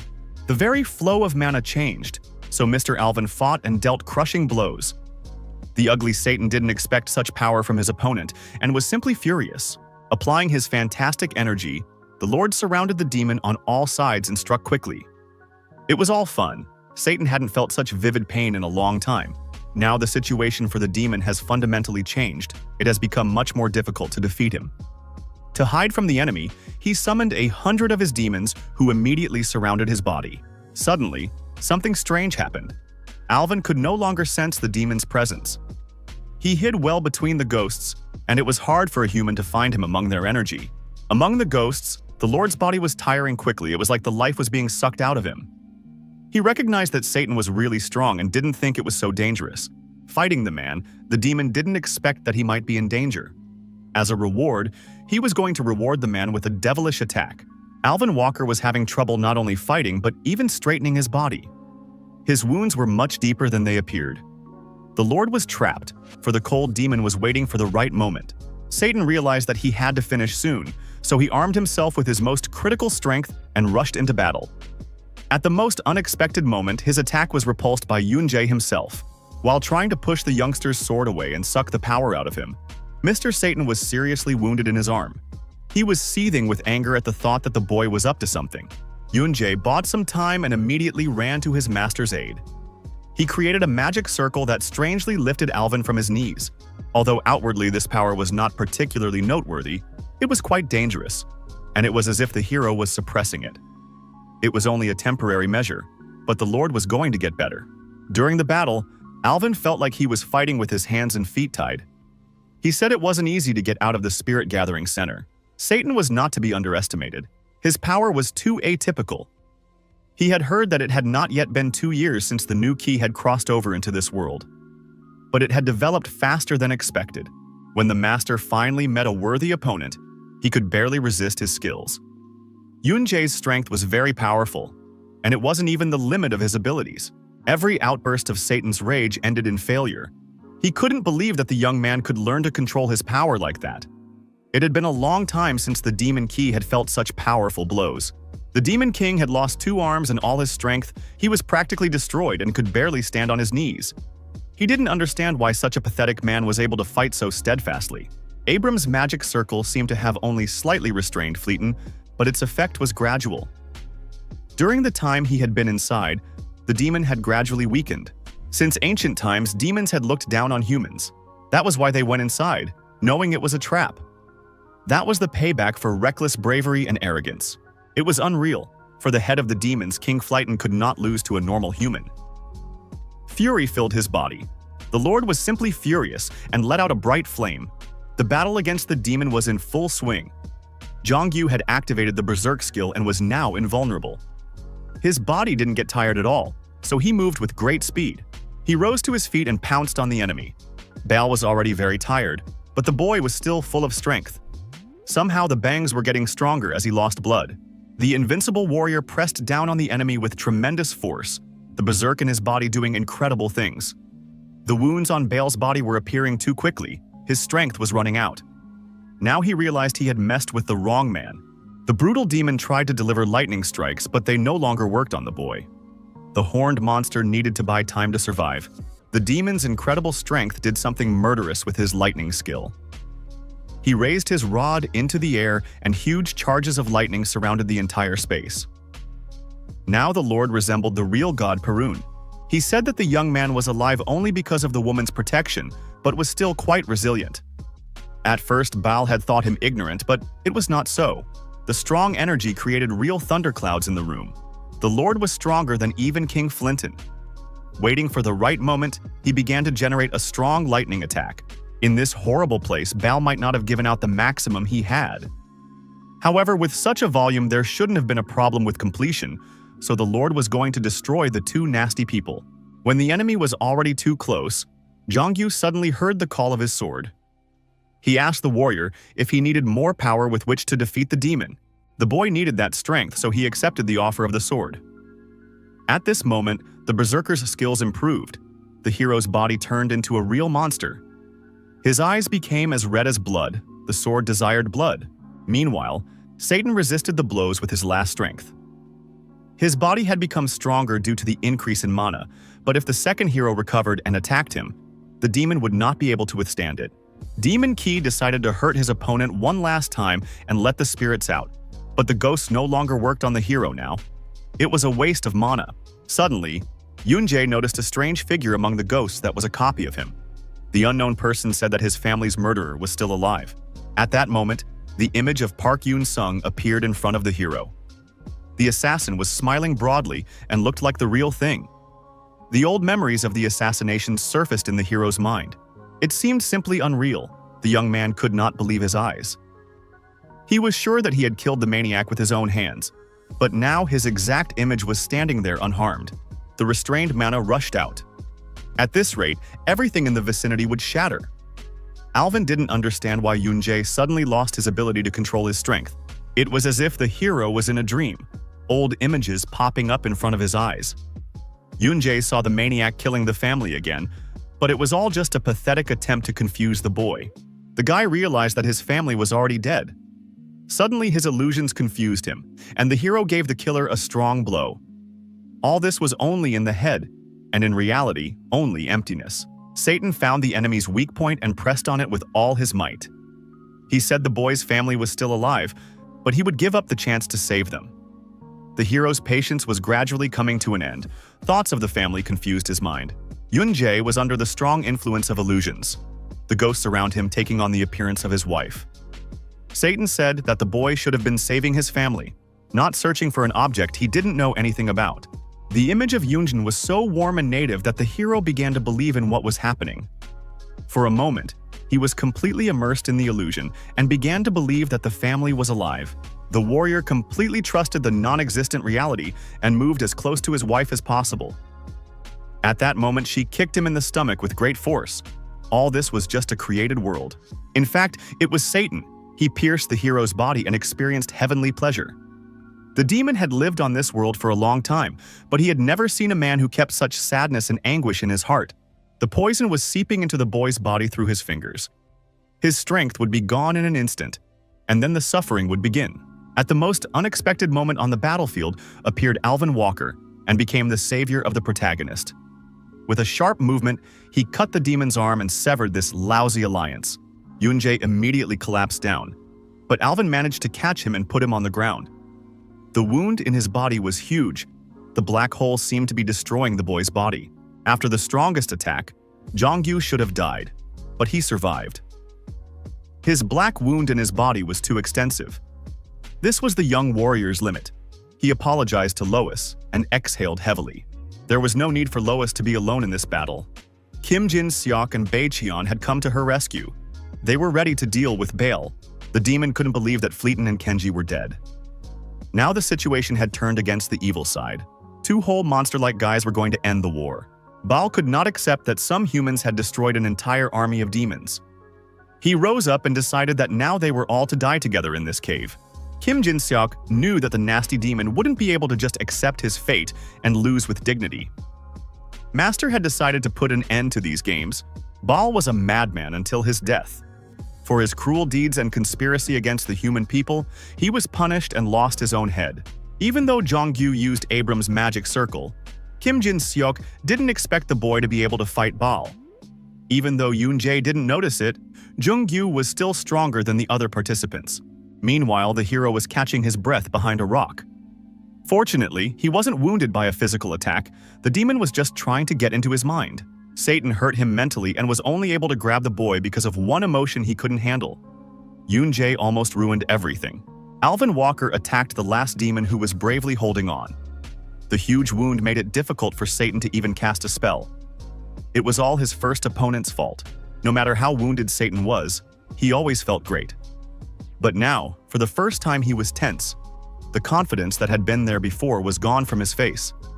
Mr. Walker was sure the demon was puzzled. The demon key realized that his opponent was already fighting demons. The Lord was very insistent on aiming only at the vital organs.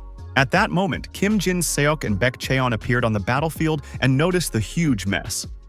The heroes revealed that they had almost dealt with everything downstairs, and Jung-gyu's life was not in danger. The three experienced fighters were going to get rid of this satanic jerk as quickly as possible so that the war would finally be over. They had to hurry before the demon did something else.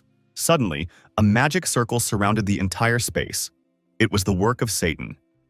It was obvious that the demon had noticed the intruders and was now going to hit them with all his might. The head of the Skyscraper clan watched the bloody battlefield with horror. Torn corpses of monsters lying at every turn. The war between the two sides had reached a terrible conclusion. Rai Chahan suddenly ran up to him. He had too many questions. He said that the people were confused. They didn't know if they had to catch up with the demons that had gotten away. The Golden Lion wished he could catch them, but the situation didn't allow time to waste on that. The Lord dismissed the chase and said that it was now necessary to focus on mopping up the demons opposing the clan face to face. Right now, their main concern was treating the survivors, and most of the escapees were just lowlifes. Agaris and the demon generals had been destroyed, so there shouldn't be any problems. In any case, the outcome of this war would not be determined here. So Arkan was convinced that it was necessary to conserve strength to the maximum and observe the result. The Lord ordered that Rai Shahan should gather 50 able-bodied fellows, rankers and those who were about their level. The clan was to go to the Devil Forest now. The brave heroes were trapped in Satan's trap, with ghosts of incredible size flying above them. It seemed like all the ghosts of the Devil's Forest had gathered there. It was obvious to Baek Cheon that the jerk was up to something. Satan turned into a real monster and used all his strength to drive his enemies into a circle. He sensed the ghosts of Fleeton and Baal, who had been brutally murdered by humans. This was even better. The bloodthirsty demon was going to absorb all the souls himself, including the souls of his partners. The demon was incredibly strong and immediately began devouring the ghosts that surrounded him everywhere. The dead souls who couldn't get to hell went straight into the demon's body. His power grew unceasingly, and his body became stronger and stronger. Satan was rapidly becoming a real devil. Yoon-jae said that the book was about the demon's endless source of power. It had a limit on the amount of power used at one time. Now it was clear that Satan could once again obtain this enormous power. By devouring the souls of others, Satan gained the abilities and powers they possessed. The bloodthirsty monster took possession of Baal's thunder skills and the fire power of the Demon King. By gathering the powers of all the ghosts, the demon had reached its limit, but had gotten the greatest power. He was now much stronger and was about to destroy the 4 people who were considered capable in his camp. Without a second thought, Satan immediately attacked the people. He used 2 skills of his partners at the same time to speed up the process. The heroes were in danger with the power of fire and the power of thunder against them. The acquired power of thunder was incredibly powerful. It played out in a completely different color in Satan's strengthened body. A huge ball of lightning came straight at the boys and blinded them with its energy.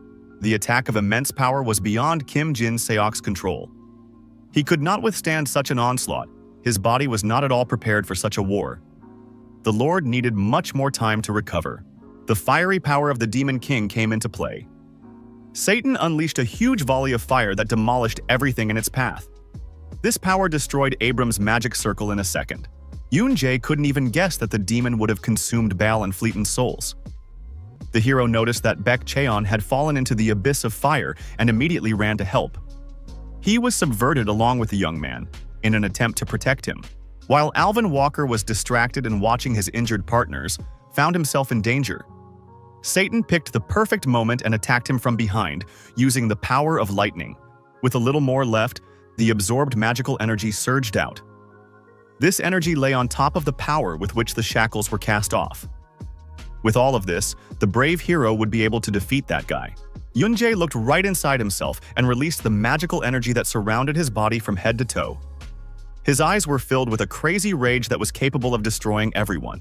Satan was fed up with all of this, so he decided to end these games as quickly as possible. Using his energy, he decided to kill the boy and consume his soul.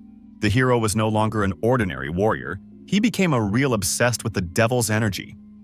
The boy was not going to give up his place of leadership to a nasty devil's henchman. When Satan wanted to launch a devil core at his opponent and absorb his soul, Yoon-jae suddenly disappeared. He abruptly found himself right in front of the demon's face and grabbed him by the throat, lifting him high above the ground. It was time to finish. The hero was already tired of these games. Now his strength was enough to defeat the enemy. He swung his sword and struck with all his might. It was unthinkable. Even Satan himself sagged under the warrior's fantastic strength. The demon could not believe that the man had such power, and decided to devour other spirits to survive. Both fighters were the keys of 2 different sides of the same world. The protagonist wondered why and for what his opponent fought. Satan did not understand at all what was being said, but the young man came closer and closer and turned him into an invalid, cutting off his limbs. The boy knew that the demon never fought for the sake of anyone, and therefore was not capable of defeating people. The people of the Skyscraper clan weren't fighting for themselves. They fought because of a long-standing promise, because they wanted to protect the people who mattered to them, to right their wrongs, and to get back to their old lives. The hero fought because he had people waiting for his return. He had a reason why he had to survive at all costs. Yunjae didn't talk for long. He swung his sharp sword and cut off Satan's head. Now the evil was finally over. It was more complicated than he'd imagined.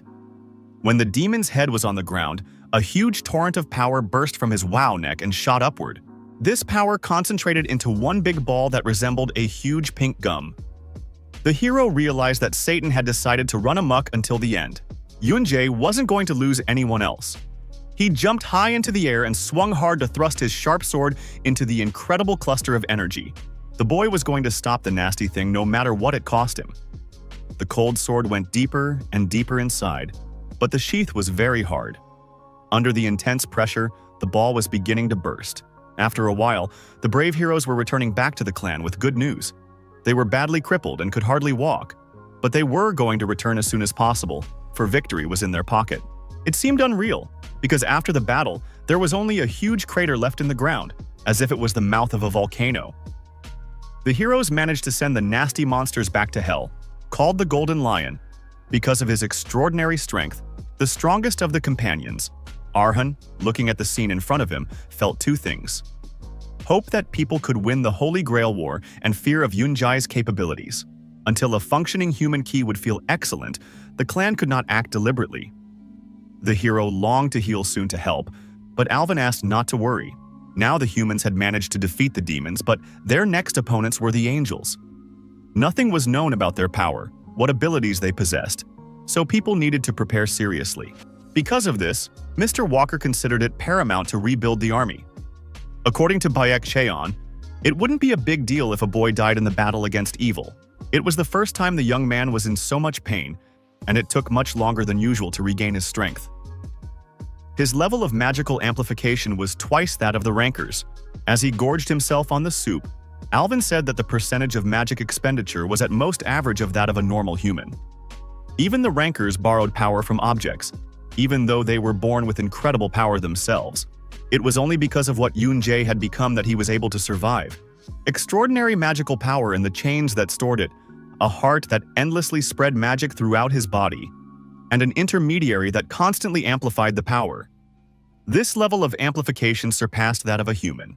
The boy was certain that he had only been able to activate the change in the current through the proper use of these three parameters. He was experiencing a completely different sensation, unlike the past changes in currents. Even though he felt that the power belonged to him, the hero felt that he was not perfectly in control of it. Left alone, the boy thought of his wife and child again. He was sure he had to learn to control the magic power to see them again. After visiting his partner, Alvin Walker met Baek Cheon in the hallway, who had been coming from the beginning to meet. The head wondered if the gentleman was sure of his intentions. Baek was always welcome, but if anything went wrong, Jin Seok would beat him to death. If that was the case, the head of the White Tower wouldn't care what happened to Alvin anymore. Walker's associate revealed that he and Yunjae were very different. Their magic chains weren't the same as the normal participants. Plus, the physical body of the Lord would be enhanced by the influence of the skills. The possibility of success was only 50%. If it happened like Yunjae and failed, Alvin would be dead. And if it succeeded, it would take a long time. The head of the White Tower clan wasn't even sure if it would have been possible to keep the fighter's appearance. Magical chains could not be changed. People only extended the existing ones. It was possible to influence only the sphere that man created with his own efforts. No one knew what the limit of expansion was and when to stop. Baek Cheon led his associate to Abram's lab, which he was still using. People were causing problems and the machinery was flawless. The odds of success were mixed, but Alvin had to hold out for his maximum. The end justified the means. Soon Walker would be stronger. Before starting, the gentleman asked Mr. Baek to keep everything that was going on a secret, especially from Miss Lois. The reason was that if the girl found out, she would try to stop it. Meanwhile, the head of the Skyscraper clan and Kim Jin-seok colored their evening with alcohol and waited for Baek Cheon. He hadn't been seen for a long time, so Arhan figured he had run away for the first time in a long time. The Lord said that Fleeton's fire wasn't easy to heal from, so the hero needed a good recovery. He begged everyone to rest, but he never did. It was expected for him that Yunjae was still alive. Arhan assumed that the young man had become so strong in a short time because he was the key. Despite his serious injuries, the warrior continued his training even in the hospital room. He didn't have to stop, for he could rest even after the ordeal was over. The foretold day had come. The time had come. The day they had been preparing for 20 years was not the cause of their fear. The angels were determined. Gabriel and Michael may have lived there forever, but ordinary and young angels hardly crossed the threshold of 200 years. They gave their lives for this moment. It was the moment the angels had been waiting for a long time. Metatron was about to advance his army to the other world and retrieve the long-awaited Holy Grail. The angels finally gathered together and awaited the king's arrival. They hadn't seen each other for a long time and completely hid their appearance behind their hoods. Uriel, Raphael, Anael, and Raguel had their faces completely covered by the shadows of their robes. Their ruler, Saint Metatron, reported that he had greatly succeeded in opening the gate between heaven and the netherworld and summoning an angelic army. The angels were immensely happy that they would finally be able to bat under the heavenly king. It took him 20 years to open the gate, and he also had to spend his strength in the heavenly world as well as in the opposite world. But now everyone was gathered. Humans, demons, and even dragons, none of them could prevent the angels from rising. It was no longer possible to stop them.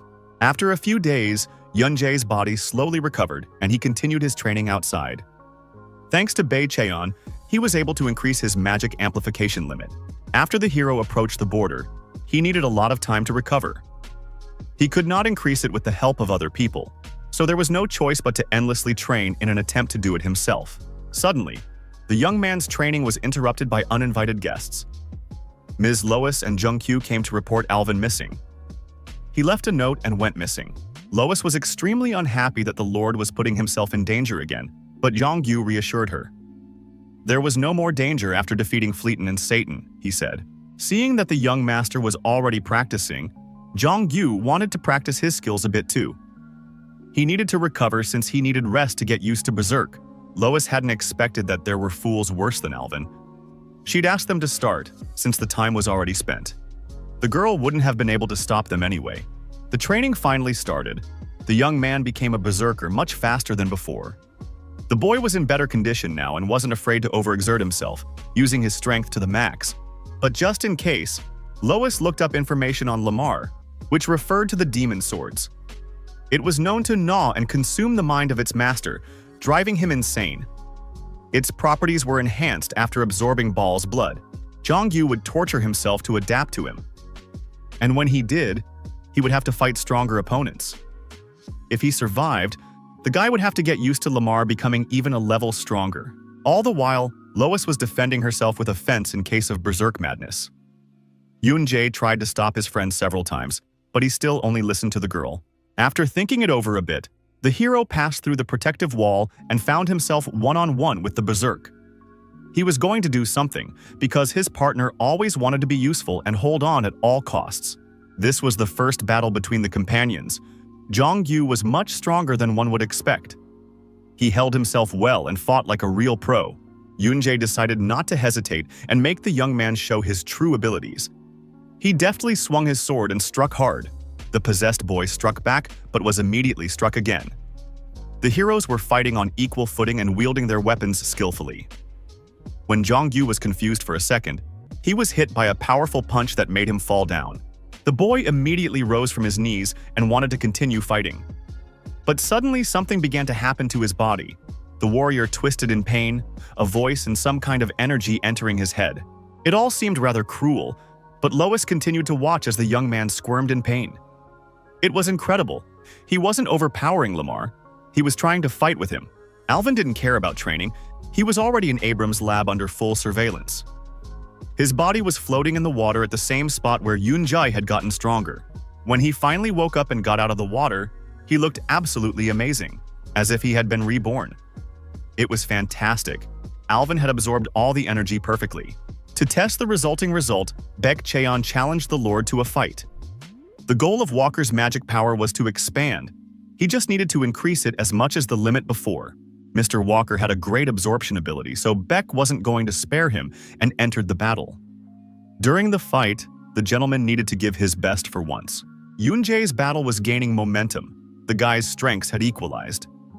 Suddenly, the hero was in a better position and decided to pounce. He jumped into the air and was about to deal critical damage. 10 days later, the Golden Lion called the heroes to his office. It was time to move out. He said that they had to leave tomorrow and he was going to prepare everything that would be useful on the way. The boys had to be careful. Before the road, Arkan had told them that even though the Demon Kings were dead, it was still dangerous outside the territory. Someone below the ranker level would die there. When all the heroes were finally assembled, it was time to move out. Someone had to stay behind and look after the guild, so Arkan wasn't going to go with them. The company of the guys was enough. If there were more people, it would greatly affect the speed of travel. Kim Jin-seok told the guys to be careful and promised to give details on the way. This time, the guys reached the place faster than before. Suddenly, Kim Jin-seok handed the hero a bag containing a gift from the White Tower clan. Lois was delighted. Inside was a rare invention. It was said that this bag was infinite, and anything could be put in it. There was no limit to the girl's admiration. It couldn't be bought for any money. The pouch was worth as much as an entire guild. When the heroes sat down to take a break, they shared with each other what they had been doing during their absence. Alvin didn't want to tell what he'd been doing. He was trying to distract the team with the stunning skies. This evening, all the guys were having a great time around the fire. They were joking and laughing. But only Kim Jin-seok was sitting separately. He was silent all night and was absorbed in his own thoughts. After capturing the demon camp, the clan leader celebrated the victory with his companions. They laughed, and the lord joked that Baek had become the local fool. Baek Cheon said that Yoon Jae had more strength, but he wouldn't be able to defeat Alvin using his abilities yet. However, he asked to wait to feel the fear. No one would have thought that the strongest people of the first generation could laugh like that. There was still something human in them. As they looked at the power of the new key, without noticing it, they found hope. The heroes had already traveled more than half of the central territories. When they first traversed the Great Mountain, they thought it was very far away. Back then, they had no information and had many more enemies. Suddenly, Jongyu noticed that the forest was suspiciously quiet and peaceful. It would be harder to follow them now, and Alvin knew that if he said it was deserted, people would start piling in from now on. Suddenly, a scary monster appeared in front of the heroes. Next time, Yoon Jae needed to be silent. He decided to take on the Hell Snake. He wanted to see the results of his training. Alvin said that the snake's teeth and blood were poisoned with deadly venom, but allowed the young man to try himself. Jongyu had definitely gotten stronger. Something like this shouldn't have made him go into a frenzy. Activating his berserker skill, the young boy immediately rushed into battle. The Hell Snake was incredibly fast and threw itself at the living prey, but the boy was not afraid and was going to cut off its cold head. Using incredible striking techniques, the warrior managed to bleed the monster, but that wasn't the end of it. The Hell Snake was mad. Its eyes filled with red flames, and it was about to pounce. It was too little to defeat such an experienced fighter. The boy kept his skill under control, but continued to strike the snake and drink its blood with his sword. Suddenly, the cold creature became even angrier and turned straight at the man. The snake opened its mouth wide and wanted to sink its venomous fangs into the enemy. Jongyu knew what he had to do and didn't hesitate for a second. He jumped high and flew down at a tremendous speed, cutting the snake's body into two pieces. The sword quenched its thirst and was energized. It seemed like it was over, but suddenly a few more cold heads appeared from behind the hero's back. He knew it hadn't been easy, and he was thankful that the fight hadn't ended so quickly. Jongyu worked perfectly and destroyed the wild forest creature. After defeating his inner berserker, the boy completely infused the sword with bloody energy. The heroes couldn't believe their eyes and stood stunned. The young man had killed the monster with his own strength and turned back into a man in a second. It seemed unthinkable. A month had already passed, but there was no end to the monsters. They had expanded the area of the intermediate lands far enough. The closer the heroes got to the demonic domain, the more monsters they encountered on their way. The monsters were very different. It was impossible to predict. In a flash, the hero was attacked by a skeleton that used Oro, but the young man managed to repel its blow and destroy it. Jongyu fought desperately and destroyed all the monsters that were in his way. Even with his berserker strength, the boy was tired and wanted to take a break. He was a bit overexcited because of the berserk mode, but the guy was able to control himself. He could handle the monsters just fine, and then he would return to his original state. Suddenly, a huge stone monster that looked insane and was not comparable to the previous creatures came across the guy's path. Its size was enormous and its strength was amazing. This type was very strong, not even a sword could take him. The brave Alvin Walker decided to run for office and destroy the enemy to test his new powers. The monstrous golem immediately pounced on his opponent, but Alvin had a plan. He used his angel wings to fly up and climb on top of the monster. The battle was very dangerous. The monster could crush the hero with its own weight or easily push him away with a stone arm. Using his abilities, Mr. Walker cut off the enemy's limbs. The last blow for the golem was the decisive one. The Lord cut its stone body in two, and the huge cobblestones rolled to the ground. Walker was absolutely sure of his strength from the start. The heroes wandered around in circles for a long time, but they couldn't find the exact spot. They began to suspect that the map had been corrupted, but Lois suddenly said that they were almost there. She felt the golem's magical power stretching from the hill. After passing through the magical wall, the heroes found themselves in an incredible place. Everything around them was in a red mist. The mountain range, the Scarlet Star, everything was here. Yoon-jae was the only one who could see the Scarlet Star. The other heroes couldn't see anything through the thick red fog. The boy saw it because he was the key. What the heroes were looking for was right below them. The guys, without a second thought, began to use all their strength together to chop the ground beneath their feet. Huge rocks suddenly fell down, and the gang fell into the abyss. After a successful landing, the team found themselves in a completely unfamiliar place. Everything around them resembled a cave. Lois was very frightened and hadn't expected such a fall, but Alvin managed to catch her. None of the heroes were surprised. They had been through too much. Inside, the girl immediately felt the power of the cave, but did not feel the hostile monsters. The heroes needed to set off, but each of them was in the cave for the first time. They hoped that besides the star, Yoon-jae had also seen the right path. This greatly surprised the hero, since he didn't have a cheat code for the game. Kim Jin-seok suggested that the team drop their stuff and take a break, but the guys decided to do without resting. They had been walking for too long and still had some strength left, so they wanted to find her and return. Yoon-jae felt the same way. The entire team had already been delayed a lot, and besides, no one knew who could attack them while they were resting. At this moment, something strange happened. Kim Jin-seok listened to the opinions of all the guys and pulled out a sharp blade. He decided to fight everyone, and only let the one who could overpower him pass. The boys did not appreciate such jokes at all. They clustered together like hurt kittens. It was not clear to them why the gentleman was so angry. The teacher decided to tell them that when they first set out to search, they suddenly found themselves in a very dangerous situation. Then they gave up, and only after losing the key did they realize that the most dangerous situation was one that could not be expected. The Lord thought that at least this time he had to protect the key. Without the Skyscraper Guild, Arcan, and the key, none of this made any sense. He wasn't afraid of dying, and suggested the heroes go rest after all. After this speech, the boys went to rest without objection. They made a fire in the cave and laid down on the ground around it. Everyone dozed peacefully, but only Kim Jin-seok couldn't relax. Jong-yu slept soundly, but he was tormented by nightmares. There was a lot of blood in his dreams. The lust for the sword was calling to the young man and asking him to become stronger to get more blood. The sword's voice made the boy remember that feeling of being feral and reassured him that he felt good in that moment. It told the young warrior to keep killing to avoid another death. In his head, the boy heard cruel words that made him remember the murders and become a real thug.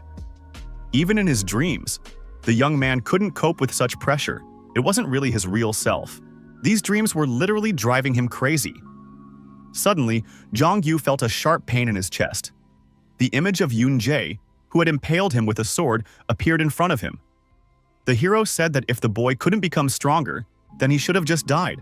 The young warrior begged not to and fell down in pain, but the protagonist was ruthless and was the master key, not just a man.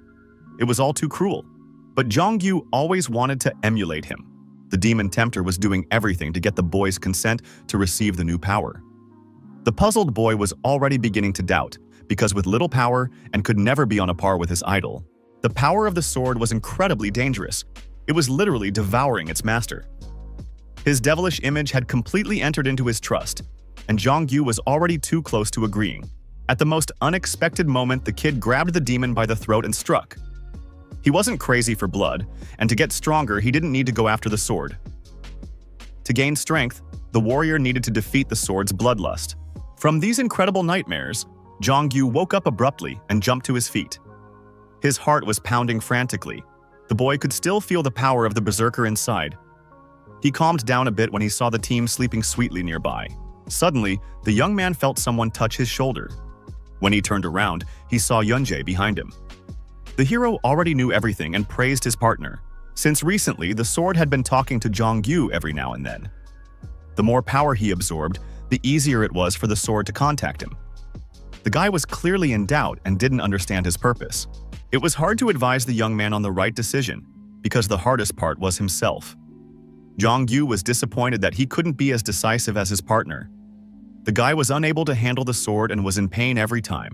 Unexpectedly, Yunjae held out the diary to his friend because he couldn't read it quietly. It was like he was going crazy when he thought of his wife and daughter. But even so, running away would torment him even more. Now this family existed only in the hero's heart. The young man couldn't imagine life without them, but he lived only with the memories of them. If he forgot them and ran away, they would be gone forever. It seemed too cowardly to look away and put something out of one's mind. But the protagonist said that although it was painful, the moments of thinking about family were the happiest for him. Yunjae revealed that that's why he wrote the diary. When the guy first started writing it, he couldn't stand it. But then he felt like he was talking to his wife and daughter. The young man forgot about the difficulties and remembered the good moments, so he continued to write it. But now, the present situation was different from what it had been before. The hero really believed that he could go back to his family because he had already met them. What happened to them was also hard to believe. Thanks to his partner's encouragement, Jong-gyu gathered his thoughts a bit. He realized that his friend defeated everyone not because he was just being himself, but because he put in the effort. The next morning, the heroes continued their journey. They were still unhappy that the human key didn't see the right path, but such details were unknown to Yunjae. Kim Jin-seok demanded that they focus and turn on their brains. The team walked through the dungeon for a long time, and suddenly they came across huge wrought iron doors. They were completely written with strange drawings, and Yunjae immediately realized that there was a lot of information written there. There was a warning written on the door, stating that anyone who dared to go inside would face death. The boys were bored out of their minds and wanted to get inside as soon as possible. The wrought iron gate opened and the boys stepped inside. Inside, they saw something incredible. In an empty room, there was a pedestal with a red ball on it. Yunjae asked Lois to put up the fence immediately, but he was going to do it all by himself. He jumped high into the air and sliced open the scarlet ball. It was broken into 4 equal parts, and at that moment some terrible energy came out. It was filling the space too quickly, so Lois immediately activated the protective barrier.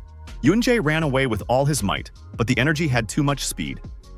At the most unexpected moment, it still caught up with the boy and took over his body. The boy was petrified and fell to the ground dead. With his last strength, he jumped out of the energy and found himself outside the energy barrier. The young man was alive, but his body was slightly damaged by the poisonous fog. The hero didn't fall under the full effect of the poisonous fog. It made him angry as he thought he couldn't just leave it. The guy didn't expect it was a trap and miraculously escaped death. There was nothing in the poison, so the wound was easily cured by the potion. Kim Jin-seok said that since she was cured by the antidote, it was probably just an ordinary acid poison. Suddenly, the Lord changed his face and grabbed the hero by the throat. Such behavior could not be tolerated, for the young man could be mortally wounded. He ordered the human key to act on command from now on. Master couldn't let the key die any longer, so he told Lois to pull herself together. If she hesitated just a little, she could have lost her life. In emergencies, you always had to do and then think. All of this made Kim Jin-seok very angry. He was afraid that at this rate, the plan might have failed. One of the team was too slow and the other was too frisky. Jong-gyu wanted to dilute the situation and suggested going to the next level.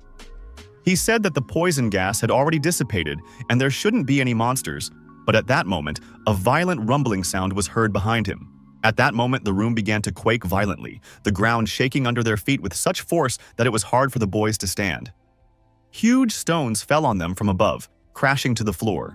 Thanks to the diary, Yunjae knew what would happen next, but he trusted what was written there too much. Even though the diary didn't describe the smallest details, the hero rushed in and almost put his comrades in harm's way. Just as the book said, scarlet monsters appeared in the dungeon, their bodies seemingly melting. The huge weight made it hard for them to move around.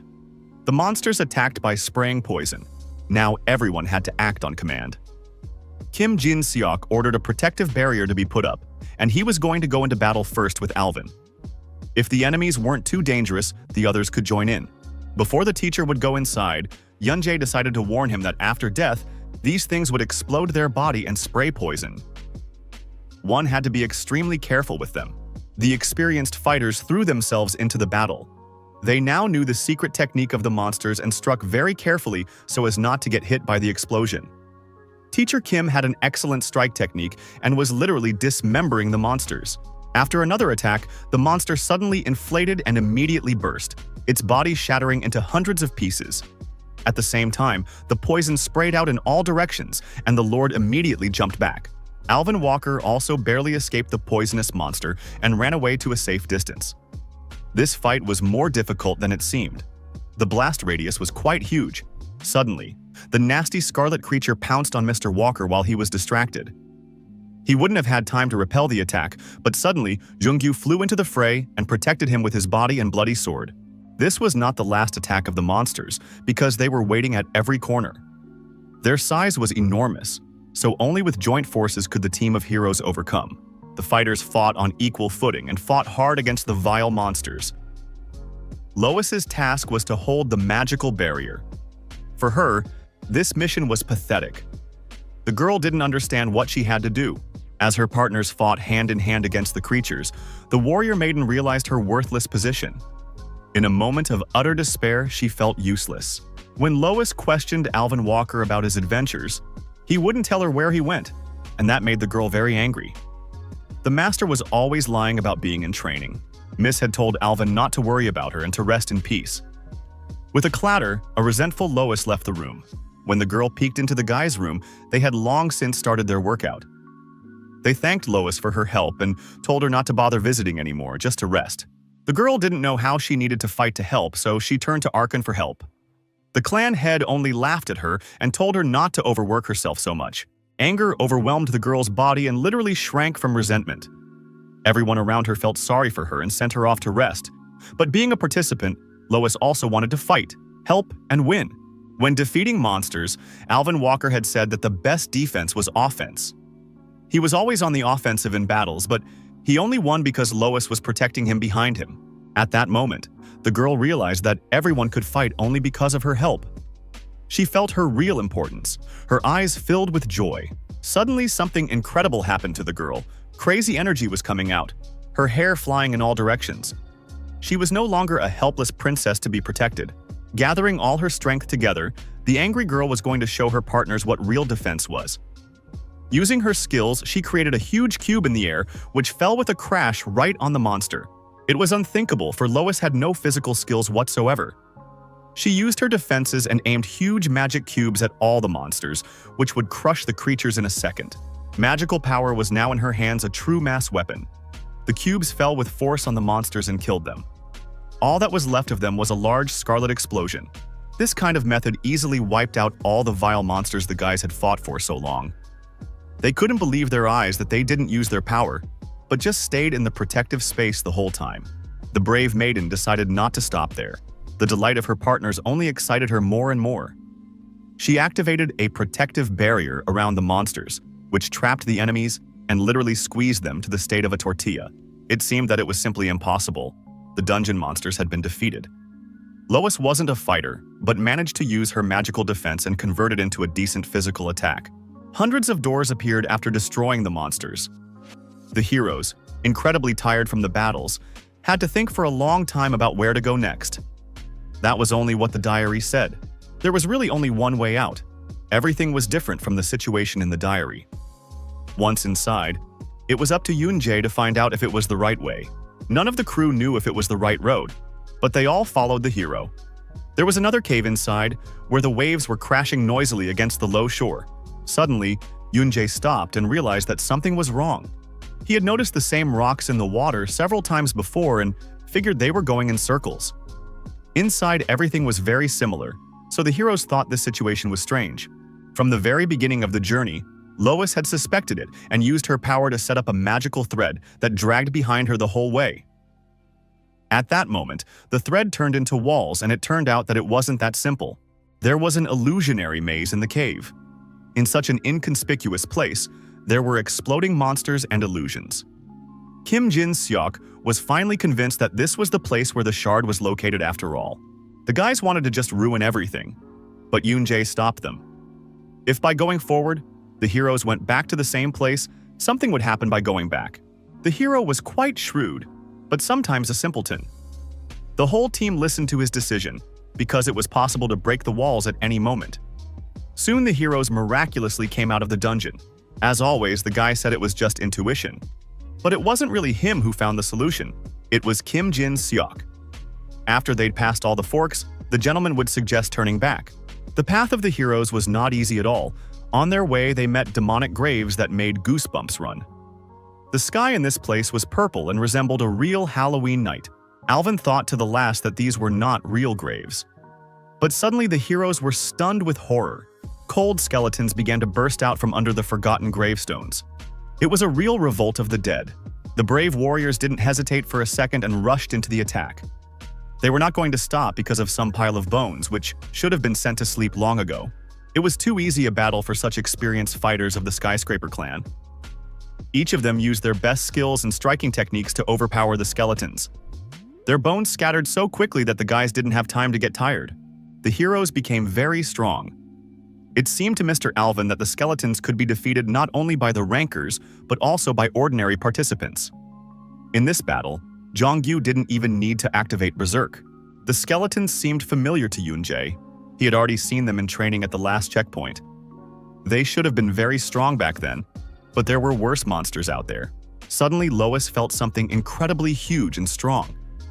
At that moment, a frightening monster landed from the sky that had 8 eyes, huge horns, and strong muscles. The bloodthirsty warlock flew in on devil's wings.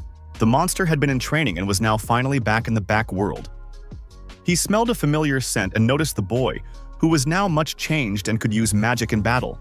Warlock couldn't believe the lowly man was so proud of catching a single clone. Last time, the hero had only broken his body, his spirit never fully summoned. It turned out that by interfering with the summoning ceremony, the tower warriors were unable to defeat the monster.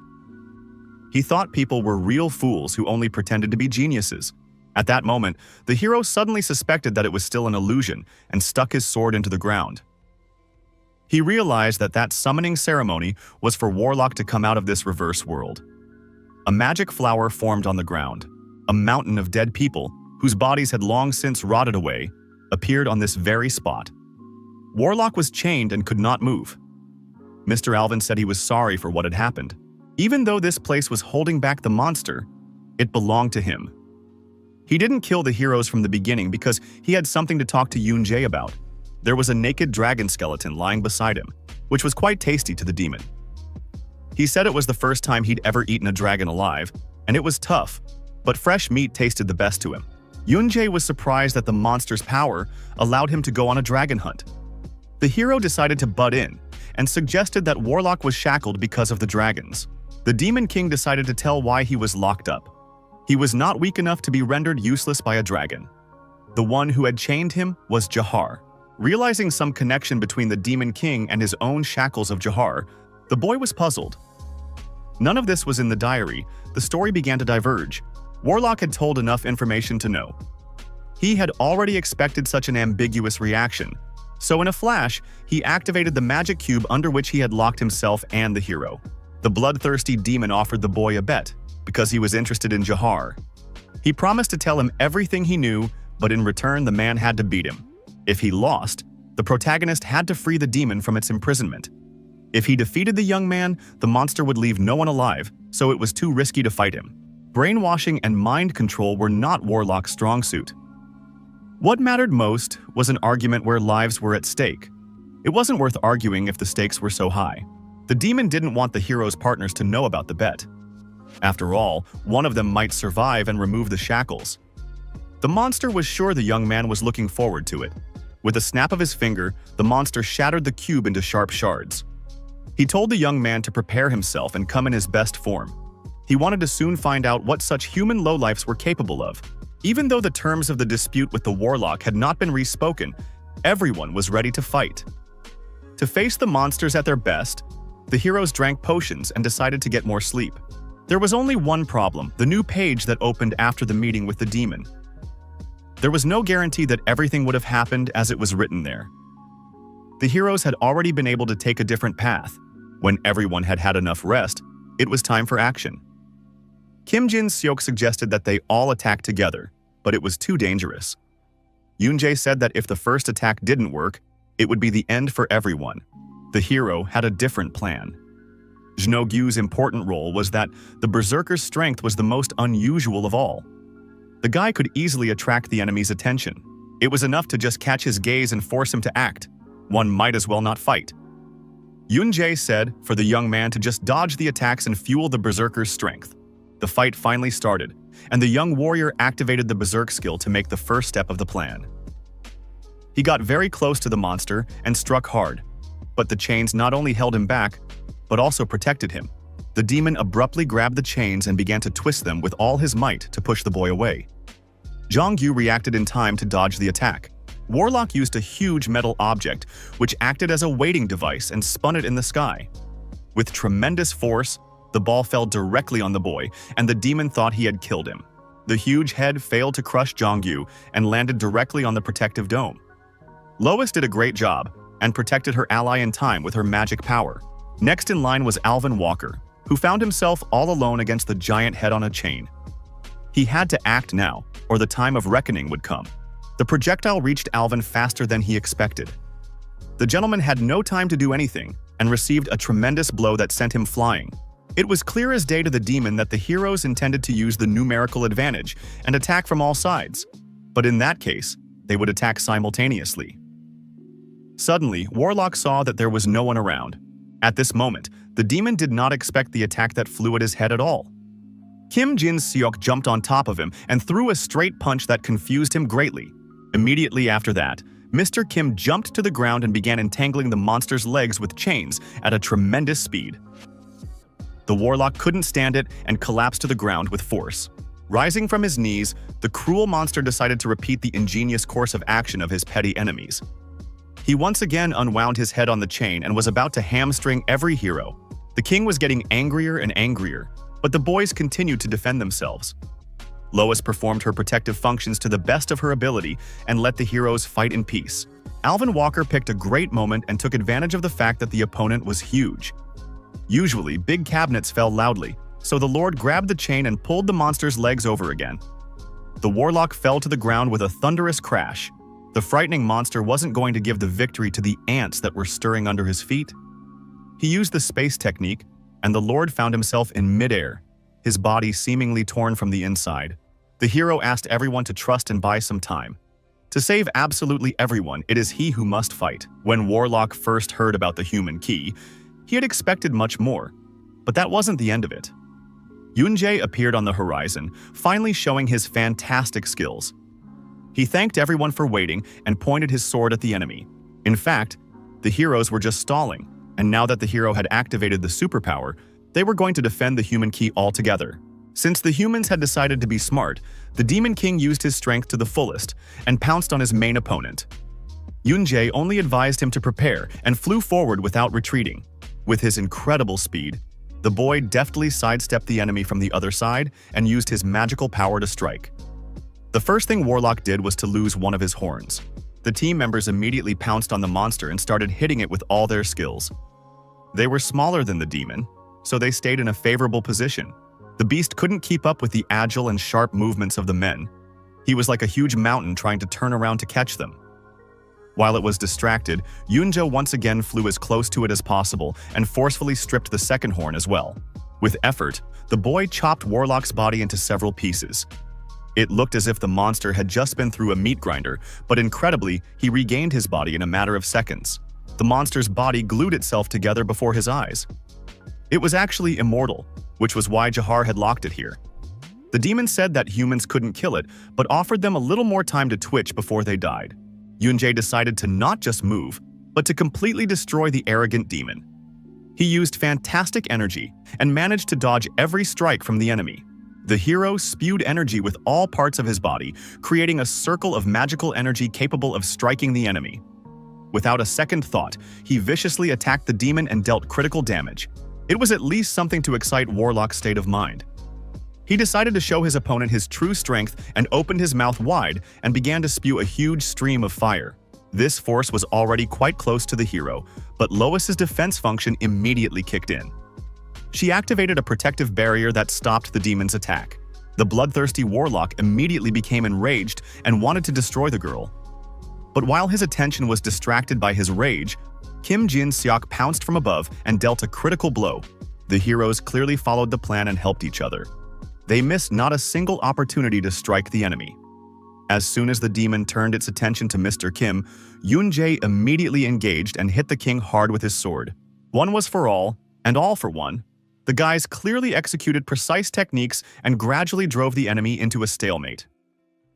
Jong-gu wasn't left out either and flew up to the monster and let it feel the full wrath of the berserker. The demon was in a desperate situation where the humans had completely misled and tricked him. The final blow was dealt by P. Walker, who flew up very unexpectedly and cut off the demon's wing. From surprise, the Demon King immediately rolled over and collapsed to the ground with a clatter. There was no limit to his rage. The humans were too sharp.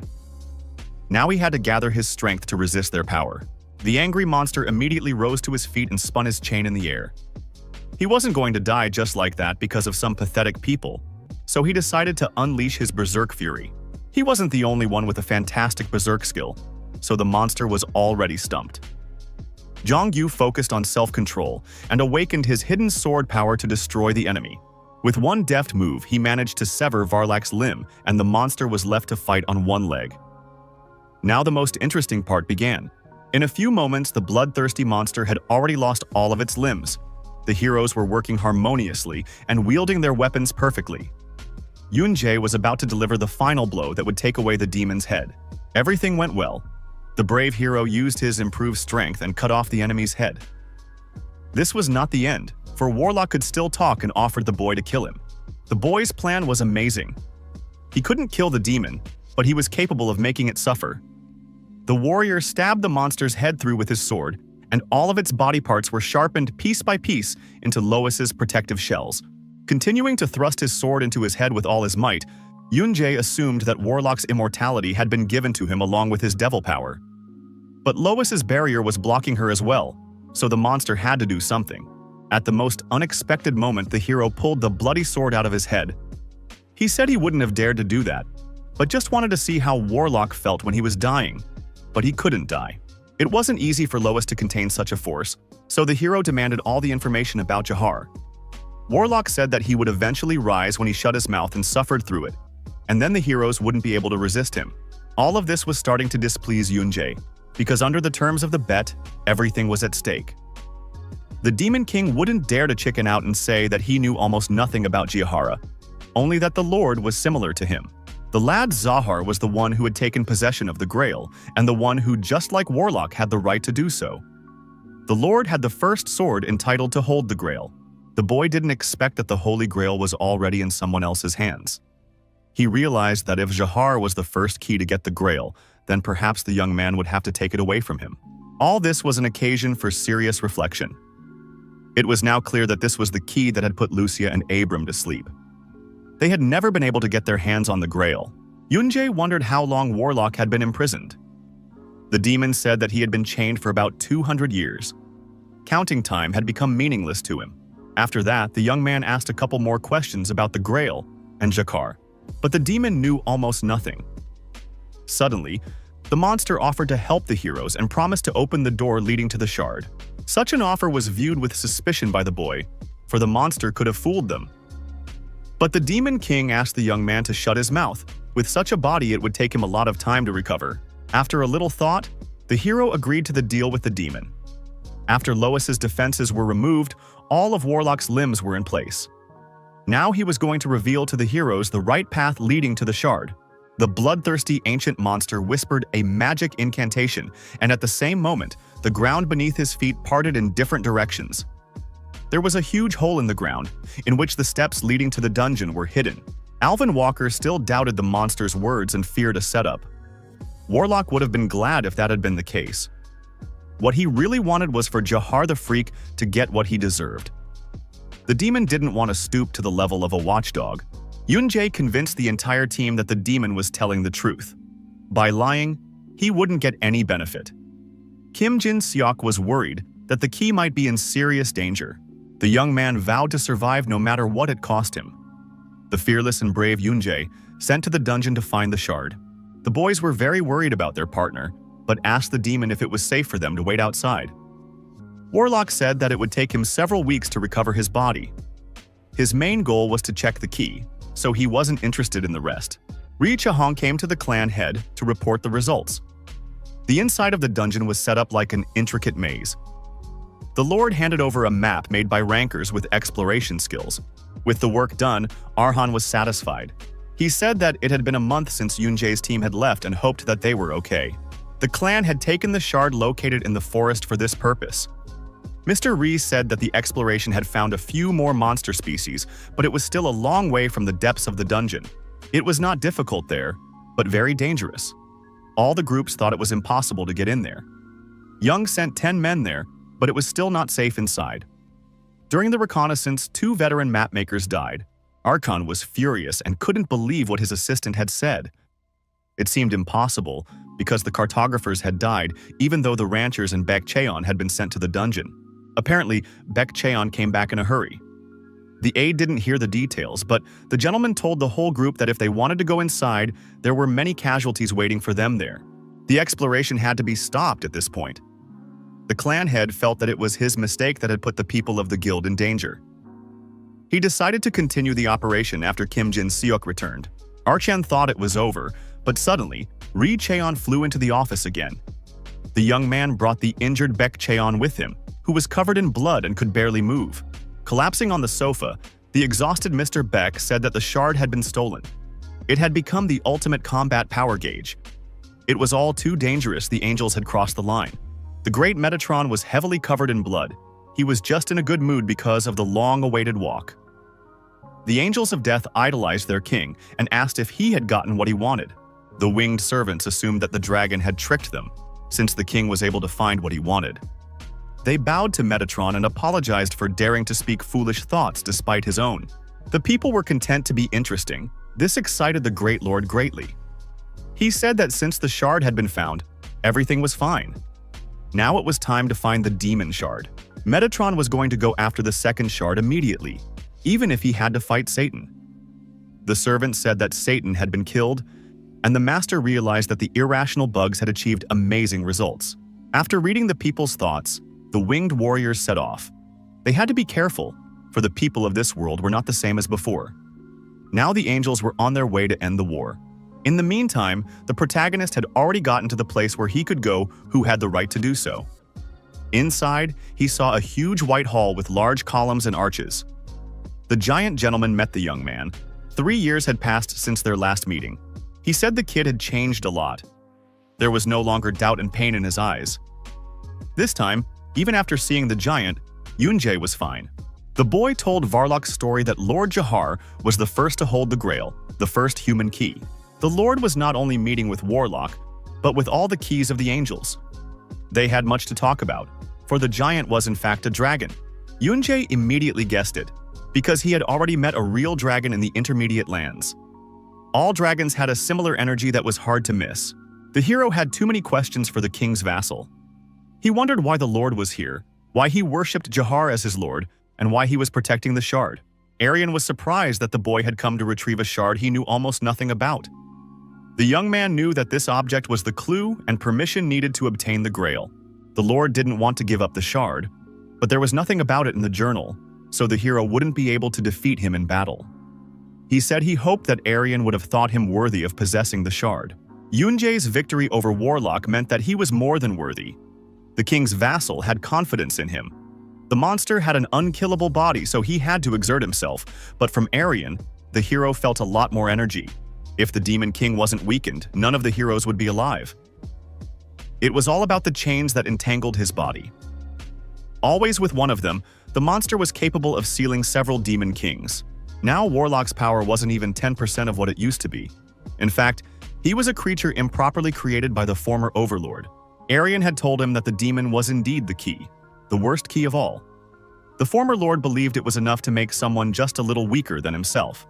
That's how Warlock was created. The demon lost and became this. It was an incredible grail choice. The Lord realized he had said a lot of unnecessary things, and asked the young man not to think too much. Eventually, he agreed to give up the shard. The shard was stored in a place that bore the mark of demon wings and was kept by them. Yoon-jae had never thought that the item was in such a place, but it was all worth it. Humans were colorless, angels were white, and demons were black. These colors were usually remembered by humans when they talked about races. There was a prejudice that angels were good and demons were evil, but each race fought for their own purpose. The world on this side was a kind of testing ground. As Aryan moved his hand closer to the holy place, a strange red energy came out and completely enveloped the shard's storage area. Many people, angels and demons, were called to this place for the Grail to choose its master. Those who stood in this place of examination, and they were all of them. Handing the red ball to the boy, Aryan asked him to think about the meaning of everything he had said. He would find out everything about everything within a few days anyway. Now the hero had finally gotten his hands on the shard.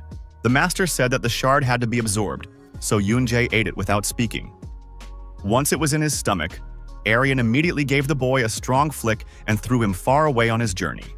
The young man flew backward with great speed and shattered the glass into thousands of shards with his body. He flew with them into the abyss, where it was completely dark. A moment later, the boy was back at the entrance to the dungeon. When the team members saw him, they immediately rushed to their partner. Yoon-jae said he had found the shard, and now something dangerous was coming. This evening, the boys gathered around the fire again, where the hero told about everything that had happened.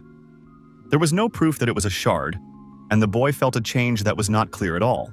The warrior still didn't know exactly who the guided ones Ariani spoke of were, but he felt a vast and vastly different energy. While it wasn't unreasonable to prepare, Kim Jin-seok put a taboo on making assumptions that the heroes couldn't be sure of right now. Exploring the dungeon and retrieving the shard was done, so the heroes had finally completed the task. It was time to go back, and Jong-yu was overjoyed. If, just like Yoon-jae said, something unknown was heading towards the heroes, then they had to be careful. They wouldn't be able to go back on a straight path, so Kim Jin-seok asked everyone to follow the path they had come. The road was long and led through the forest, so Yoon-jae wasted no time and studied the diary. It was important for him to notice the newly written pages. Jong-yu thought it was strange, because the young master didn't even notice the stone and almost got killed. Lois was concerned about what the boy was reading as he walked. She already knew it was the same notebook that held the memories of the hero's dead wife. The girl said she understood the boy's feelings, but reading the diary too often would only torment him more. The boy always said that everything was fine, but Lois saw that the diary kept him awake almost every night. All this did not please Mr. Alvin very much. He told the girl to stop immediately, because everyone could think for himself. The conflict arose on an even ground. The partners fought like a cat and a dog, defending their opinions. The argument had to be interrupted. The heroes were attracted by the sound of a stream nearby. Lois offered to get some drinking water and wash up a little before moving on. Her blood was so sticky that it was hard for her to step. Mr. Alvin was against washing right now, but he reeked strongly of rot. The heroes clung to each other again, proving their point. Their relationship was like a never-ending struggle. In the end, the guys still decided to freshen up and replenish their water supplies. These memories were so vivid that Yoon-jae wondered if he had actually experienced them. No matter how much he flipped through his diary, there was no information about it. After the battle with Baal, Jong-yu noticed that his body was deteriorating. He was adjusting to become an S rank, and then he absorbed the warlock's blood and his body increased. The heroes hoped the guy didn't have a problem with the sword. But as soon as he said his mind became clearer, the guys immediately sighed in disappointment. They were in big trouble.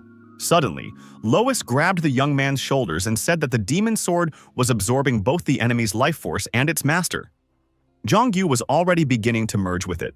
The main character's sword appeared to be S rank. Until recently, it was of the evolving type, but now a parasitic type had been added. It was now clear that Lamar had become a parasite for Yoon-yu.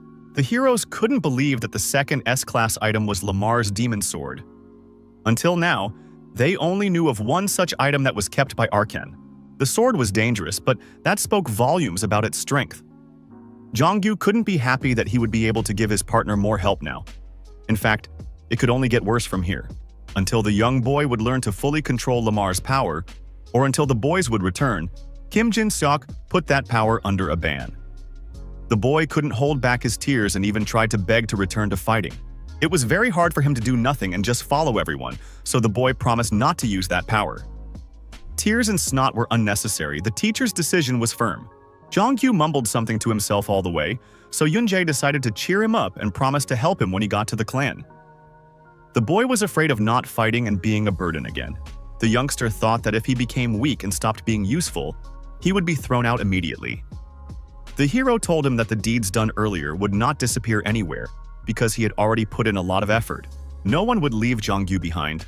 Partners to the very end, they had to walk together and find a way forward. The warm words made the little boy literally squeeze his master like a teddy bear. At that moment, Lois felt something terrible approaching. She touched her hand to the ground and felt the energy of the black hell snakes. There were as many as 5 of them, and they were very dangerous. Alvin Walker said that black hell snakes hunted common black snakes for their sustenance. They usually traveled in female to male pairs, but 5 snakes was an odd occurrence. The cold monsters were advancing at an incredible speed, their hissing coming even from underground. It felt as if the hero's team were their targets. As soon as the black hell creatures got too close, the brave guys drew their swords and threw them into the fight. There were 5 black snakes, just like the heroes, but Jong-gyu was ordered to stay out of this fight. The first to attack was the great Kim Jin-seok. He used his fantastic sword, and his great strength chopped the snake's body into several pieces in no time. Unafraid of such monsters, Alvin Walker went up against the black infernal creature and struck it directly into its open mouth. This fight was too easy for such an experienced and fearless fighter. Because of the unequal numbers, Yoon-jae had the hardest share. There were 2 bloodthirsty black snakes standing against him. But suddenly, he noticed that the snakes flew past. They weren't attacking them at all. The hero said that the black hell snakes didn't come for the heroes at all. They were running from something that was much stronger than themselves. In the struggle, the angels missed in several snakes and asked the Great Lord if they should have gone after them. Mr. Metatron thought that if there were people here, there would surely be someone who had the shard, so he sent the angels in pursuit. The ones Arian spoke of noticed the heroes. They had wings and their energy was the opposite of demonic. Yoon-jae finally realized that they were angels. A whole lot of angels were heading to this place. They were determined to fight, even if someone stronger than the dragon was there. One of the angels said that everyone should have behaved carefully, for the people would have definitely dispersed. The angels knew that there was a key among the people that they were protecting with all their might. The team already had a plan. For starters, Kim Jin-seok ordered everyone to disperse. He was going to immediately head north towards Melon, which was to deceive the angels. Yoon-jae had a disgruntled face, but if he died, all the people would die. One of the angels was going north. There was a good chance the shard was there. Otherwise, the Lord was going to block that direction. Mr. Alvin was ordered to go in a northeasterly direction. His main objective was to finish the battle as soon as possible and join the northwest. A man who could join the north at any time would have traveled to the northeast. It was obvious to the blindfolded angel that he would be good in battle. That was the direction Uriel had been sent in. Lois and Jong-gyu were facing northwest. Even though, because it was just the 2 of them, there was a very high chance that they would be attacked, but the guys would have to cope. Yoon-jae needed to head west. He would have to take a detour, but the likelihood of the angels attacking him was decreasing. That was where the weaklings were supposed to be sent. The roles in the angel team had been assigned. Everyone else was to head west. If the person heading there turned out to be a shard, the commanders who had sorted out their destinations were to follow there as well. One of the angels was not given the direction of the path. He was the sharpest and strongest angel, so at the last moment the commander-in-chief ordered him to just kill everyone in his path. There was less and less time left, so the heroes had to get out of there as soon as possible. The only one who didn't run away was Lois. Jong-gyu had come to get her right away, but the girl had other things to do. The warrior maiden came here for the sake of saving the key and leading the humans to victory. She didn't want to just be a cowardly girl like the rest of the team. Gathering together the accumulation of her magical power, the girl threw the charged cannonball directly at her enemies. At that moment, a protective magical barrier formed, blocking the angel's path as well. Lois was no longer a defenseless little girl who could only defend. Having tried once to convert her magic into a physical attack, she was figuring out that the best way to save her allies was to kill her enemies. Finding themselves near the protective barrier, the angels were in trouble. Lois immediately activated her ability and manipulated the barrier to gather all the angels together and send them as far away as possible. This wasn't the end, and a huge force was heading straight for the girl. The brave Jongyu was not going to leave her in trouble and promised to help. Apart from the two heroes, no one else dared to stand up to the angels. An unexpected charge of crushing energy hit the boys and exploded immediately. The tremendous energy from the explosion spread out in all directions, but Lois managed to get away. Jongyu had foolishly walked into the center of the explosion, and his body lay breathless on the ground.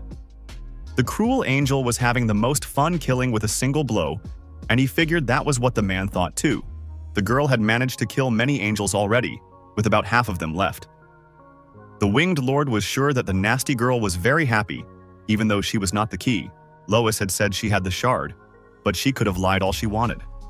Angel didn't care at all. An autopsy could tell any truth. The master thought the girl was too boring and suggested she have some fun. Using his power, he immediately pounced on her. Now the brave lady was left alone on the battlefield. Uriel was greatly worried that Raphael would go on a rampage. The commander-in-chief only reassured her. He said that if there was a shard in the man, his friends would definitely come to the rescue. The man wasn't the key if no one would come to him. Suddenly, the angel head noticed a strange energy that flew straight at him. He managed to pull out his holy sword and repel the attack. It was not clear who dared to oppose him. After a moment, Michael finally spotted the enemy who had emerged from the flow of his power. The master was the strongest angel in history, controlling the flames of the heavenly world. Kim Jin-seok knew that his enemy was really just a garbage man cleaning up after the heavenly king. The teacher didn't believe in God and was going to kill his minions. Michael didn't like killing, so he only asked the master one question. It was important to him whether his opponent was the key. This question meant that only one dead could be enough, so Kim Jin gave an affirmative answer. Pulling out his sword, the experienced master was going to see if the angel would be able to ask such questions after he lost his holy wings. He used his magic power and attacked his opponent. The king's aide didn't wait for the enemy to get too close. He activated the fireball and launched that crazy energy straight at the man. Meanwhile, Uriel asked for forgiveness before the departed souls. There was no resentment in her. Despite her title, the girl had a very pure, angelic soul. Alvin Walker felt the same way, but he didn't like the way the good-for-nothing girl looked down on others. That insolence was an angelic trait. Angel thought that if the Great One said such a thing because of mere looks, then angels would be an arrogant breed. The Lord was a little offended by these words, so he offered to compare the levels of their gazes. Mr. Walker wasn't just a strong fighter, he possessed some sort of ability that mimicked angels. Gathering all his strength together, the gentleman activated his angel wings. He wasn't afraid of some pathetic girl in white robes, for he himself possessed incredibly strong abilities. Clenching his steel magic fists, the warrior was going to check who was inferior. The angels possessed fantastic skills. Closing her eyes, Uriel created a magical portal through which a sharp arrow flew out. At great speed, the girl aimed it straight at her opponent. Meanwhile, Jongyu heard the voice of his demonic sword in his head again. He noticed that the master was in trouble and craved his power, so he offered to let the boy get some blood. The sword commanded to confront those who blocked the path and enjoy the fight. Only victory would be able to prove the boy's existence. At this moment, it was as if Jongyu's berserker's second breath had opened up. Once in the west, Yoonjae found himself in trouble. He ran and dodged the angels' magical attacks for a long time, but they still caught up with him. They had to make sure the guy was the key. In case the hero would turn out to be the key, the angels were to kill him at any cost. As servants of Metatron, they had no fear of death and were loyal to the king. It was only a sacrifice in the name of duty. The boy thought they were crazy bastards. It was foolish to think that someone who felt no guilt when others put their lives on the line for him, someone who insisted on those sacrifices, was not a true king. At this point, the angels realized that the boy was a human key and had to die. If they died, the remaining enemies would have to be dealt with by the head. To begin with, the hero was going to use clockwork to save the power of time regulation as much as possible. He was going to stop the angels and cancel all their plans. The fantastic clockwork energy completely surrounded the angels. They were very determined and were going to destroy the human key and get the shard. When Metatron's helpers were ready to stop the young man, they didn't have time to make the first move and were immediately struck by the enemy. Yoonjae was incredibly fast and strong. Running alongside the angels, he cut them in two. The weakest of all the angels who had traveled to the west were falling alive. If they were going to have to meet before more serious enemies came anyway, the warrior decided to reduce their numbers as much as possible. Despite the fact that Raphael was the fastest and wildest of all the angels, his blood slowly dripped to the ground. His opponents were doing fantastic things and had turned into a real devil in the flesh. Zhang Yu had drastically changed his appearance. No longer was it just a berserk skill. The young man had a demon mask on his face with huge horns sticking out of it.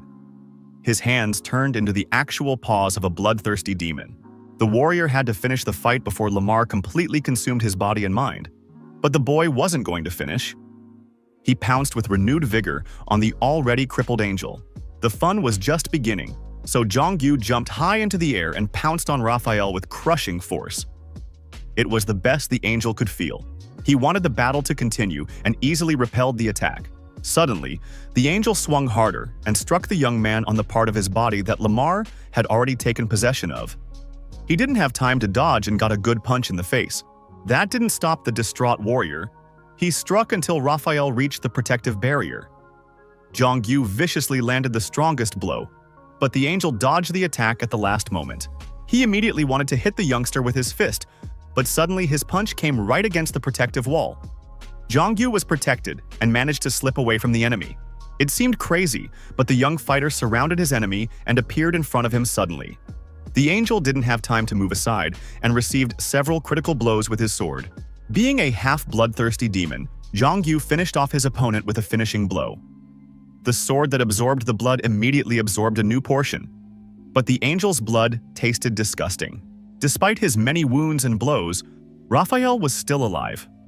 The boy was a real bastard, and while he was still breathing, he was going to take revenge with all the ferocity he could muster. When the angel was quite close, the master of the bloody sword was sure he could destroy him and delivered his signature blow. At that moment, something strange happened. Raphael used his magic power and stopped the attack with one hand. It was a real battle between an angel and a demon. The boy was pushing his sword as hard as he could, but his opponent was also strong. The enemies were going to fight to determine who was the strongest. At that moment, Lois suspected great danger and ran up to stop her partner. She shouldn't have gotten in the way, because the angel had thrown her aside immediately, using his power. Raphael was sure that after hitting his comrade, his opponent got really angry, but all he heard was laughter. Zhang Yu said that he and his friend had a contract. They agreed that instead of taking the body, the young man would get something important. At the very last moment, the demon freed his hands from his sword and pounced on the enemy. The angel could not have even imagined such an attack. The young man's body was the source of his strength. The fight continued on equal footing, with the opponents striking each other hard and then going to different corners again. Two completely different forces clashed in a battle for the title of the best.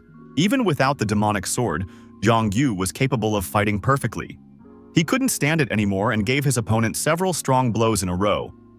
The angel was barely breathing and was already spitting blood. The fight continued for a long time. The opponents fought with all their might. They were hitting each other with their fists without sparing any effort. There were three things that could be watched endlessly: the water flowing, the fire burning, and Zhang Yu trying to defeat the angel. Lois realized that the situation was getting dangerous. If it continued like this, the team could lose Zhang Yu. The girl set herself to attack. She had to end this. The warrior angered the angel and forced him to reveal a secret appearance. Raphael activated a superpower that gave him fantastic lightning energy and 2 pairs of wings. He now had more skill than Metatron. This fight had greatly fatigued the demon sword guy. He snapped out of his seat and pounced greedily on his enemy. The boy decided to devour the angel at once and end it once and for all. At that moment, something incredible began to happen to the gentleman. Bright rays of light pierced through his body. Raphael began to beg the heavenly king to send him strength. Even in death, he asked the king to punish this man. Not waiting for the gods' gifts, the beautiful Lois activated her magic power and created a huge object in the sky, which fell directly on the angel at great speed. His body was a mess. Uriel found it hard enough to resist the man's strength. She used her magic portal again and again to pelt the enemy with sharp spears. These blows were nothing to Mr. Alvin. He easily used his sword to repel the blows. Angel had talked too much about human weaknesses, so Master was going to show her what the last moments were like for people like them. Uriel became even more angry. She teleported hundreds of spears from the portal, which immediately headed towards the Lord. Even in this situation, the skyscraper clan member wasn't scared and repelled each of them with her energy. He had to finish with the king's aides, so Walker used all his speed and quickly got in front of the angel's face. He swung hard and pushed the girl back. Now the man was looking upward, as he should have. Uriel admitted that she didn't think there was another person who would have surprised her. She had once met such a person where the shard was located. The girl said that the man had killed 3 heads of angels and was strong enough to escape from her hands. Although he could not compare to Mr. Michael or Metatron, he was very strong. Mr. Alvin was not interested in these stories, for he was much stronger than the man from the dungeon. He grabbed his sword sharply and attacked the angel. The great Metatron had not expected that the heads could put up such a fierce fight. It turned out that the hero's comrades were surprisingly strong. Yunjae was already badly injured. His nerves were on edge. He didn't understand how the one who called himself a king, despite the deaths of a huge number of subordinates, continued to stare blankly at everything around him. The clockwork action was finally completed. The hero had only to try his luck. He decided to show the King of Angels something interesting and rushed into battle armed with a sword. At the most unexpected moment, Metatron waved his hand and hundreds of spears fell from the sky. Each of them was capable of piercing the boy, so now he had to do his best to survive. Using his clockwork strength, Yunjae deftly avoided all the spears. He was able to perform such techniques with great speed that not a single spear even touched the tip of his hair. As the boy wanted to attack, he noticed that his opponent had suddenly disappeared. Metatron abruptly appeared behind him and channeled magic to attack, saying that the man was too slow. At this moment, an unbelievable thing happened. Yunjae was behind the back of the head of the angels at the speed of light and slashed his body. Things were much more interesting than Metatron had anticipated. In fact, it wasn't the end yet. The great and terrible king was invincible, his wounds regenerating as if nothing had happened.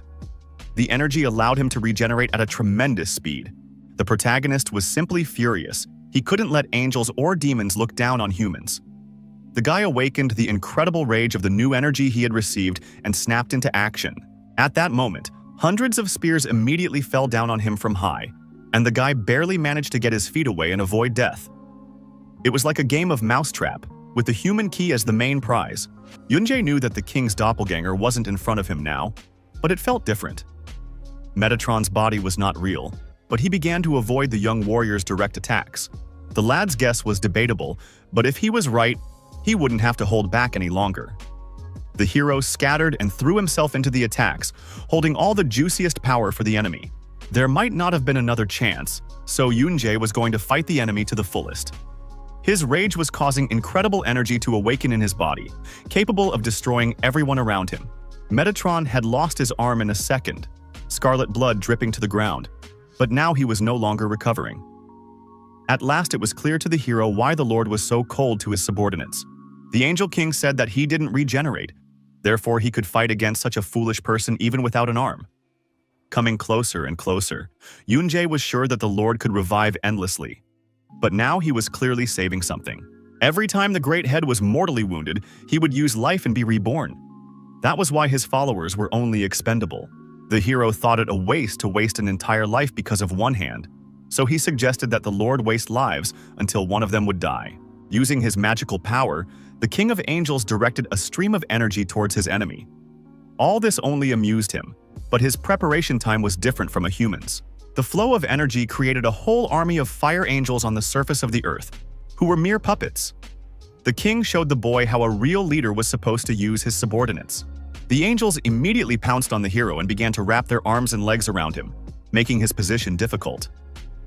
The boy literally couldn't move and was in a difficult situation. Suddenly, one of the angels began to beg God for mercy and strength, and gradually his eyes began to pop out. Bright light was shining through every crevice, and the master would burst into flames. When the energy was already exceeding all possible limits, the angel exploded after all. And the huge explosion threw the hero aside. Bright flashes of flame engulfed the battlefield. A moment later, all of the king's other puppets exploded, and incredible explosions engulfed the entire space in fire. Watching his deeds, Metatron marveled at himself and was certain that the inferior being had perished.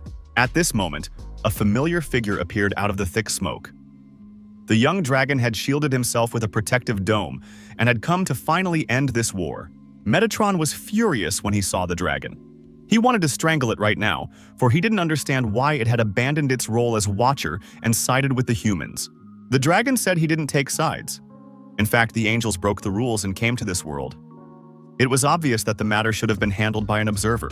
What had happened could no longer be undone. The tragedy was terrible.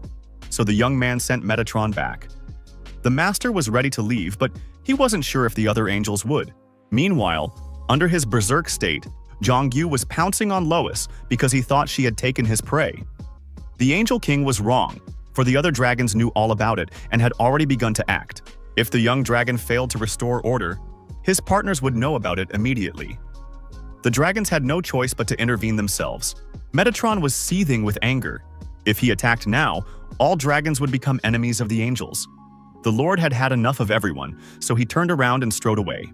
After the battle with the king, Yunjae was badly hurt, but his old acquaintance arrived just in time. The boy was exhausted and vomiting blood, but even at this moment he was thinking about saving the other guys. Meanwhile, Mr. Kim Jin-seok continued to fight with Michael. Their strengths were roughly at an equal level, and their swordsmanship was excellent. In this fierce fight, one of the warriors was bound to lose. The pressure from the angel was so great that at the last moment the master gave in and loosened his grip. Michael immediately took advantage of his weakness and ran past him, inflicting a fatal wound with his sword. The Lord didn't go in pursuit. He crouched on the ground and bowed his head in pain. Angel was enjoying this, and he turned around, about to stab his opponent in the back. When the angel was almost there, Kim Jin-seok jumped up from his seat and wanted to strike him with his sword. Michael laughed in response and dodged easily, but he wasn't used to such tricks. At that moment, a beautiful dragon lady appeared on the battlefield. She used her power and said that she had deigned to come for the sake of reconciliation, but got something else. A puzzled Michael could not believe his eyes. The young man realized that his enemy had sensed the girl's presence and attacked without him noticing it. At this, the friendly meeting of the boys was over. The dragon girl sent the angel back, for his master had already left. The brave dragons were not afraid of the angels and accomplished their mission. They managed to help every hero in trouble and carried them to safety.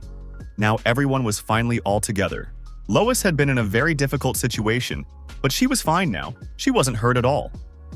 After the brutal attack in his altered consciousness, Jongyu was sweetly sleeping it off. Alvin wanted to say that he was all right too. He said he could easily stand up to the angels, but his lies were exposed by the blood rushing from his mouth. The dragon realized that the Lord was only pretending to be strong. Kim Jin-seok was the only one on the team who was hurt the most. The master was in critical condition and was slowly dying. The dragon girl took charge and gathered to heal the master so that the others could rest. Not much time had passed since the fight, but Yunjae still couldn't recover. He couldn't believe that everything had ended so well. If it wasn't for the dragons, the whole team would have been dead long ago. Suddenly, one of the dragons approached the hero and held out his hand. He introduced himself as Abraham. He already knew that the boy was a human key. The girl who helped Kim Jin-seok had the human name Mara. Eden and Galleon, whom the hero had seen once before, came to help the team. Mara didn't understand why her partner was introducing everyone by name. Abraham hadn't seen humans in a long time, so he said he wanted to try to do things by their rules. Here was the territory of the dragons. They hardly ever left it, nor did they invade anyone else's. It was a rare situation where the boys interfered with anything. The young man revealed that the reason was because the Heavenly King had broken the rules. Being in the key area and Kim Jin-seok receiving treatment was also a violation of neutrality. But what was scarier was that the Heavenly King had broken the order and personally summoned a huge army. No one knew how he opened the dimension, but it wasn't supposed to happen. Originally, the head of the archangels Gabriel and the archangel Michael may have been in the reverse world. But from the heavenly world, 4 more archangels came after them. Raphael and Uriel were defeated. Michael was different from the other archangels. This man, formerly in intelligence, was also a good fighter, but he ended up like this. If the angels brought the archangels and pressed on, the heroes wouldn't stand a chance. So Galleon asked how much time the boys needed. Heroes could meddle in the affairs of the human clan outside of the territories, meaning they could meddle as much as they wanted in the intermediate lands. In this way, the dragons could buy time. The more time the heroes had, the better the situation was, so Galleon allotted 3 years. If more was needed, he could consult with the other dragons. Yunjae realized that most likely Metatron and the angels were avoiding direct contact with the dragons. It was the best of the worst. So after a little thought, the boy agreed and asked the dragons to take care of it. Now the guy's task was to clear all the monsters in the area, so the clan members could now rest easy and return. Their next meeting was to take place in 3 years. The situation was a little confusing. Once the guys would wake up, the hero was going to take Alvin, Jinseok, and Jungyu to go back. But he was still curious as to why Lois hadn't escaped. The girl's face grew sad. She thought she could at least reduce the number of angels. She was a very important part of the team, just like the others. Yoonjae asked her to just try to survive next time. After all, that was what fighting was for. Lois was very pleased. She said that the guy wasn't a husband and father for nothing. The hero was always called a member or a key, but he had completely forgotten that he was also a member of the family. He missed being called husband and daddy. Meeting with the angels, Galleon informed them of the 3-year delay. The king saw it as a threat, but it all depended on how the Lord took the news. This made Michael very angry, and he drew his sword and was about to lash out at the dragon, who thought he was safe and was talking too much. But the King of Angels stopped him immediately. Metatron promised to wait 3 years, and only then the dragon was sure they would fulfill their promise. There was nothing more to talk about, so Galleon disappeared immediately. Michael didn't understand why the Lord was so quick to agree to the dragon's words, since Uriel and Raphael were dead. In fact, if they refused, they would probably not be able to resist the dragon's power. The angels had been waiting for a very long time, so the king was going to wait a little longer for victory. Besides, he was sure that the humans had not killed the archangels by their own strength. The key was strength, but it was obvious to the Lord that the dragons had intervened in the battle. In 3 years, just as they wanted, the king was going to destroy first the humans and then tear the dragons themselves to shreds. Metatron has been alive for a long time, and his emotions have already been erased. Michael's comrades were dead, and for the first time he was given a sentence. The king had to hold out on this thirst for revenge for 3 years, for it was the way to create a new empire. When Jongyu found out about what happened when the bloody sword possessed his mind, was very upset. The boy apologized to all the team members for his behavior. The young man felt very sorry, tears streaming from his eyes. He promised to give up that sword, keeping it to himself. The boy would only hurt everyone. Everything was fine, and Lois didn't hold a grudge, but Jongyu considered it his end. He thanked his partners for everything so far and apologized again. All this time, Lamar had been talking to him constantly. He desired the young man's body and was about to consume his consciousness. All this was causing the boy great pain. In the battle with Raphael, Jongyu had been thinking about the need to win by any means necessary, and because of that, he had teamed up with Lamar. It was obvious that if the young man continued to use the sword, everyone would be in even more trouble. Suddenly, Lois told him that she had heard his voice too, at the moment of joining forces with Laurent. He was saying that in exchange for the warriors keeping his body, the Lord was going to get his hands on something important. None of that mattered right now, so Yoonjae interrupted their conversation. He said that if the partner was scared at the moment of suppression, he could run away as much as he wanted. When the hero first came to this world, met Warlock, battled Satan, and met Metatron, he was very afraid. However, nothing could be done by being afraid of what had not yet happened. If Jongyu wanted to keep fighting with his comrades, to come out victorious in the battle with himself, U-Team would help him. With only 3 years left, the boy was needed by everyone. Yoonjae would be happy to fight with him on the battlefield. The boy couldn't hold back his emotions and cried. He was incredibly happy to feel the great support from his closest friends and promised to try harder from now on. So 3 days passed, during which Alvin woke up and realized the situation. The heroes headed back. It was very hard for the wounded to return, and they had to carry the unconscious Kim Jin-seok on their backs. Most likely thanks to the help of the dragons, the boys didn't encounter any monsters along the way. Their path was calm and measured. So, having found the shard, the heroes found themselves back in the Skyscraper clan. All of them returned alive, but the battle with the angels had taken its toll on them. When he heard what had happened, Arkan understood everything. The fact that the team had returned alive and found the shard was already a great achievement. The master thanked the boys for their excellent work. When everyone had dispersed, the clan leader revealed that the shard had been stolen very carefully. He'd sent 5 or so ranchers to do a thorough sweep of the area. Arhan even went there personally, but never found anything. That was why he was so happy that the guys had brought the second shard. Yoonjae didn't hesitate and decided to go there personally. The next day, when it was already dark outside the window, the hero packed a bag with everything he needed and set off. In the corridor, he ran into his partner and said that he had to go somewhere for a while. The guy didn't bring his friend with him because he had a reason. Jong-yu stayed behind to have time to read up on his problem. After a long and grueling trek, Kim Jin-seok decided to visit an old buddy. The first face he saw today turned out to be Baek Cheon. Judging from the way he talked, he could definitely live. The gentleman was shocked that he missed the whole 10 days and slept through the team's return. If he had continued to bat, he would have surely died. He thought that fighting the archangels was truly insane. Even Jin-seok wasn't capable of it. But that was why he had come. The master came with one request. He needed something with which he could withstand Michael's flames. The shape wasn't important, the item just had to be able to withstand it. Baek Cheon knew that Michael was one of the archangels who used hellfire. It wouldn't be very easy to get a weapon against him, but the Lord couldn't accept that his friend had been brazenly humiliated. The hero's journey was incredibly interesting. He could smell dead people in the forest, but they were wary of him and hid in the thicket. The young man was helped by the energy he surrounded himself with for safety.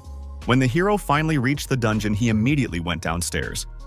Previously, it was incredibly difficult to reach this place, but now it was no big deal. The atmosphere inside the cave was a bit frightening. There were pools of blood on the floors and white feathers scattered everywhere. The boy assumed that humans and angels were fighting in there. Entering through a secret exit in the ceiling, the hero finally found himself in the shard's storage area. This time, the sacred place was empty, and Arian did not meet him. Suddenly, another giant came out to the hero and asked what kind of treatment the boy wanted. The young man replied that he wished he had not been ignored. The giant recognized the human key who was the next generation of Jahar.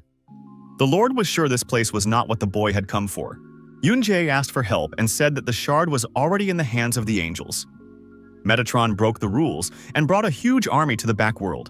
The heroes managed to get a truce thanks to the Dragon Galleon, but the hero didn't think it was fair. The boy wanted to know what way the shard could be used. After receiving approval from above, Garen began to train the hero.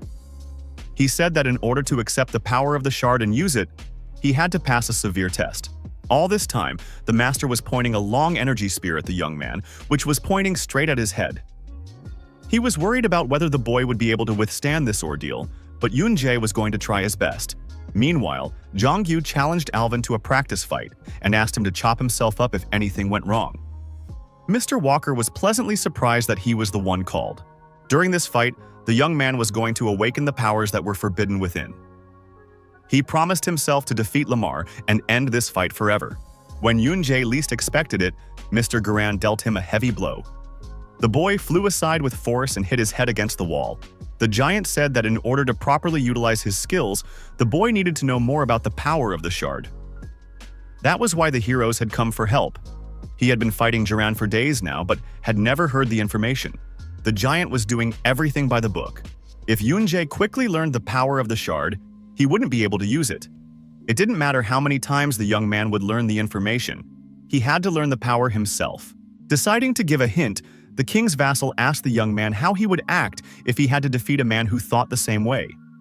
The hero replied that he would have to spend a long time picking out his weaknesses. But the most interesting part began when Harold asked if the young man could cope if his opponent used the same amount of strength and tired at the same time. At that moment, the Lord snapped his fingers and a stranger emerged from the thick smoke. Yoon-jae couldn't believe his eyes. His opponent was an absolute replica of him. The opponent was made of sand, but had the same skills and striking techniques as the hero. Fighting himself was harder than the boy thought. The sand copy exactly replicated all of the hero's abilities. If Yoon-jae saw his weaknesses and attacked, his opponent did the same. Every strike of the young master did not lead him to victory.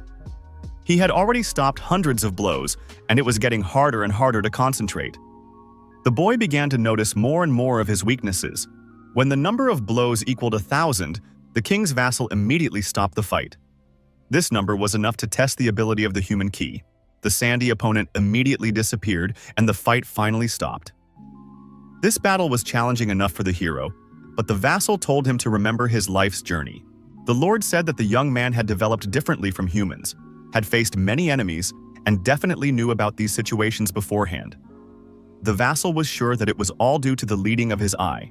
At that moment, the sand funnel appeared in front of the hero again. A new clone had appeared. The purpose of this training was not to improve his combat skills. The one the hero had to defeat was himself. For the sake of the white robes, Alvin Walker went through incredible training. He did whatever was necessary to bear the weight of the white robes.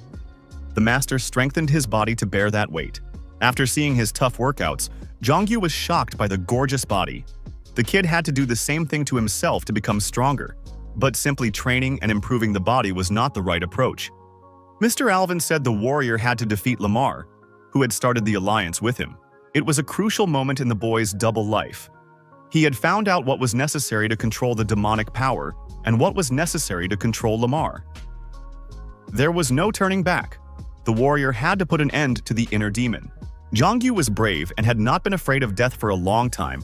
In one move, he put the demon's sharp sword into his chest. The warrior finally understood his own desires and what he had to surpass. At that moment, a demonic image appeared in the boy's subconscious. The girl hadn't seen the Swordmaster in a long time and didn't think he would have summoned her in such a way. The main reason for Jongyu's sacrifice was to get Lamar's power. It was no problem at all for her. The young man only had to give her his body. The bloodthirsty inner demoness had already watched the boy's memories and feelings, and realized that he wanted to become stronger than Yunjae, or wanted his strength to exceed that of a human. The young man wasn't ready to give her his body, but that wasn't a problem for the demon either. The boy could easily use another way, throw Lamar away and train for 100 days like he was about to die. Lamar's power couldn't just go to even such naive fools. All Jongyu wanted was to stay alive, to protect the people he cared about with his own hands, and to live together even with those he hated. Daredevil wanted his life back, but he needed power to do so he turned to the demon for help. This all only amused the girl. Such an offer was absolutely not favorable for her.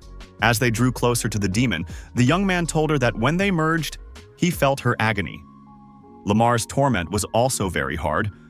The boy said something that made the girl recoil and wonder greatly. The demoness was furious. If the Swordmaster took another step, she would suck all of his blood. Jongyu was not afraid. He too had seen her memories, a past in which the sword with his own ego was too weak. Lamar didn't want to be alone, but because of her own weakness, no one wanted her. At one point, she thought that if she drank blood and hoarded her strength, she would gain value and her loneliness would fade.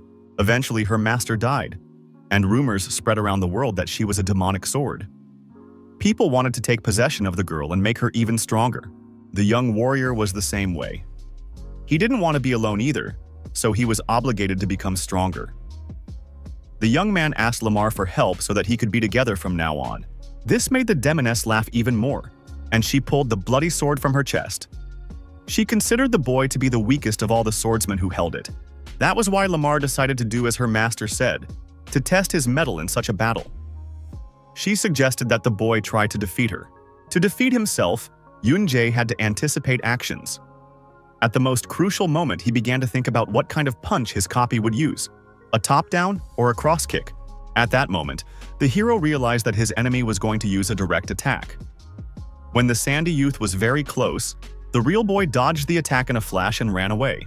It seemed that everything was already behind him and the hero began to make steps towards victory. But suddenly, the boy was defeated. The enemy thrust his sword right into his throat. Suddenly, something happened that no one could have expected. Yunjae was back on the battlefield, where the enemy was about to strike a blow that the hero had literally just dodged. It was now clear to him that he had seen the future. Thanks to what he saw, the guy deftly dodged the already past attack and immediately made a fantastic strike. It was unthinkable. The head of the sand clone flew aside. The victory was on the side of the protagonist. Mr. Garen was satisfied. Finally, the young man understood what the power of the shard was. It was now known to Yunjae that it was a key that went against time, that is, possessing an ability. With the help of this power, the hero could foresee the future. The book did not describe in detail the new skill he had acquired, but now the young man was able to stand in the way of any sworn enemy. The power of the shard manifested differently depending on the user. In Yunjae's case, it was time. He could palpate the situation that would come in the future in advance. It was different from normal viewing. The warrior could experience what would happen a few seconds later as if he had already experienced it once. He could experience seeing, hearing, smelling, and even death beforehand. From now on, Garen was going to nurture those feelings in the boy. He ordered him not to use techniques like time reversal or time stopping. The hero was to rely entirely on the sensations of the shard within. The giant immediately engaged in battle with the human key. Yoon-jae had to fight not for life, but for death. After all, just the line between life and death would be a great training for him. The king's vassal brutally struck his opponent with a huge iron spear, but despite the difference in size, the hero managed to avoid the attacks. It was still hard for him to get used to the new sensations, but it was only a matter of time. Fully focused on what he had felt earlier, the boy bravely rushed at his opponent. He struck a strong blow with his sword, but it was as if the Lord had foreseen this moment and immediately repelled it. Losing control of the situation, Yoon-jae was unable to resist the giant and weakened his strength. He received the strongest blow that made him fly aside. At that moment, the timing skills that the hero had gotten were triggered. He found himself right in front of his huge enemy, and his head was immediately pierced by a sharp spear. One boy's death was already counted. The moment the hero, even though he didn't know the future, couldn't avoid it, he palpitated death. It was frustrating, but the guy didn't have to think about seeing the distant future. He was not a soothsayer. At least for a second, Yoon-jae could create a future that could be changed. This process was quite difficult, but the brave warrior was going to give it a try. After all, he had already suffered enough torment because of a future he couldn't change. Jaren knew that this power was perfect for the boy. When he wanted to attack head-on, he suddenly noticed that the young man was already behind him. The young master saw his target and saw no obstacles. The young man swung his sharp sword and tried to hit the giant, but he dodged sharply. His strength had reached a good result in a short period of time. This was much more interesting than Jiran had thought. Meanwhile, with no small amount of effort, Jongyu finally defeated the demon inside him. He could still hear Lamar's voice, who didn't expect that the boy wasn't going to attack, but was just coming closer and closer. Now the demon trapped inside the sword was not alone. Having established contact, now they could go to the vastness of the back world and walk together to the very end. Time flew by, and soon 3 years had passed. Jongyu continued to train on monsters, testing his abilities. He put a lot of effort into defeating a gang of goblins.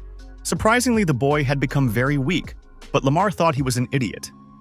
It was all the young man's body could do to withstand the demon's power. All the while, the guy spent his time following his goals. By mopping up the space of the reverse world, he was going to become as strong as possible. The entire fearless team fought to overcome the weight of their own strength. Each of them developed their skills to reach the limit to perfection. For 3 long years, there was not a single day that the masters of their craft did not train their bodies and temper their fortitude. Any obstacle was within their reach, they were developing, so that they would never lose again. Their abilities reached perfect form. Their striking techniques were honed to perfection. The heroes strove for a goal to lead all, to change their own past into the future. After long and grueling training, Jaren had to appear in front of Yoon-jae in his true dragon form. Their battles had allowed the young man to fundamentally change his body and mind.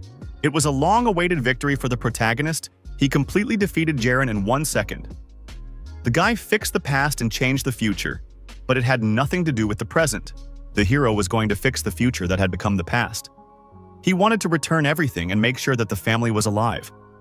That's why the fighter got the time feature. Meanwhile, Archon was doing the bookkeeping and signing papers. The academy report was finished, so the head was writing the information. The Lord knew that Jongyu was fine and had almost complete control over Lamar's power. But the more important news of Yoon-jae's return made the clan head realize that the time had come. Throughout the time Jongyu was exploring the forest area, the bloody sword was talking to him.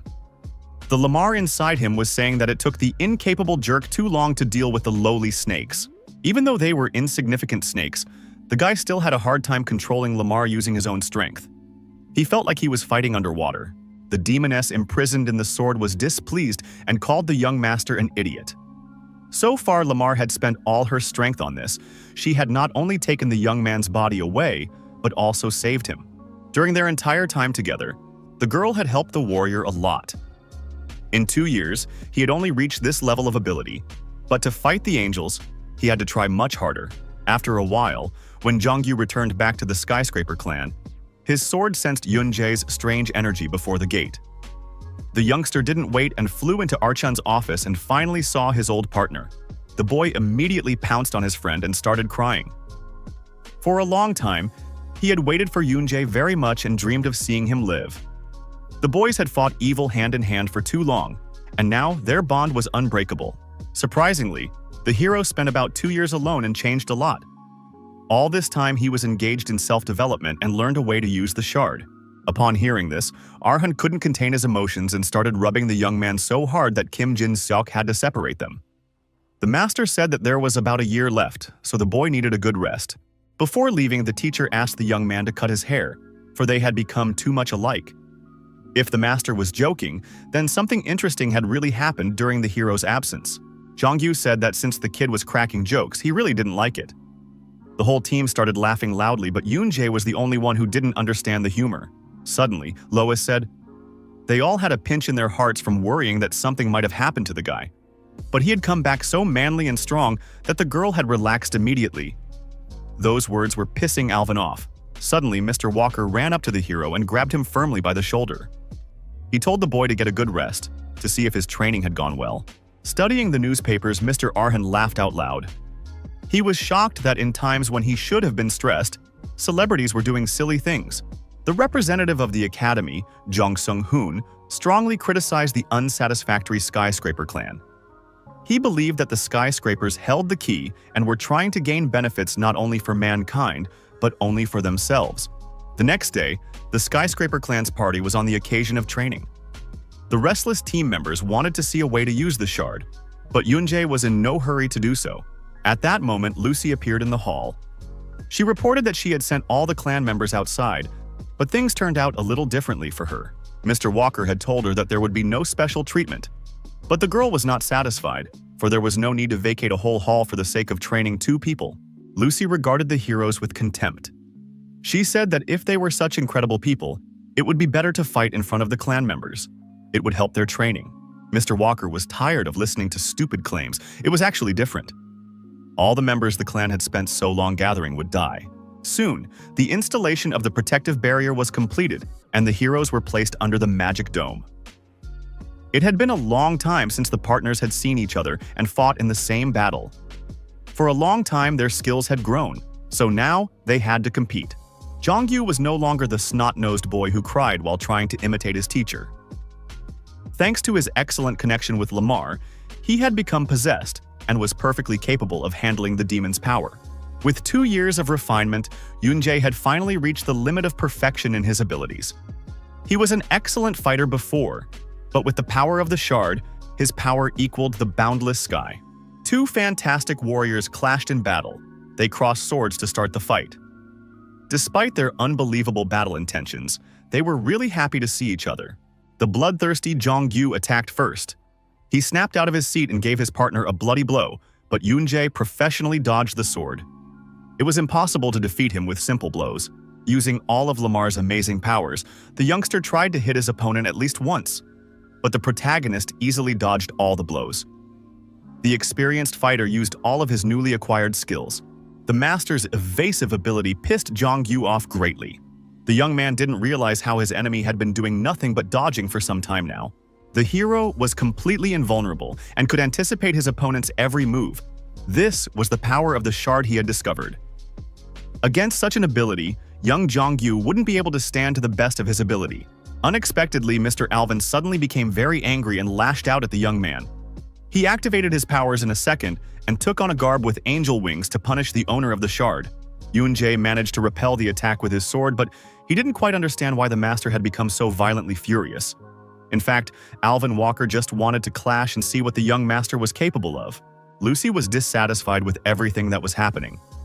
Even though this man named Kim Yoon-jae looked strong, she was sure that the conversation would change once Alvin, who was the strongest even among the rankers, stepped forward.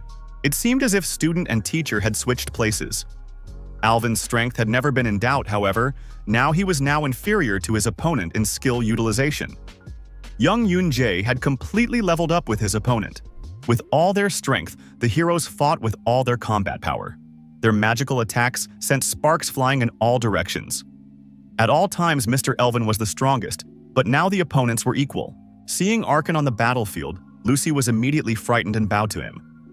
The Lord said that the girl had too bad an attitude towards that hero, who was the same ranker, but only kept everyone waiting. Lucy and all the clan members were very strong, but the density of that man named Kim Yoon-jae's time-filling experiences was different from the rest. In the midst of the fight, the Golden Lion suddenly decided to stop it. That was enough. The Lord suggested that the guys put someone down after they arrived to calm down. Such a check was enough, but Alvin didn't really want to stop. He decided to hit his opponent one last time. Arhan ordered the fight to stop immediately because the guys wouldn't be able to cross swords every time they met. At that moment, Kim Jin-seok decided to join in and test his strength. The constant training was getting to Lois, so this time she couldn't take it anymore and yelled at the guys. She ordered the two of them to finish the fight immediately and calm down. When the whole team was already heading for the exit, Yoon-jae suddenly turned around and noticed Lois figuring something out loudly with Alvin. They were arguing heavily, and some of the words could be heard. When he turned around the next time, there was peace and harmony between the guys. In a second, they were already smiling at each other and looking at each other with loving eyes. Their strange relationship always caused a storm of emotions. Lois had always been very reserved on positive emotions and was constantly rude, but at this moment, it was as if her heart had melted. Alvin gently stroked her cheek, and Yoon-jae realized that he had seen something strange. Unexpectedly, the loving couple suddenly voiced that they were now boyfriend and girlfriend. The main character was surprised only because he thought they had been dating for a long time. The thing was, Alvin wasn't doing anything about it. And the boys agreed to meet again after returning to their world. If only for the sake of his family, for the sake of Jung-gyu, Lois, Alvin, and everyone here, the hero owed it to himself to go back. It was important for Archan to know if Jung-gyu had gotten better, and Yoon-jae told him that the danger from before was gone. The young man had gotten stronger and had become a bit of a friend to Lamar. The young man was pleasantly surprised that his partner had bonded so closely with the demonic sword, even though he had fought very honorably himself. The power of the shard did incredible things to him. Arhan had known about it for a long time. Even though it wasn't very noticeable, the clan leader could see that the young man was moving slightly ahead of Alvin and Jong-gyu's attacks, and succumbing to them. The bloody sword wielder was also excited about such an exciting battle. The young man had a lot of new sensations that he hadn't encountered before. He felt like he was fighting in a different space. In any case, the clan head called the guys over to do something. While Yoon-jae was away, Melon had changed a lot. A lot of clans had united, and for the sake of preparing for the battle with the angels, a lot of participants had gathered. So, an academy was founded to unite the people gathered there. But the people there knew almost nothing about Yoon-jae. To them, he was just a ranker-level person. There were forces that did not trust the hero and wanted to hold him back. Therefore, the Great Archon wanted to ask the boys for a favor. Before fighting his enemies, one needed to know about his allies. The clan leader wanted the boys to go to the academy. Since they were back, they would warm up, train, and help out a little. Training people was only a superficial goal. After a while, the heroes still came to the academy building that had been built in just 2 years. The task of the chapter was a bit tiring for Yoon-jae. He didn't understand why it was assigned to him. At this moment, Jong-gyu assumed that this assignment was most likely to get rid of a person named Jong Seung-hoon. This was something the young hero definitely didn't expect. He had never heard this name before. This person used to be the master of the clan called Fate, but now he was absolutely against the Skyscraper clan in every way. The master was watching the situation and waiting for the moment to seize power. It was going to be over in a while, so Yoon-jae didn't understand what kind of power Jong Seung-hoon wanted. It was obvious that Arhan wanted to take the chance to brag about an experienced warrior and punch the envious man on the nose at the same time. The former master of the Fate clan was unhappy that the master had asked to invite mentors to the academy. But after 3 weeks, he replied that they were Kim Yoon-jae and Jung-gyu.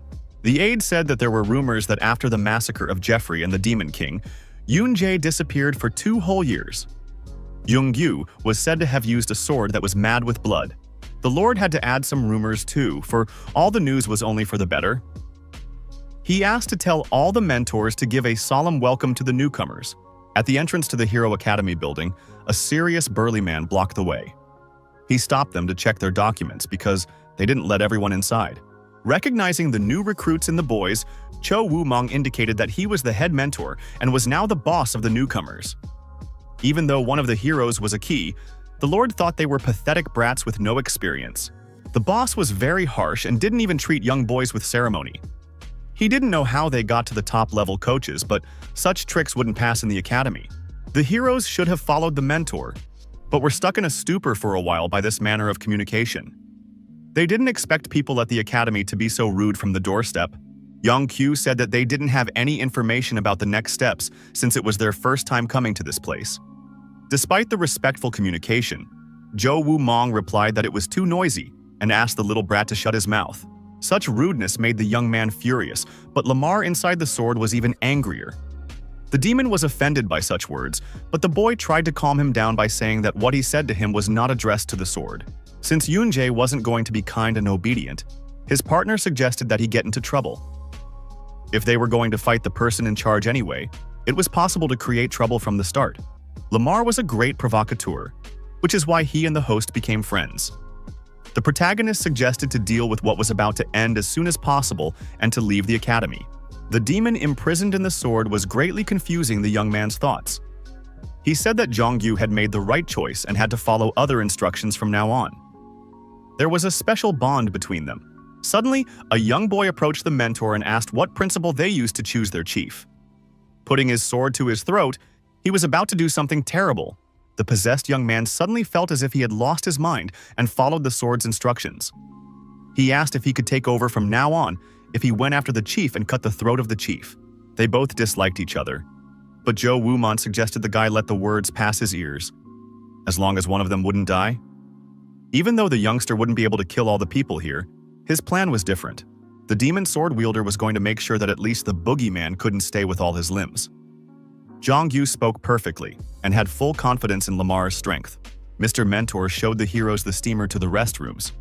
There at the end on the first floor of the building, in the leftmost room was the place where they were to live. Rejoicing at the distribution, the partners went to their room. The warden realized that there would be a lot of trouble with these guys. On the way back, he had to be careful. When the boys went inside, they were literally stunned with surprise. The room was incredibly beautiful, with expensive furniture and jewelry glistening in the sun. It was obvious that the academy was rich in money. At that time, Jongyu wanted to land in his soft bed with a sprint, but suddenly a member of the academy came to them. The higher-level mentors hadn't rested yet, but they were already being summoned. The academy was to hold a demonstration of the mentors, so the heroes were urgently led to the main one.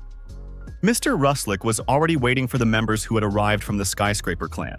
The boys came right after that man after they were summoned, but the master was not pleased.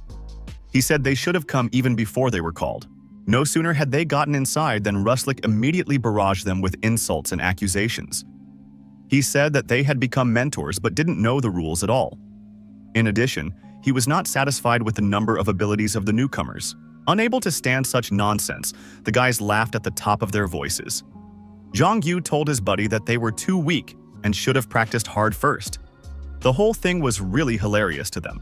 Mr. Wolverine was immediately angry because he took their laughter personally. He grabbed Yoon-jae by the scruff of the neck and wanted to hit him, but it didn't matter anymore. The hero asked why they had been summoned, because they couldn't stay in the dark. There was a class where the mentors showed their strength in practice. The high-level participants gathered here were stronger than other people, but they couldn't reach the ranker level yet. Ruslick said that in the process, the mentors showed on their own bodies what a truly strong contestant was. All this was strange because the participants were supposed to be trained before the heroes came. For starters, the fights were to be held after half of the teaching staff had been eliminated. The gentleman was going to take questions later. It was noticeable that he had decided to teach a lesson. Without a second thought, Jongyu offered his candidacy to team up with Yoon-jae so that everyone else would attack them. Be that as it may, the two of them were going to battle against high-level mentors. The participants were eagerly awaiting the spectacle of looking at the key's abilities. Some of them didn't believe the boy could win, while others even saw the partners for the first time. Since the academy was going to test the newcomers, Jongyu was going to show the meaning of the strong member status, since Ruslick was unaware of it. The young master was literally enjoying the manipulation. Mr. Ruslick also decided to bring out 2 people at a time. In order to test the new recruits' abilities against the 2 top-ranked mentors, he summoned Marin and Leon from the crowd. The opponents were ready to fight. Yoon-jae told his partner that he didn't have to fight alone. The 2 guys could finish faster. Jongyu refused to help. He was going to fight alone. All this time there were rumors about him that the boy was a key 6, stuck to Arhan, a psycho with a demonic sword. The young man was going to prove to everyone that he was a worthy participant. Lamar fully supported him and asked him to show his abilities to the lousy men who would never put her down. The two cruel mentors armed themselves with cold weapons and rushed into battle. Jongyu didn't hesitate and charged back at them. He was capable of more than they expected. It didn't take the boy more than 2 arm movements. At breakneck speed, he chopped down 2 opponents at the same time. Thanks to Lamar's strength, there was no flaw in his skills. Impatiently, the guy looked forward to the other contestants against him. He was sure he could deal with another 20 people. The situation was heating up, so suddenly a gentleman from the crowd agreed to go up against a new recruit.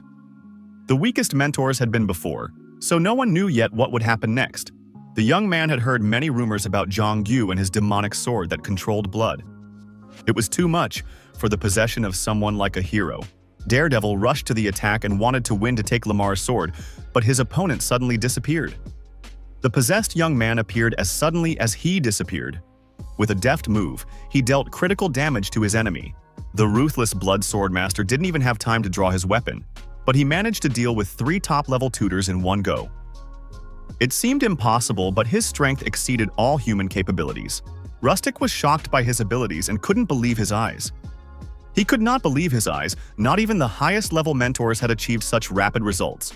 The gentleman received an offer he could not refuse.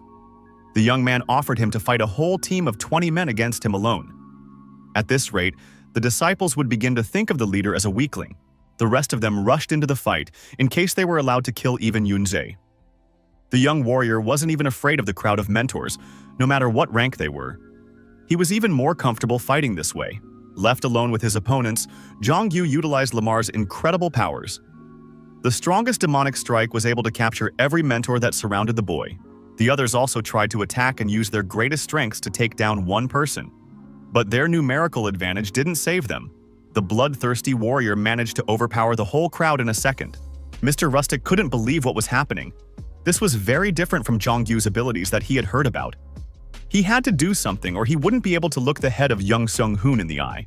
The fight was too boring. As soon as Yoon-jae relaxed and yawned, the mentors pounced on him like a pack of jackals. Now it was the young master's turn to have fun with the dogs of the academy. Ri Chihong didn't understand what would change if Jungyu and Yoon-jae went to this place. After all, this place was actually tantamount to an enemy camp. The deputy just hadn't seen them fight. Arhan told him that no one of Kim Jin-seok's or Alvin Walker's level could attack those two. The master had given them something just in case, so everything was fine. All the heroes, whether knowing it or not, were under the influence of Jong Sung-hoon's brainwashing. If those two went there and made a ruckus, Ri Cha-hong was sure it would cause the opposite effect. That was why the clan head had sent them, because if the participants didn't see Yoonji's strength, there were still chances of winning. If the clan wanted to gain the trust of the people of the academy for a long time, they would have many ways to do so. But things were different now. The heroes needed to unite quickly within a short time and fight, ready to die. It was obvious that the enemies would doubt the credibility of his opponent.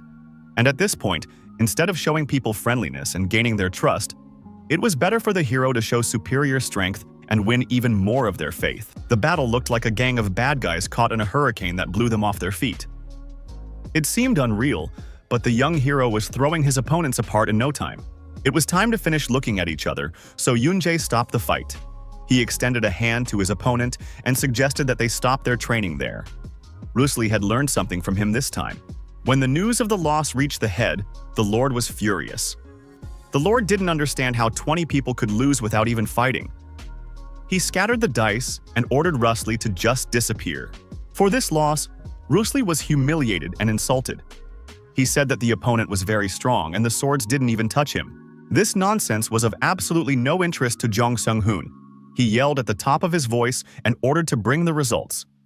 The master said that his subordinates could have killed those freaks or brought them to a state of death. It was as if Bruce Lee had been replaced, and he began to question whether it was really necessary to destroy the new arrivals.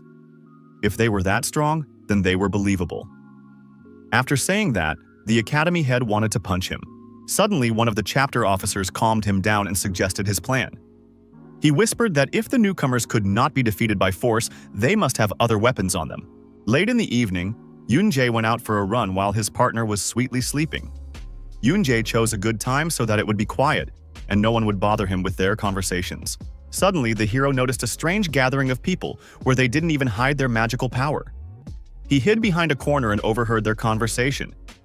His surprise was not limited when he found out that they went even to such a thing. The boy returned to his room at dawn, and his partner woke up immediately and asked him where he had gone in the dark. Yoon-jae closed the shutters of the windows and said he had gone for a walk and sent the boy to bed. That day, the heroes who arrived at the academy were training the students to fight.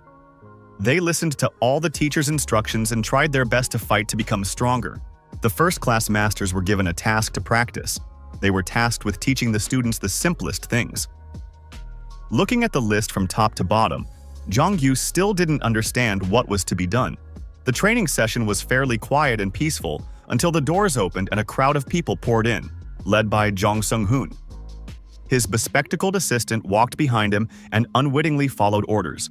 All the students bowed at the head's feet before the majesty of the head. It was a rule invented by the head of the academy himself, and failure to do so would result in severe punishment and expulsion. When Jong Sung-hoon approached the guys, he immediately found Young-yu among them and swung his hand at him. Yoon-jae couldn't bear the insolence and immediately stopped the gentleman's hand. Being a senior master, the hero wasn't going to let anyone hurt his partner. He said the master had to explain what was going on. Jong Sung-hoon said that the six had done monstrous things and held out a piece of paper. The master was sure that the despicable Arhan would do such a thing. The picture showed the corpses of innocent people who were bleeding. The head recognized that Young-yu was wielding a demonic sword. During every battle, he went crazy, and the mentors who participated in the show fight said the same thing. The heroes denied everything and said that the abilities were to blame.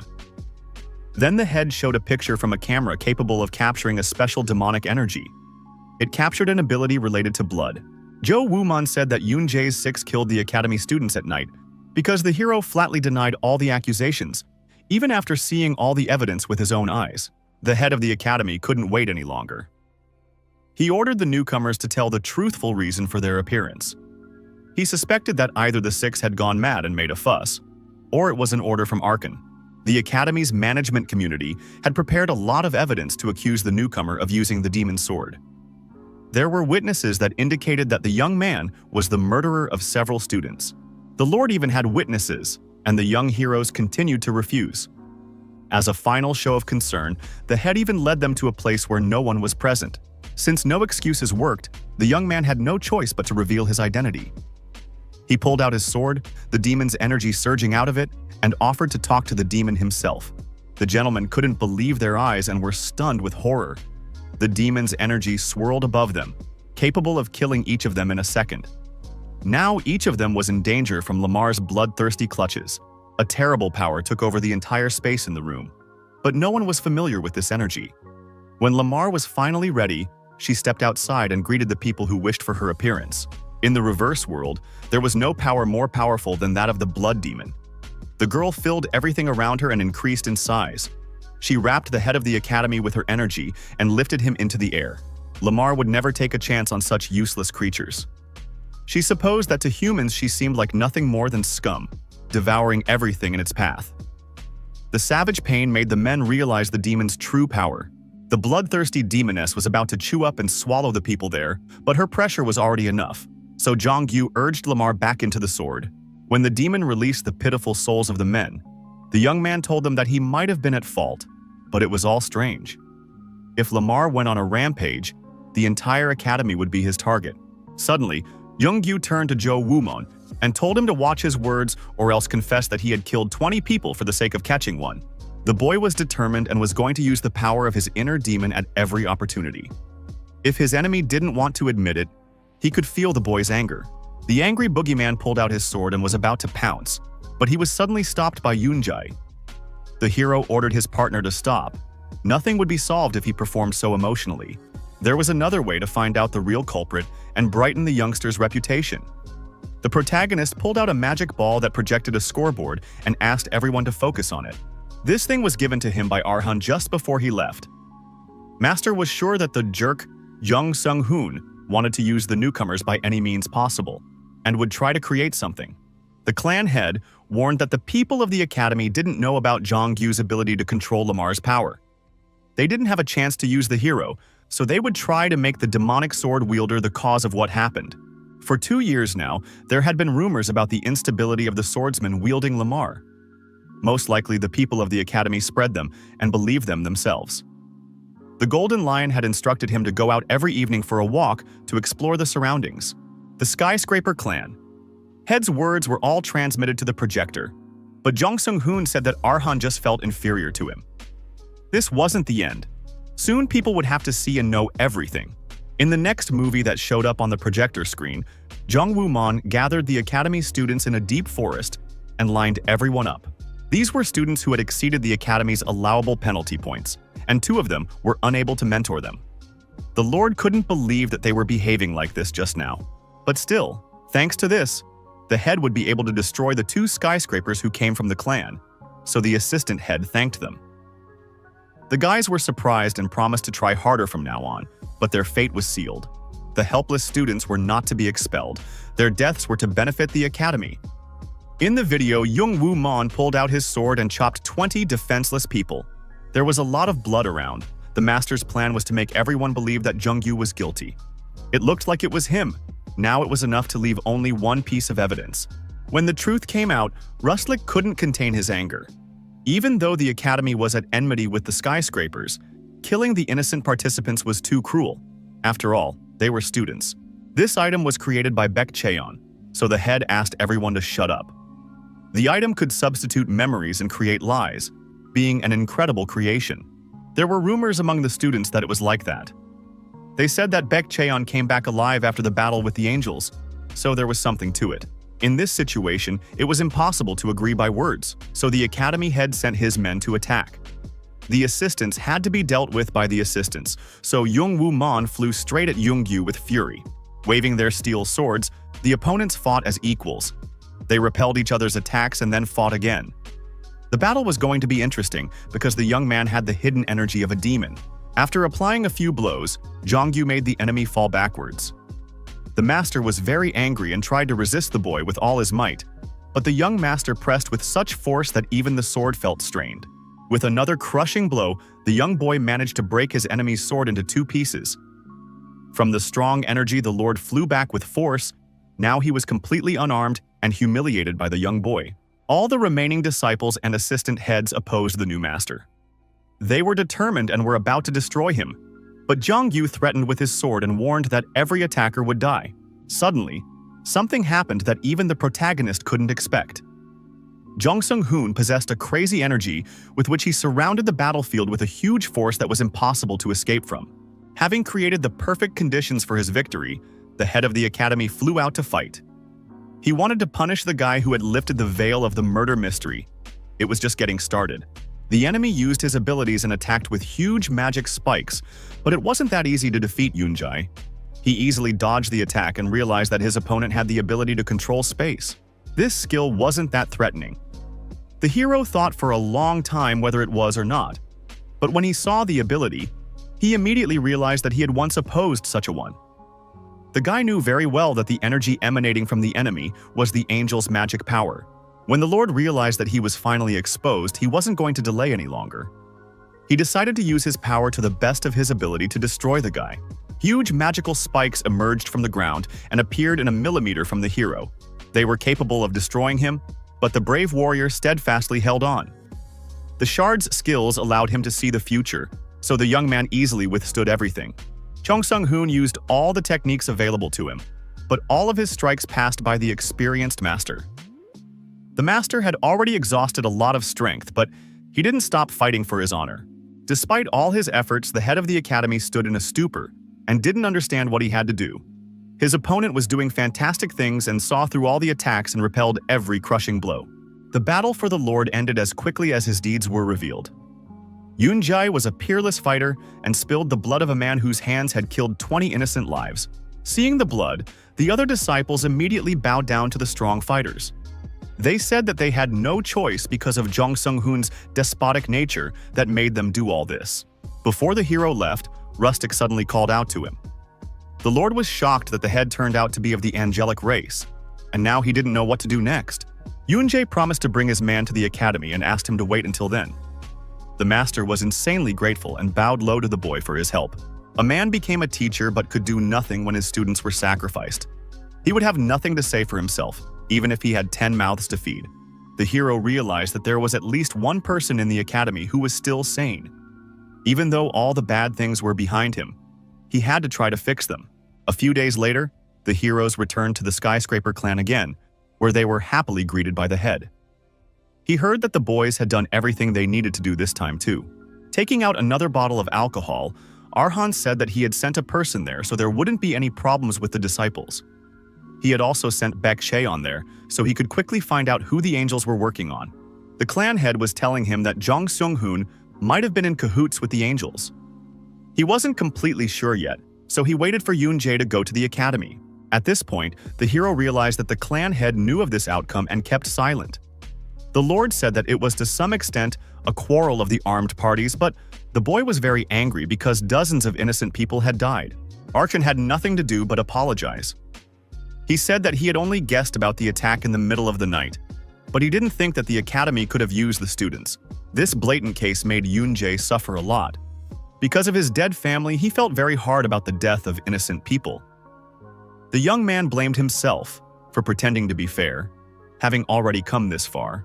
The guy didn't want to save absolutely all people, but taking part in such brutal massacres was a hard task for him. Sometimes he got confused in his own thoughts and didn't know if he could fix everything. Since then, when the hero began to see the future coming a few seconds later, the dragon spoke to him. He knew about the power of the shard and said that there were times when even knowing the future could not change it.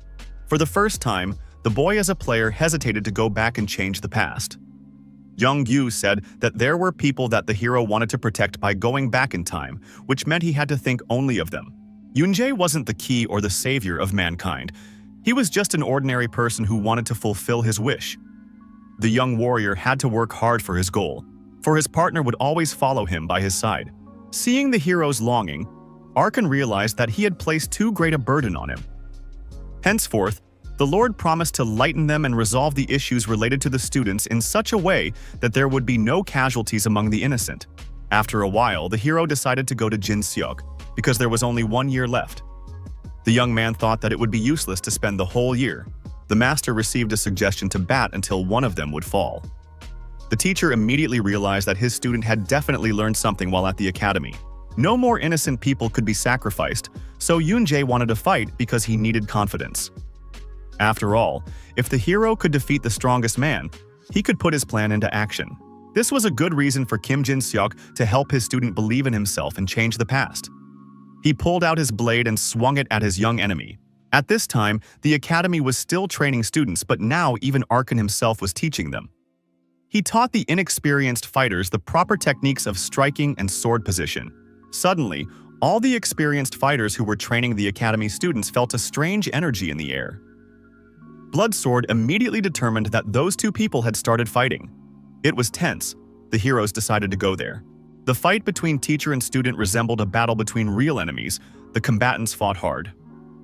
Yoon-jae had been trained by the master, so he could easily dodge his blows, but the master wasn't going to give up. With immense strength, the hero was able to make his opponent fly aside.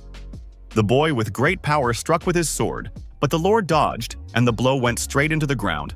Teacher Kim Jin-seok was famous for being the strongest man for a reason. He had incredible power that was capable of creating tragedy. He rose high into the air, and fantastic energy surrounded his body. The master was using real magic. The battle had been going on for a long time, but the fighters still could not neutralize each other. They fought steadfastly and did not concede victory. Even the teacher's secret striking techniques could not break the young hero. It was necessary to end the fight, but the passion between the opponents was only getting hotter. They were already seething with anger and suddenly jumped into the air to attack at the same time. Their attack patterns were almost identical. The collision between the student and the teacher led to a real magical catastrophe. A huge energy explosion appeared above the forest, which covered the entire space around with a dome. A strong flow of mana scattered in the wind throughout the forest. The skyscraper team was nearby during the explosion and immediately felt the powerful energy. They began to doubt that it was sparring. What was more important was who would come out victorious. This fight was insane, for the student and teacher really had to go to such lengths for the sake of determining the strongest. They had their own reason for doing so. The moment either of them drew their sword, the blows of the person who could see the future and the person who could see the trajectory, having reached the speed of the sword, made contact. Every tiny movement was outnumbered by 10 or even 100 blows. Each put everything he had on the line. The opponents thought only of their own superiority to outshine each other. It was only when one side achieved victory that the battle of these two was complete. In this battle, Kim Jin-seok lost no matter how hard he tried and gave way to the young master Yoon Jae. No one expected such a final blow. The guys froze with surprise, for the entrenched teacher had lost the battle. In the end, there was such a result that made the team believe in a miracle. Tempted by the strongest hero, the sword immediately wanted to devour him. Jong-gyu had to refuse because he wasn't sure he could defeat his partner. The results of this battle would take the clan members to the grave with them forever. The battle left a huge mark on the history of the backworld, and the battlefield became a veritable crater in the middle of the forest. The battle was very hard, but it was worth it to give his best effort and use all his skills. Finally, Yoon Jae could just relax and enjoy the victory. This was true key strength. The clan members immediately swarmed over the boy like kites. Bae Cheon arrived on the scene and asked the young hero to stay still. Even though he had won, he was also injured a lot. To begin with, the magician asked the young man to drink a strange potion. As soon as Yoon Jae opened his mouth and asked what it was, the master immediately poured the contents into his mouth. It was especially a medicine created in the White Tower. Now the young hero had to rest for a while. When he returned to the clan, he went straight to the academy, and after that, he also tripled sparred with Jin Suk. This guy hadn't rested for a day, so Alvin carried him to his room. It seemed that the young man had something serious in mind, and before that he should be allowed to rest. The boy was good at everything else, but he didn't know how to rest at all. In the subconsciousness of the hero, there were thoughts that it was impossible to rest for the sake of the family. Suddenly, the image of his wife appeared in front of him, standing at the stove as before. She said that her husband looked very tired and asked if everything was all right. Suddenly, her mood shifted and she began to scream violently. The girl demanded that her spouse exercise more, live on a schedule, and stop going to corporate parties. The young man could only smile at his wife's words. His great joy in life was his daughter, who always welcomed and saw him off to work with joy. In her childish, bright eyes, one could find any answers to difficult questions. Mina genuinely enjoyed every moment she spent with her dad, and Yoon Jae was happy to see her smile. Unexpectedly, the spouse handed the boy his present. Opening the box, he pulled out the diary with trembling hands. A lump in his throat prevented him from breathing. His emotions overwhelmed the boy more and more. Tears streamed from his eyes. The hero fell to his knees in pain and began to scream loudly. His heart was torn apart. He missed his family too much. After a while, the hero woke up to the sun beating brightly in his eyes. He did not expect to be in the room and suddenly felt that he had some roll of paper on his nose. On the paper was a message from Bae Cheon.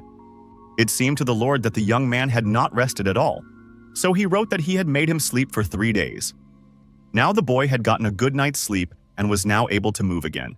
Noticing his notebook, Yoon Jae thought of his family again. The diary that his wife had left behind was the only thing that allowed the hero to connect with his family in any way.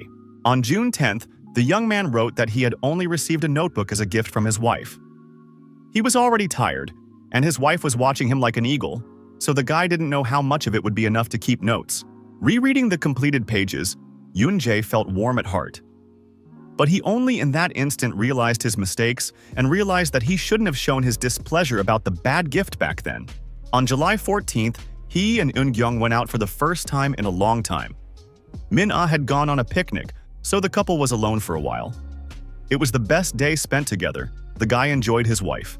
On September 5th, he and Mina prepared a surprise birthday party for Eun-gen. There was a huge strawberry cake on the table that made people drool. When mom came home from work, the boy and his daughter gave her a real surprise. They lit candles and met her at the door with candles for her to make a wish. Since April 3rd, Yoon Jae had missed his family. He tried to return to his normal life, even turning on the TV he hated before. As he continued to watch it, the young man slowly started laughing. The hero decided not to be sad much because of the thoughts of Eun-gen watching him.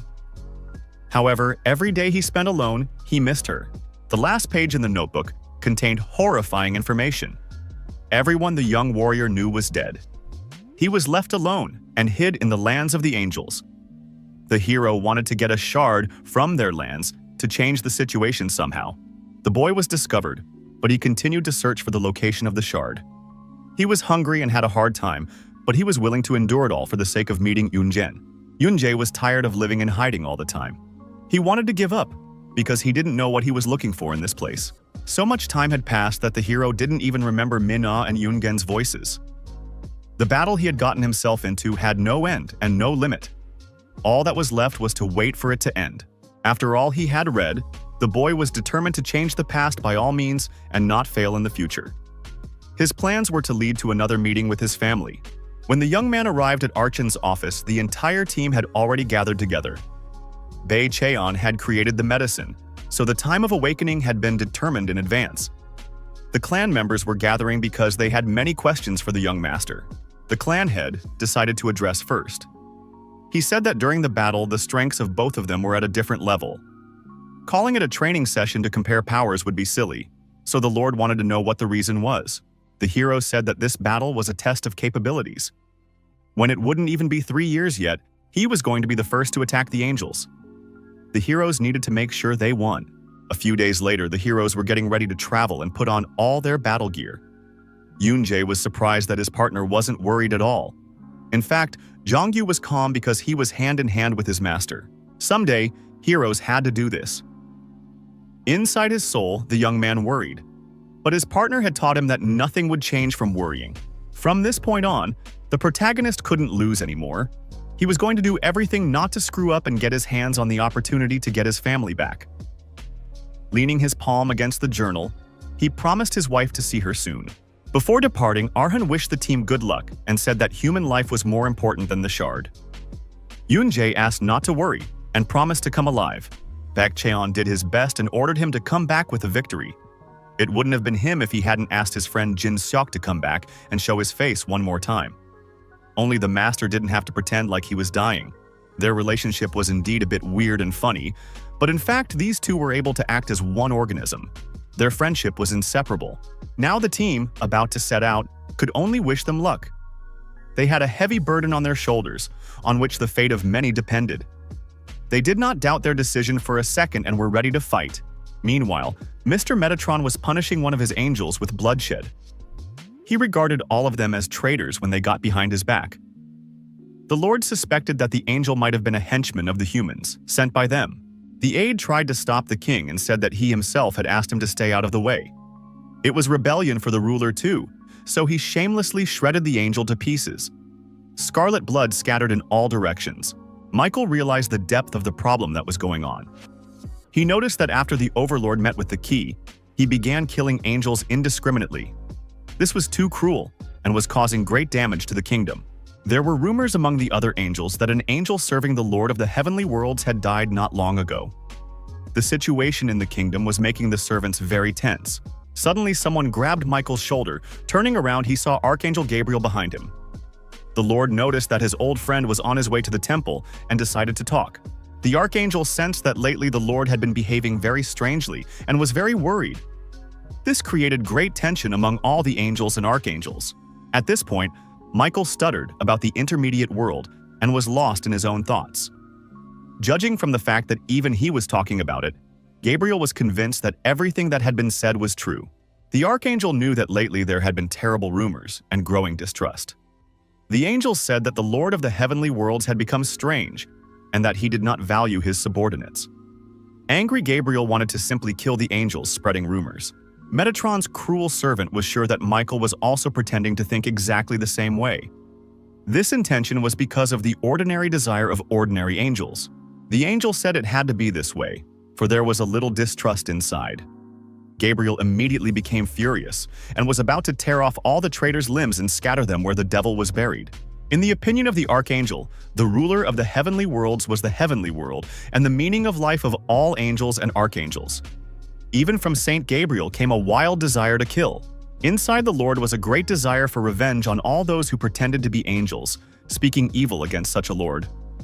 It wasn't even funny, but an angel with the intent to kill looked even more ridiculous. Upon reaching the temple, Michael realized that things were getting very strange. Over the course of a few years, many angels had lost their lives. It couldn't go on like this without someone stopping the killings.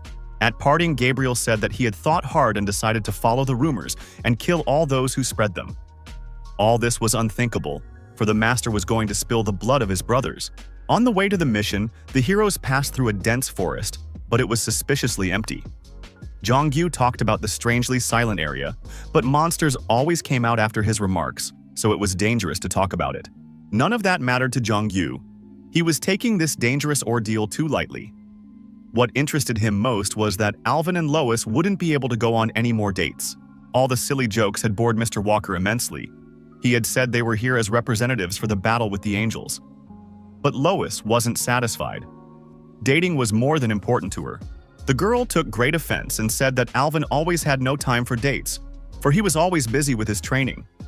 She knew right away that it would be like that. The role of a fighter's girlfriend was not an easy one. Even Jin Seok chimed in and said that if the guys didn't go on a real date, then there was indeed a problem. The whole team was now discussing Alvin's failed relationship. Only the protagonist wasn't thinking about relationships. He felt rather strange. If the diary was to be believed, the monsters should have appeared a long time ago. But the guy felt as if the whole forest was watching them. It turned out to be just as Yoon-jae had thought. Ahead of the skyscraper team, the dragons were already waiting for them. They had long been aware of the people's intentions and had prepared the way for them. Their meeting was very unexpected, for the time had not yet come for it. The dragons asked why the humans had come earlier than 3 years. But the hero asked them in reply what was the reason for their visit. This was originally dragon territory, so there were no monsters.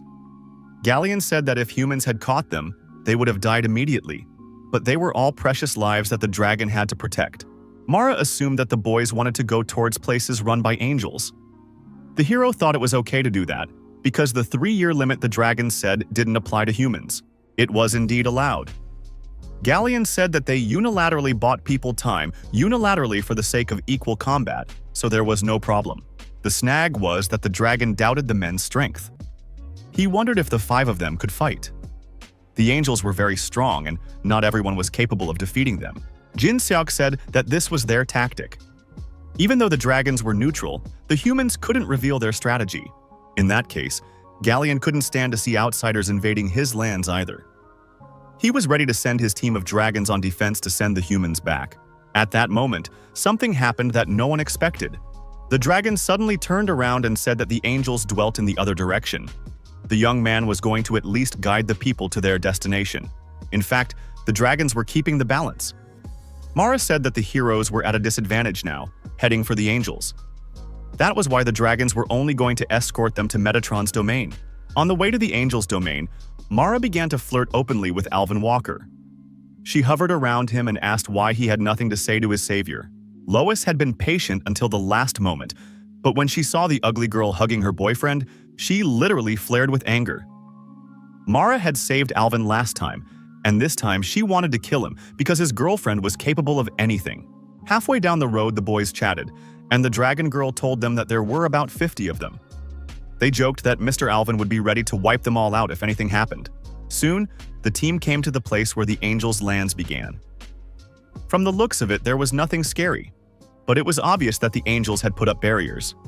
Once the heroes were inside, it would be a completely different space. From that moment on, only the humans could decide if they wanted to know what was on the other side or not. The dragons couldn't go any further, so they wished the young heroes good luck and left.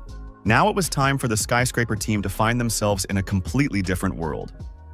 They came as close to the border as possible, and at that moment a strong wind began to blow. The bright energy blinded the heroes and opened a portal that concealed something else. A stunning world of angels opened before the heroes. At the foot of the mountains there was a small town, which was under the shadow of the mountain, hovering in the air. On the mountain was located the main temple of the ruler of the angels. This holy world was astonishing in its beauty. After seeing the Holy Lands, Yoon-jae finally found himself in the beautiful expanse of Lakia. The sight was breathtaking, for the angels had vast territories to fly. The temple was held by a golden sacred ring, which was chained to the ground. Now the heroes saw with their own eyes the goal they had been working so hard towards. They had a plan by which the lands of the angels would be attacked. Meanwhile, Gabriel still kept his promise and followed the traders of the head of the angels. He began to shed the blood of those who had spoken evil against the ruler of the heavenly worlds. The cruel archangel did it in full view of everyone, so that the other disciples could see his ruthlessness and be afraid. All those who were sick at heart about the story of the murders were immediately killed by the Holy Master. Those who would oppose the words of the Lord of the heavenly worlds were to face immediate death penalty. Saint Gabriel was so cruel, in spite of his wings, that he was ready to kill even his own brother if he was a traitor. He said that only those in whom fear had been planted were afraid. It was the sin of the angels who kept silent, even seeing all their irreverent actions. The Master punished all those who stood up against his majesty. The terrible deeds of Gabriel reached Michael. The angel was furious because ordinary angels were dying. The king's subordinates said that other angels were dying in Lakia, all at the same time and in different places. It could be a rebellion, or it could be an outside attack. The enraged angel ordered that the 1st through 4th squads be sent separately to the very borders on the 4 sides of the world right now. If it was a rebellion of angels, Michael gave orders to catch them and interrogate them. But if it was an invasion, the angel wasn't going to spare anyone. He was ready to deal with them personally. Meanwhile, Alvin Walker had cleverly infiltrated the angels' territory and was having fun with the employees. With his cold sword, he was chopping up anyone who got in his way. The Master was so ruthless that he did not fear even the Lord of the heavenly worlds. Suddenly, a whole crowd of angels guarding the temple ran out of nowhere. They were armed and were about to seize the intruder. Now, Mr. Alvin would have to try hard to scatter the attacking angels. This was a true guerrilla invasion, so it would not be difficult for the gentleman to outmaneuver them.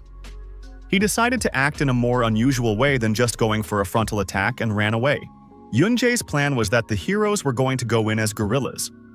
In order to enter after defeating the many angels scattered throughout the village, they had no other way. The heroes were to split into 4 teams, travel east, west, south, and north, and then, when they found the shard, they would meet again in the forest. Alvin's road led east, Jongyu's and Lois's west. On the west side, the heroes found themselves in a very dangerous situation. An angry angel flew straight at Lois. The girl was completely defenseless because she had only magical protection and was unable to fight. Concentrating the energy into a magical core, the girl launched an attack at the enemies. Her power created a huge platform in the sky, which could easily crush all the angels. The magical platform with tremendous power and fell directly on the enemy angels. They couldn't even guess who they were facing in the battle. Lois possessed truly immense power. When her partner had seen the power with which she had defeated her enemies, he had been a little frightened.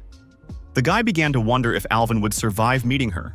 Jin Seok and Yoon Jae went to the remaining east and south. They went to take revenge on Michael, who was going to do it himself.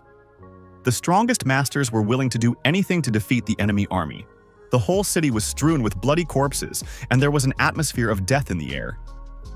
The news reached Michael, and when he saw the tragedy with his own eyes, he was furious. The aide told him that it was done by people who came from all sides of the world. The aide contacted Gabriel, who relayed that Michael was certain that the angels and humans were in secret collusion and was now killing everyone. The angel had had too much of a share. What he heard made the gentleman even angrier.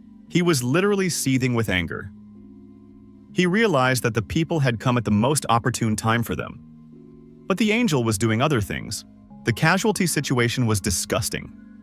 Buildings collapsed in the west, and there were angel casualties in the east and north. But the worst damage was from the swordsmen in the south. Michael was sure the key would want to take the safest route. There was Gabriel in the north, so that was all right. In that case, the only things left for the angel to take care of were the west and the east. With orders to gather and send fighters to the west and east, the Lord traveled south. There, the goal he had been striving for 2 long years was already prepared for him. If the swordsman was in the furthest place, the angel was sure it was Kim Jin Seok. This time, Michael was definitely going to put an end to this battle. At great speed, the Lord aimed for his main opponent. But as he approached the battle site, he discovered that Yoon Jae was the key. The angel froze in place and couldn't believe his eyes, but the hero had already anticipated this situation. Kim Jin was a very important person, so he couldn't waste all his strength here. The young hero would deal with someone like Michael on his own. Since the key revealed itself on its own, the angel immediately snapped out of his seat to destroy it. The Holy Lord was heading into battle again and again. He wanted to make the boy regret everything he had done. but the brave hero was so strong that each time he pushed his winged enemy away with force. The master's blow flew straight at the angel, but he managed to dodge at the last moment, and the attack went straight at the innocent angels. The man's strength was far more powerful than he could have imagined. Michael ordered everyone to get out of there immediately, for the young man was not someone to be resisted. While he was busy giving orders, his young adversary had already escaped, but the Lord was not going to leave him alone. After sending everyone as far away as possible, the angry angel rushed in pursuit. He was not going to let his prey get away, so he flapped his wings with all his might. Thanks to his skills, Yoon-jae ran very fast and made maneuvers in the streets of the city so that the angel simply couldn't catch up with him. Michael was already very angry, but he had no choice but to keep chasing. At one point, the Lord simply couldn't stand it and used his magical powers to launch a stream of crushing energy at the fugitive. Anger wouldn't let him stop, because the human key was an important item. The powerful celestial force flew straight ahead at great speed, the angels scattering in different directions to avoid being hit by it. Only the young hero remained cool.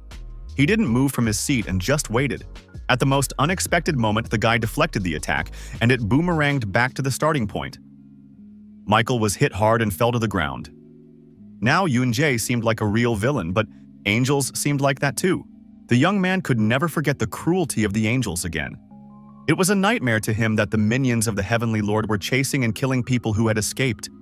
They were advancing and crushing people. War was something a warrior had no choice about. But it was also something that made someone shed bloody tears.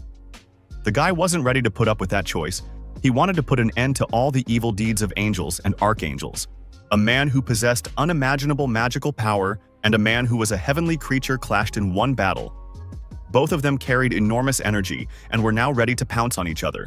The warrior tried to do his best. For the sake of the people he loved, and for the sake of those he had to protect, the boy raised his sword into the air and was going to finish what he had started. With a sharp sword, the hero cut the angel in two, scarlet blood gushing to the ground. Now Michael was finally punished for mocking God's innocent creatures, and there was no fear of his punishment. The cut place immediately began to glow with a bright flash that enveloped the angel. He didn't even have the help of heavenly powers to defeat it and stay on the dark side. Michael shouted loudly and tried to stop the lad to deal with the rest of the battle, but Yoon-jae was already unstoppable. Without looking back, he ran with all his legs from the battle scene. When the angel was completely sure that the enemy had escaped, Yoon-jae immediately appeared behind him. The angel's blindfold had long since come off. He was blind and stupid, so the hero easily outsmarted him. In one deft movement, the young man struck Michael with his steel sword, and the angel flew backward with force. He hadn't expected such cunning from the young Ki, so he didn't have time to dodge his blow. The main character took the angel by surprise and kept him on a short leash. He said that Michael had too much to protect, so he wasn't allowed to die in that place. He told the assistant supreme ruler to go back and tell everyone that the human Ki had returned. After these words, the young man used the skills and disappeared in a flash. Yoon-jae was sure that was enough to keep Michael from dying. He had to stay alive. Angel wanted to kill the boy, but he was like him. The angel had a desire to protect what was dear to him by any means necessary, so he was ready even to kill. He didn't have to give up those feelings, but to continue on this path. The hero wanted to move on to the most important part of the plan, but the other guys were waiting for Alvin to arrive. It was known that Saint Gabriel had gone north, but the team was sure that nothing would happen to someone like Mr. Walker.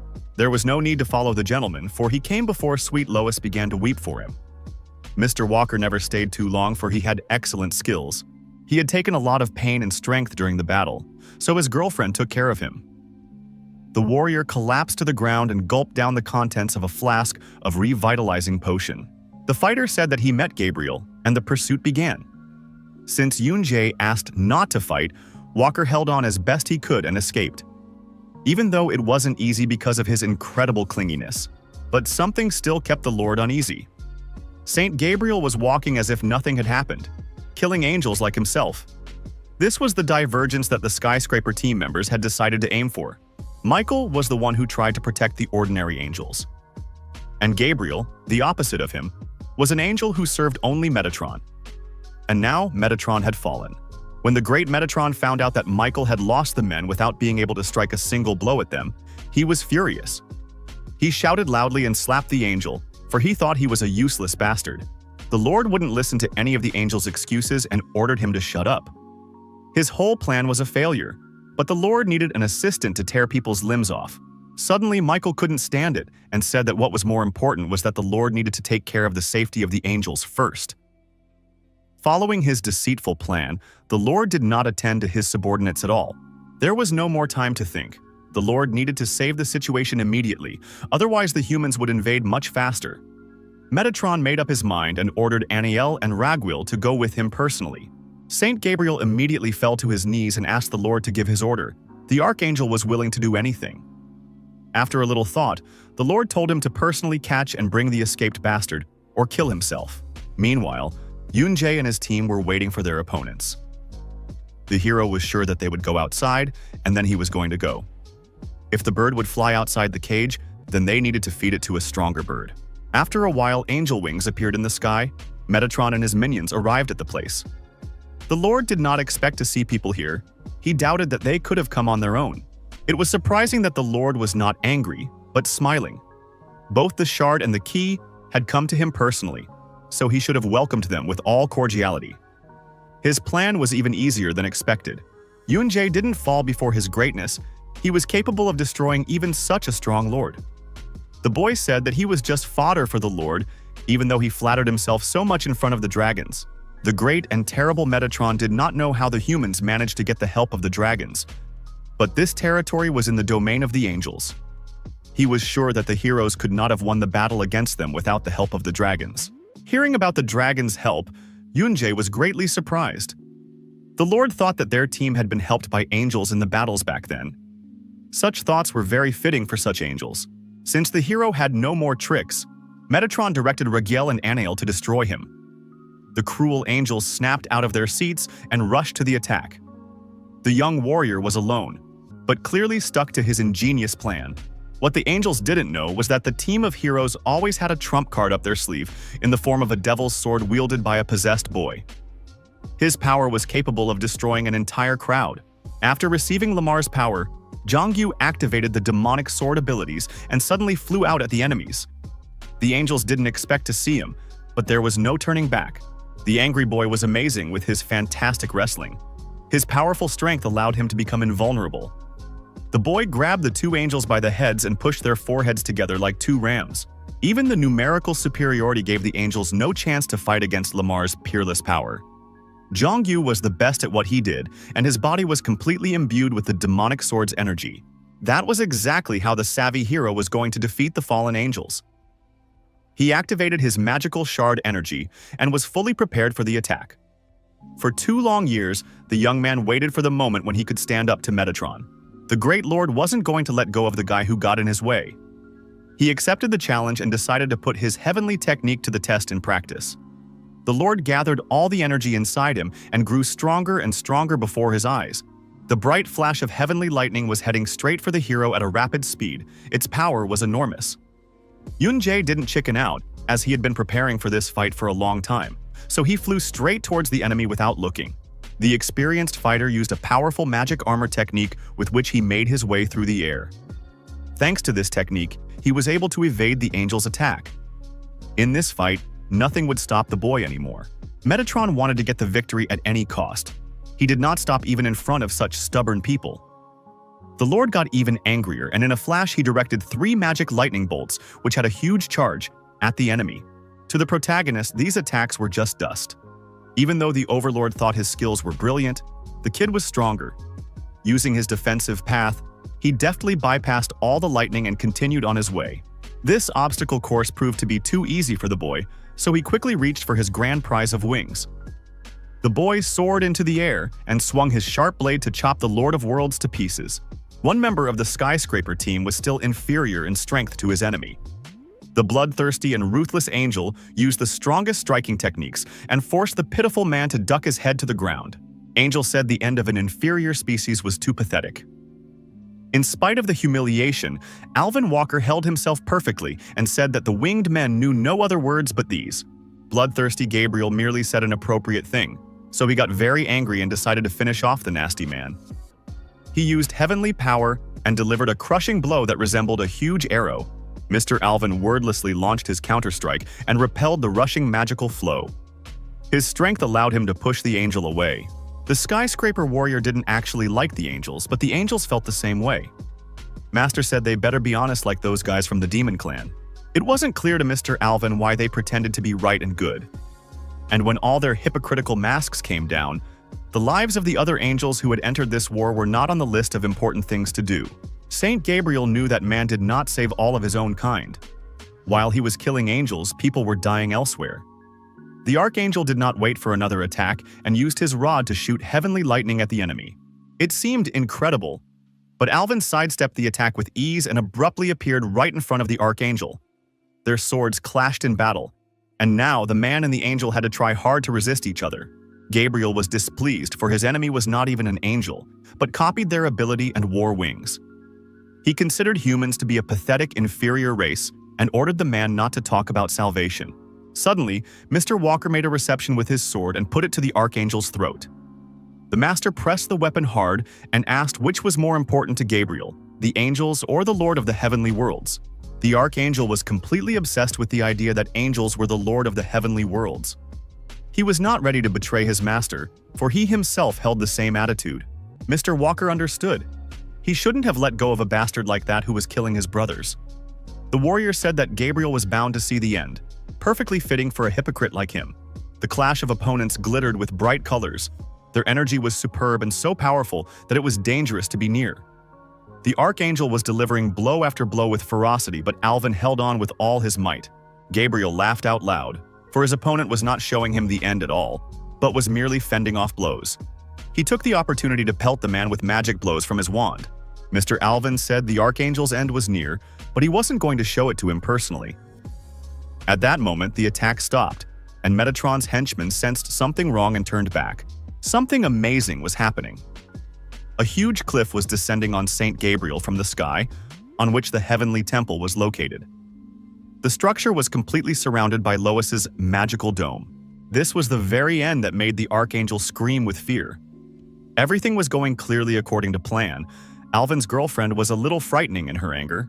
It was like a worldwide catastrophe, and Lois was doing things that were simply incomprehensible to the mind. She was using her magical powers to move the temple of heaven, making all the angels in the world nervous. The girl's strength was incomparable to what it was before. She concentrated all the magical defenses in one place and turned it into a crushing force. Now it was not easy to defeat this fiery lady. Metatron was simply furious at what he saw. He called out to his subordinates to destroy the girl, but no one was around. The Lord realized that the humans had been up to this from the beginning and were planning to split them up. Yunjae said that no one would respond to his call. Even if the Lord died, he would definitely be reborn later. The kid wondered why he needed the heads of angels then. The young man clearly knew every step and every intention of the Great Lord. He said that it would be easier to rebuild the castle, but there was definitely something like a shard in it. The enraged Metatron howled with anger. His power began to flow from his body outward. The Lord could not accept the fact that the nasty boy had dared to reveal all his plans and ruin a plan that had been years in the making. The young boy said that if the Lord didn't want to see his castle destroyed, he could try to stop it all right now. Pointing his sword into the fray, the boy leapt at his enemy to fight back. The fight was fierce, for the Lord was the strongest angel, and the hero was the strongest man. Their swords smashed into each other with great force. Suddenly, Raguil, fighting nearby, noticed their battle. The angel shouldn't have been distracted because his opponent was a demonic sword wielder. Zhongyu spared no one if he went into battle. He swung hard and wanted to spill his enemy's blood with a sword that would consume it.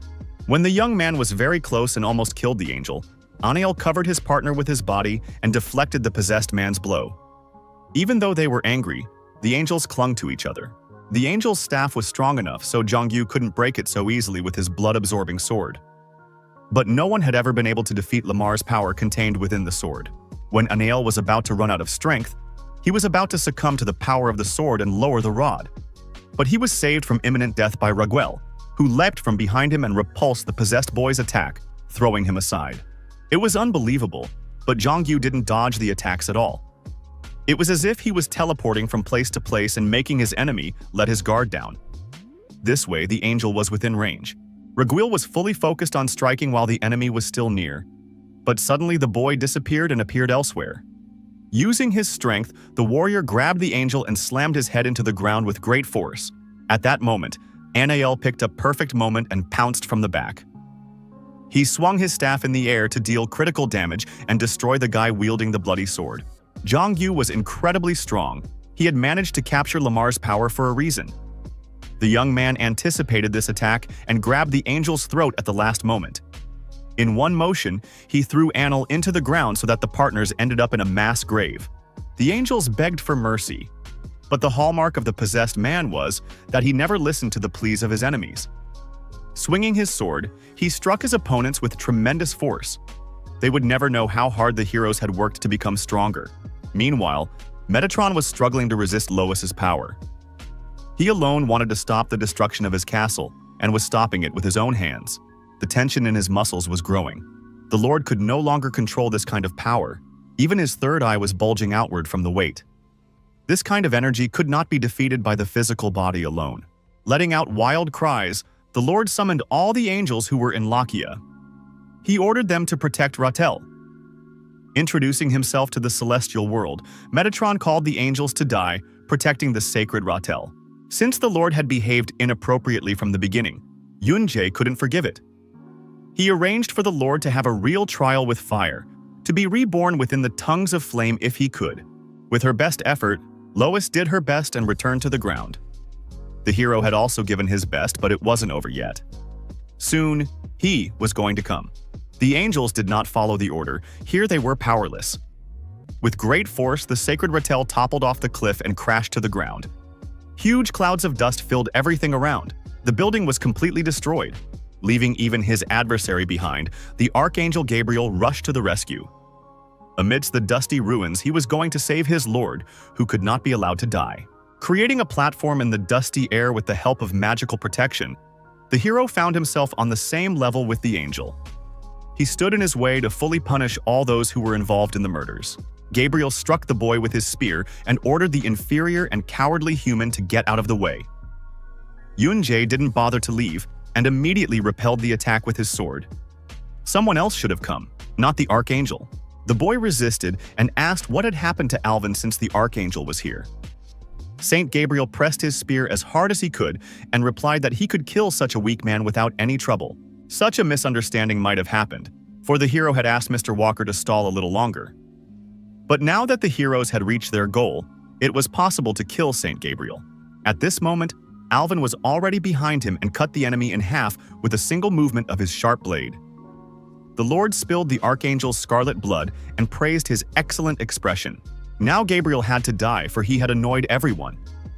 As he fell down, he prayed that he might follow the Lord of the heavenly worlds. The guys from the Skyscraper clan thought that this type was no longer a danger, but suddenly his body seemed to swell. The Archangel was turning into a real-time bomb. It seemed like a hopeless situation, but Lois had gotten there in time. She put the enemy in a magical protective orb that would hold it back for a while. The girl helped so the heroes would go and deal with the rest. Deep down, Alvin was a caring guy and worried about the girl. She brushed it off and said she was fine. The warrior maiden had already survived an explosion of her own once. At this time, the last member of the team was holding on with his last strength. His opponent was very strong, so the gentleman was hit by his magic powers. The brave heroes massacred all the angels in the world of Lakia, and Michael was the last one left alive. He suffered greatly, for his enemy had not long ago been the strongest man. Despite his injuries, Archangel Michael wanted to put an end to this fight and prepared his weapon. But suddenly, Yunjie stood in his way and stopped him. The young man said that the Archangel had already lost already, so it was enough to fight. Michael wasn't going to give up no matter what happened. He wanted to protect the angels so the hero would die here. The boy had told him that if that happened, the other angels would have to die too. For the first time, Yunjie reached out to his enemy and offered a way to keep everyone alive. It was tempting because if the Archangel survived, the rest of the angels would have a chance at life as well. Michael couldn't believe it was true. He'd always said that the regular angels were more important than his own life, and now the guy had a way to protect them. He was being offered to end this war. After the battle between angels and humans, Lakia was almost completely destroyed. Huge losses were left for the angels. An act of truce was made between the two sides, so everyone else remained alive. Even though the Archangel had accepted this situation, he wasn't too pleased. Next time, he was going to finish the fight, the result of which had never been obtained. Yoon-jae and Kim Jin-suk shook hands, the young man thanking the teacher for stalling for time, which allowed the heroes to avoid heavy losses. Hearing this, the Archangel was surprised that the master wasn't going to kill him. In fact, Jin-seok was going to kill his enemy and told him that he had a hard time fighting because of the Archangel's power. This made Michael think seriously. The team chatted about the completed trial. Jong-yu said that he hadn't killed Raguel and Anil, but they were probably badly wounded because Lamar had lost his temper. At this point, the wounded Raguel and Anil still made it to the others. When they saw that the Archangel was in cahoots with the humans, the angels became very angry. They said it was better to fight and die. After all the discontent, Yoon-jae decided to talk to everyone. He explained that the Overlord had died, but was still the ruler and leader that everyone followed. The heroes were just fighting and weren't going to argue that the people were right. The hero understood that the angels hated humans but gave them the right to choose. He said he was looking for a way for everyone to survive. To do that, he needed the help of all the angels. The warrior was going to get rid of this world. In order to prevent senseless wars between different species, the boy was going to execute his plan. A few days later, the hero was in the forest to have a word with the dragon. He told him about everything that was going on in Lakia, but at first the dragon did not believe that the angels had agreed so easily. Michael genuinely cared for the angels. If Yoon-jae got hold of the shard, then no matter what his wish was, they might be able to return. Enjoying the forest air, the heroes talked for a long time. The boy told them that he had eaten a shard that was in the center of Ratel. The hero was looking for the previous lord to ask him something. It would definitely be dangerous, but it was also on the way to the lands of the angels, so it wasn't a big problem for the young man. Galleon really hoped that the man's choice was the right one, so he decided to help. Using his magic, he opened an otherworldly portal that led straight to the Lord's domain. If the hero suddenly wanted to see him, he would see him immediately. Yoon-jae jumped into the portal without a second thought and opened the door and found himself in the Lord's domain. He found himself in an ordinary room where he met Jahar, the previous lord. All this time, Mara had been watching the kid, who seemed strange to her. She wanted the kid to find the Grail, make a wish, and be done with everything, but he was much more complicated than that. The hero could not imagine that Jahar looked like that, for he had never met him. The Lord was glad to see the boy and said that he had been watching him for a long time. He wanted to talk about the shackles that were on his wrist. The hero realized that Jahar had done so, assuming what had happened. The Lord interrupted him and said that he had only seen everything at the beginning.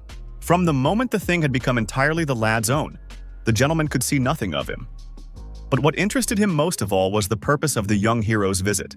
The boy came to find out what would happen to this world after making a wish. After a little thought, the Lord told him that he had once received the power of the Grail, but was in this world in spite of it.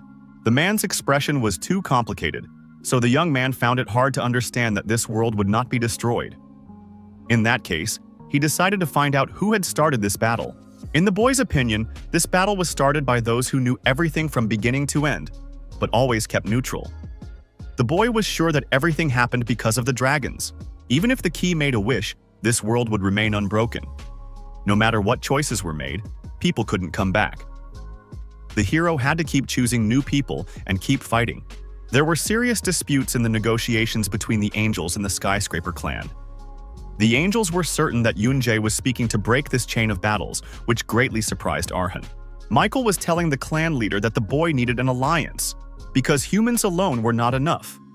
With his head bowed, the tired Arkan asked if he should have been thanked for it, or called reckless. If the dragons guessed Yoon-jae's intentions, they wouldn't give him the Grail so easily. The guy wasn't sure if it was all right, but he had to try anyway. Jahar had had such hard times too. Suddenly, the expression on his face changed. He hoped the boy could overcome human greed. The power of the Grail was close to omnipotence. Jahar could create what he wanted, and he could also deliver it. The Lord was different from the hero. He was more interested in enjoying this power than returning to the original world. It was the final test of the wandering journey from training to the present moment. The Grail contained an omnipotent power that could not be wielded by man. It wasn't easy to control this power, but Yoon-jae had to return to his family. He said that all the people of this world, angels and even the damned demons, had no reason to lose their lives in such senseless battles. That was why the hero wanted to know the way to control the shard and the way to defeat the dragons as soon as possible. Having obtained valuable information, Mara came to the old man to tell him about the danger. The girl said that the human key had opened another door. Her grandfather's eyes became furious, and he was literally seething with anger. This was a real problem for her, because the key had dared to do this without knowing its place. In order to fulfill his wish, Yoon-jae had to train himself to control a power shard. He received 2 more, one of which was strength and one of which was life. If the guy could control that near-infinite power, he could also fight dragons. But in proportion to that, his life force would also begin to decrease. Jahar told me that the boy could replenish that life force with a life shard. It was an undeniable theory. On top of that, the hero could still control time. In combat, the warrior was also close to infinity. Since there were no more nuances to the controls, the old man said there was training to be had. The hero had hoped for personal training from Jahar, but the Lord didn't have the same abilities as Garan. But there was another way that would help learning. So the old man swung his hand and used his powers to open the space of the dead. All this was a first for the young warrior. Jahar had worked true miracles. Finding himself in total darkness, the old man lit a lamp. Being near which the hero would be all right, he would not be able to die. But he had to be very careful, for danger could be waiting in every dark corner. There were ghosts swirling around Yoon-jae. They were the dead, the souls of those who had fought and died here. They were once humans, angels, or demons. They could be rid of them with the power of the shard. The souls who entered the netherworld for good could not return even with the power of the Holy Grail. They wandered in the space of the dead for as long as the other world existed. Suddenly, one of the ghosts pounced on the old man, but he used his magic power and immediately stopped the soul of the dead man. They could not be defeated by ordinary strength. The only thing left for the young warrior to learn was how to control that very power against ghosts. He had to figure out how to do it, but at that moment Jahar let go of the lamp and deftly stepped through the portal. In parting, the gentleman said that the flame of the lamp was fading little by little, so the boy had to be extremely careful. After all, in this world one could only survive in the light. Immediately after the master left, the young man was a little confused. He was alone in the darkness, in the dim light of a lamp, in a room filled with sinister souls. It was up to the shard to tell him the rest. Yoon-jae had no choice but to fight in his usual way. They used their crushing energy and drew their sword to fight the wandering ghosts. The boy managed to land the first blow, but it had no effect. The ghost's body glued itself back together, as if it were made of a viscous substance with a tightening property. Everything was much harder, but suddenly, a strange energy wrapped his sword around his sword with a magical ribbon. The young man didn't realize what had happened at all, but he was going to do something to deal with the crowd of souls. At this time, Jahar had a visitor. Lord of Dragons sounded too grandiose, so the old man introduced himself as the oldest dragon. The Gaon asked how the Lord had fared without him. The old man did not want to go inside, for everyone had their own place at a safe distance.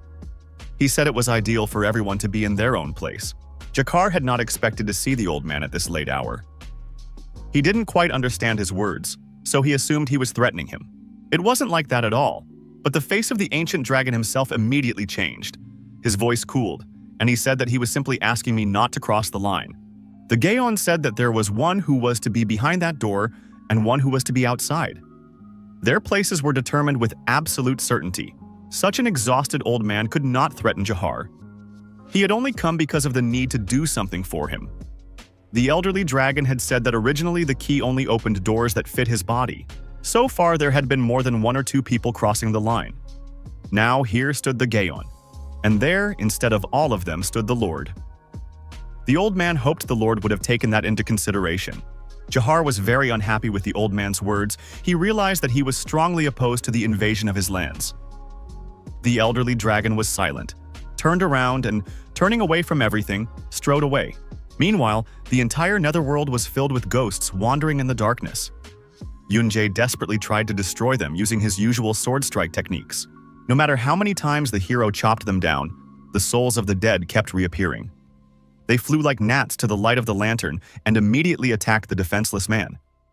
The boy had no idea how to defeat them. While the kid was thinking about how he could confront the ghosts, he was in the wrong place. Suddenly, there was a huge ghost under his feet. about to swallow the warrior standing on his tongue. It was unthinkable. Yunjae had overcome many trials but had never encountered something like this. The giant ghost abruptly snapped its teeth together and wanted to take a bite out of the man, but the hero managed to jump into the air. In the air, the boy wanted to run away from the enemy, but suddenly he felt a ghost grab his arm and pull him toward him. The spirit resembled a cyclops, but it was rounded and intimidating in shape. Suddenly, the ghost saw the glowing fire in the lamp and immediately took off from his seat and flew to the light like a night moth. The bite left a mark on the hero's arm, which hurt and baked badly. Yunjae found himself in a hopeless situation. He didn't know at all how he could resist the ghosts, and the lantern flame was slowly fading away. There was less and less time left, so the hero couldn't procrastinate any longer. The souls of the dead, hovering in the netherworld, completely surrounded the boy. He was surrounded only by the light of the lantern, which they clung to on all sides. The warrior was all alone, and his only weapon was his own wit. The time shard was a magical power. Back then, the shard used the power of angels, while the life shard was the power of endless rebirth of demons. The sensation of attracting the power of angels was very different. After a bit of thought, the hero finally understood everything. It was a completely different power, different from the magical power or demon energy that filled him. Something suddenly flashed in the guy's body, the energy of the life shard spreading through his body. His sword shone with an unknown flash of light, and now the warrior had to show his strength first. Realizing the full essence of using the power of the shard, Yunjae swung his energy sword and struck the ghosts. A huge, crushing stream of energy captured the hundreds of souls that had gathered together. When the protagonist thought they were finished, he suddenly choked on blood and fell to his knees. He had this fantastic shard power coming from him, but the damned souls surrounded him again on all sides. The sliver of life was connected to the power of demons. The boy had been controlling the demonic power for so long that he was already nauseous. Gathering together the concentrated energy core, the boy was going to force the shard to manifest. In one motion, the hero submerged all the accumulated demonic energy into himself and ordered the life shard to act. It was the only way to finally seize its power. A bright flash of light surrounded the boy, and all the evil energy that had built up inside of him burst out. The power of the shard flowed through his veins, and the warrior attacked his enemies with great fury. Yunjae was like a real demon in human form. He was deftly wielding his sword, and his attacks were now filled with demonic energy. Watching this kind of power, the ghosts didn't attack. It was as if they were watching from the side. This transformation was taking too much strength.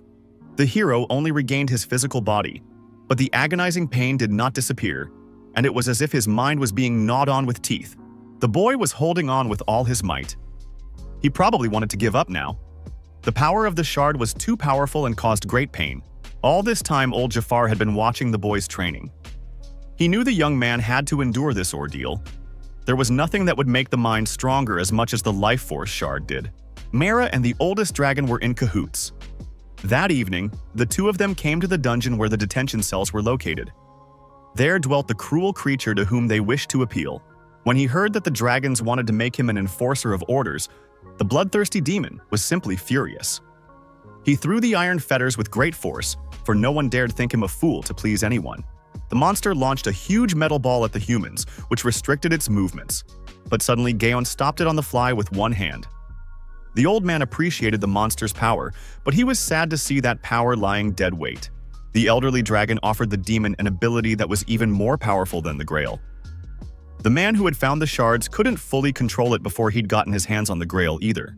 The bloodthirsty monster was not weak and always wanted to get the same thing. Finally, he received an offer he couldn't refuse. In return for his grandfather's request, the demon would be able to take possession of the entire world. With the help of the dimension gates opening time after time, the monster could absorb the new strongest and become even more powerful. Then it could gain even more. The demon thought the old man was a dragon, but he turned out to be a real cunning fox. Seeing the magical energy, the monster asked to remove the spells immediately, but everything went according to plan. The old man concentrated a strong magic in his hands that opened the portal. It was the Lord's magic, so it took some time. The Gaon wanted to destroy the Overlord. It could be called a kind of devotion. At that moment, strong magic penetrated right into the shackles, and suddenly they shattered right before his eyes.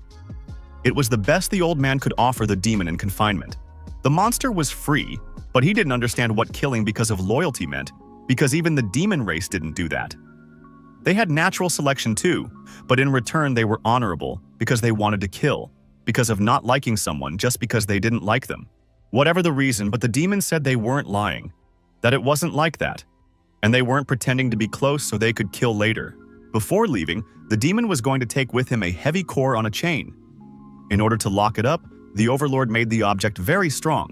No matter how hard the monster tried, it wouldn't break. He liked the core because of its amazing strength. The demon had better preferences than pretend humans. Now that the old dragon was getting involved, the bloodthirsty warlock was going to have some fun for the first time in a long time. At this moment, Jahar felt the evil energy and immediately realized that Warlock was on the loose. This led to imminent doom, so the Lord had to act urgently. The hero managed to hold out and not give up. He was in wild pain, but continued to use the power of the shard to master it. He had now acquired the skills that one could only dream of. Kim Yoon-jae's ki had been awakened.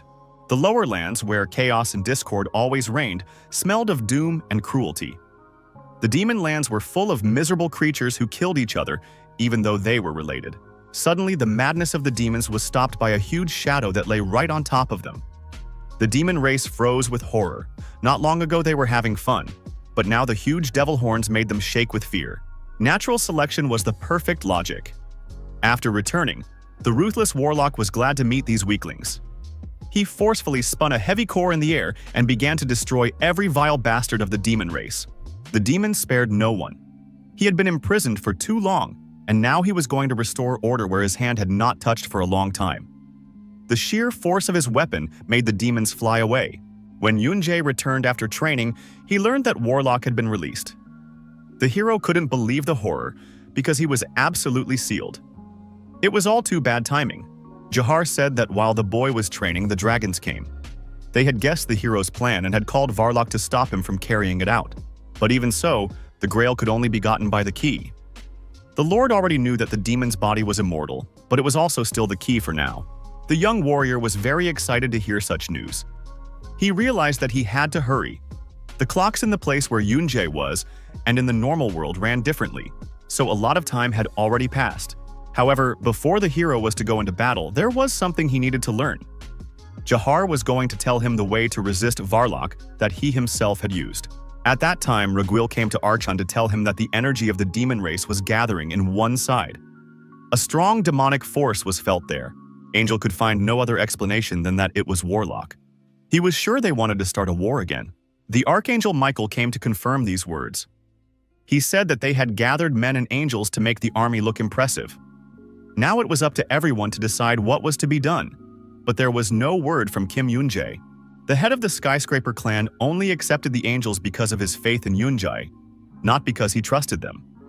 The master was going to stall for a while and endure by any means necessary. Arhan was going to prove that he wasn't a man sitting back either. But Michael wasn't amused. He wanted to prepare separately. It was his personal right to choose after all. He was brought by Yoon-jae anyway. The Archangel was not happy with such conditions because he thought that the young Ki could easily abandon them and conspire with the demons. Human trust made him laugh, because leaving all the right of choice to the Ki alone was foolish. These words made the head of the clan very angry. He grabbed Michael by the scruff of the neck with force and ordered him to shut up. The Archangel was not going to take back his words. He thought the ruler was an incapable man who hid behind everyone. Raising the Archangel above the ground, Archan said the angels willed the people and this incapable lord to side with them after the king died. The head remembered every man they had killed. He said that Michael was nothing more than a traitor who had abandoned his master and sided with the humans. And the only reason he was still alive was because of that very human trust. After a fiery speech, Archon ordered the disgruntled angels to shut their mouths and begin preparations for war. The meeting was over. The decisive battle was about to begin. In the late afternoon, Mr. Alvin was quietly enjoying nature. The moon was already shining brightly in the sky. Jong-gyu decided to join him and started talking about how the demon clan was at war again. The young man said that Archon and the angels had quarreled, and it wasn't clear how they were going to unite. The head of the Skyscraper clan was responsible for the lives of many people. Mr. Alvin said that the head was not like Yoon-jae. To this man, the survival of humans was far more important than the survival of all races. Therefore, his hatred for the angels who had killed so many people was a matter of course. Originally, these were places that were frequented by demons.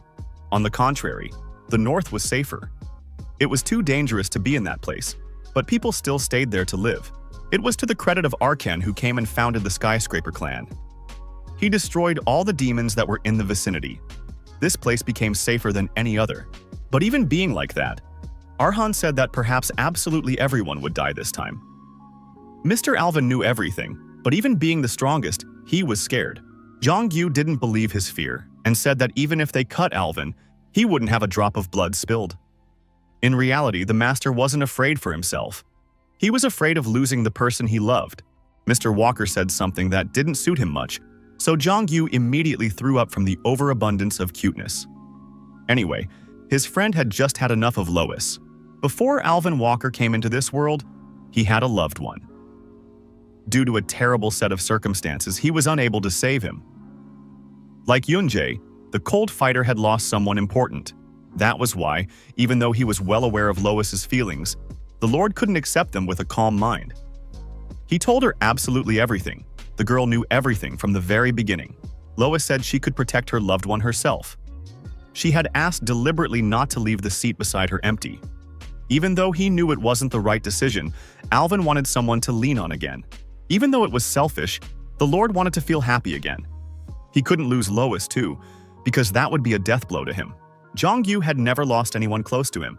He had been alone from the beginning, so he lived without knowing if he was living the right life.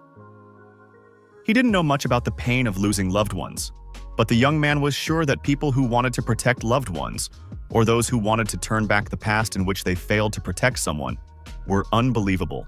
In the midst of the conversation, a crack suddenly seemed to appear in space, through which Yunjae jumped out at a tremendous speed. He was right in front of the heroes and assumed that he wasn't too late. The guys didn't expect to see such a spectacular appearance of their partner. Jung-gyu immediately spilled over and yelled at his friend for constantly going back and forth. The hero wouldn't go anywhere else, now he had to finish what he started. Thanks to Yunjae's appearance, Arhan and Michael's quarrel had temporarily stopped.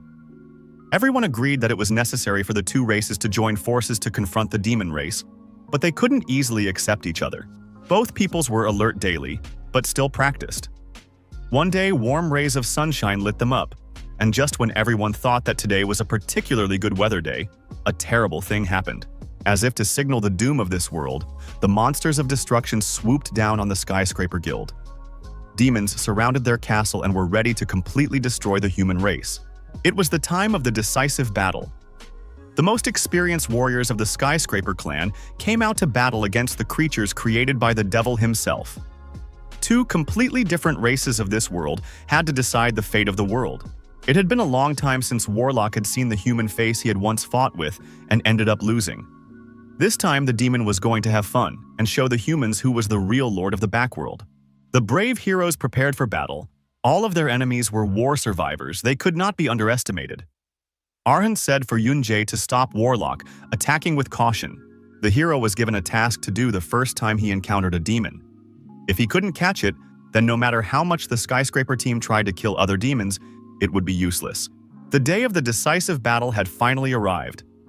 Today, the human race of skyscrapers would face the greed of their enemies and put a stop to their lust for mass murder. Arkan was an excellent ruler and instructed his soldiers before the battle. He said that this was not just a battle, but a war. His warriors had to stay alive to be sure to meet at this place again. Saint Michael was sure that the angels would not take orders from humans, so he took his fighters and ordered them to fly to another location. It was obvious that something had happened between the rulers. Arkan couldn't forget the conversation he'd had with Michael, when the Archangel had spoken ill of the best skyscraper fighter and suspected him of conspiring with demons. The Lord wouldn't tell anyone about the incident. The heroes have not yet had time to move from their seats and enter the battle, but the enemy attack was too close. The bloodthirsty Warlock didn't wait for his enemies and unleashed the heat. Bright flames flashed across the battlefield and engulfed the entire kingdom. The situation was very dangerous because Lois had been using magic and holding a protective barrier the whole time. Yunjae ordered her to remove the defense immediately, but the girl wasn't going to let the demons sneak into the tower. Mr. Walker was next to her and immediately grabbed the girl and tossed her aside. Lois was angry and didn't understand why he had done that, But if she continued to use the lockdown, she would simply die.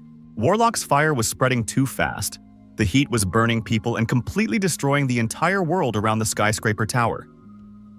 Archon couldn't delay any longer. He used his power and swung into the air to set things right. Meanwhile, Lois took up her post again and continued to fight using her magical defenses. She was creating a protective barrier that kept the fire at bay and prevented it from getting too close. The cruel demons were turning the back world into a veritable ruin. Fire was their habitat, so they came again and again, staring the wretched humans in the eye. The Demon King attacked with such force that the blazing flames were of unbelievable proportions. Huge fiery explosions reached the houses and burned everything in their path. There was no element more terrifying than fire, destroying even the air. The heroes didn't give up and made their way through the hot flames, drawing all the fearless fighters behind them. They were sure they could win if they joined forces against the demons. Mr. Walker fought like a true pro and wielded his blade deftly. In this war, one could not be distracted for a moment, so the gentleman even blinked on schedule. Under the onslaught of his power, the demons' heads flew in different directions. Lamar's strength was perfectly suited for this battle, for the demon imprisoned in the sword was mad with bloodlust. Zhongyu was a perfect match for him, and together, they spilled the blood of every infernal creature. Demons proved too weak before the majesty and power of the strongest humans. The human race has long since outgrown the development of those who lived in the lowlands and sometimes moved on four limbs. Despite her young age and cute appearance, Lois didn't need protection and support. She was capable of protecting herself and her loved ones, so the fearless warrior maiden was not afraid to go into the thick of it. With a single movement of her hand, the girl created a huge protective cube in the air, and with a wave of her hand, it immediately fell to the ground. Under its weight, an entire crowd of demons were turned into flatbread. This was what was called a mass attack. The hero was given the greatest responsibility. He was to take on the Demon King. Amidst the hot tongues of flame, two enemies stood in the way of the same road. The fearless warrior scattered and rushed to attack with all his might. He was ready for anything, thinking about meeting his wife. To the huge warlock, this was only entertainment. He spun a cannonball in the air and rushed to fight. Yunjae was the strongest and had the power of the shard, which allowed him to be invulnerable. Using his clockwork and shard skill, the boy deftly dodged attacks and moved around without the enemy noticing him. When a hero was driven not just by the desire to win, but by purpose, he could be called invincible. The guy was so obsessed with the thirst to kill for the sake of return that he managed to chop Warlock's body into two pieces. This only made the demon laugh. All blows against him were completely useless. His distinctive ability was regeneration, thanks to which the monster could literally glue his body back together. Warlock offered the boy to kill him several times until he would die himself. The hero was not going to stop and use the power of the life shard he used in the other world, and pounced on the demon. The hero's blow created a huge energy blast. All this was reminiscent of the battle in the world where the guy fought against ghosts capable of regenerating. But this time, the opponent was more powerful. A huge fire blast dome covered the entire battlefield. Bright flashes of fire flew in all directions, making a war of large-scale proportions. It seemed that in this battle of two worlds, everyone would be burned. Yunjae managed to survive even in such a disaster. He used his enhanced defense and created a platform in the air that held his weight. The guy didn't have a case where he couldn't find a suitable skill. The brave boy was not even afraid of his own death. His main goal was only his family. He pounced on the demon again and again without fear to inflict critical damage. This time, the hero was not in a good situation. The warlock knocked the small man down with a cannonball on a chain, and the boy hit the ground with force. Now he was in danger, for the demon was already breathing down his back. The battle had already lasted for a long time, but the Demon King didn't understand why the guy was stalling for so long. He assumed that Yunjae had picked up a lot of knowledge from Jafar. The situation was getting more and more complicated. The men needed to do something about it immediately. Archon commanded and ordered Alvin to get to the front of the line and Lois to set up a barricade and protect the wounded. Zhongyu and Jin Suk were assigned to attack the strongest, because they were the strongest. Zhongyu and Jin Suk were tasked with attacking the strongest because they were the strongest. Archon himself did not stand idly by in this war. He had always sat idly in his tower, but now he defended his men at the cost of his own life. All the fighters were fighting on equal footing. They thought out their every move and none of them were wounded. All the attack came only on the enemy creatures. Alvin Walker took double responsibility and attacked even whole crowds. As he was about to deliver his next blow, suddenly the angel stepped in and attacked the demon on his own. Mr. Alvin was very angry about the interference, for he could have easily cut the angel. In war, you couldn't be distracted even by lectures. The demon picked the perfect moment and attacked Mr. Walker from behind. Mr. Walker was badly wounded in the wings. This amused the angel. He said that a master who could not take care of himself would never have been able to cut him down.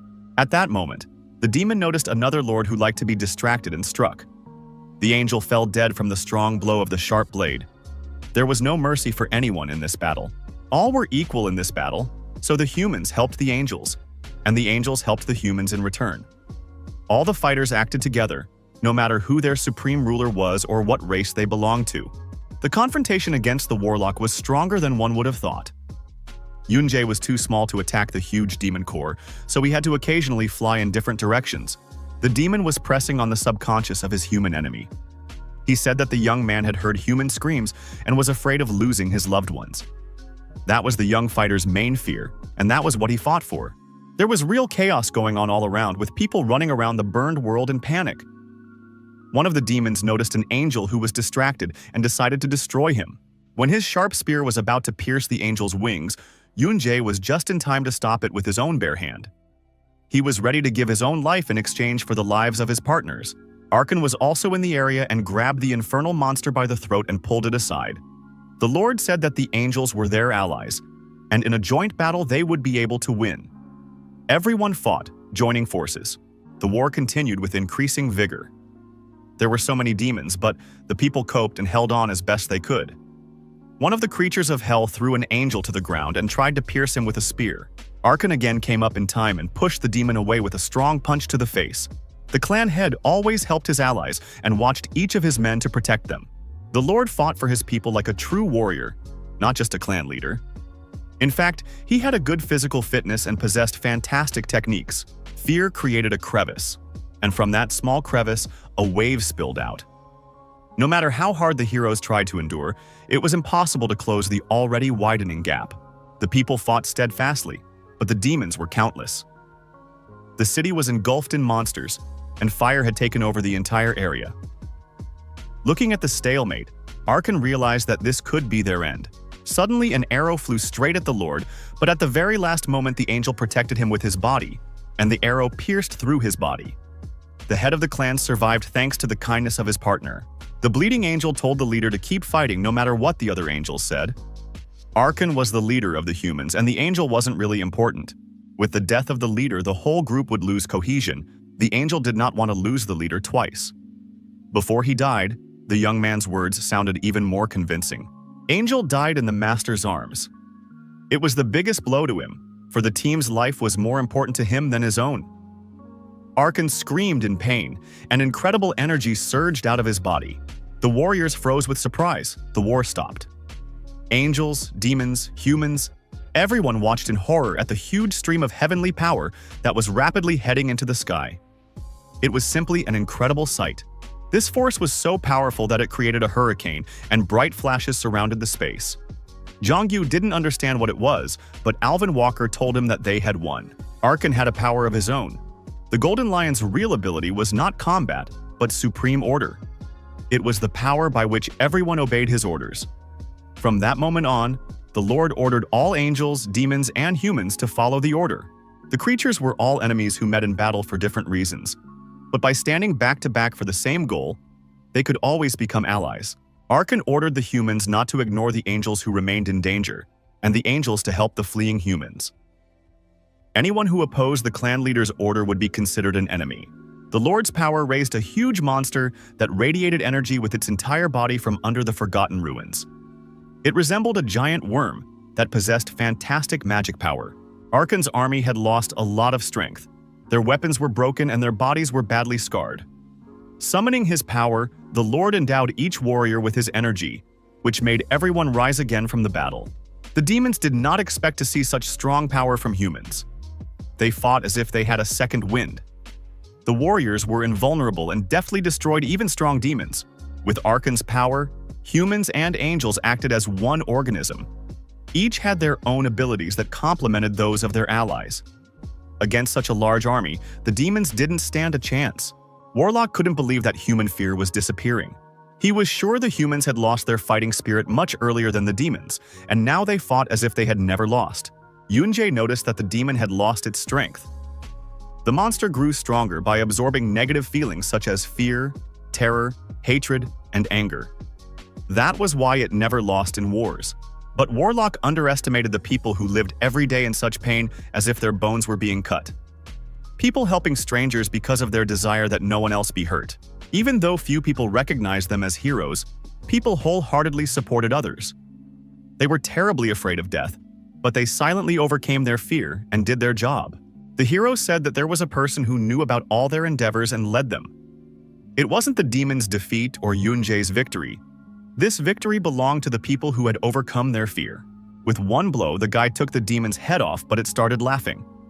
Warlock said he would still continue to be reborn time after time. Even when everyone died, rotted and decomposed in the ground, he still wouldn't die.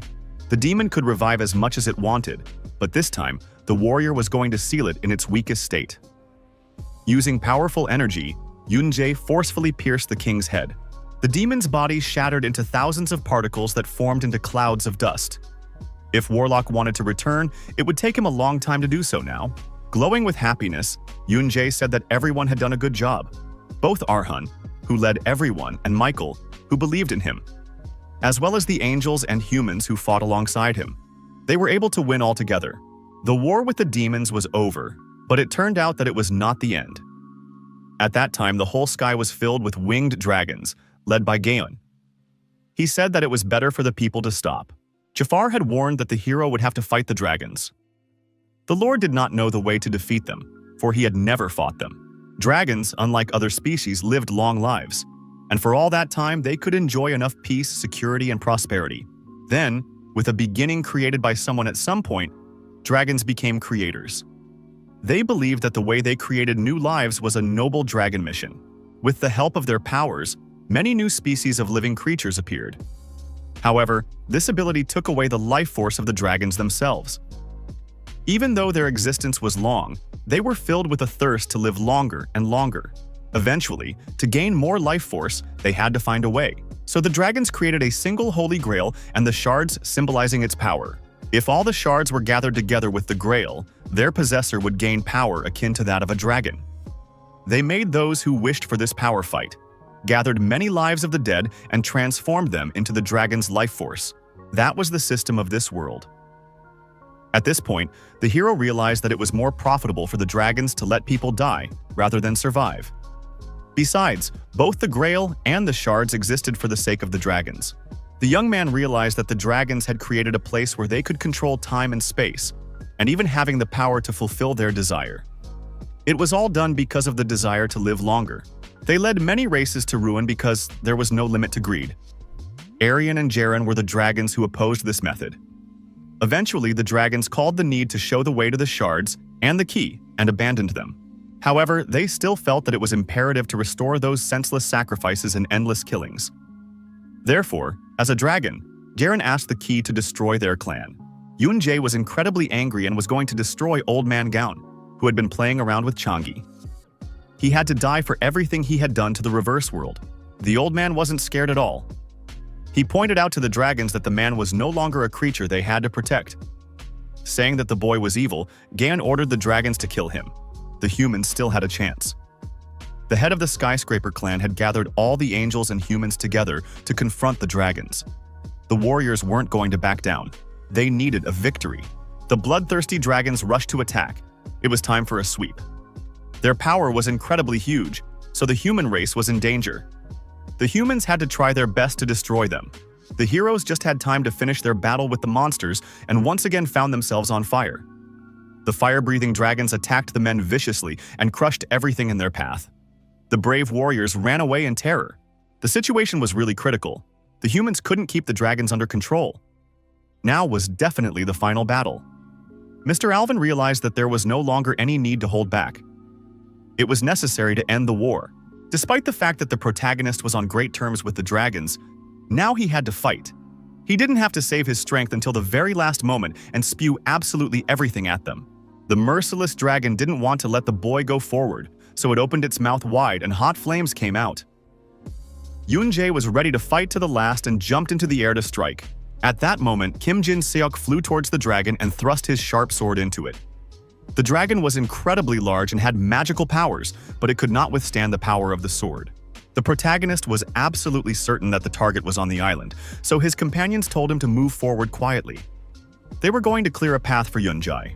While a possessed young man wielding a demon sword and an archangel fought against the dragons, the protagonist used his enhanced defense skills and made his way to his goal. After traveling a long way, the guy finally found himself in a completely different place. Two huge dragons stood in his way and were about to destroy him. But the warrior was not afraid at all. He had the real power of a shard. With all his energy, the boy attacked the dragons and struck them with numerous blows. The bloodthirsty monsters roared in pain, wounded by a power they could not resist. Yoon-jae's path was not as easy as it seemed. Suddenly, he met the most elderly dragon who had been aiming at him for a long time. The old man was surprised that the boy had made it this far.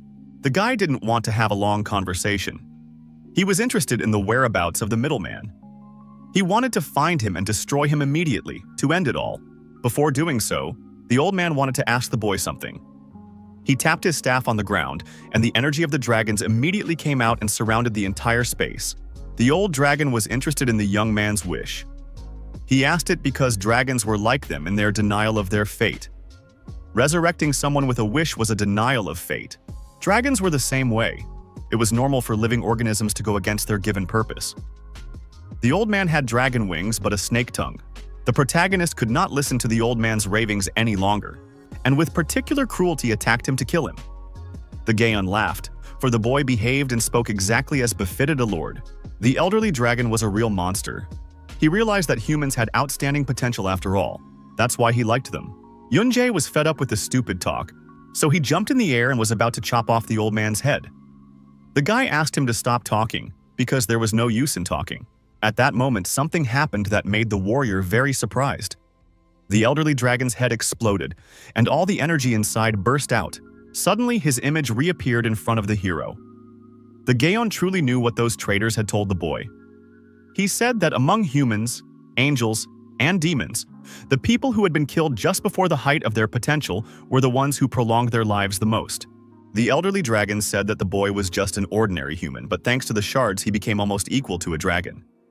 He suggested the young man to think, if he had the Grail, he could get back everything he wanted in this space. Yoon-jae was confused by the old man's words. He could resurrect not only the people he loved, but also the warriors who died here. But he would also be able to fulfill absolutely any wish. The Gaon decided to show the boy the life he wanted. The old man tapped his staff on the ground, and black energy poured out, taking the hero with it. He found himself in an abyss of black water that carried him forward.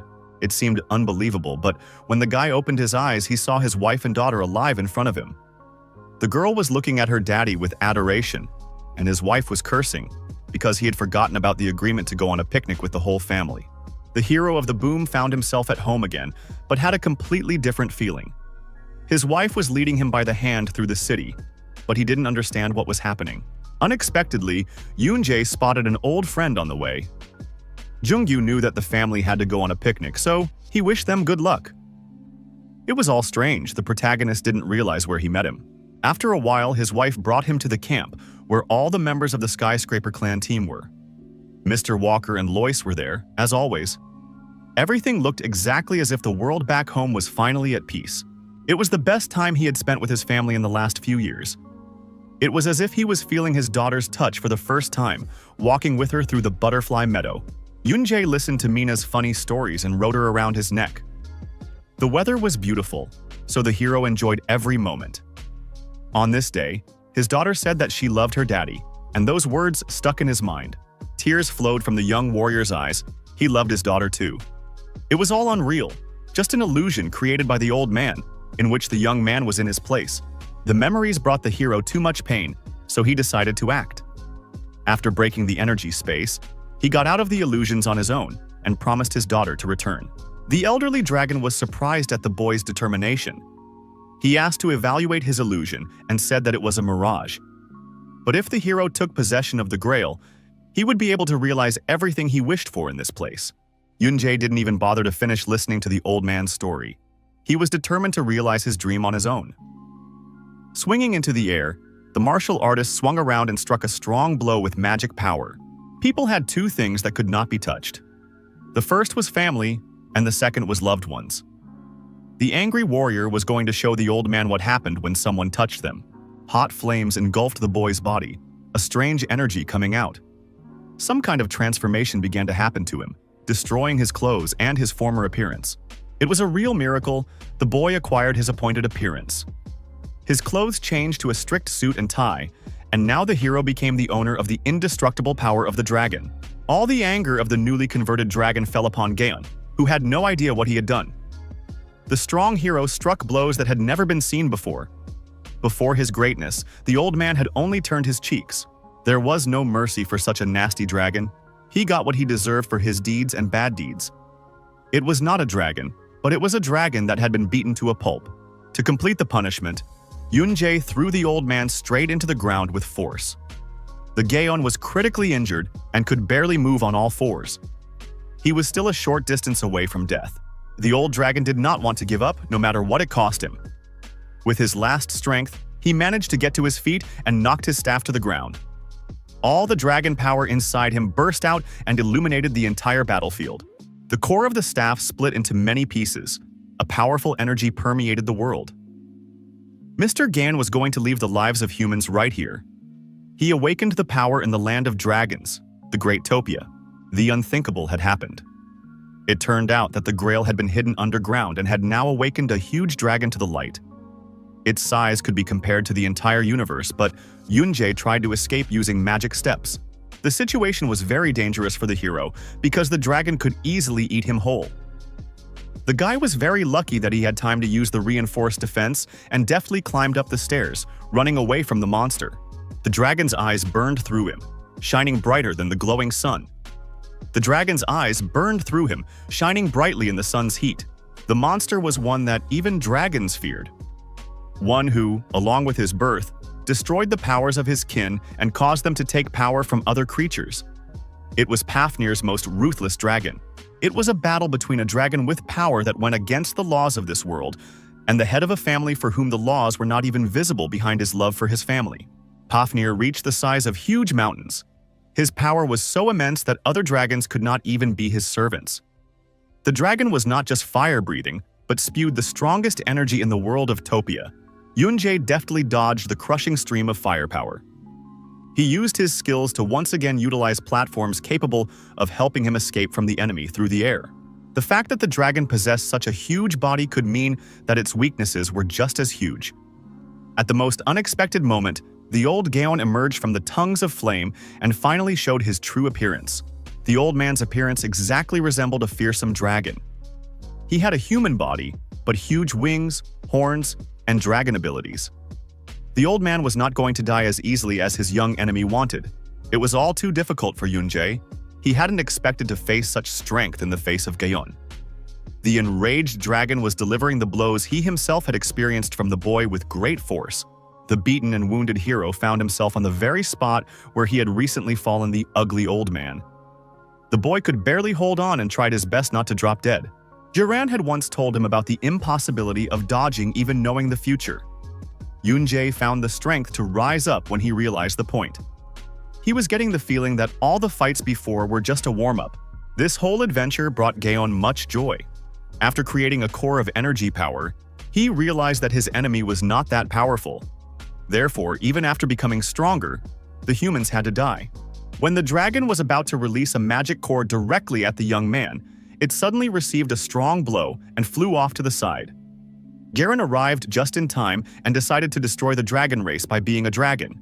The young dragon turned from his kinship with the others and could no longer tolerate all their evil deeds. These were ridiculous statements to Gaon, so he directed all the energy he had accumulated directly at him.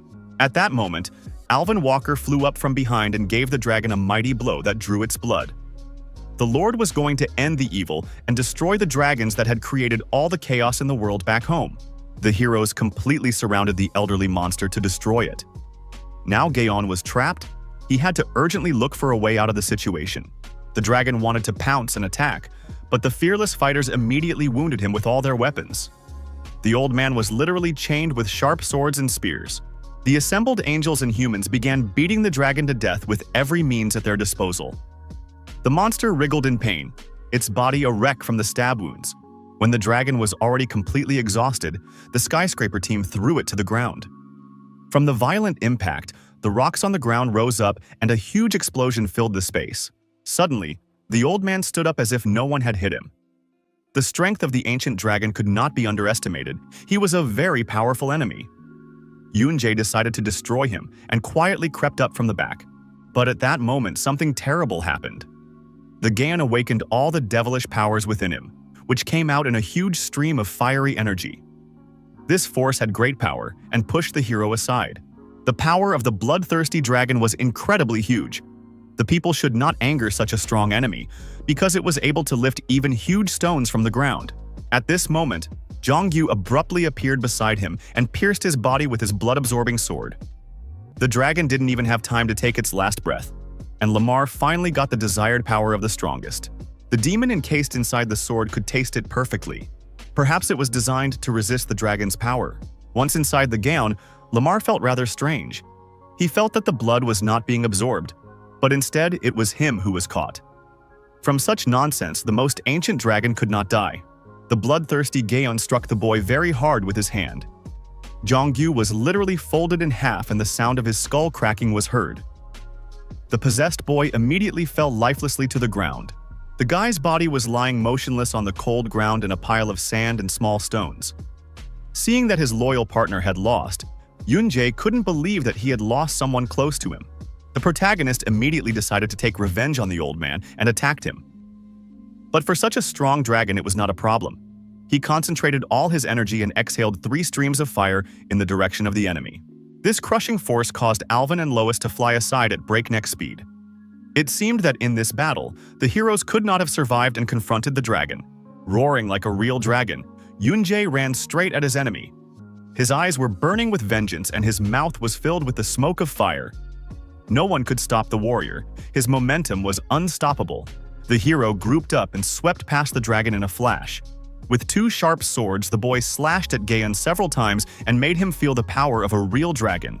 This attack didn't break the enemy, so the warrior attacked him with renewed vigor. The sword that belonged to Jongyu was now in the hero's hands. Lamar, imprisoned inside, said that the master was his only friend. The battle between the 2 dragons continued. The sword demon assumed that it was created to restrain the bastard and asked Yunjae to use his strength. Someone like him would be able to absorb Pafnir's power and surely win. Lamar, with his immense power, believed in his master's comrade, so the hero was determined to destroy evil at all costs. Using his matchless sword and blood-absorbing sword, the desperate warrior swooped down on the dragon and with one swing sliced off its horned head. The enemy's blood spilled onto the sword and it was silenced forever. The Gaon, with the severed head, glowed with a bright flash of light, then shattered into 1,000 pieces. The Grail, which had been inside him all this time, now finally appeared before the hero in all its glory. The Holy Grail spoke to the hero who had succeeded. He said that he had constantly supported him and was now ready to listen to his wish. Yunjae was truly amazing. The Grail couldn't think that the guy would have killed all the dragons. Now the hero only had to choose what he wanted. Only the Grail lit the way in the darkness where chaos was being wrought. The entire backworld had been destroyed. The dragons, angels, and humans who had fought bravely in the war were dead. In this world, the boy was left all alone. Now the warrior could save his family for his own happiness, or get rid of this world so that there would be no more such sacrifices. There was no one else left. The young man realized that this time he was alone as well. The young man had reached a level he couldn't surpass, but he couldn't hold back his tears. If all people ended up being sacrificed for his family, it didn't matter to him. The hero realized that he would be no different from the dragons if he chose his family. It was not the path he desired. No one should have to die like this. After all, these people had fought with him for a long time and saved his life more than once. He couldn't just let them die. They had become a family. All of this was causing Yunjae great pain, but he had to make a choice. The young man couldn't save everyone. There was only one wish, either to make sure that no more victims like this would appear, or to save the people he wanted to bring back all the time. It was a choice without a choice because the hero could not exclude one thing. The boy made up his mind and made a wish. He asked the Holy Grail to turn back time to the day before his family died, to do everything from the beginning, and to create a future in which everyone would be alive. Once in the real world, Yoonjae once again excused himself from work early. He wanted to go home as soon as possible today. There were no corporate events that day, so the boss let him go home. This didn't happen to the guy very often, so he immediately headed for the exit. After a while, Park Yoon-seok was running through the dark streets and didn't know where to hide. A mysterious gentleman beat him badly for no reason and cornered him.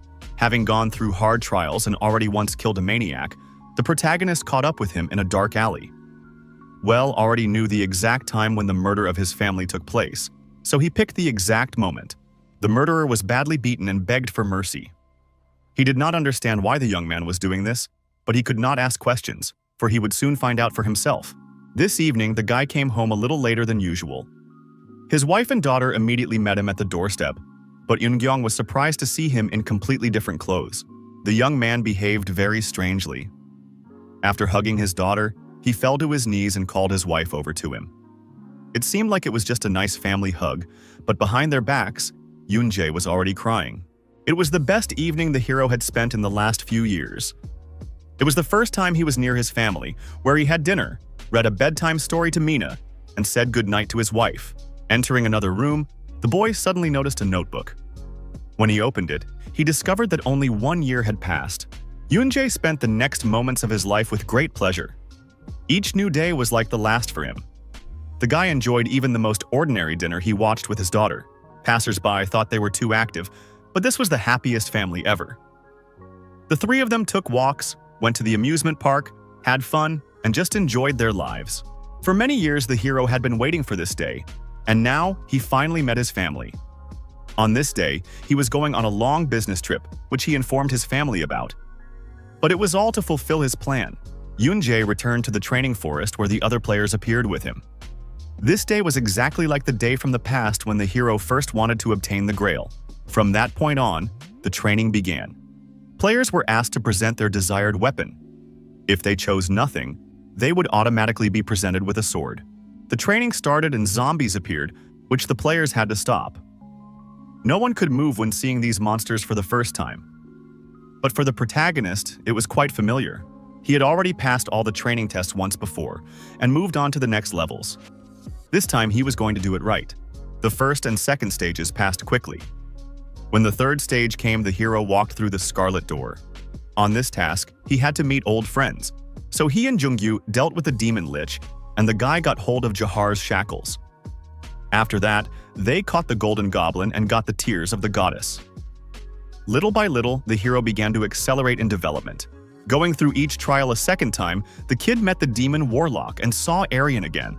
The brave warrior passed each test with dignity and a cool head. At the end of all his training, he met the people he missed.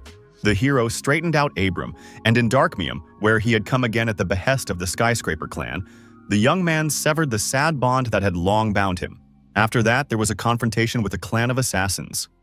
The guys cut down the devil's tree and everything was as before. Jongyu and Yoonjae easily dispelled the demons, met up with Jin-seok, and began training.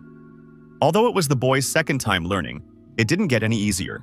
After meeting Emily, the hero decided to stop her and said that the girl could return to the original position without even becoming a demon. The guy offered her to follow him so that she would not gather criminals into one clan. The story began to change little by little. Thanks to Baek Cheon, the young man was able to overcome the limitation of magic power and met the demon key again. The protagonist didn't understand why he needed to fight at all, so he told Satan a real story from the past. If he didn't want to believe it, the guy was going to have a duel. Even though Satan didn't have much faith, he decided to agree. After all, fighting dragons would be more fun than fighting stupid humans. While the angels descended from heaven, the heroes were doing what they had to do. They met Varlock again and sealed him easily. In the battle with Metatron, Yoonjae had limited his strength, and because of that, he had bought time. Even though he didn't save absolutely everyone, at least 2 people had to die. The evil king of angels, Metatron, and his fanatic Gabriel were finally brought before a young man who suggested they end the war. It didn't take long for things to change. Demons, angels, humans, all gathered for a common goal. The hero said they had to fight, get hurt, and even die, but not for anyone else. After going through all the cruel and hard tests a second time, Yoonjae could have died 100 times fighting in them. And after a while, he finally reached the most important one where Gaon was waiting for him. Everything was happening exactly as it was the first time. The brave hero perfectly coped with all the enemies, knowing their disadvantages and weaknesses. The elderly dragon showed his true nature, but did not know that the hero was already familiar with it. The Gaon wanted to destroy the naughty boy to show his true power, but the warrior wasn't going to fall for the same trick twice. He chose the right moment and slit the dragon's belly. This time the demon powers came in great use and helped in destroying the dragon. Satan flew sharply towards the enemy and used magic chains to immobilize him. The guy wielding the demon sword also intervened in the battle and dealt the enemy a crushing blow. The dragon's blood spilled onto the sword, which immediately absorbed it. The bloody sword was designed to control the bastard. Lamar, imprisoned inside the sword, finally felt the moment he had been waiting for all his life. In one motion, Jongyu cut off Gaon's head. In the final stage, Yoonjae stabbed the old man through and through with a sharp sword. It was finally over, and the guy suddenly heard a familiar voice that didn't believe he had returned. The young man saw himself in front of him, who asked him if the life he had started anew had turned out to be a good one. In fact, it wasn't so easy. In the end, people still got wounded and died. The hero couldn't protect everyone. However, the brave warrior thought he had done his best. This time the boy wanted only one thing, that there would be no more such victims. Being in his guise, the Grail said that after the boy came out of the reverse world, there would be nothing else. The comfort of everyday life would soon become inactivity, and Yoonjae would become a weak man unable to gain the power of this world. To all these conditions, the hero was agreeable, for it was not originally his. He was only returning to the place where he was supposed to be. After making an arrangement with the Grail, the wish was granted. The boy shone with a bright glow and rose into the air. All the heroes of the reverse world watched the huge flash of light, which was getting bigger and bigger. 1 year later, Yoonjae was in the real world. On this day, he was sitting quietly in his room and suddenly the phone rang. It was Jongyu on the other end of the line, and the boy was very happy to hear him. The young man called to remind him about the meeting next week. Last time, the hero had gotten away with saying he was busy at work. This time, Alvin and Lois said they would be too, so without any excuses, Yoonjae had to come. Yoongyu asked his friend to make sure to bring Mina and Yoongen to the meeting. He was on a date, so it was awkward to talk, and the boy immediately hung up the phone. The next week, Yoonjae came to meet his old friends as promised. All the participants of the game in the other world were already waiting for him in the Green Meadow. Even Arkan himself came to the meeting and brought a drink. Min-ah and Yoongen were also happy to meet the guy's friends. The head of the Skyscraper clan didn't change tradition and drank as soon as he arrived. He felt that on days like this, he had to drink even more. Looking at the ring fingers of Alvin and Lois's left hand, the two cool partners noticed the wedding rings. The guys were very glad it had ended up that way. Mr. Walker had been very non-committal about the relationship, but he'd proposed first. No matter what happened in the future, even if the dragons reappeared and the boys went to the next world, Mr. was ready to protect Lois. The other guys had good news too. Kim Jin-seok had a girlfriend with whom he went on a trip for 3 days and 2 nights. The girl said that it was a very active trip. After hearing this, the guys were just shocked, because such a cold teacher could not have a girlfriend. And after her intimate story, Mina's mom even had to cover her ears. Not long ago, the heroes who fought hand in hand were having a great time.